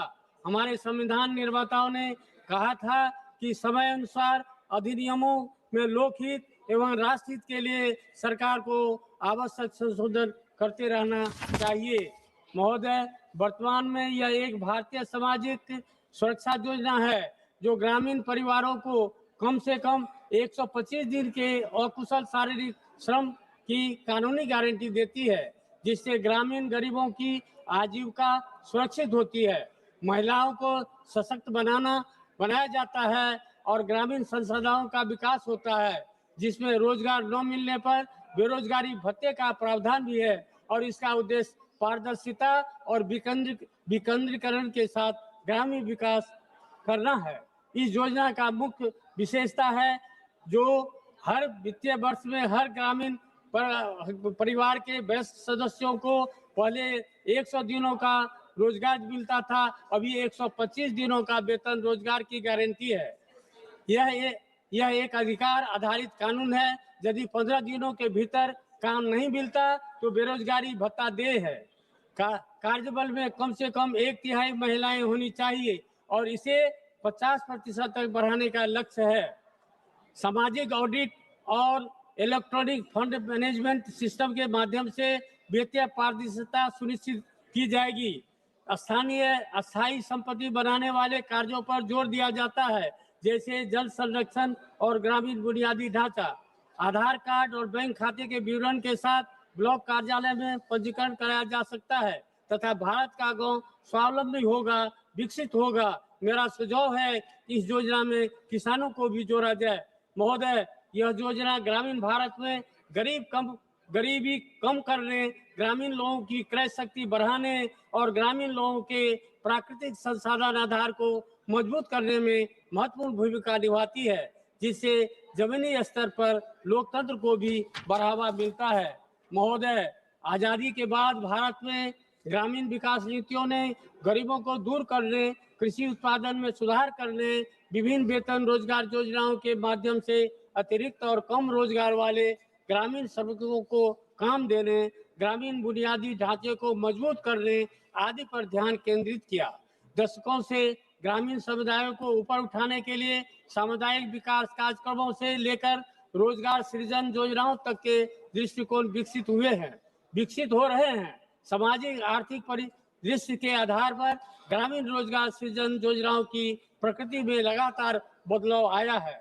भारत की ग्रामीण रोजगार स्कीम कई अवस्थाओं से गुजरी है, जिसकी शुरुआत ग्रामीण जनशक्ति कार्यक्रम और ग्रामीण रोजगार संबंधी स्कीम जैसे शुरुआती कार्यक्रम से हुई। 1980 में राष्ट्रीय ग्राम रोजगार कार्यक्रम और ग्रामीण भूमिहीन रोजगार गारंटी शुरू किया गया, जिसको 1993 में जवाहरलाल रोजगार योजना में मिला दिया गया ताकि ग्रामीण रोजगार की कोशिशों को आसान बनाया जा सके। किसान हित में अन्नदाताओं के लिए खेती के कमजोर मौसम में काम देने हेतु 1993 में रोजगार आश्वासन योजना शुरू की गई। महोदय, सबसे पिछड़े जिलों को खाद्य सुरक्षा और रोजगार दोनों में सुधार करने के लिए 1977-78 में काम के बदले अनाज कार्यक्रम शुरू हुआ और 2004 में राष्ट्रीय काम के बदले अनाज कार्यक्रम के तौर पर बढ़ाया गया, जो सार्वजनिक कामों पर हाथ हाथ से काम करने के लिए मजदूरों के तौर पर अनाज दिया गया। महोदय, जिस प्रकार ऊंचे मकान बनाने के लिए मजबूत नींव डाली जाती है, उसी प्रकार विकसित भारत 2047 के लक्ष्य प्राप्ति के लिए नींव के रूप में माननीय प्रधानमंत्री श्री नरेंद्र मोदी जी एवं बिहार के लोकप्रिय मुख्यमंत्री श्री नीतीश कुमार जी के नीतिगत सोच के द्वारा विकसित ग्राम पंचायत योजना की मजबूत शुरुआत कर योजना को कार्यान्वित करने के लिए विशेष ढांचा तैयार किया गया है, जिससे विकसित भारत बनाने में अहम योगदान होगा। महोदय, योजना के लिए राज्य सरकार के द्वारा कार्यान्वयन कार्य अधिनियम के प्रारंभ की तारीख से 6 महीने के भीतर अधिसूचना द्वारा इस अधिनियम के उपबंधों तथा उसमें दी गई विशेषताओं से संगत स्कीम बनाएगी। योजनाओं को मजबूती, सफल एवं भ्रष्टाचार मुक्त करने के लिए 4 अहम क्षेत्राधिकार बनाया गया है। पहला अधिकार जल संबंधी संकल्पों के माध्यम से जल सुरक्षा, दूसरा कोर ग्रामीण अवसंरचना, तीसरा आजीविका संबंधी अवसंरचना और चौथा कोर मौसम घटनाओं के न्यूनीकरण के संकल्प को क्षेत्राधिकार दिया गया है। साथ ही बायोमेट्रिक प्रमाणीकरण, स्थानिक प्रौद्योगिकी सक्षम योजना, मोबाइल और डैशबोर्ड आधारित निगरानी और साप्ताहिक सार्वजनिक प्रकटीकरण प्रणालियों के माध्यम से पारदर्शिता और जवाबदेही सुनिश्चित की जाएगी तथा सामाजिक लेखा परीक्षा तंत्र को मजबूत किया जाएगा। मूल रूप से यह विधेयक विकसित भारत 2047 से लक्ष्य को प्राप्त करने की दृष्टिकोण से लाया गया है। महोदय, महात्मा गांधी जी के राम राज्य का सपना इस बिल से साकार होगा। राष्ट्रपिता महात्मा गांधी के जीवन का आखिरी शब्द हे राम से प्रेरित होकर महात्मा गांधी के सपने को साकार बनाने तथा उनको श्रद्धांजलि देने के रूप में इस विधेयक के साथ चर्चा में भाग लेने के लिए अवसर प्रदान किया। उसके लिए आपको धन्यवाद एवं आभार व्यक्त करता हूं। मैं पुनः विकसित भारत रोजगार और आजीविका के लिए गारंटी मिशन बीबी राम जी विकसित भारत जी राम जी विधेयक 2025 का समर्थन करता हूं। बहुत बहुत धन्यवाद। माननीय श्री लावो Shri Krishna ji. Thank you, sir, for allowing me to speak on Viksit Bharat Guarantee for Rozgar and Ajivika Gramin Bill. I've been listening to various members speaking for the last 1 hour. One word that everyone keeps talking about or keeps taking is the change. One thing that is constant is the change, and what's been seen here is the change that has been introduced because of the change in the scenario and change in the aspirations of the people, change in the economy that country has experienced in the last 15 years. Sir, in the 1960s, even the calls were also made. In 1960s, it was Jai Jawan, Jai Kisan. 1970s, it was Garibi Hatao. 1980s, Roti, Kapda, Makan. 80s, 90s, it was liberalization, privatization. 2000, right to work.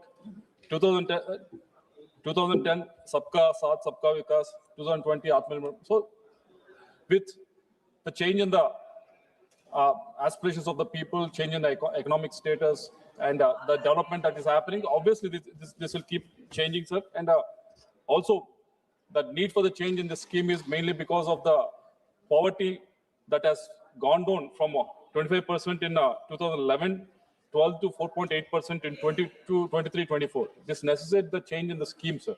So not only in this, sir, if you look at the rural employment program, that has been, it is not something that has been introduced only in 2005. It is there from 1969 in various forms and various focus areas and various targets that has been established for in various decades. In 1969, it was rural employment program.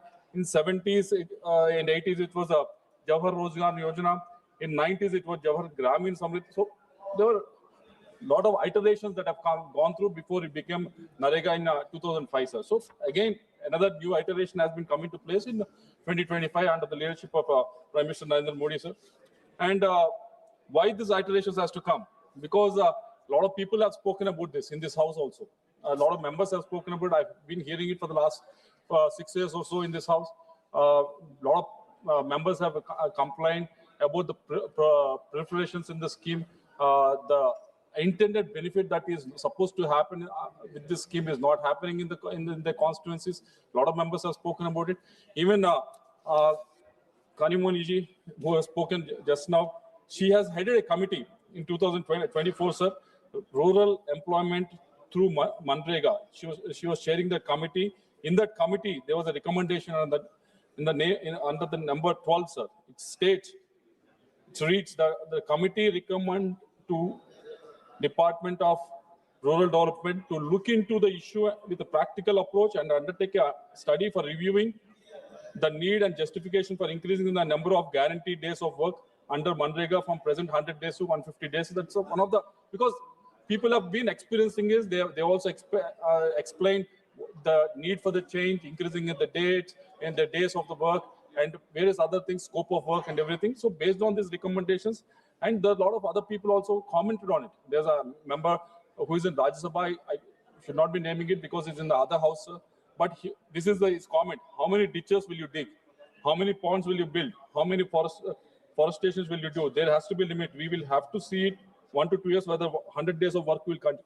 These are the comments that have also come into existence, sir, because they have seen, because members are very experienced. They go into the constituency, involved with the villagers, talk to the officers, where the scheme is working, where the scheme is not working. So they made a lot of suggestions and suggestions to the government. Based on the suggestions, they've made this new amendments to this, sir. And also, there are a lot of investigations also done by the union government. In 19 districts of West Bengal, they found non-existent works. The member who has spoken earlier also should be looking into this. Also, they monitored 23 states in financial year 25-26, and it has found that there was no work that has been done, but still there are a lot of large-scale large-scale wages has been taken out under this scheme. So there are a lot of issues that they have raised in this under this scheme, sir. But based on these recommendations, based on the suggestions by various members, the government has taken into the account. So they have recommended that number of days to be increased from 100 days to 125 days, sir. And this is a move in the right direction. And also budget has also been increased. If you see the budget of the scheme in 2005 and 6, when it started, it was only started with 5,400 crores, sir. But last year, it was increased to almost 86,000 crores, sir. So we have seen, I've seen during the time of COVID, it was increased to almost 1,10,000 crores to help the people in the need, to provide them the work and everything. So this has worked well for certain times, sir. It needs some change. So these iterations have been coming into place. So we welcome this new changes that has been made, but we also want to make a statement here, sir, with regards to the Andhra Pradesh, sir. Andhra Pradesh, we've made a lot of requests in this house also. We've made the position clear of economic status of Andhra Pradesh in this house, sir. Ours is a revenue deficit state from 2014 itself, after the unscientific bifurcation that has happened. And we have come to this house and explained the situation of Andhra's financial position many occasions, sir. And in the last 1.5 years after the Telangana party came into power, the one major thing that has been achieved was there was 92 schemes of the central government, which from 2019 to 24 were all defunct. They were not, the central sponsored schemes were not being utilized by the state government from 2019 to 24 in the previous regime. But what we have done in the last 1.5 years with the support of Indian government, with the support of the various ministries, with the support of the prime ministers, to restruct these 92 schemes, and these centrally sponsored schemes are now working well in Andhra Pradesh, sir. But what we request is, as a state is a revenue deficit state, when we have to cough up 40% from the side of the state to fund this scheme, we request the same amount of support that has been extended by the central government for the last 1.5 years to be extended, so that the scheme can be implemented well in the state. So that is a request from Andhra Pradesh side, sir. So coming to the suggestions regarding this scheme, there are 5 I want to make, sir. The first one is, I think we need to strengthen the laws to prevent the fraud, sir. In the last 10 years in Andhra Pradesh itself, there have been 1,11,932 cases of fraud under Narega involving 82 crores has been found. Of this, only 48 crores has been recovered, sir. But the problem with this is recovery is one thing, but making sure that whoever has been involved in this is to be taken into task. I have searched for a long time across the country with a lot of based on a lot of data that has been provided, but nowhere you see these people who have been doing these frauds has been taken to task. I think we need to, as we are amending this law, I think we need to amend in such a way that proliferation doesn't happen. So because that is the main reason why we are going ahead with this, so that make sure that whoever does this false will be taken to task. Second is increasing the number of technical assistants. Right now, at present, one technical assistant is assigned for 4 gram panchayats. Imagine one technical assistant, he has to measure 16 working sites in these 4 gram panchayats in 3 days. Imagine him traveling to 16 sites. So it is nearly impossible for him to do it. And what will happen is they try to fraudulently map the working sites and not enter the right works. So I request the ministry to increase the number of technical assistants instead of 4, give one per 2 gram panchayats.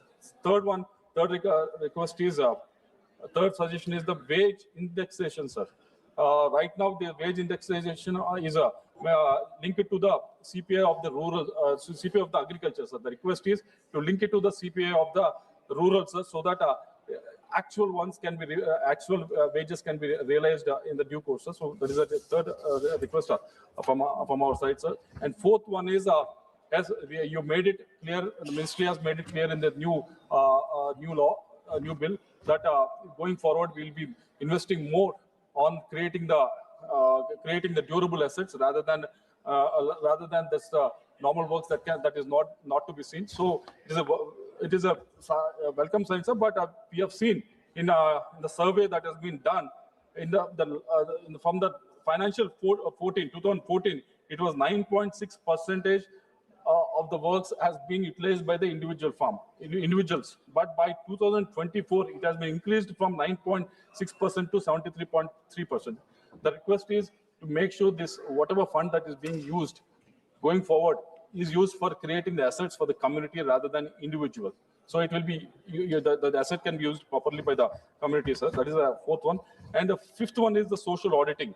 Although social audits are mandated under the Narega Act, the establishment of independent social audit units is not statutorily mandated. So we request you to make sure every state is mandatorily doing the social audits and making sure these bodies are also constituted, because most of the states are not even constituted bodies, so that these audits are not happening completely, sir. So these 5 suggestions, we request the ministry to take these suggestions into consideration. And with this, we support the bill. And thank you very much.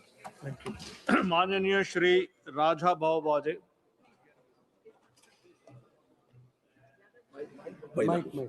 Mic and camera. Let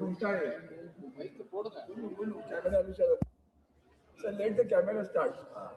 माननीय अध्यक्ष महोदय, मी आज विकसित भारत रोजगार आणि आजीविका mission ग्रामीण विधेयक 2025 या महत्वाकांक्षी आणि दूरगामी परिणाम करणाऱ्या विधेयकावर आपले लक्ष वेधण्यासाठी उभा आहे. या विधेयकाच्या मूलभूत रचनेत विशेषतः वित्त पुरवठा, कामाच्या अधिकारावर नियंत्रण आणि अंमलबजावणीच्या पद्धतीत गंभीर त्रुटी आहेत, ज्या ग्रामीण श्रमिकांच्या हक्कांची तडजोड करतात आणि सहकारी संघ राज्य व्यवस्थेची पायाभरणी कमकुवत करतात. मी या विधेयकातील 3 मूलभूत चिंता सभागृहाच्या लक्षात आणून देऊ इच्छितो. 1. मागणी आधारित हमी कमकुवत करणारी निर्धारित वाटप प्रणाली. माननीय अध्यक्ष महोदय, हा नवीन आराखडा केंद्र पुरस्कृत योजना म्हणून राबवला जाणार असून खर्चाचे प्रमाण केंद्र व राज्यामध्ये 60-40 असे विभागले जाईल. यामुळे रोजगाराच्या हक्क आधारित स्वरूप संपुष्टात येऊन तो बजेट नियंत्रित दायित्वाचा रूपांतरित होण्याची गंभीर शक्यता आहे. विधेयकातील कलम 22(4) नुसार केंद्र सरकार काही ठराविक वस्तुनिष्ठ निकषांच्या आधारे प्रत्येक आर्थिक वर्षासाठी राज्यनिहाय निर्धारित वाटप निश्चित करणार आहे. परंतु या विधेयकाचा सर्वात कळीचा आणि चिंताजनक भाग कलम 22(5) आणि 22(6) मध्ये आहे, जिथे स्पष्टपणे नमूद करण्यात आले आहे की राज्याने निर्धारित वाटपापेक्षा अधिक केलेल्या कोणत्याही खर्च संबंधित राज्य सरकारला उचलावा लागणार आहे। याचा अर्थ असा होतो की जर एखाद्या राज्यात दुष्काळ, अतिवृष्टी, नैसर्गिक आपत्ती, आर्थिक मंदी किंवा स्थलांतरामुळे कामाची मागणी केंद्राने ठरवलेल्या मर्यादेपेक्षा वाढली तर त्या अतिरिक्त खर्चाची संपूर्ण जबाबदारी राज्य सरकारवर टाकली जाईल। ही तरतूद रोजगार हमीच्या मूळ संकल्पनेलाच हरताळ फासणारी आहे। आर्थिक जोखीम राज्यावर ढकलल्यामुळे अनेक राज्य वाढीव मागणी पूर्ण करण्याऐवजी कामाचे प्रमाण कृत्रिमरित्या मर्यादित ठेवण्यास भाग पडतील आणि त्याचा थेट फटका ग्रामीण कुटुंबांना बसेल।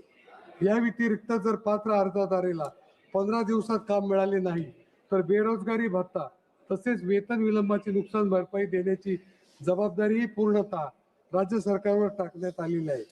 हे विशेष अन्यायकारक आहे कारण अनेक वेळा विलंबाचे कारण केंद्राने विकसित केलेल्या डिजिटल प्रणालीतील तांत्रिक त्रुटी असू शकतात।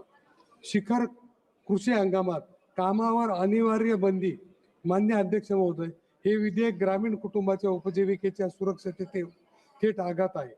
कलम 6 आणि अनुसूची 1 नुसार प्रत्येक राज्य सरकारला दरवर्षी कमाल 60 दिवसांचा कालावधी अधिसूचित करणे अनिवार्य आहे, ज्यामध्ये पेरणी व कापणीचा कृषी हंगाम समाविष्ट असेल आणि या कालावधीत या कायद्याअंतर्गत कोणतेही काम सुरू करता येणार नाही। ही तरतूद मजुरांच्या स्वतःच्या गरजेनुसार काम निवडणीचा अधिकार काढून घेते। या 60 दिवसात जर शेतात काम उपलब्ध नसेल किंवा अत्यंत कमी मजुरी मिळत असेल तर त्या कुटुंबांना कायद्याने हमी दिलेले उत्पन्न मिळवण्यास प्रतिबंध केला जातो। मान्य अध्यक्ष महोदय, रोजगार हमी कायद्याचा उद्देश लोकांना रोजगार देण्याचा आहे। कृषी क्षेत्रासाठी सक्तीची स्वस्त मनुष्यबळ उपलब्ध करून देण्याचा नाही। कामावर अशी सक्तीची बंदी म्हणजे हमी अधिकाराचे थेट उल्लंघन आहे। मान्य अध्यक्ष महोदय, 125 दिवसांचा रोजगार हमीचा दावा आणि विकसित भारत राष्ट्रीय ग्रामीण पायाभूत सुविधा स्टॅक यासारख्या संकल्पना असूनही आर्थिक मर्यादा आणि कामाच्या हक्कावर लादलेले निर्बंध या विधेयकाचा मूळ उद्देशच कमकुवत करतात। म्हणून मी केंद्र सरकारला पुढील सुधारणा करण्याची ठाम विनंती करतो। निर्धारित वाटप प्रणाली त्वरित रद्द करावी आणि मागणी आधारित वैधानिक हमीनुसार होणाऱ्या सर्व अतिरिक्त खर्चाची जबाबदारी केंद्र सरकारने घ्यावी। कृषी हंगामातील 60 दिवसांच्या सक्तीचे काम बंदी मागे घ्यावे, जेणेकरून ग्रामीण कुटुंबांना त्यांच्या गरजेनुसार रोजगार हमीचा लाभ घेता येईल। जर आपल्याला खऱ्या अर्थाने विकसित भारत घडवायचा असेल तर तो दुर्बळ श्रमिकांच्या मूलभूत हक्कावर अटी लादणारा नव्हे तर त्यांना सक्षम करणारा असला पाहिजे। मान्य अध्यक्ष महोदय, मनरेगा हे नाव बदलून राम नाव घेतलं म्हणून जे श्रमिकांवर जो आधार होणार पाहिजे तो आधार होत नाहीये। तरी माझं म्हणणं असं आहे की आपण केंद्र सरकारने याचा विचार करावा। धन्यवाद अध्यक्ष महोदय। थैंक यू जी। माननीय श्री नीलेश लंके जी।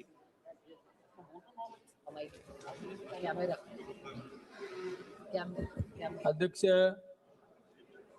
महोदय, मी आपले आणि माझ्या पक्षाच्या नेत्या आदरणीय सुप्रियाताईंचे धन्यवाद देतो की मला विकसित भारत जी रामजी विधेयक 2025 वर बोलण्याची संधी दिली।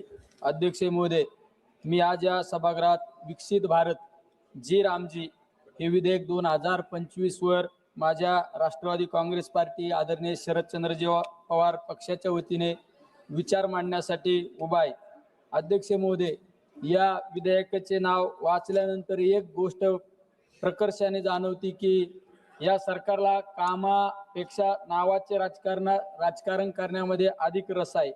अध्यक्ष महोदय, यूपी सरकारच्या काळात जेव्हा ही योजना सुरू झाली तेव्हा तिला महात्मा गांधी राष्ट्रीय ग्रामीण रोजगार हमी योजना असे नाव देण्यात आले होते। महात्मा गांधींचे नाव या योजनेला देण्यामागे एक विचार होता, खेड्याकडे चला आणि ग्रामीण भागाचा विकास। पण आज हे सरकार केवळ राजकीय हेतूने प्रेरित होऊन राष्ट्रपित्यांचे नाव या योजनेवरून पुसून टाकण्याचा प्रयत्न करत आहे आणि त्याला जी रामजी असे नाव देत आहे। अध्यक्ष महोदय, नावे बदलण्याने मजुरांचे नशीब बदलत नाही तर त्यासाठी प्रामाणिकपणे अंमलबजावणी करणं गरजेचे असते. अध्यक्ष महोदय, या विधेयकात 125 दिवसांची फसवी घोषणा केली गेली आहे. महोदय, सरकार 125 दिवसांचे रोजगारांची भाषा करत आहे, पण वास्तव्य काय आहे? आज अनेक राज्यामध्ये मजुरांना वर्षाला 50 दिवसही काम मिळत नाही. जुन्या योजनेतील 100 दिवसांचे काम 11 वर्ष पूर्ण देऊ न शकणारे हे सरकार 125 दिवसांचे आश्वासन कोणाला देत आहे? ही केवळ निवडणुकांचा इव्हेंट करण्याची तयारी आहे. अध्यक्ष महोदय, हे बिल रोजगार देण्यासाठी आहे की लोकशाही दिशाभूल करण्यासाठी? देश आज अमृत काळात आहे असे सांगितले जाते, पण वास्तव असे आहे की देशातील युवक बेरोजगार आहे. ग्रामीण भागात काम नाही, शहरात महागाई वाढत आहे आणि असंघटित कामगार जगण्यासाठी झगडत आहे. देशातील युवक बेरोजगार आहे, ग्रामीण भागात काम नाही, शहरात महागाई वाढत आहे आणि असंघटित कामगार जगण्यासाठी झगडत आहे. अध्यक्ष महोदय, या बिलामध्ये कुठेही रोजगारांची कायदेशीर हमी दिलेली नाही. मग सरकार काय सांगत आहे? मिशन राबवू, प्रोत्साहन देऊ, संभाव्यता निर्माण करू, पण युवकांना संभाव्यता नकोत, नोकऱ्या हव्या आहेत. जोपर्यंत कायदेशीर हमी नाही तोपर्यंत हे बिल केवळ घोषणांचा ढीग आहे. अध्यक्ष महोदय, निधीशिवाय मिशन म्हणजे थट्टा. या मिशनसाठी स्वतंत्र स्पष्टता आणि निधी कुठे आहे? उत्तर कुठेच नाही. निधी नसेल तर प्रशिक्षण केंद्र कसे चालतील? ग्रामीण रोजगार कसा निर्माण होईल? महिला स्वयंरोजगारांसाठी कसा वाढेल? हे बिल म्हणजे इंजिन नसलेली विकासाची गाडी असल्यासारखं वाटतं. युवकांची फसवणूक, कौशल्य देऊन बेरोजगार. अध्यक्ष महोदय, सरकार मोठ्या आवाजात कौशल्य विकास बोलते, पण प्रश्न असा आहे की कौशल्य मिळाल्यावर नोकरी कुठे आहे? आज लाखो युवक प्रशिक्षण घेऊन बेरोजगार आहेत. हे बिल प्रशिक्षित बेरोजगार निर्माण करत आहे. स्थानिक उद्योग, शेती, MSME यांच्याशी कौशल्याचा मेळ नाही. अध्यक्ष महोदय, खाजगीकरणाचा अंधविश्वास. या बिलात रोजगार निर्मितीची जबाबदारी खाजगी कंपन्यांवर सोपवलेली आहे, पण सरकार स्वतः सरकारी नोकऱ्या भरत नाही. खाजगी कंपन्या नफा पाहतात, पण सामाजिक जबाबदारी सरकारची असते. ही जबाबदारी सरकार झटकते आहे. अध्यक्ष महोदय, असंघटित कामगार 90% भारत दुर्लक्षित. माननीय अध्यक्ष महोदय, देशातील 90% कामगार असंघटित क्षेत्रात आहेत, पण या बिलात त्यासाठी सामाजिक सुरक्षा नाही, पेन्शन नाही, आरोग्य विमा नाही, किमान वेतनाची हमी नाही. अध्यक्ष महोदय, सर्वसामान्य आज हा विकसित भारत नाही, तर सर्वसामान्य भारतीयांना अन्याय करणारा अन्यायी भारत वाटत आहे. अध्यक्ष महोदय, महिला, ग्रामीण, आदिवासी भारत फक्त कागदावरच. महिलांना रोजगार नाही, ग्रामीण युवकांना संधी नाही, आदिवासी भागांचा विकास नाही. हे सगळे शब्द आहेत, फक्त ठोस कृती नाही. स्वयंसहायता गट, शेतमजूर, स्थलांतरित कामगार हे सगळे या बिलात अपेक्षित आहे. अध्यक्ष महोदय, या राज्य सरकारचा दुय्यम वागणूक. रोजगाराची समस्या स्थानिक असते, पण राज्य सरकारना अधिकार नाहीत. हे सगळे निर्णय केंद्रात घेतले जात आहे. हे संघराज्य व्यवस्थेवर आघात आहे. एकच मिनिट राहिला. अध्यक्ष महोदय, आमचा स्पष्ट आणि ठाम मागण्या. माननीय अध्यक्ष महोदय, जर सरकार खरोखर गंभीर असेल तर प्रत्येक कुटुंबासाठी रोजगाराची कायदेशीर हमी द्या. मिशनसाठी स्वतंत्र, पुरेशा आणि कायमस्वरूपी निधी द्या. कौशल्य प्रशिक्षण थेट रोजगाराशी जोडा. सरकारी नोकऱ्या तात्काळ भरा. असंघटित कामगारांना पूर्ण सामाजिक सुरक्षा द्या. राज्य सरकारांना अधिकार द्या. जोपर्यंत या मागण्या होत नाही तोपर्यंत हे बिल आम्हाला मान्य नाही. भारतीय जनतेला कसा भारत हवाय? विकसित भारत हवाय, पण बेरोजगार, उपेक्षित, असुरक्षित नको. धन्यवाद. जय शिवराय. आज या पवित्र सभागृहात केंद्रीय कृषी आणि शेतकरी कल्याण आणि ग्रामीण विकास मंत्री श्री शिवराज सिंह चौहान जी द्वारे मांडण्यात आलेल्या विकसित भारत रोजगार आणि आजीविका मिशन गॅरंटी विधेयक 2025 म्हणजे जी रामजी विधेयकावर माझे विचार मांडण्यासाठी मी उभा आहे. माझ्या शिवसेना पक्षाच्या वतीनं मी या ऐतिहासिक विधेयकाचे पूर्ण समर्थन करतो. अध्यक्ष महोदय, ग्रामीण भारताचा विकास हाच विकसित भारत 2047च्या स्वप्नाचा कणा आहे। या विधेयकाद्वारे आपण केवळ रोजगाराची हमी देत नाही आहोत, तर ग्रामीण अर्थव्यवस्थेचा चेहरामोहरा बदलण्यासाठी एक भक्कम कायदेशीर चौकट उभी करीत आहोत। अध्यक्ष महोदय, या निमित्ताने मला रोजगार हमी योजनेची आठवण करून द्यायची आहे। त्या काळात योजना नक्कीच होती, पण तिला मर्यादा होत्या। अध्यक्ष महोदय, काँग्रेसच्या काळात रोजगाराची मर्यादा केवळ 100 दिवसांची होती। आमचे NDA सरकार आता ही मर्यादा वाढवून 125 दिवसांची कायदेशीर हमी देत आहे। अध्यक्ष महोदय, पूर्वीच्या काळात कामाच्या नियोजनामध्ये स्थानिक गरजाकडे अनेकदा दुर्लक्ष झाले, पण आज पंतप्रधान नरेंद्र मोदीजींच्या नेतृत्वाखाली NDA सरकारने विकसित ग्रामपंचायत आराखडा तयार करून सॅच्युरेशन आधारित विकासावर भर दिला आहे। अध्यक्ष महोदय, सर्वात महत्त्वाचा फरक म्हणजे पारदर्शकता। काँग्रेसच्या काळात मजुरी मिळण्यास विलंब होणे आणि मध्येच पैसा गायब होणे हे प्रकार सामान्य होते। आज आपण डिजिटल इंडिया आणि बायोमेट्रिक ऑथेंटिकेशनच्या माध्यमातून मजुरांचे पैसे थेट त्यांच्या खात्यात जमा करत आहोत। अध्यक्ष महोदय, या उलट आदरणीय पंतप्रधान नरेंद्र मोदीजींच्या नेतृत्वाखाली NDA सरकारने यात आमूलाग्र बदल केले आहेत। अध्यक्ष महोदय, आम्ही मजुरांच्या हाताला 100 ऐवजी आता 125 दिवस काम देण्याची कायदेशीर हमी दिली आहे।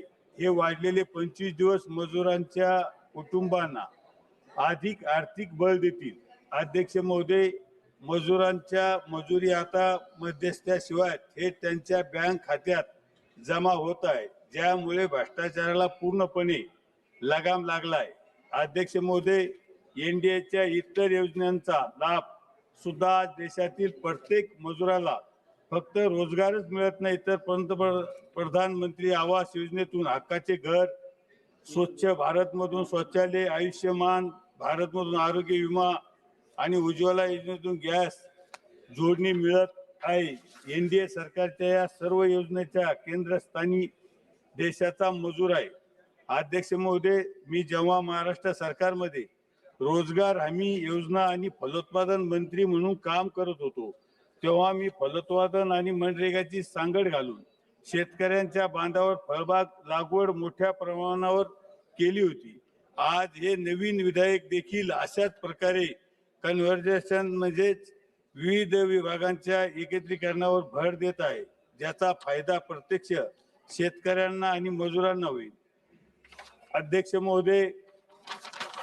महोदय, विधेयकातील क्रांतिकारी बदल आणि भविष्यातील फायदे याबद्दल मी सांगू इच्छितो की वाढलेले 25 दिवस ग्रामीण कुटुंबाची क्रयशक्ती वाढवतील आणि गरिबी निर्मूलनास मदत करतील।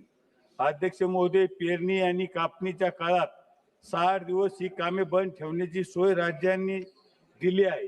यामुळे शेतीला मजूर मिळतील आणि कृषी विकासाचा वेग कायम राहील। अध्यक्ष महोदय, प्रत्येक गावाचा विकास आराखडा PM गतिशक्तीशी जोडला जाणार आहे, ज्यामुळे आधुनिक पायाभूत सुविधांची निर्मिती होईल आणि या विधेयकात जल सुरक्षेसाठी विशेष कामे आणि हवामान बदलाच्या परिणामांना सामोरे जाण्यासाठी विशेष तरतूद करण्यात आली आहे।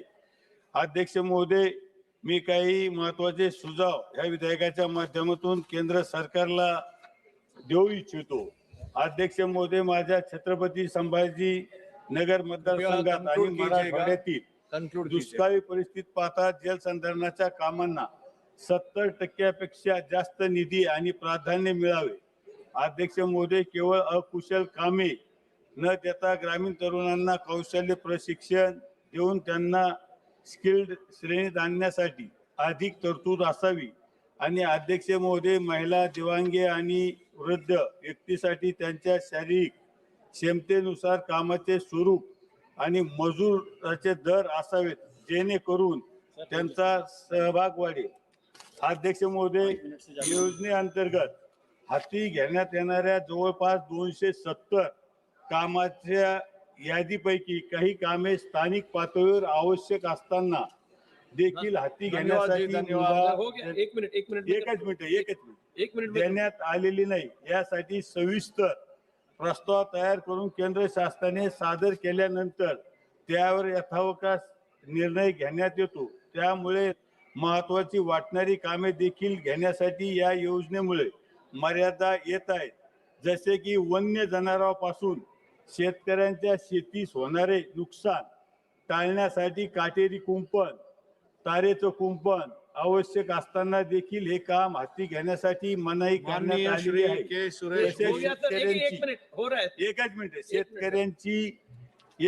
शेतकऱ्यांची सिंचनाची विहीर काही कारणामुळे खचली असेल, बुजली असेल तर दुरुस्त करण्यासाठी देखील योजनेमध्ये मुभा देण्यात आलेली नाही. यासारखी अनेक कामे असताना देखील घेता येऊ शकत नाही. यामध्ये एकच मागणी असेल की योजनेअंतर्गत कायद्याप्रमाणे उत्पादक स्वरूपाचे काम करण्यासाठी राज्यात मुभा देण्यात आली पाहिजे असे केंद्र മഹാത്മാഗാന്ധി ദേശീയ ഗ്രാമീണ തൊഴിലുറപ്പ് നിയമത്തെ മാറ്റിസ്ഥാപിക്കാനായി അവതരിപ്പിച്ചിരിക്കുന്ന Viksit Bharat guarantee for Rozgar and Ajeevika mission Grameen bill 2025 നമ്മുടെ രാജ്യത്തിന്റെ സാമ്പത്തിക യാഥാർത്ഥ്യങ്ങളെയും ധനകാര്യ പരിമിതികളെയും പൂർണ്ണമായി അവഗണിക്കുന്ന ഒരു അപകടകരമായ നീക്കമാണ് ഈ മാറ്റം. അതുകൊണ്ട് തന്നെ ഞാൻ വളരെ ശക്തമായി ഈ മാറ്റത്തെ എതിർക്കുകയാണ് സർ. ഈ സഭ ഓർക്കേണ്ടത് മൻരേഗയുടെ ചരിത്രമാണ്. കോൺഗ്രസ് നേതൃത്വത്തിലുള്ള ഐക്യ പുരോഗമന സഖ്യം സർക്കാരിന്റെ ഏറ്റവും വലിയ ജനകീയ നേട്ടങ്ങൾ ഒന്നാണ് മൻരേഗ. UPA അധ്യക്ഷ ശ്രീമതി സോണിയാഗാന്ധിയുടെ ദീർഘവീക്ഷണത്തിൽ നിന്ന് ഉണ്ടായ ഒരു പദ്ധതിയാണ് Mahatma Gandhi national rural employment act. മുൻ പ്രധാനമന്ത്രിയായിരുന്ന ഡോക്ടർ മൻമോഹൻ സിംഗിന്റെ നേതൃത്വത്തിലുള്ള ഒന്നാം UPA സർക്കാർ രാജ്യത്ത് ആദ്യമായി തൊഴിൽ ഒരു അവകാശമാണ് എന്ന ആശയത്തിൽ നിയമരൂപം നൽകിയത്. ചെയർമാൻ സർ, മൻരേഗ മാത്രമല്ല, ഒന്നാം UPA യും രണ്ടാം UPA യുടെ കാലത്ത് നമ്മുടെ രാജ്യത്തുണ്ടായ വിപ്ലവകരമായ നിയമങ്ങൾ അത് അനുസ്മരിക്കാതെ പോകുന്നത് ഒട്ടും ശരിയാവില്ല. മൻരേഗ, RTA ആക്ട്, വനാവകാശ നിയമം, ദേശീയ ഗ്രാമീണ ആരോഗ്യ ദൗത്യം, Sarva Shiksha Abhiyan, mid day meal വിപുലീകരണം, വിദ്യാഭ്യാസ അവകാശ നിയമം, ഭക്ഷ്യസുരക്ഷാ നിയമം, വിവരാവകാശം, ഇതെല്ലാം UPA 1-ന്റെയും UPA 2-ന്റെയും കാലത്ത് വന്ന ജനകീയ നിയമങ്ങളാണ്. മനുഷ്യ കേന്ദ്രീകൃതമായ വികസന മാതൃകയുടെ അടയാളങ്ങളാണ് ഈ നിയമങ്ങളെല്ലാം തന്നെ. ദാരിദ്ര്യം കുറയ്ക്കുകയും അസമത്വം നേരിടുന്ന പൗരന്റെ അവകാശങ്ങളെ കേന്ദ്രമാക്കുകയും ചെയ്ത ഒരു ഭരണ സമീപനത്തിന്റെ പ്രതീകമായിരുന്നു മൻരേഗ. ചെയർമാൻ സാർ, ഞാൻ പ്രതിനിധാനം ചെയ്യുന്ന സംസ്ഥാനം കേരളത്തിൽ മൻരേഗ ഒരു സാധാരണ സർക്കാർ പദ്ധതിയല്ല. ഗ്രാമീണ സമ്പദ് വ്യവസ്ഥയുടെ ധനകാര്യ ജീവരേഖയാണ് മൻരേഗ. കേരള സംസ്ഥാനത്ത് 40 ലക്ഷത്തിലെയും കുടുംബങ്ങൾ രജിസ്റ്റർ ചെയ്തിട്ടുണ്ട്. പ്രതിവർഷം 10 മുതൽ 12 ലക്ഷം കുടുംബങ്ങൾ സജീവമായി തൊഴിൽ നേടുന്നുവെന്നും ഔദ്യോഗിക കണക്കുകൾ സൂചിപ്പിക്കുകയാണ്. 2024-25 സാമ്പത്തിക വർഷത്തിൽ മാത്രം കേരളത്തിൽ 5.5 കോടിയിലധികം തൊഴിൽ ദിനങ്ങൾ മൻരേഗ വഴി സൃഷ്ടിക്കപ്പെട്ടു. ഇതിന്റെ വേതന ചെലവ് ഏകദേശം 1600 മുതൽ 1800 കോടി രൂപ വരെയാണ്. ഈ പണം നേരിട്ട് ഗ്രാമീണ വിപണികളിലേക്കാണ് പോകുന്നത്. ചെറിയ കടകൾ, കച്ചവടങ്ങൾ, കൃഷി ഇൻപുട്ട് വിപണികൾ, സേവന മേഖലകൾ, ഇവയെല്ലാം മൻരേഗ വേതനത്തിന്റെ മൾട്ടിപ്ലയർ ഇഫക്റ്റ് കേരളത്തിന്റെ ഗ്രാമീണ സമ്പദ് വ്യവസ്ഥയെ നിലനിർത്തുന്നതിൽ നിർണായകമായ പങ്കുവഹിക്കുന്നു. ചെയർമാൻ സർ, മൻരേഗയുടെ ആത്മാവ് വ്യക്തമാണ്. അവിദഗ്ധ തൊഴിലാളികളുടെ വേതന ചെലവ് 100% കേന്ദ്ര സർക്കാർ വഹിക്കുകയായിരുന്നു. എന്നാൽ NDA നേതൃത്വത്തിലുള്ള ഗവൺമെന്റ് ഈ ബില്ലിലൂടെ 100% എന്നത് 60-40 90-10 വെട്ടിക്കുറച്ചിരിക്കുകയാണ്. ഇത് ധനവിനിമയ മാതൃക സംസ്ഥാനത്തിന്റെ മേൽ അടിച്ചേൽപ്പിക്കുകയാണ് ചെയ്തിരിക്കുന്നത്. കേരളം പോലെ സാമ്പത്തികമായി വലിയ പ്രതിസന്ധി നേരിടുന്ന സംസ്ഥാനങ്ങൾക്ക് ഇത് ഗുരുതരമായ ധനകാര്യ ആഘാതമാണ്. ഇതിനകം തന്നെ കേന്ദ്ര സർക്കാർ ഫണ്ട് വഹിക്കുന്ന സാഹചര്യത്തിൽ കേരളത്തിലും മറ്റു സംസ്ഥാനങ്ങളിലും കോടിക്കണക്കിന് രൂപയുടെ വേതന കുടിശ്ശിക നിലനിൽക്കുകയാണ്. പുതിയ സംവിധാനത്തിൽ വാർഷികമായി 600-700 കോടി വരെ അധികഭാരം കേരളത്തിന് മാത്രം ഏറ്റെടുക്കേണ്ടി വരുന്ന ഒരു സാഹചര്യം ഇതിലൂടെ ഉണ്ടാകുകയാണ്. ഇതിന്റെ ഫലം എന്താണ്? ജോലി ദിവസങ്ങൾ കുറയും, വേതനം വൈകും, പാവപ്പെട്ട തൊഴിലാളികൾക്ക് തൊഴിൽ നിഷേധിക്കപ്പെടും. ഇതാണ് ഈ നിയമം മൂലം ഉണ്ടാകുന്ന പ്രത്യാഘാതം. സർ, 125 ദിവസം തൊഴിൽ ഉറപ്പാക്കുമെന്ന അവകാശവാദം ധനകാര്യമായി അസാധ്യമായ ഒരു പേപ്പർ വാഗ്ദാനം മാത്രമാണ്. കാരണം ഇത് ഇനി ആവശ്യാനുസൃതമല്ല, ബഡ്ജറ്റ് നിയന്ത്രിതമാണ്. ആവശ്യകത കൂടുതലുള്ള കേരളം പോലുള്ള സംസ്ഥാനങ്ങൾ ഇതിലൂടെ ശിക്ഷിക്കപ്പെടുകയാണ് ചെയ്യുന്നത് എന്നുള്ളതാണ് വസ്തുത. മിസ്റ്റർ ചെയർമാൻ സർ, കൃഷിക്കാലത്ത് 60 ദിവസം തൊഴിൽ നിർത്തിവയ്ക്കുക എന്നുള്ളവ്യവസ്ഥ ഈ ബില്ലിലുണ്ട്. കേരളത്തിന്റെ സാമൂഹ്യ ഘടനയ്ക്ക് എതിരായ ഒരു ആക്രമണമാണിത്. കേരളത്തിലെ മൻരേഗ തൊഴിലാളികൾ ഏകദേശം 90% സ്ത്രീകളാണ്. ഇവരിൽ ഭൂരിഭാഗവും കുടുംബത്തിന്റെ ഏക സ്ഥിര വരുമാന സ്രോതസ്സാണ് മൻരേഗ. 60 ദിവസത്തെ തൊഴിൽ നഷ്ടം അർത്ഥമാക്കുന്നത് ഒരു കുടുംബത്തിന് 15,000 മുതൽ 18,000 വരെ നേരിട്ടുള്ള വരുമാന നഷ്ടമാണ്. ഇത് കടബാധ്യതയും ദാരിദ്ര്യവും വർദ്ധിപ്പിക്കും. വേതനം ആഴ്ചതോറും നൽകുമെന്ന് സർക്കാർ പറയുന്നു. എന്നാൽ കേന്ദ്ര സർക്കാർ സമയബന്ധിതമായി ഫണ്ട് അനുവദിക്കാതെ ഇത് നടപ്പാക്കാൻ കഴിയില്ല. കേരളത്തിൽ തന്നെ പലപ്പോഴും 100 കോടിയോളം വേതന കുടിശ്ശിക ഉണ്ടായിട്ടുണ്ട്. നിയമപ്രകാരം നൽകേണ്ട വേതനം പോലും വൈകിയാണ് കേന്ദ്ര ഗവൺമെന്റ് നൽകിക്കൊണ്ടിരിക്കുന്നത്. ഇത് ഭരണഘടനാപരമായ അവകാശങ്ങളുടെ നഗ്നമായ ലംഘനമാണ്. സർ, പട്ടികജാതി പട്ടികവർഗ വിഭാഗങ്ങളുടെ മാഗ്ന കാർട്ടയാണ് ദേശീയ ഗ്രാമീണ തൊഴിലുറപ്പ് പദ്ധതി. ഈ ദേശീയ ഗ്രാമീണ തൊഴിലുറപ്പ് പദ്ധതി വന്നതിന് ശേഷമാണ് ഇന്ത്യ രാജ്യത്തെ പട്ടികജാതി പട്ടികവർഗക്കാരുടെ പട്ടിണിയും ദാരിദ്ര്യവും ഒരു പരിധി വരെ മാറിക്കിട്ടിയത് എന്ന വസ്തുത ഞാൻ ഈ സഭയിൽ അറിയിക്കാൻ ആഗ്രഹിക്കുകയാണ്. ഇന്ന് പട്ടികജാതി പട്ടികവർഗ വിഭാഗങ്ങൾ ആഹാരം കഴിച്ച് പട്ടിണിയില്ലാതെ അവർ ജീവിക്കുന്നുവെങ്കിൽ അതിന് അവർക്ക് പ്രേരകമായിരിക്കുന്നത് മൻരേഗയാണ് എന്ന് ഞാൻ പറയാൻ ആഗ്രഹിക്കുകയാണ്. ശ്രീമതി സോണിയാഗാന്ധിയെയും മൻമോഹൻ സിംഗ് ഗവൺമെന്റിനെയും ഞാൻ ഈ അവസരത്തിൽ നന്ദിയോടെ ഒരിക്കൽ കൂടി ഓർക്കുകയാണ്. എന്തുകൊണ്ടെന്നാൽ ലക്ഷോപലക്ഷമല്ല കോടിക്കണക്കിന് വരുന്ന പട്ടികജാതി പട്ടികവർഗ വിഭാഗങ്ങൾക്ക് ആഹാരം കഴിച്ച് ജീവിക്കാനുള്ള ഒരു മാർഗം ഈ മൻരേഗയിലൂടെ കോൺഗ്രസ് ഗവൺമെന്റ് ഉണ്ടാക്കി എന്നുള്ളതാണ്. സർ, മഹാത്മാഗാന്ധിയുടെ പേര് ഈ നിയമത്തിൽ നീക്കം ചെയ്യുന്നത് ഒരു ഭരണഘടനാപരമായ മാറ്റമല്ല, ഒരു ആശയപരമായ ആക്രമണമാണ്. തൊഴിൽ ദാനമല്ല, അവകാശമാണ് എന്ന ഗാന്ധിയൻ തത്വത്തെയാണ് NDA ഗവൺമെന്റ് ഇല്ലാതാക്കാൻ ശ്രമിക്കുന്നത്. സർ, ഇത് മൻരേഗയെ പൂർണ്ണമായും സ്ക്രാപ്പ് ചെയ്യാനുള്ള ആദ്യപടിയാണ്. സർ, ഈ സഭയിൽ മൻരേഗ തൊഴിലാളികൾ നേരിടുന്ന പ്രശ്നങ്ങൾ ഞാൻ അങ്ങയുടെ സഭയുടെ ശ്രദ്ധയിൽ കൊണ്ടുവരാൻ ആഗ്രഹിക്കുകയാണ്. Kindly conclude, sir. Conclude. My concluding part, sir. My concluding part. Sir, MNREGA പ്രാബല്യത്തിൽ വന്നിട്ട് വർഷങ്ങൾ കഴിഞ്ഞു. പക്ഷേ ഗവൺമെന്റ് ഇതുവരെയും മൻരേഗ തൊഴിലാളികളെ സംരക്ഷിക്കുന്നതിന് വേണ്ടിയുള്ള ഒരു നടപടികൾ സ്വീകരിച്ചില്ല. ESI പ്രാബല്യത്തിൽ വരുത്തിയിട്ടുള്ള മൻരേഗ തൊഴിലാളികളെ ESIയുടെ പരിധിയിൽ കൊണ്ടുവരണമെന്നുള്ള ആവശ്യം എത്രയോ കാലമായി ഉന്നയിക്കുന്നു. അവർക്ക് ചികിത്സ ലഭിക്കണമെങ്കിൽ എംപ്ലോയീസ് ഇൻഷുറൻസ് കോർപ്പറേഷന് കീഴിൽ കൊണ്ടുവരണം എന്നുള്ള ആവശ്യം ന്യായമായി ഉന്നയിക്കുന്നതാണ്. കേന്ദ്ര സർക്കാർ ഇതുവരെയും പരിഗണിച്ചിട്ടില്ല. അതോടൊപ്പം തന്നെ പ്രോവിഡന്റ് പെൻഷൻ പദ്ധതിയിൽ മൻരേഗ തൊഴിലാളികളെ കൊണ്ടുവരണമെന്ന ആവശ്യം ഇതുവരെയും കേന്ദ്ര ഗവൺമെന്റ് അംഗീകരിച്ചിട്ടില്ല. അതോടൊപ്പം തന്നെ വർഷങ്ങളോളം അവർ ജോലി ചെയ്തിട്ടും അവർക്കൊരു പെൻഷൻ കൊടുക്കുന്ന സമ്പ്രദായം ഈ തൊഴിലാളികൾക്ക് കൊടുക്കുന്ന സമ്പ്രദായം കേന്ദ്ര ഗവൺമെന്റ് കൊണ്ടുവന്നിട്ടില്ല. യൂണിഫോം ഇല്ല, അടിസ്ഥാന സുരക്ഷാ ഉപകരണങ്ങളില്ല. ഇവർ ഈ മൻരേഗ തൊഴിലാളികൾ അപകടങ്ങളിൽപ്പെട്ടാൽ അവർക്ക് അപകടങ്ങളിൽപ്പെട്ടാൽ പരിക്കേൽക്കുകയോ ചെയ്താൽ ഈ തൊഴിലാളികൾക്ക് ഒരു കോമ്പൻസേഷനും ഒരു നഷ്ടപരിഹാരവും ലഭിക്കുന്നില്ല എന്നുള്ളതാണ്. വേതനം പലപ്പോഴും നിയമപരമായ മിനിമം വേതനത്തെ താഴെയാണ്. അതുകൊണ്ട് ജോലി സമയം ഇപ്പോൾ 10 മണി മുതൽ 5 മണി വരെയാണ്.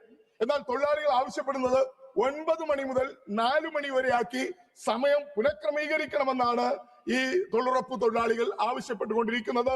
അത് ഇതുവരെ കേന്ദ്രം അംഗീകരിച്ചിട്ടില്ല. അതുകൊണ്ട് ചെയർമാൻ സാർ തീർന്നു, അവസാനം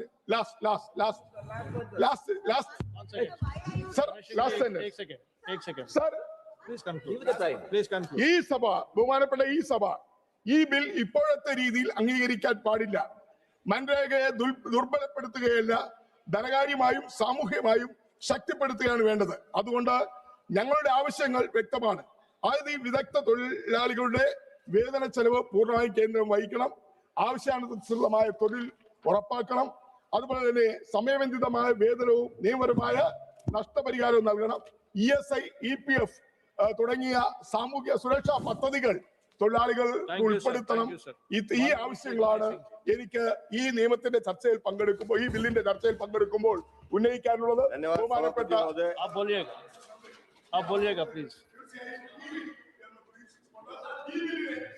धन्यवाद सभापति महोदय।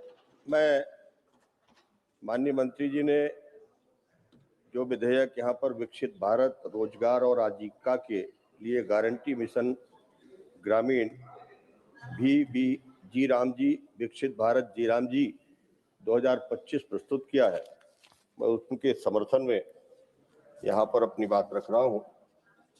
ये बहुत ही सराहनीय कदम है। ये विधेयक मनरेगा जो 2005 में बना था उस पर संशोधन करने का विधेयक है। इस योजना का संक्षिप्त नाम पहले मनरेगा था, अब इसका संक्षिप्त नाम हो गया जी राम जी विकसित भारत जी राम जी। कांग्रेस के मित्र इसमें कड़ी आपत्ति कर रहे हैं, लेकिन जब 2005 में यूपीएफ फर्स्ट ने जब ये मनरेगा का कानून बनाया था उस समय पर भी मैं था, और उसमें जो प्रावधान किए गए थे उस समय के लिए हो सकता है कि अनुपयोगी रहे हो, उपयोगी रहे हो, लेकिन जैसे जैसे ग्रामीण क्षेत्रों में आवश्यकताएं बढ़ती चली गई, मुझे लगता है कि जो काम करने में कठिनाई जा रही थी मनरेगा के पुराने कानून में पंचायत राज संस्थाओं को, उसको ध्यान में रखते हुए लगातार ही मांग हो रही थी और उनकी डिमांड भी घटती जा रही थी। और अभी 25-26 की जो रिपोर्ट है इस वित्त वर्ष की, उस रिपोर्ट ने बहुत स्पष्ट रूप से कहा है कि लगभग 100 दिनों का जो काम मिला है मात्र 7.61% परिवारों को मिला है, और इस वजह से इसमें सुधार की जरूरत है। आज हमारे प्रधानमंत्री जी ने इस योजना को एक विकसित भारत के साथ और पीएम गति शक्ति योजना के साथ इसको जोड़ने का जो एक अनोखा प्रयास किया गया है वो वाकई में बहुत ही प्रशंसनीय है। हमारे ये जो अभी तक जो मनरेगा में जो शिकायतें आई हैं बहुत ही स्पष्ट है। मजदूरी नहीं दी जा रही, मजदूरी कम मिल रही है, काम के मूल्यांकन के आधार पर मजदूरी तय हो रही है, जॉब कार्ड पंचायत में जमा रहते थे, भ्रष्टाचार की गंभीर शिकायतें आती थी। कई ऐसी पंचायतें जो सरपंच हमारे ईमानदारी से काम करते थे वो भी कहीं न कहीं कानूनी अड़चन में फंस करके उनके खिलाफ तमाम सारी जांचें शुरू हुई, और धीरे धीरे मजदूरों की रुचि मनरेगा के कामों से घटती चली गई। किसानों को जो खेती का जब समय आता था तो मजदूर नहीं मिलते थे, तो खेती प्रभावित हो रही है, और कहीं न कहीं किसानों की अर्थव्यवस्था पर सीधा असर उसका हो रहा था। गांव में जो पुरानी जलाशय और संरचनाएं थी वो अनुपयोगी होती चली गई। स्वच्छता पूरे देश में जिस तरह से स्वच्छता अभियान माननीय प्रधानमंत्री जी ने जो शुरू किया तो एक जन आंदोलन बना, लेकिन ग्राम पंचायतों में अक्सर देखा गया कि कचरे के ढेर लगे हुए। ऐसी स्थिति में मनरेगा के बनाए हुए पुराने कानून में बदलाव की जरूरत थी। इस संशोधन में विकसित भारत पीएम गति शक्ति के अनुरूप कार्यों का चयन किया जाएगा और ऐसा इसमें प्रावधान किया गया है।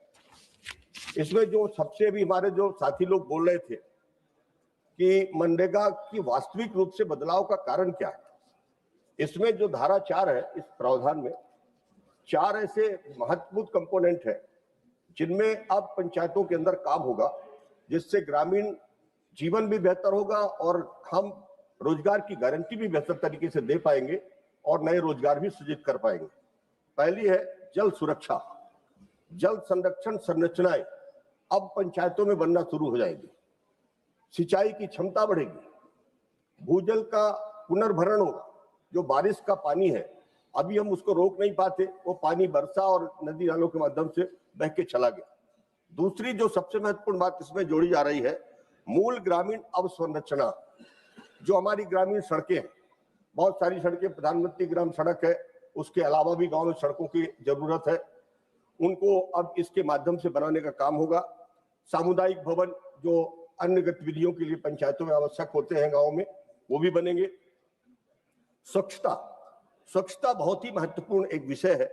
अब वो उस पर भी इसमें योजना में शामिल किया गया इस विधेयक में। ऊर्जा और डिजिटल सुविधाएं, जिस तरह से डिजिटल सेवाएं अब गांव-गांव में पहुंच रही हैं, उनका किस तरह से उपयोग लोग कर सके, कैसे हम योजनाओं के साथ उसको जोड़ने का काम कर सके, इस विधेयक में प्रावधान किया गया है।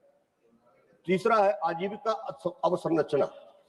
अब एक तरफ हम रोजगार की गारंटी की बात कर रहे हैं, लेकिन हम उनकी आजीविका को कैसे आगे बढ़ा सकते हैं, इसीलिए कृषि प्रसंस्करण के काम अब इस विधेयक के माध्यम से अब पंचायतों में जरूर काम शुरू हो जाएंगे। पशुपालन का काम शुरू हो जाएगा। आज किसान परेशान है, किसानों की फसल खराब हो रही है हमारा पशुओं से, और उसके चलते वो लगातार कहते हैं कि साहब जो सक्षम किसान हो तो बाढ़ लगा लेते हैं, लेकिन जो गरीब और छोटे किसान है वो बहुत परेशान है। तो जब पशुपालन की तरफ अगर हमारा ध्यान जाएगा, जैसे इस पे प्रावधान किया गया है, तो स्वाभाविक रूप से इससे लोगों को फायदा मिलेगा।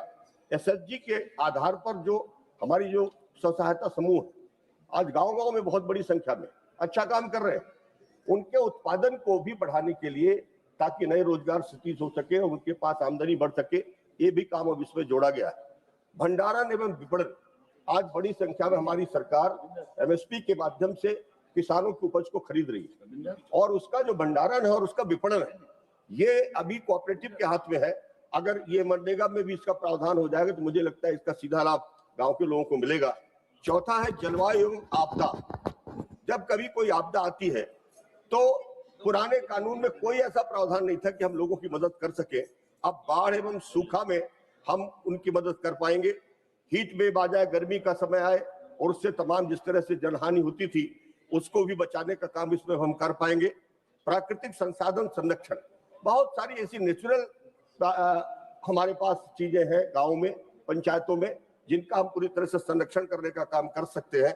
ये सभी कार्य पीएम गति शक्ति और जीआईएस से जुड़ेंगे, ये सबसे महत्वपूर्ण है। धारा 5 में प्रावधान किया गया है कि जो 100 दिनों की पहले के कानून में रोजगार देने की प्रावधान था, अब उसको बढ़ाकर 125 दिन किया गया है। अभी जो पूर्व के साथी हमारे विपक्ष से कह रहे थे कि वो तो खत्म किया जा रहा है, 100 से बढ़ाकर के 125 दिन कर दिया गया, ये तो बहुत बड़ी बात है। और उससे एक जरूर काम किया गया है कि किसानों की बुवाई के समय का जो समय है वो 60 दिन का, उस 60 दिन में मनरेगा से जो ये आपने जो इस योजना के काम चलेंगे, उस योजना में उस समय पर उसको रोका जाएगा, ताकि किसानों को श्रमिकों की जरूरत जो पड़ती है उससे उनको आसानी से उपलब्ध हो जाए। धारा 11 बेरोजगारी भत्ते का भी इसमें प्रावधान किया गया है। अगर मांग के आधार पर 15 दिनों में अगर हमें काम नहीं मिला तो उसको 15 दिनों में काम नहीं मिला तो उसको बेरोजगारी भत्ता देना पड़ेगा। लगातार 1 महीने तक उसको पूरे उसके मजदूरी का 1/4 और इसके बाद और आगे दिन तक करेंगे तो उसको मजदूरी का आधा उसको बेरोजगारी भत्ते के रूप में प्रदान करने का प्रावधान इसमें किया गया है। धारा 22 में जो शेयर किए गए पूर्वोत्तर हिमालयन राज्य में 90-10 का और जो अन्य राज्य हैं उनमें 60-40 का, केंद्र शासित राज्यों में 100% बहन केंद्र सरकार खुद अपने फंड से करेगी। धारा 12 में केंद्रीय ग्रामीण रोजगार गारंटी परिषद का गठन किया गया और ये गठन सिर्फ उसमें जो प्रावधान होंगे उसमें पंचायत राज संस्थाओं के प्रतिनिधि भी होंगे, श्रमिक संगठन भी होंगे तथा SC, ST, OBC अल्पसंख्यक वर्ग एवं महिलाओं का भी प्रतिनिधित्व अनिवार्य किया गया है। धारा 13 में राज्य ग्रामीण रोजगार गारंटी परिषद माननीय श्री सनातन पांडे जी, ये सारी श्री सनातन पांडे एक मिनट मैं पूरा कर रहा हूं मैं सर, बहुत महत्वपूर्ण। मैं तो बिल पर बोल रहा हूं, जो प्रावधान उस पर मैं बात कर रहा हूं। मैं आप कंक्लूड कीजिए प्लीज। धारा 14 में राष्ट्रीय स्टीयरिंग कमेटी बनाई जाएगी, उसी तरह से राज्य में भी बनेगी और इसमें पूरी तरह से समन्वय की जिम्मेवारी जिला को दिया गया है। ब्लॉक स्तर तक कमेटी बनेगी ताकि इसका पूरी तरह से देखरेख ठीक ढंग से हो सके।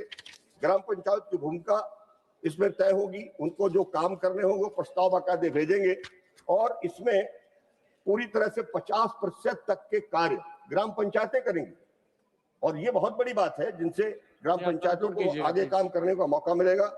ये जो टिकाऊ परिसंपत्ति का निर्माण होगा, इससे योजनाओं की आपसी समन्वय होगा, परिणाम आधारित विकास की चर्चा होगी और उसमें 2000 माननीय श्री सनातन संघवाद को पांडे मजबूत जी करने के लिए मैं एक बात संघवाद को मजबूत कर जो बात संघवाद की कर रहे हैं। माननीय सभापति महोदय जी, मैं आपको और अपने नेता समाजवादी पार्टी के राष्ट्रीय अध्यक्ष श्री अखिलेश यादव जी को धन्यवाद ज्ञापित करता हूं कि आपने विकसित भारत गारंटी फॉर रोजगार एंड आजीविका मिशन ग्रामीण बिल पर बोलने का अवसर दिया है।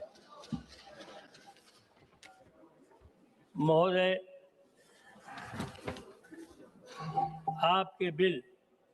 आपने जो बिल लेकर आया है, मैं खास तौर से उत्तर प्रदेश की चर्चा करूंगा। उत्तर प्रदेश में इस काम में 40,000 मनरेगा के कर्मी लगे हुए हैं। मनरेगा कर्मी कहते हैं वो उनका अटेंडेंस लेते हैं, उनकी रोज की हाजिरी लेते हैं, उनका आज तक मानदेय तय नहीं हुआ। ये पूरे देश भर में 4,50,000 की संख्या है। इस पर बिल में कोई चर्चा नहीं की गई है। इन्हें मानदेय कब मिलेगा, कितने दिन बाद मिलेगा, क्या मिलेगा, इस पर कोई चर्चा नहीं की गई है। दूसरी तरफ आपने इसका नाम बदला है। सबसे पहले नाम बदलने से भारत के गरीब मजदूरों का कल्याण नहीं होने वाला है।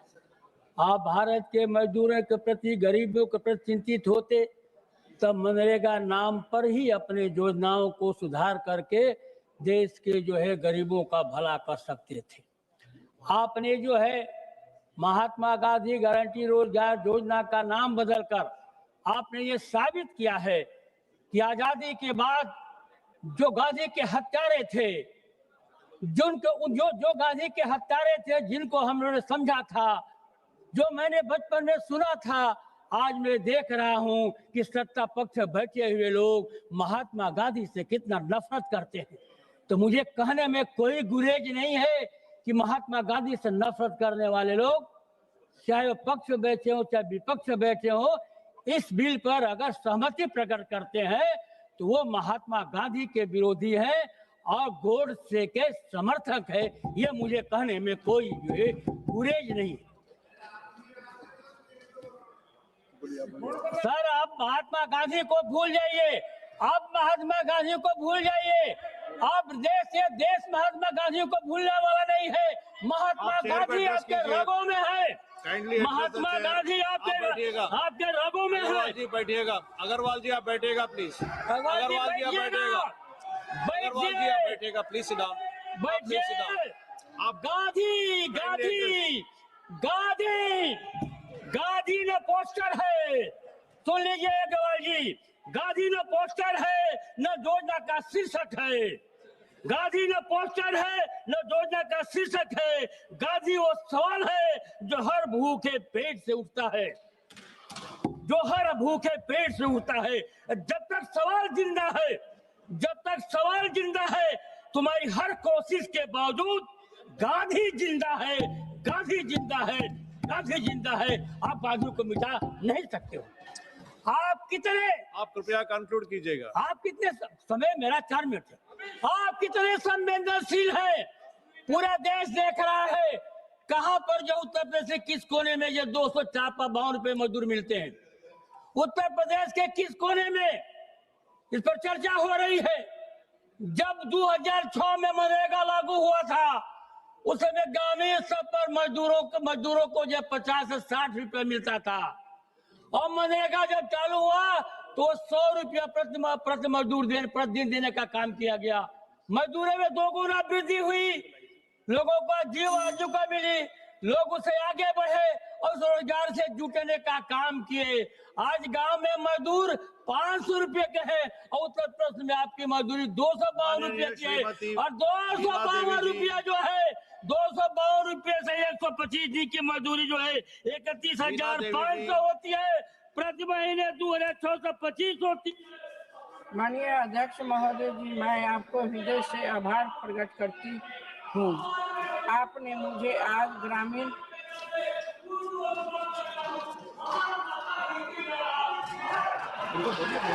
आप मैडम बोलिए, मैडम आप बोलते रहिए। आदरणीय अध्यक्ष महोदय जी, आपको मैं हृदय से आभार प्रकट करती हूँ। आपने मुझे आज ग्रामीण भारत तकदीर बदलने वाली एक ऐतिहासिक और क्रांतिकारी विधेयक पर बोलने का अवसर दिया। मैं अपनी पार्टी लोक जनशक्ति पार्टी राम विलास की ओर से विकसित भारत गारंटी फ्रॉम रोजगार और आजीवन मिशन ग्रामीण विधेयक जो 2025 का मैं समर्थन करने के लिए खड़ी हुई हूँ। सबसे पहले मैं देश के यशस्वी प्रधानमंत्री श्री नरेंद्र मोदी जी को, माननीय ग्रामीण विकास मंत्री श्री शिवराज सिंह जी चौहान जी को बहुत बहुत बधाई देना चाहती हूँ। आज उन्होंने हम महात्मा गांधी जी के ग्राम स्वराज और राम राज्य के सपनों को सचमुच साकार करने की दिशा में एक बहुत बड़ा ऐतिहासिक कदम उठाया है। अध्यक्ष महोदय, हमें यही समझना होगा कि 2005 का भारत और नहीं है, आज 2025 का भारत है। जब 20 साल पहले मनरेगा लाया गया था, तब देश में क्या हालत अलग थी। उस समय गांव में न पक्की सड़क थी, न बिजली थी, न पानी थी, न और इंटरनेट की कोई सुविधा थी। उस समय गरीब का स्तर बहुत ऊंचा था। लेकिन आज 2025 प्रधानमंत्री श्री नरेंद्र मोदी जी के नेतृत्व में ग्रामीण भारत की तस्वीर पूरी तरह बदल चुकी है। ग्रामीण जो गरीब जनता है, जो 25.7 घटकर हो गया है, 4.86 रह गई है। ये कोई मामूली उपलब्धि नहीं है। आज गांव में स्तर जो बिजली है, जो 24 घंटा बिजली रहती है, अंधेरे में डूबने रहने वाले गांव आज जगमगा रहे हैं। प्रधानमंत्री ग्रामीण सड़क योजना के तहत 2014 से अब तक लगभग 4 लाख किलोमीटर सड़क बनी है, जिसमें गांव का शहर की दूरी कम हुई है। जब जल जीवन मिशन के तहत 15 करोड़ से ज्यादा ग्रामीण घरों में नल जल योजना चालू। मैडम कंक्लूड कीजिएगा। नल जल योजना महोदय, मैं इस विधेयक की उन खूबियों को पर विस्तार से बताना चाहती हूँ जो हमारे गांव, गरीब मजदूर और किसान भाइयों बहनों की जिंदगी में खुशहाली लाएगी। ये बिल सिर्फ रोजगार नहीं बल्कि सम्मान और आजीविका की गारंटी है। पुराने कानून को सालों में केवल 100 दिन के रोजगार की गारंटी थी, लेकिन हमारी सरकार ने गरीबी, मजदूर और पीड़ित के लोगों समझकर इस नए विधेयक में रोजगार की गारंटी 100 दिन से बढ़ाकर 125 दिन कर दिया गया है। धन्यवाद मैडम, धन्यवाद। माननीय श्री इसका मतलब है अभय कि कुमार सिन्हा जी, गरीब मजदूर की जेब में अब पहले से 25 पॉइंट ज्यादा पैसा आएगी, इसकी कमाई बढ़ेगी। ये है असली सबका साथ सबका विकास। पुराने कानून में काम बिखरे हुए होते थे, कोई ठोस रोजगार नहीं थी, लेकिन नया बिल 4 प्रमुख क्षेत्र में काम करेगी।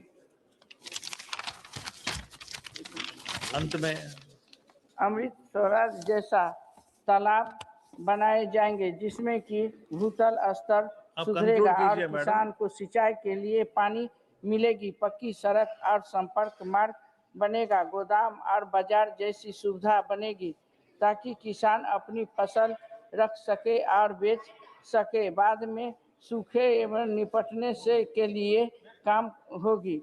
मजदूरों की हाजिरी डिजिटल होगी जिसे कोई बदल नहीं सकता। पैसा सीधे मजदूरों के खाता में जाएगी।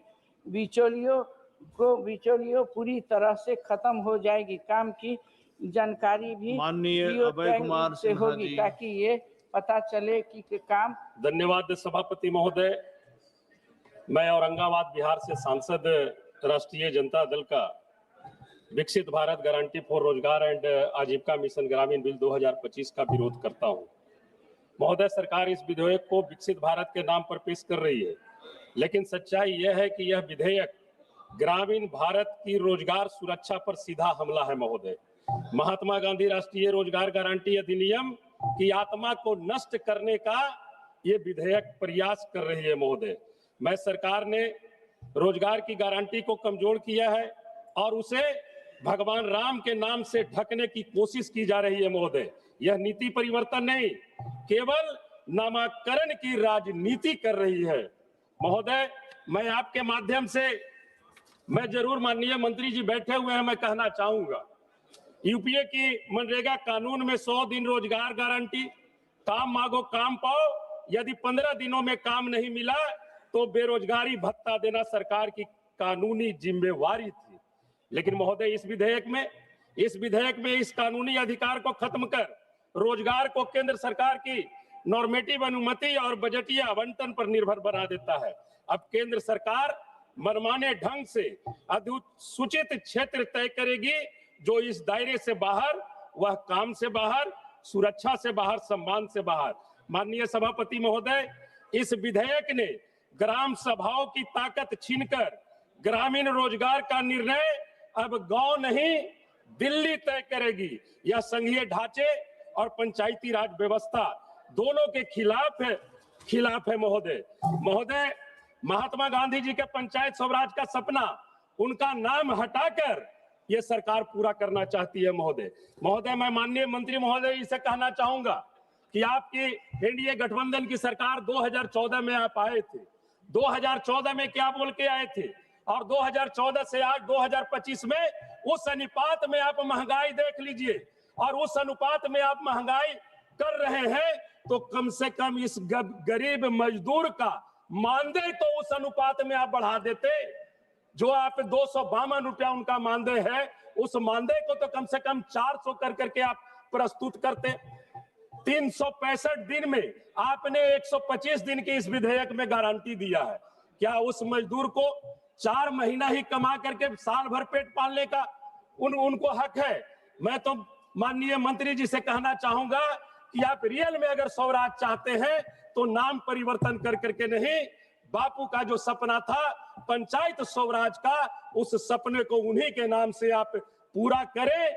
और ये जो 125 दिन का आप गारंटी दे रहे हैं, इसे आप कम से कम 12 महीना में 6 महीना रोजगार की आप गारंटी दे, 180 दिनों की आप गारंटी दे। और एक आग्रह और मैं माननीय मंत्री महोदय जी से करना चाहता हूं। महोदय, आज हमारे बिहार पर लगभग 3 लाख करोड़ के आसपास कर्ज है। ये कर्ज मूल रूप से पूरी तरह, ये जो योजना थी पहले मूल रूप से पूरी तरह केंद्र प्रायोजित योजना थी, जिसे आपने 60-40 में के रेशियो में बांट दिया। जो गरीब राज्य है, जो पिछड़ा राज्य है, ये योजना कैसे वो पूरा कर पाएंगे? इसलिए रियल में आप चाहते हैं, आप मजदूरों के हक के लिए आप अगर इस विधेयक को लाए हैं तो इस 60-40 योजना को बंद करते हुए पूरी तरह से जैसे पहले यूपीए सरकार में जो योजना का मापदंड था 90-10 का, उस रूप में आप इसे लागू करने का काम करें, यही मैं आपसे आग्रह करना चाहता हूं। और ये चीज अगर लागू नहीं होती है तो इसे आप समिति में भेजकर आप इसे पास कराएं। बहुत बहुत धन्यवाद। Thank you, sir. Sir, it was Gurudev Rabindranath Tagore who first used the term Mahatma to pay tribute to the father of our nation, Mohandas Karamchand Gandhi. What this government is doing in the title of this bill is insulting and humiliating two of India's greatest, Mahatma Gandhiji and Gurudev Rabindranath Tagore. You have insulted Gandhiji by erasing his name from the title of the bill.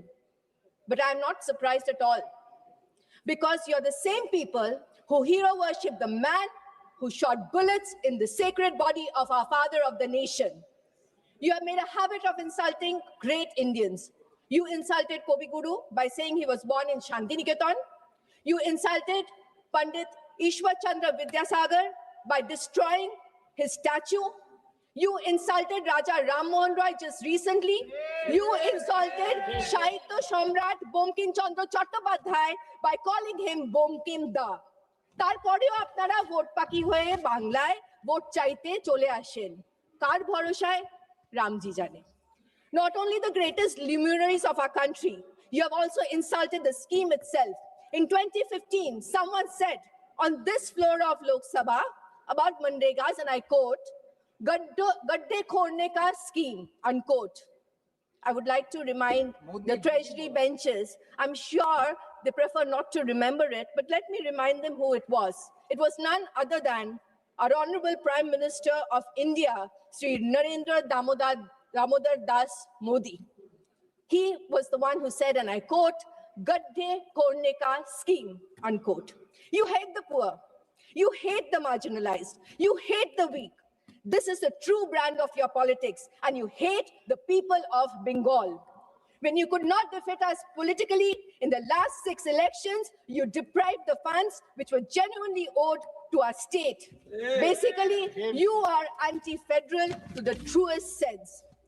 Prior to the suspension of the fund releases in 2022, West Bengal was among the top performing states under Manrega, with approximately 1.37 crore rural households receiving employment. Since March 2022, you have not released funds to Bengal. 59 lakhs registered Manrega's workers in Bengal have been deprived of wage payments for over 3 years, directly impacting rural livelihoods and household income security. You owe us, no sir, I have 7 minutes. You owe us rupees 52,000 crore just on the Manrega account. If you do not want to listen to us, at least listen to the highest courts of the land. You have deprived people of their rightful wages. They have worked honestly. You have not paid them. It's inhuman. You owe Bengal a total of rupees 2 lakh crores. First to clear the Manrega dues, then talk about bills with new names and clauses. I must point out the funding pattern of this bill, sir. Earlier, the funding pattern was 90-10. 90% by the union government, 10% by the states. But now you have changed it to where states will need to pay 40% of the funds. Doesn't matter for West Bengal. আপনারা আমাদের 100 দিনের যারা কাজ করেছেন তাদেরকে তাদের প্রাপ্য টাকা দেননি। আমাদের মাননীয় মুখ্যমন্ত্রী আমাদের পশ্চিমবঙ্গের রাজকোষ থেকে সেই টাকা পিটিয়ে দিয়েছেন। You have given a mandatory 60 days off period. You are forcing 60 days of forced unemployment on them. You have made a national level steering committee to determine how much employment will be given in which state. However, you have not included any representation from the states. Sir, I'll finish. When 3 out of 10 workers are not eligible for the Aadhaar payment system, why are you forcing a payment system which deprives workers? And most importantly, you could have increased the wages for the workers. You choose not to. This reveals your true intentions. Hence, you must send this bill to a parliamentary committee, as you have a terrible track record of passing bills without scrutiny. So we insist the bill be sent to a parliamentary committee. Earlier, 8 out of 10 bills would go for scrutiny. Now, sadly, only 2 out of 10 bills are scrutinized.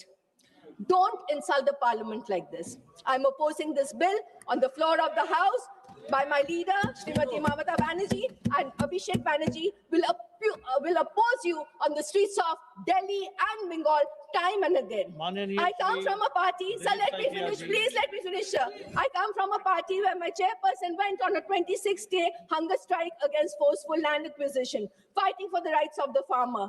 আসুন আপনারা বাংলায় 26-এ বাংলার মানুষ আপনাদেরকে যোগ্য জবাব দিয়ে দেবে। জয় বাংলা। খুব ভালো। धन्यवाद सभापति महोदय। एक बहुत ही महत्वपूर्ण विधेयक विकसित भारत रोजगार और आजीविका के लिए गारंटी मिशन ग्रामीण जी राम जी के ऊपर बोलने का हमको मौका दिया है। महोदय, ये बहुत ही महत्वपूर्ण विधेयक है।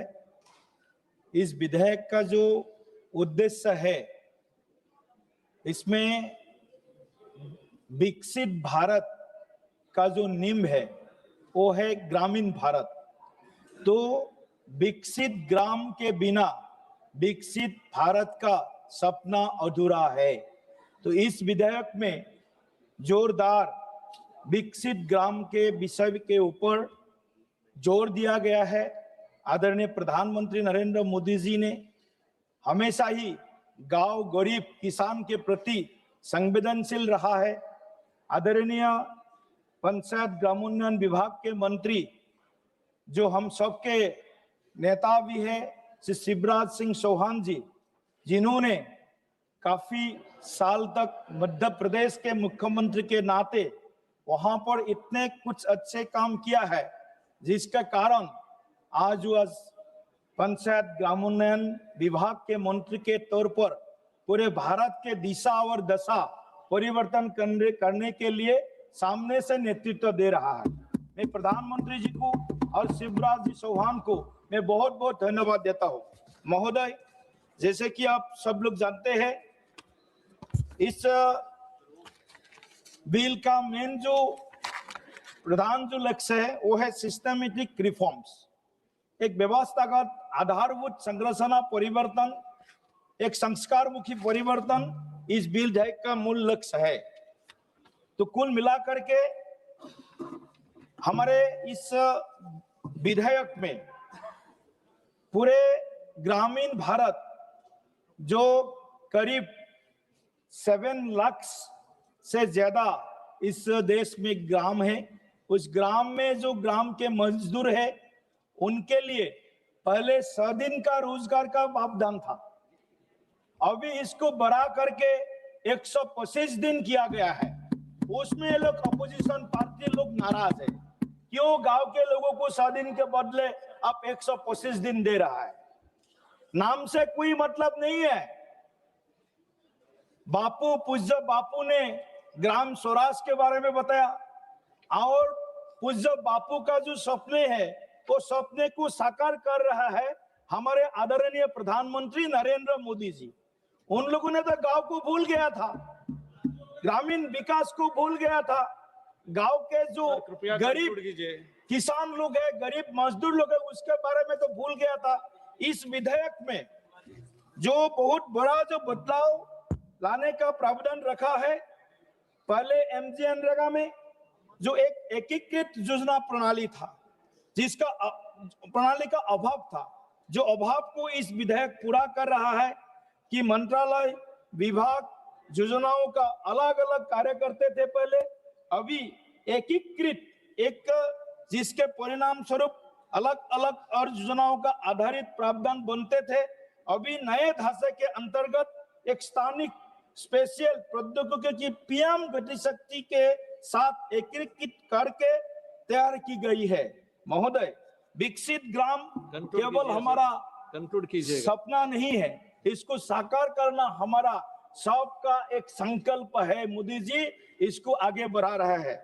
मैं इस सदन में प्रधानमंत्री नरेंद्र मोदी जी को फिर से एक बार धन्यवाद देना चाहता हूं जी, जो अभी इस विधेयक में जो परिवर्तन किया है 60-40, लेकिन नॉर्थ ईस्टर्न स्टेट के लिए, पूरे पूर्वोत्तर स्टेट के लिए इसको 90:10 ही रखा गया है।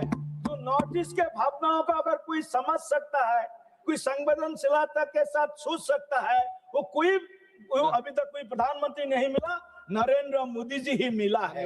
जो अटल जी का भी नाम लेना चाहता हूं मैं, एक मिनट में खत्म करता हूं। अटल जी ने भी भारत का टोटल बजट आउटले का 10% नॉर्थ ईस्ट के लिए देने का बहुत बड़ा एक फैसला अटल जी के कार्यकाल में किया गया था। सभापति महोदय, मैं फिर से एक बार नॉर्थ ईस्ट के प्रति प्रधानमंत्री का जो अपनापन है, हमारे अभिभावक मेंटर्स लेने के लिए उन्होंने नॉर्थ ईस्ट को जो विशेष एक स्थान दिया है अष्टलक्ष्मी को, और विशेष करके बाकी कुछ स्टेट भी है, यूनियन टेरिटरीज है, उत्तराखंड है, हिमाचल प्रदेश है, जम्मू कश्मीर है, तो उनके लिए भी जो प्रावधान किया, इसके लिए भी मैं मंत्री जी को भी धन्यवाद देता हूँ, प्रधानमंत्री जी को धन्यवाद देता हूँ। और विकसित भारत ग्रामीण विकास के बिना नहीं हो सकता है, इसलिए इस विधेयक को मैं पूरे नॉर्थ ईस्ट के ओर से हृदय से समर्थन करता हूँ और सबसे अनुरोध करता हूँ इस बिल को जल्द से जल्द पास करें। Sir, thank you for this opportunity to speak on Vikasit Bharat Guarantee for Rozgar and Ajivika Mission Bill, sir. Sir, NREGS is a key livelihood security scheme which guarantees employment to the rural poor. Sir, the present proposed bill raises serious concerns, sir. This bill will lead to insecurity and confusion among crores of rural poor people, sir. Sir, till now, employment under Manrega is their right. Sir, if the proposed bill is passed, there is every possibility rural poor will lose this right, sir, because of the uncertainties in this bill. Sir, under Manrega, central government supports 90% and states has to bear 10%. Sir, whereas in this proposed bill, if it is passed, then central share will be only 60% and state share is increased from 10% to 40%. Sir, added to this, the government of India will reimburse their share of money to the state only after the state deposits its 40% of wages bill or material component bill, sir. Sir, knowing very well the financial situation of the states, any common man can understand that this proposed bill will make Manrega scheme defunct. So what was once a guaranteed employment will now become unguaranteed, uncertain employment due to fiscal stress at the state level, sir. Sir, one good aspect about this bill is increase of guaranteed work days from 100 to 125 days. Sir, when it comes to reality, Government of India will be able to pay its 60% share of money. But when it comes to states, due to fiscal stress, it is very unlikely states pay their share of 40% wages. So because of this, 125 guaranteed work days is only for namesake, but practically it is unimplementable, sir. Sir, for example, in our state, if we take the average of last 3 years, per annum spending of Manrega under Manrega scheme is 8,000 crores, sir. Sir, 40% state has to bear means 3,200 crore rupees per annum state government has to bear, sir. Sir, is it possible for state government to bear that much amount, sir? Sir, practically impossible for state government to bear that much amount. Sir, due to the above mentioned reasons, I request the government to refer this bill to JPC or select committee so that a wider consultation with all the stakeholders, including state governments, local bodies, can be done and necessary changes can be made to the proposed bill so that the right of the rural poor to the guaranteed employment is protected and strengthened, sir. Thank you. Thiru Tamil Selvan. Thank you, Chairman, sir. Mahatma Gandhi தேசிய ஊரக வேலைவாய்ப்பு உறுதி திட்டத்தின் பெயரை விக்சித் பாரத் ரோஜ்கர் மற்றும் Ajeevika mission BJP அரசு இதை மாற்ற வேண்டிய அவசியம் என்னது எங்களுடைய கேள்வி. இந்த மசோதாவை மாத்துறதுனால யாருக்கு எந்த பிரயோஜனமும் இல்லை. இந்த மசோதா மூலம் நீங்க சொல்லக்கூடிய செய்தி என்னன்னு சொன்னா 100 நாட்களுக்கு வேலை கொடுப்போம்ன்றது இருந்ததை 125 நாள் வேலை கொடுப்போம் சொல்றீங்க. இதற்கு முன்பு மாநில அரசு 10% நிதி ஒதுக்கீடு கொடுத்தா ஒன்றிய அரசு 90% நிதி ஒதுக்கீடு கொடுத்தத இப்ப 60-40 மாத்திரன்னு சொல்றீங்க. மத்திய அரசு 60, மாநில அரசு 40ன்றீங்க. நான் கேட்கிறேன், வருஷத்துல 60 நாள் வேலையை கொடுக்க முடியாதுன்ற ஒரு திட்டத்தையும் சொல்றீங்க. இந்த வேலை உறுதி வாய்ப்புன்றது எங்களுடைய குழு தலைவர் மாண்புமிகு கனிமொழி மேடம் சொல்லும் போது அழகா சொன்னாங்க. இந்த வேலைன்றது ஏழைகளுக்கு வருடம் முழுவதும் 100 நாளுக்கு மேலாக வேலை கொடுக்க வேண்டும் என்பதுதான் உறுதியான திட்டம், மகாத்மா காந்தியின் திட்டம், 100 நாள் வேலை. ஆனா அந்த திட்டத்தையே நீங்க முடக்கிற நோக்கத்துல பிஜேபி அரசு பாடுபட்டு இருக்கு. 2006ல காங்கிரஸ் அரசு கொண்டு வந்த இந்த திட்டத்தை பிஜேபி அரசு ஆட்சிக்கு வந்து 11 வருஷத்துல காங்கிரஸ் கொண்டு வந்த திட்டத்தை பெயர் மாற்றி அந்த திட்டத்தை சீருழைப்பு செய்வதுதான் பிஜேபியுடைய திட்டம். எந்த திட்டமாக இருந்தாலும் அந்த நோக்கத்துல இந்த திட்டத்தை நீங்க பெயரை மாத்தி நாங்க திட்டங்களை கொண்டு வரோம் சொல்றீங்க. உண்மையிலேயே மகாத்மா காந்தி திட்டத்துல நீங்க உங்களுக்கு இன்ட்ரெஸ்ட் இருந்திருந்தா வருடந்தோறும் நிதியை சரியா கொடுத்திருக்கணும். நீங்க கொடுக்க தவறிட்டீங்க. தவறதின் நோக்கம் இந்த திட்டத்தை நீக்க வேண்டும் என்ற எண்ணத்தில் பிஜேபி அரசு செய்தது. உதாரணத்துக்கு சொல்றேன், 2021-22ல நீங்க கொடுத்த தொகை 98,468 கோடி. 2022-23ல நீங்கள் கொடுத்த தொகை 73,000 கோடி மட்டுமே. 23-24ல நீங்க கொடுத்த தொகை 60,000 கோடி மட்டுமே. வித்தியாசத்தை பாருங்க. ஒவ்வொரு ஆண்டும் நீங்கள் ஒதுக்கிய தொகை சீராக இல்லை. இந்த திட்டத்தை முடக்க வேண்டும் என்ற நேரத்தில் பிஜேபி அரசு செய்த சதி என்பதுதான் என்னுடைய வாதமாக வைக்கின்றேன். 100 நாள் வேலைன்றது நாங்கெல்லாம் கிராமத்துல இருந்து வந்தவங்க. நீங்க பாராளுமன்றத்துல இன்னைக்கு குளிர் அறையில நம்ம பேசிக்கிட்டு இருக்கோம். 100 நாள் வேலையில பாவ ஏழை தொழிலாளிகள் வேலை இல்லாம சிரமப்பட்டு இருக்கிறத மனசுல வச்சு காங்கிரஸ் ஆட்சி மகாத்மா காந்தி பேரில் இந்த திட்டத்தை கொண்டு வந்தாங்க. 100 நாள் வேலை உறுதியா கொடுத்தோம். ஆனா அந்த திட்டத்தை முடக்குவதன் நோக்கமாக நீங்க பேரை மாத்தி எத்தனையோ இதை திட்டத்தை மாத்தி இது பண்றீங்க. கொரோனா காலத்துல இந்த திட்டம் தான் பல கோடிக்கணக்கான மக்களை உயிர் வாழ செஞ்சு 11 கோடி மக்களின் வாழ்வாதாரமா இந்த 100 நாள் வேலை திட்டம் இந்தியா முழுக்க செயல்பட்டுச்சு கொரோனா காலகட்டத்தில். அதை மறந்துடக்கூடாது.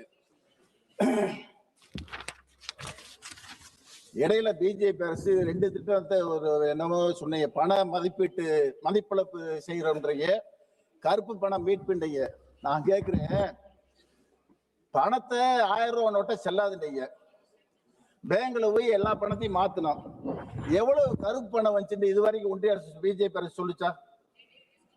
பதில் இல்லை. ஆனா சுவிஸ் வங்கியில் இருக்கிற பணத்தை நாங்க எடுத்து ஒவ்வொரு குடும்பத்துக்கும் அந்த கருப்பு பணத்தை எடுத்து ஒவ்வொரு குடும்பத்துக்கும் 15 லட்சம் ரூபாய் கொடுப்போம் பிஜேபி அரசாங்கம் தேர்தல் அறிக்கையில சொல்லிச்சு. ஆட்சிக்கு வந்து 11 வருஷம் ஆச்சு. ஆண்டுக்கு 2 கோடி மக்களுக்கு வேலை கொடுப்போம்னு சொன்னீங்க. சுவிஸ் வங்கியில பணத்தை எடுத்து 15 லட்சம் ரூபாய் மக்களுக்கு வங்கி கணக்குல போடுவோம். இது வரைக்கும் கொடுத்த பாடு இல்ல, ரிசல்ட்டும் இல்ல. ஏற்கனவே மோடி அரசு எங்க தமிழ்நாட்டுக்கு செஞ்ச துரோகத்தை நான் பட்டியலிடுறேன். ஜிஎஸ்டி மூலமா தமிழ்நாட்டுக்கு உரிய நிதியை கொடுக்கல, கல்வி நிதியை கொடுக்கல, பேரிடர் நிதியை கொடுக்கல, வளர்ச்சி நிதியை கொடுக்கல.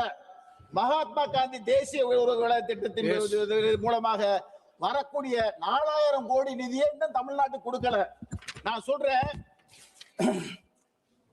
தமிழ்நாடு முதல்வர் தளபதி ஸ்டாலின் நாடாளுமன்ற தேர்தல் போது தேர்தல் வாக்குறுதி கொடுத்தாரு. வணக்கம். இந்தியா கூட்டணி ஆட்சிக்கு வந்தால், ஒரே நிமிஷம், இந்தியா கூட்டணி ஆட்சிக்கு வந்தால் 100 நாள் வேலையை 150 நாளாக உயர்த்தி தரப்படும், 400 ரூபாய் கூலி உயர்வு கிடைக்கும் என்ற செய்தியை சொன்னார். இந்தியா கூட்டணி வரவில்லை. ஆனா பிஜேபி ஆட்சிக்கு வந்த பிறகு தங்க விலை காங்கிரஸ் ஆட்சி காலத்துல வெறும் 20,000 ரூபாய் பவுன், இன்னைக்கு 1 லட்சம் ரூபாய். டீசல் விலையை குறைக்கல, பெட்ரோல் விலையை குறைக்கல. ஆனால் காங்கிரஸ் அரசு கொண்டு வந்த திட்டத்தை முடக்குவதன் மூலமாக ஒன்றிய அரசு பாராளுமன்ற மசோதாவை திமுக வன்மையாக எதிர்க்கிறேன். श्री अमराराम। माननीय सभापति महोदय, आपका धन्यवाद। तो मनरेगा को रिप्लेस करने के लिए जी राम जी का बिल सरकार लेकर आई है, उसके खिलाफ बोलने के लिए मैं खड़ा हुआ हूं भारतीय कम्युनिस्ट पार्टी मार्क्सवादी की ओर से।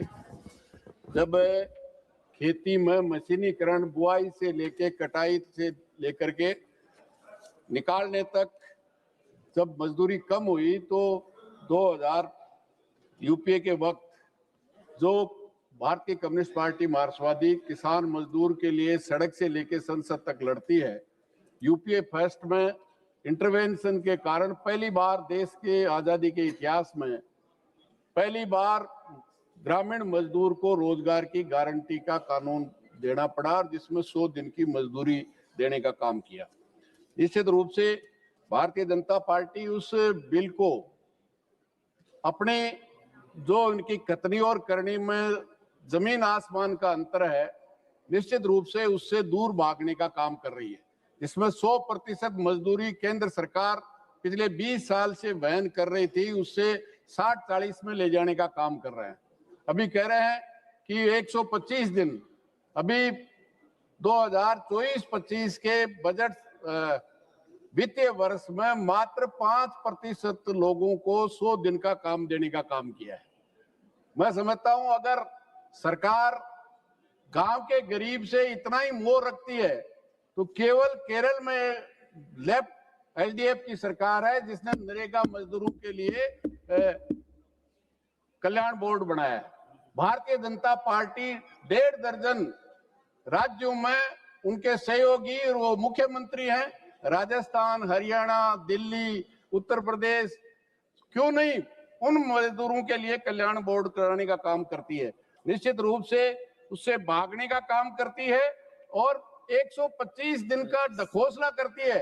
अभी 10 साल से उनकी केंद्र सरकार है, न काम दिया और जो मजदूर जो बजट था केंद्र सरकार का, सभापति महोदय, वो जब आधी रेट थी, जब 1,20,000 करोड़ रुपए का बजट था और जब दूनी हो गई, जब 68,000 करोड़ का बजट है। ये नजरिया है भारतीय जनता पार्टी का गरीब के साथ जिस तरह से विश्वासघात करने का। इसलिए आज निश्चित रूप से न केवल वो कटौती की है, पूरे साल भर 100 दिन का जब भी उसको जरूरत है उस समय काम ले सकता है। इस कानून में लेके आए कि 60 दिन में वो कोई भी काम नहीं मांग सकेगा। इससे ज्यादा अपराध उनके साथ क्या कर सकते हैं। इसलिए आज केवल और केवल डिजिटल हाजिरी आप उस नरेगा के कानून को और समृद्ध करते, उसमें और मजदूरी बढ़ाने का काम करते, उनके कल्याण के लिए देश में बोर्ड बनाते तो बात समझ में आती है। लेकिन जो कुछ मिल रहा था उसको छीनने का काम आज 60 और 40%, जो 100% था वो 60%, 40% राज्य सरकार भोगेगी। मैं समझता हूं किसी भी सूरत में आज राज्य सरकारों की जो हालत है, बाकी स्कीम मैं कह सकता हूं जो 50-50% है, पेयजल जैसी समस्या में भी राजस्थान जो सबसे ज्यादा परेशान है। आप कह रहे हैं पानी की भी समस्या का समाधान हो जाएगा, पक्की सड़कें भी बन जाएगी, स्वस्थ भी हो जाएगी। तो आपने 11 साल में क्या कर रहे थे? नरेगा का कानून तो था, कहीं मनाही नहीं थी, वहां सब जगह सफाई हो गई होगी, सब जगह कानून बन गया होगा, लेकिन सरकार केवल और केवल लोगों के साथ विश्वासघात करने का काम कर रही है। सभापति महोदय, मैं कहना चाहूंगा एजेंट शेयरिंग करने का काम किया है। जो प्रोग्राम किस माध्यम से हो रहा है, निश्चित रूप से किस तरह से भारतीय जनता पार्टी महात्मा गांधी के नाम की जो गारंटी की योजना थी उसको हटाने का काम कर रही है। इससे साफ जाहिर होता है कि आज भी वो महात्मा गांधी की बजाय गोडसे की तपस्या करने का काम कर रहे हैं। इसलिए उस गांव के गरीब को जो कानून मिला था, जो हक मिला था, उसको छीनने का काम सभापति महोदय ये कर रहे हैं। मैं इसका सख्त विरोध करता हूं और इसको वापस लेना चाहिए या सिलेक्ट कमेटी को। श्री सप्तागिरी अलग। Thank you, Chairman, sir. I rise to speak and oppose this Viksit Bharat Guarantee for Rozgar and Ajivika Mission Gramin VBG Ramji Bill 2025, sir. Thank you for giving this opportunity. So when the bill was circulated, there were a lot of calls. People called me and they were a bit surprised, like how they brought the bill. Sir, लेकिन ये मैं बहुत करीबी से देखते आ रहा हूँ 1.5 साल में। ये लोग की मंशा यही था कि मनरेगा को कैसे खत्म कर दे। और प्रधानमंत्री जी ने बोले थे कि मनरेगा ऐसे स्कीम है जो कांग्रेस को कैसे गलत स्कीम बनाए वो दिखाता है, लोगों को गड्ढा खोदने के लिए मजबूर किए। अब देखते आ रहे हैं एक एक करके हर जगह से जहां जाते हैं, बंगाल में मनरेगा बंद कर दिए। आप हरियाणा के कुछ मनरेगा के वर्कर्स आए थे, उनका जो लिस्टेड आइटम था उसको डीलिस्ट कर दिए। इस टाइप के इनका कोशिश यही रहा। और पिछले बजट में 86 करोड़ का जो बजट था उसमें 27% तो सर पिछला पेंडिंग लाइबिलिटीज पे करने के लिए वेजेस एंड मटेरियल का pending liability 27% went into fixing that and making the payments. And अभी सवाल ये आता है कि आज के डेट में ये बिल क्यों लेके आए, क्योंकि ये सरकार बिना कोई वजह से कोई बिल नहीं लाता है। क्या सुप्रीम कोर्ट का वो ऑर्डर जो बंगाल के सिलसिले में दिए थे कि मनरेगा को आप कोल्ड स्टोरेज में नहीं रख सकते हो, क्या इसके चक्कर में ये बिल लेके आए हो आप? क्योंकि आपका clause 29(2) suspension of funds allows the unilateral stoppage of funds based on a central inquiry. So I think this bill is for Bengal elections and they want to subvert the Supreme Court decision. ऐसी Punjab Haryana high court में CCTV का आ गया था उनका राय, तो कानून change कर दिए कि वो सीसीटीवी फुटेज देने की जरूरत नहीं पड़ा। And this MNREGA is a very clear and forcible right to work. It has been systematically weakened by this government. The budgets were repeatedly cut, funds were released late, leading to chronic wage delays. Unemployment allowance तो देते ही नहीं थे. Demands were suppressed through procedural hurdles, job card deletions, delayed approvals and arbitrary technical requirements. MNREGA में लेके आए आधार based payment system, e-KYC, लेकिन नाम बहुत अच्छा चुने, जी राम जी। मनरेगा के जितने वर्कर्स थे वो राम भरोसे ही थे सर। कभी एनएमएम एप्लीकेशन चलेगा कि नहीं चलेगा, चलेगा तो जॉब कार्ड है कि डिलीट हो गया, जॉब कार्ड नया जॉब कार्ड बनेगा कि नहीं बनेगा, बन गया तो काम मिलेगा कि नहीं मिलेगा, काम मिला तो पैसा मिलेगा नहीं मिलेगा, ये राम भरोसे ही थे। बट मैं आपके माध्यम से माननीय मंत्री से पूछना चाहता हूँ, ये जी राम जी है, ये मर्यादा पुरुषोत्तम भगवान से राम का ही नाम है ना, कोई नाथू राम का नाम लेके आए हो आप।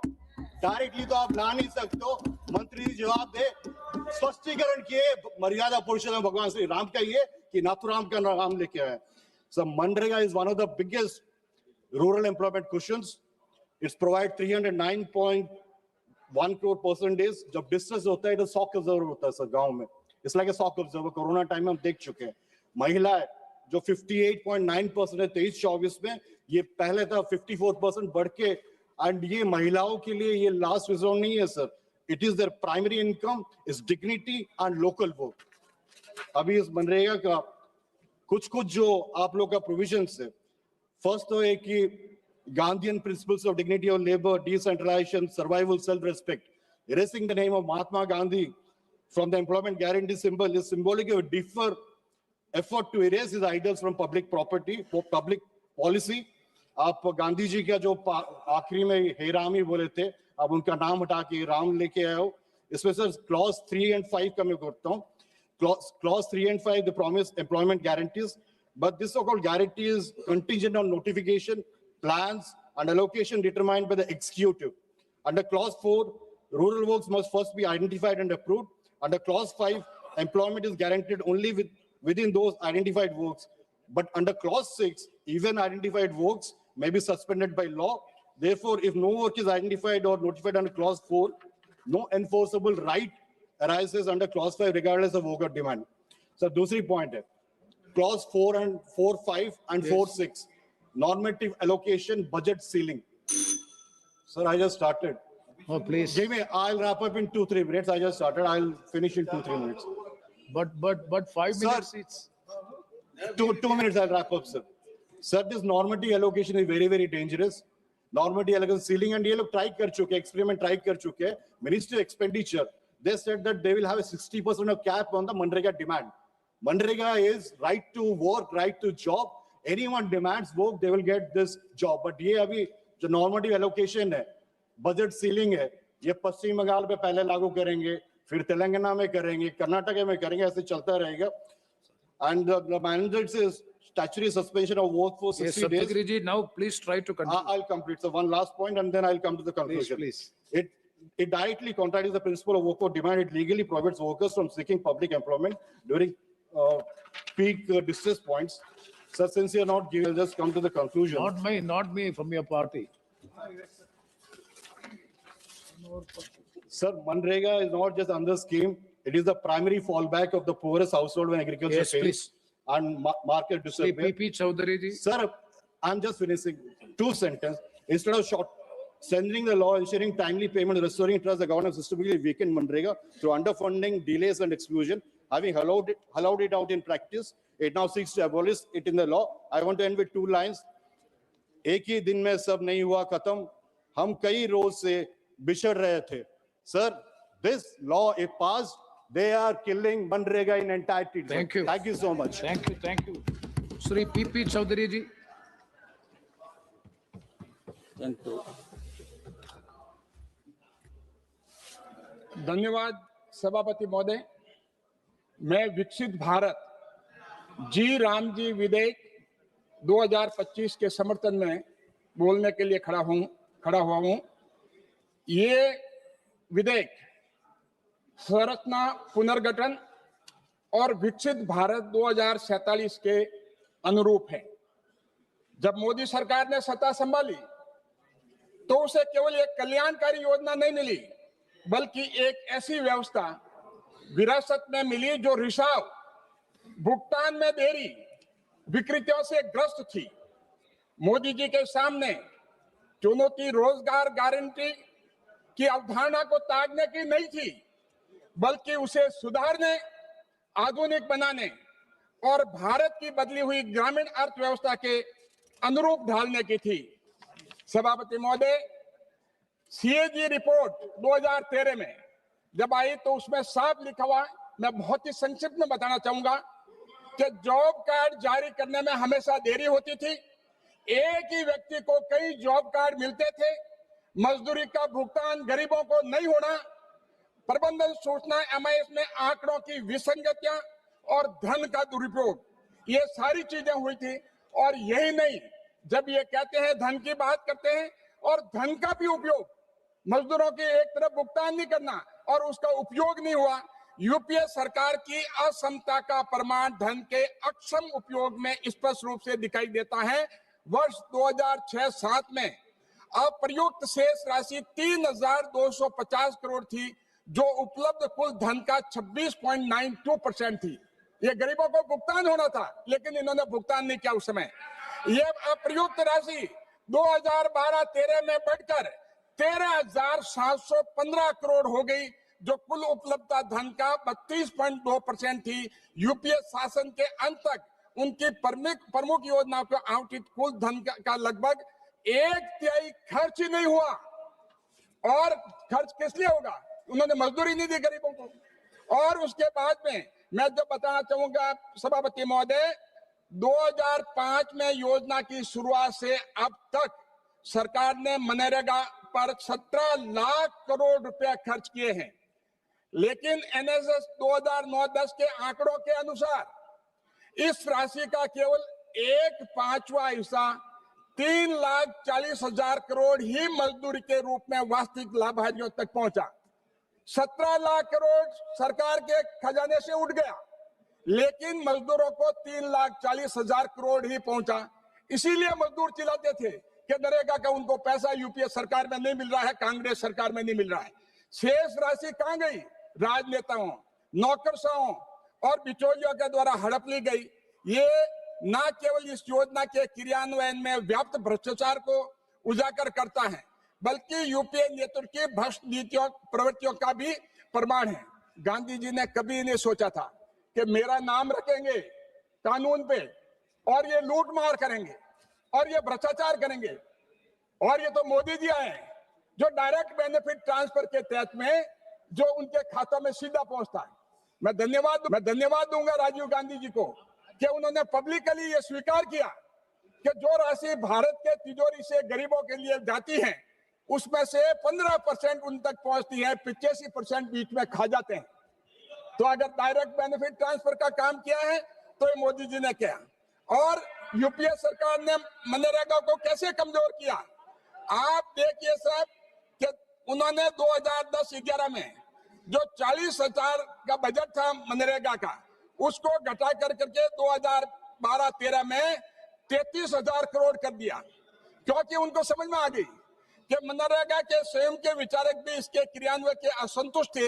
राष्ट्रीय सलाहकार परिषद के सदस्य और मनरेगा की अवधारणा से जुड़े जीन द्रेद ने भी स्वीकार किया कि राजनीतिक प्रतिबद्धता की कमी है और यूपीए सरकार को अब मनरेगा पर कोई चुनावी लाभ नहीं दिखता, इसलिए उन्होंने राशि कम की है।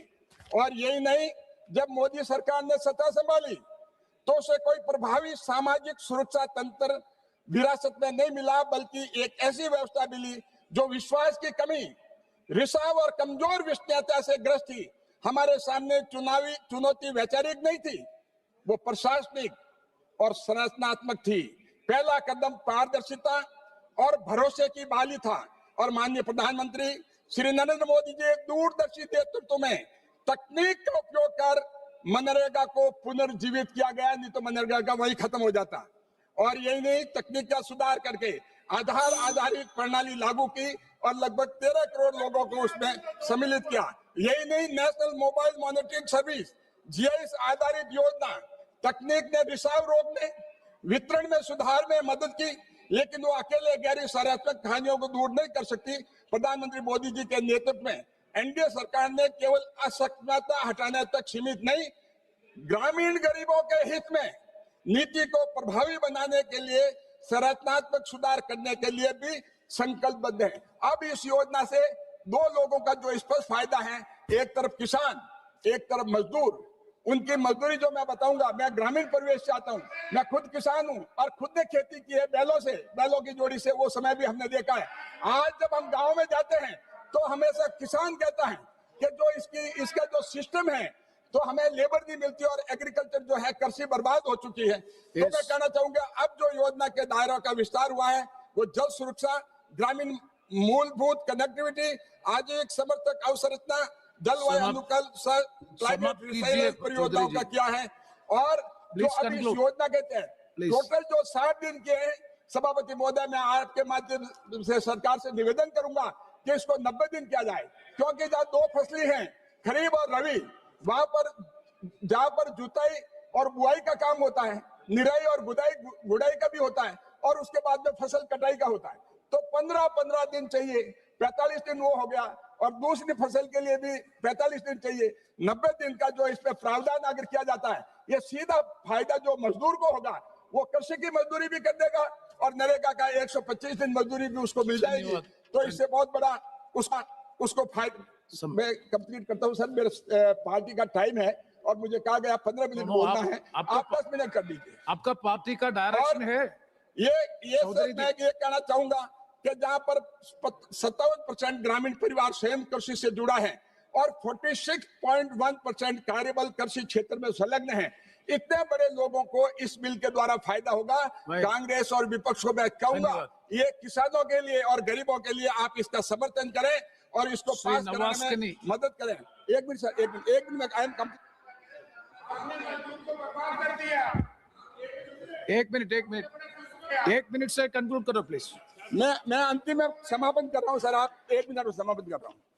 जल्दी। आप समय नहीं दिया तो क्या कर सकते सर, किसानों और गरीबों के लिए मैं बोल रहा हूँ, आप समय नहीं दे रहे हैं। अब आप सुन लीजिए सर, 4-5 लाइन बोल रहा हूँ लेकिन धीरे बोलूंगा, बहुत ही महत्वपूर्ण है। माननीय प्रधानमंत्री श्री नरेंद्र मोदी जी के दूरदर्शी नेतृत्व में भाजपा सरकार ही गांधी जी के मूल्यों, भावना और शिक्षाओं को शास्त्र में उतारने का कार्य कर रही है। स्वच्छ भारत से लेकर गौ संरक्षण तक इस सरकार ने राष्ट्रपिता के नाम का केवल उच्चारण नहीं किया है, बल्कि उनके आदर्शों को धरातल पर साकार किया है। गांधी जी के आदर्श केवल योजनाओं के नामकरण से नहीं, बल्कि गांव को विकास की मूल इकाई बनाए और आत्मनिर्भर भारत की दिशा में मार्ग प्रशस्त करने से साकार होता है। तो मैं यही कहूंगा, गांधी जी ने ये कभी नहीं सोचा था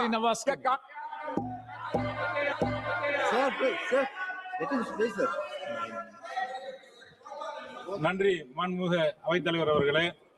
விக்கித் பாத் கிராம்ஜி என்ற இந்த மசோதா மீதான விவாதத்திலே பங்கேற்பதற்கு வாய்ப்பு அளித்தமைக்கு நன்றி தெரிவித்துக் கொள்கின்றேன். மகாத்மா காந்தி தேசிய ஊரக வேலை உறுதி திட்டம் நாட்டினுடைய ஏழைகள், விவசாயிகள், குறிப்பாக கிராமப்புற மக்களுக்கான வாழ்வாதாரத்திற்கான திட்டம். அவர்களுடைய வேலையில்லா திண்டாட்டத்தை குறைக்கக்கூடிய திட்டம்.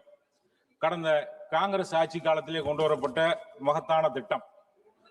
இந்த மசோதாவை நாட்டினுடைய கிராமப்புற ஏழை எளிய மக்களுடைய வாழ்வாதாரத்தை சமூக பாதுகாப்பில் முக்கியமான அங்கம் வகிக்கக்கூடிய மகாத்மா காந்தி தேசிய ஊரக வேலை உறுதி திட்டத்தை முழுமையாக ஒழித்து கட்டக்கூடிய சட்டமாக இதை அறிமுகப்படுத்தியிருக்கின்றீர்கள். கிராமப்புறத்தில் இருக்கக்கூடிய ஏழை குடும்பத்திலே அடுப்பு எரிகிறது என்று சொன்னால் அவர்கள் உயிரோடு இருக்கிறார்கள் என்றால் அதற்கு காரணம் இந்த திட்டம். இந்த மசோதா ஏழைகளினுடைய வயிற்றோடு விளையாடுகின்றது. இந்த மசோதாவிலே ஒரு முதியவருடைய கைரேகை இயந்திரத்திலே பதியவில்லை என்று சொன்னால் சம்பளம் இல்லை, அந்த நாள் அந்த குடும்பத்திற்கு உணவு இல்லை. இது வளர்ச்சியா? டெல்லியினுடைய வளர்ச்சி, கிராமங்களுடைய வீழ்ச்சி. ஒரே கையெழுத்தில் ஒன்றிய அரசு நிதியை நிறுத்தலாம். அதாவது ஒரே கையெழுத்தில் ஆயிரக்கணக்கான வீடுகளினுடைய அடுப்புகளை அணைக்கலாம். இந்த மசோதா ஒன்றிய அரசின் அதிகார குவிப்பையும் மாநிலங்கள் மீதான நிதி சுமையும் நாட்டின் அடையாள அழிப்பையும் மட்டுமே நோக்கமாக கொண்டு உருவாக்கப்பட்டிருக்கின்றது. இதுவரை 100 நாள் வேலை திட்டத்திலே 90% பங்களிப்பை ஒன்றிய அரசும் 10% நிதியை மாநில அரசும் பங்களிப்பாக அளித்து வந்தது. ஆனால் இந்த சட்ட திருத்தத்தின் மூலமாக 60% ஒன்றிய அரசும் 40% மாநில அரசும் கொடுக்கக்கூடிய அளவிலே சட்ட திருத்தம். ஏற்கனவே இந்த திட்டத்திற்கான நிதிகள்லாம் முறையாக விடுவிக்கப்படவில்லை. தமிழகத்திற்கு மட்டும் 3000 கோடிக்கும் அதிகமான நிதி விடுவிக்கப்படாமல் இருக்கின்றது. கல்விக்கான நிதி நிலுவை, ஜிஎஸ்டி நிதி நிலுவை என்று மாநிலத்திற்கு கொடுக்க வேண்டிய பல்வேறு துறைகளுக்கான நிதிகளுக்கு நிலுவையில் இருக்கின்ற போது இந்த திட்டத்திலும் 10%-இலிருந்து 40% உயர்த்தி இருப்பது எந்த அளவு நியாயமானது? இதுவரை மாநில அரசுகள் ஒதுக்கி வந்த வேலைகளை இனி ஒன்றிய அரசு மட்டுமே ஒதுக்க முடியும் என்று திருத்தியிருக்கின்றீர்கள். அந்தந்த மாநிலங்களில் என்ன வேலை தேவை என்பது ஒன்றிய அரசுக்கு எப்படி தெரியும்? இந்த முறையின் மூலமாகத்தான் எதிர்க்கட்சி ஆளுகின்ற மாநிலங்களுக்கு குறைவான வேலைகளை ஒதுக்கி பாரதிய ஜனதா கட்சி ஆளுகின்ற மாநிலங்களுக்கு அதிகமான வேலைகளை ஒதுக்கி ஆட்சியை தொடருவதற்கு முயற்சிப்பீர்கள். இதிலே வெளிப்படைத்தன்மை இருக்குமா என்று கேட்கின்றேன். கடந்த 10 ஆண்டுகளாக தொடர்ந்து பல உறுப்பினர்கள் இந்த அவையிலே மகாத்மா காந்தி ஊரக வேலை உறுதியளிப்பு திட்டத்திலே 100 நாட்களில் இருந்து 150 நாட்களாக உயர்த்த வேண்டும், ஊதியத்தை இன்றைக்கு இருக்கக்கூடிய விலைவாசிக்கு ஏற்றார்வால் உயர்த்த வேண்டும் என்று தொடர்ந்து வலியுறுத்தினோம். அதை பற்றியெல்லாம் இதிலே ஒன்றும் உயர்த்தவில்லை. காந்தியினுடைய உயிரை பறித்த தத்துவத்தை கொண்டவர்கள் இன்றைக்கு காந்தியினுடைய பெயரை பற்றி கொண்டீர்கள். காந்தியை கொன்றவர்கள் இன்றைக்கு அவருடைய பெயரிலே இருக்கக்கூடிய இந்த திட்டத்தை கொண்டிருக்கின்றீர்கள். தங்களுக்கென்று எந்த வரலாறும் இல்லாத, எந்த அடையாளமும் இல்லாதவர்கள் நாட்டினுடைய வரலாற்றை, அடையாளங்களை அழிப்பதிலே கவனம் செலுத்திக் கொண்டிருக்கின்றீர்கள். முதல்ல நாட்டினுடைய சாலைகளுடைய பெயரை மாற்றினீர்கள், மாவட்டங்களுடைய பெயரை மாற்றினீர்கள், ரயில் நிலையங்களுடைய பெயரை மாற்றினீர்கள். இப்போது தேசப்பிதாவினுடைய பெயரை இந்த திட்டத்தில் இருந்து மாற்றுகின்றீர்கள். இது காங்கிரஸ் அரசால் கொண்டு வரப்பட்ட திட்டம் என்பதுதான் பிரச்சனையா, அல்லது மகாத்மா காந்தி தேசப்பிதாவினுடைய பெயர் இதில் இடம்பெற்றிருப்பது உங்களுக்கு பிரச்சனையா? சுதந்திர போராட்டத்தில் துளியும் பங்களிக்காத உங்களால் இது போன்ற வேலைகளை மட்டுமே தான் செய்ய முடியும். இந்த அவையில் 3 உறுப்பினர்கள் தான் இருக்கின்றோம். ஆனால் எங்களுக்கு வரலாறு இருக்கின்றது. எங்களுடைய இந்திய யூனியன் முஸ்லீம் லீக் கட்சி எங்களுடைய சுதந்திர போராட்டத்திலே பங்கேற்ற தலைவர்களால் கட்டமைக்கப்பட்ட கட்சி. இந்திய அரசமைப்பு சட்டம் உருவாக்கப்பட்டதிலே அங்கம் வகித்த தலைவர்களால் உருவாக்கப்பட்ட கட்சி. நாங்கள் இந்த नाटे माननीय मंत्री, सदस्यों के लिए रात्रि भोज की व्यवस्था एमपी डाइनिंग प्रथम तल संसद भवन में की गई है। माननीय सदस्य सुविधा के अनुसार रात्रि भोज लेने का कष्ट करें। Thank you. श्री हरेंद्र मलिक।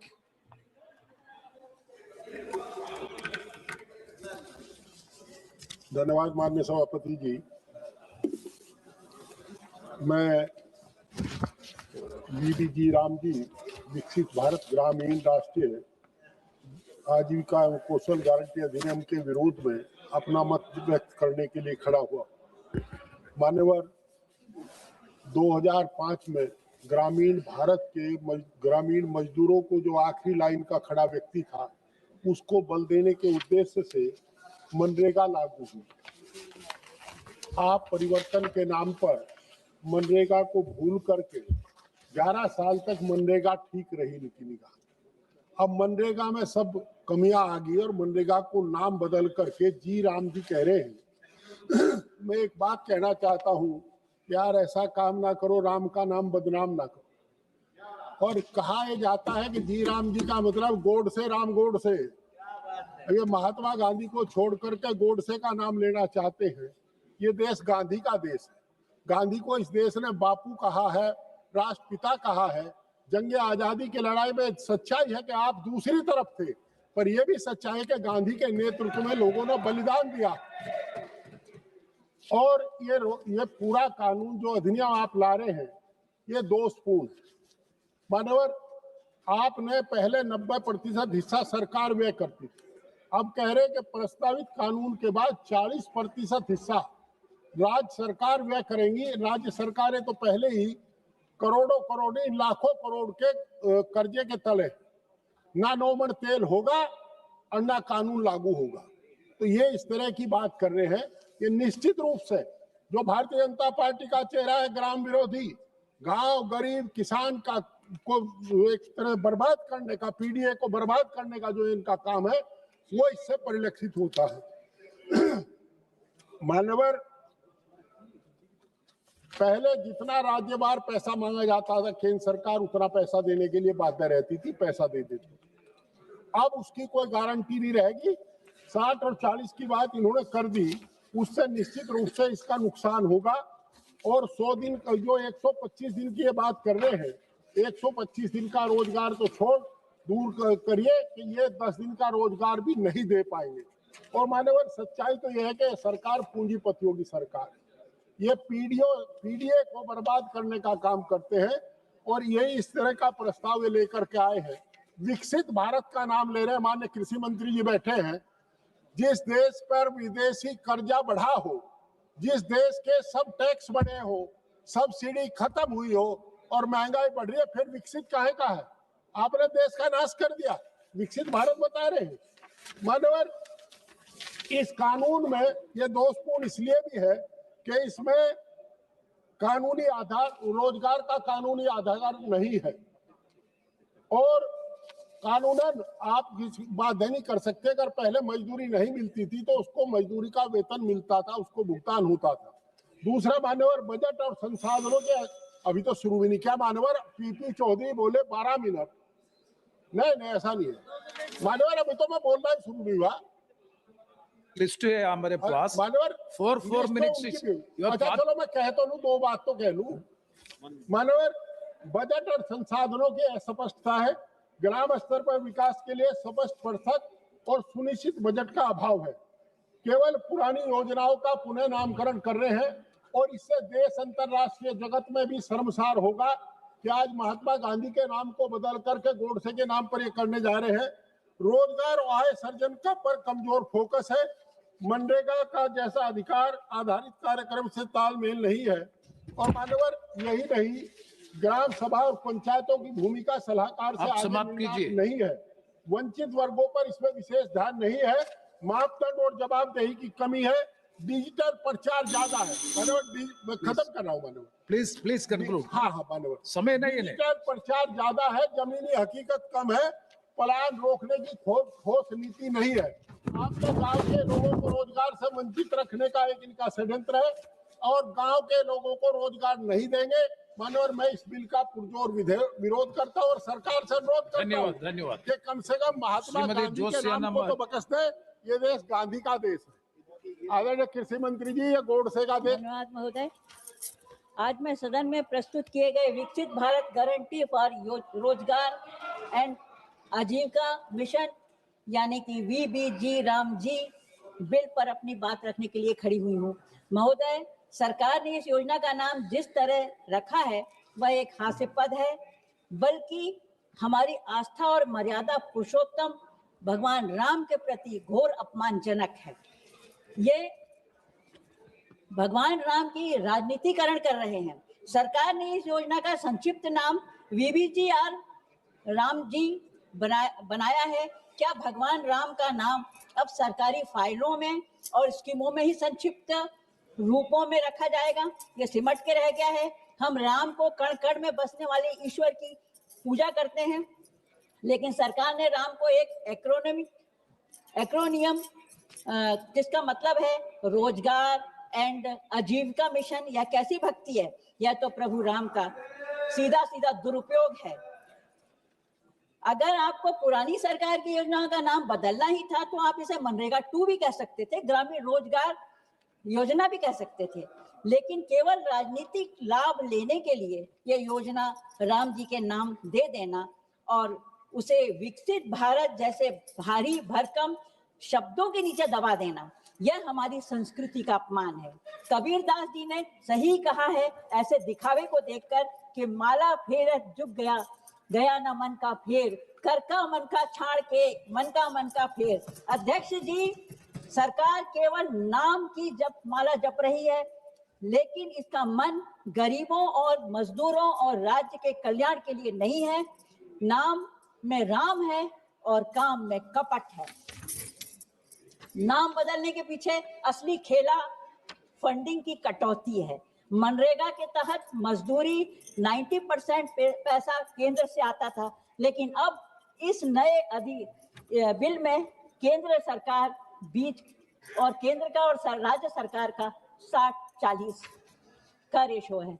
मेरा सवाल है, छत्तीसगढ़ जैसे आदिवासी बाहुल्य राज्य जहां बड़ा हिस्सा वनों का है, जो आपकी कृपा से अब कटने लगे हैं, संसाधन बहुत सीमित है, यह 40% का अतिरिक्त बोझ कैसे उठाएगा? आप कह रहे हैं कि हम विकसित भारत बना रहे हैं, लेकिन असल में आप राज्यों की कमर तोड़ रहे हैं। जब राज्य सरकार के पास फंड ही नहीं होगा तो गरीबों की समय पर क्या मजदूरी मिलेगी, जो अभी भी नहीं मिल रही है और तब भी नहीं मिलेगी। मनरेगा को कमजोर करने की एक साजिश नजर आ रही है। महोदय, मनरेगा एक अधिकार है हमारे ग्रामीणों का, हमारा महात्मा गांधी इसमें नाम है, जिसे हमने महात्मा गांधी, हमारी सरकार ने महात्मा गांधी के नाम से रोजगार गारंटी दी थी, और आप देते हैं सिर्फ मोदी की गारंटी, जो कभी पूरी नहीं हुई 11 सालों में हमने देखी। महोदय, जिसे इस सरकार ने धीरे धीरे कमजोर कर दिया है। पहले बजट कम किया, फिर आधार और पेमेंट की जटिलता बढ़ाई और अब फंडिंग का बोझ राज्यों पर लाद दिया। मैं सरकार से मांग करती हूँ, भगवान राम के नाम का उपयोग इस तरह सरकारी योजनाओं के शॉर्ट फॉर्म के लिए बंद करें। यह करोड़ों लोगों की आस्था का विषय है, इसे अपनी ब्रांडिंग का हिस्सा ना बनाएं। राज्यों पर थोपे गए 60 और 40 के रेशो को वापस ले और केंद्र सरकार अपनी पुरानी जिम्मेदारी निभाए। अध्यक्ष, सभापति महोदय, नाम बदलने से नियत नहीं बदलती। अगर सच में राम राज्य लाना चाहते हैं तो गरीब की थाली और राज्यों के खजाने की तरफ चिंता कीजिए और ना केवल कागजों पर राम का नाम लिखे। महात्मा गांधी का नाम हटाने का मैं पुरजोर विरोध करती हूँ। जय हिंद, जय छत्तीसगढ़। धन्यवाद। Shri M Raghunandan Rao. Sir, Mike, sir. Thank you, Speaker, sir. Thank you for giving me an opportunity to speak in support of Vikasit Bharat Guarantee for Rozgar and Ajivika Mission, Gramin VBG Ramji Act 2025 is a major overhaul of the 20 years of old Manrega. It establishes a modern statutory framework aligned with Vikasit Bharat 2047, guaranteeing 125 days of wage employment for rural household whose adult volunteers to do unskilled manual work. The Act aims to create both employment and durable rural infrastructure through 4 priority verticals. The first priority is water security through water-related works. Second one is core rural infrastructure. Third is livelihood related to the infrastructure. And fourth one is the special works to mitigate extreme weather events. So all assets created are aggregated into Vikasit Bharat National Rural Infrastructure Stack, ensuring a unified, coordinated national development strategy. So some of my colleagues and friends are asking, what is the need to change the Manrega now? The need is this, Honorable Speaker, sir.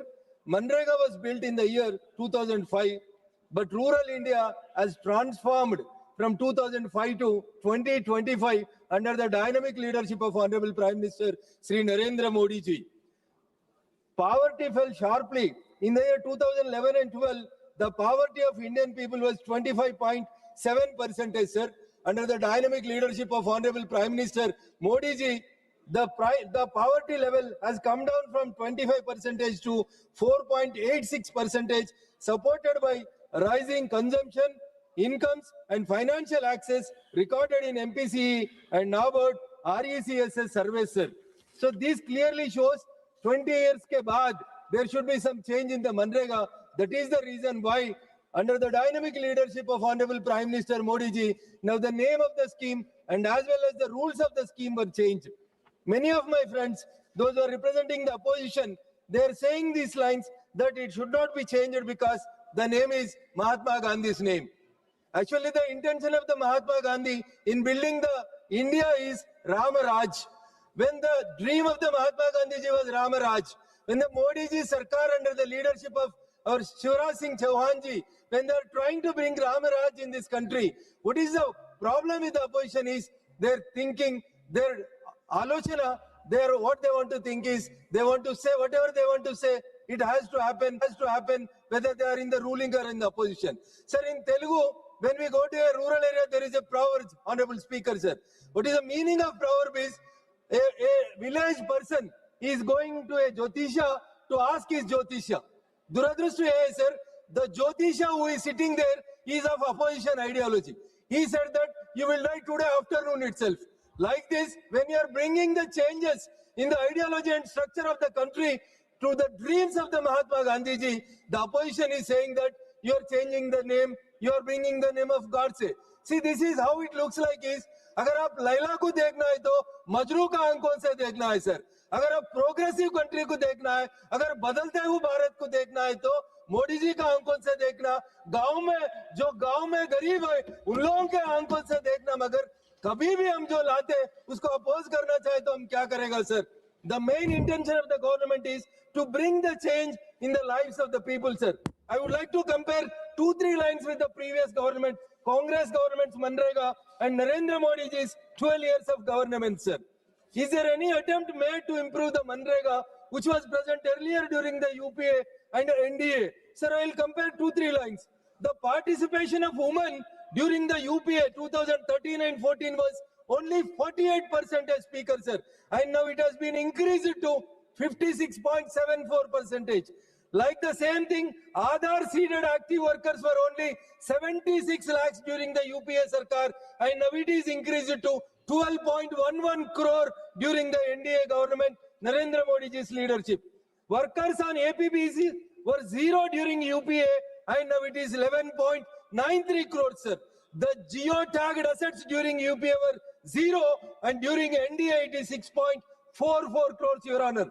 E-payments were only 37% during UPA 2013 and 14. Now during 25-26, under the dynamic leadership of Honorable Prime Minister, it is 99.99%. Speaker, sir, individual assets during the Congress where UPA government was only 17.6%, whereas now it has been increased to 16.96%. Despite these advances, misappropriation continued, digital attendance was bypassed, and assets often failed to match the expenditure. The scale and persistence of these issues showed that Manrega's architecture, Honorable Speaker, sir, 1 minute to conclude. The scale and persistence of these issues showed that Manrega's architecture has reached its limits, making a new, modernized Vikasit Bharat guarantee for Rozgar and Ajivika Mission VB Ramji bill is necessary. Hence, I support this bill. And Speaker, sir, last line, sir. If you want to change the time changes, you should change like a giraffe, sir. Being a science teacher, I would like to say in one sentence, struggle for existence and survival of the fittest. As the time changes, we should also change according to the time. Thank you. If you don't change, the dinosaurs has been Ji. removed and it is being seen in the TVs. But if it exists as it changes its lifestyle. Thank you, Speaker, sir. Sir, हमारे मंत्री शिवराज सिंह चौहान जी जो बड़े कदावर नेता हैं और जिन्होंने गरीबों की बड़ी खिदमत की और यहाँ पे पहुँचे, उनसे मैं ये तवक्का नहीं कर रहा था, मैं उनसे ये एक्सपेक्ट नहीं कर रहा था कि जिन्होंने अपनी ज़िंदगी में मेहनत से और गरीबों के काम करके नाम पाया हो, वो इस इतनी अच्छी स्कीम में तब्दीली करेंगे। और जहां आपकी हुकूमत ने आयुष्मान भारत जैसा हेल्थ के मामले में स्कीम लाई, डायरेक्ट ट्रांसफर स्कीम लाई, किसान के उसमें बैंक अकाउंट में पैसा डाला, वहाँ जो आपने वो अच्छे काम किए, इस काम से आपके उन कामों पे भी असर पड़ेगा। कोई जस्टिफिकेशन नहीं थी इस स्कीम में तब्दीली करने की, और आपसे मैं दोबारा कहूँगा कि ये हम तवक्का नहीं रख रहे थे। और इसका नाम जो आपने मनरेगा का चेंज किया, इसकी तो बिल्कुल ही कोई जस्टिफिकेशन नहीं। और आप हमसे जुड़े रहने के लिए सब्सक्राइब करें YouTube पर, फॉलो करें Twitter पर और लाइक करें Facebook पर। और ज्यादा जानकारी के लिए आपको टाइप करना होगा सिर्फ न्यूज़ नशा।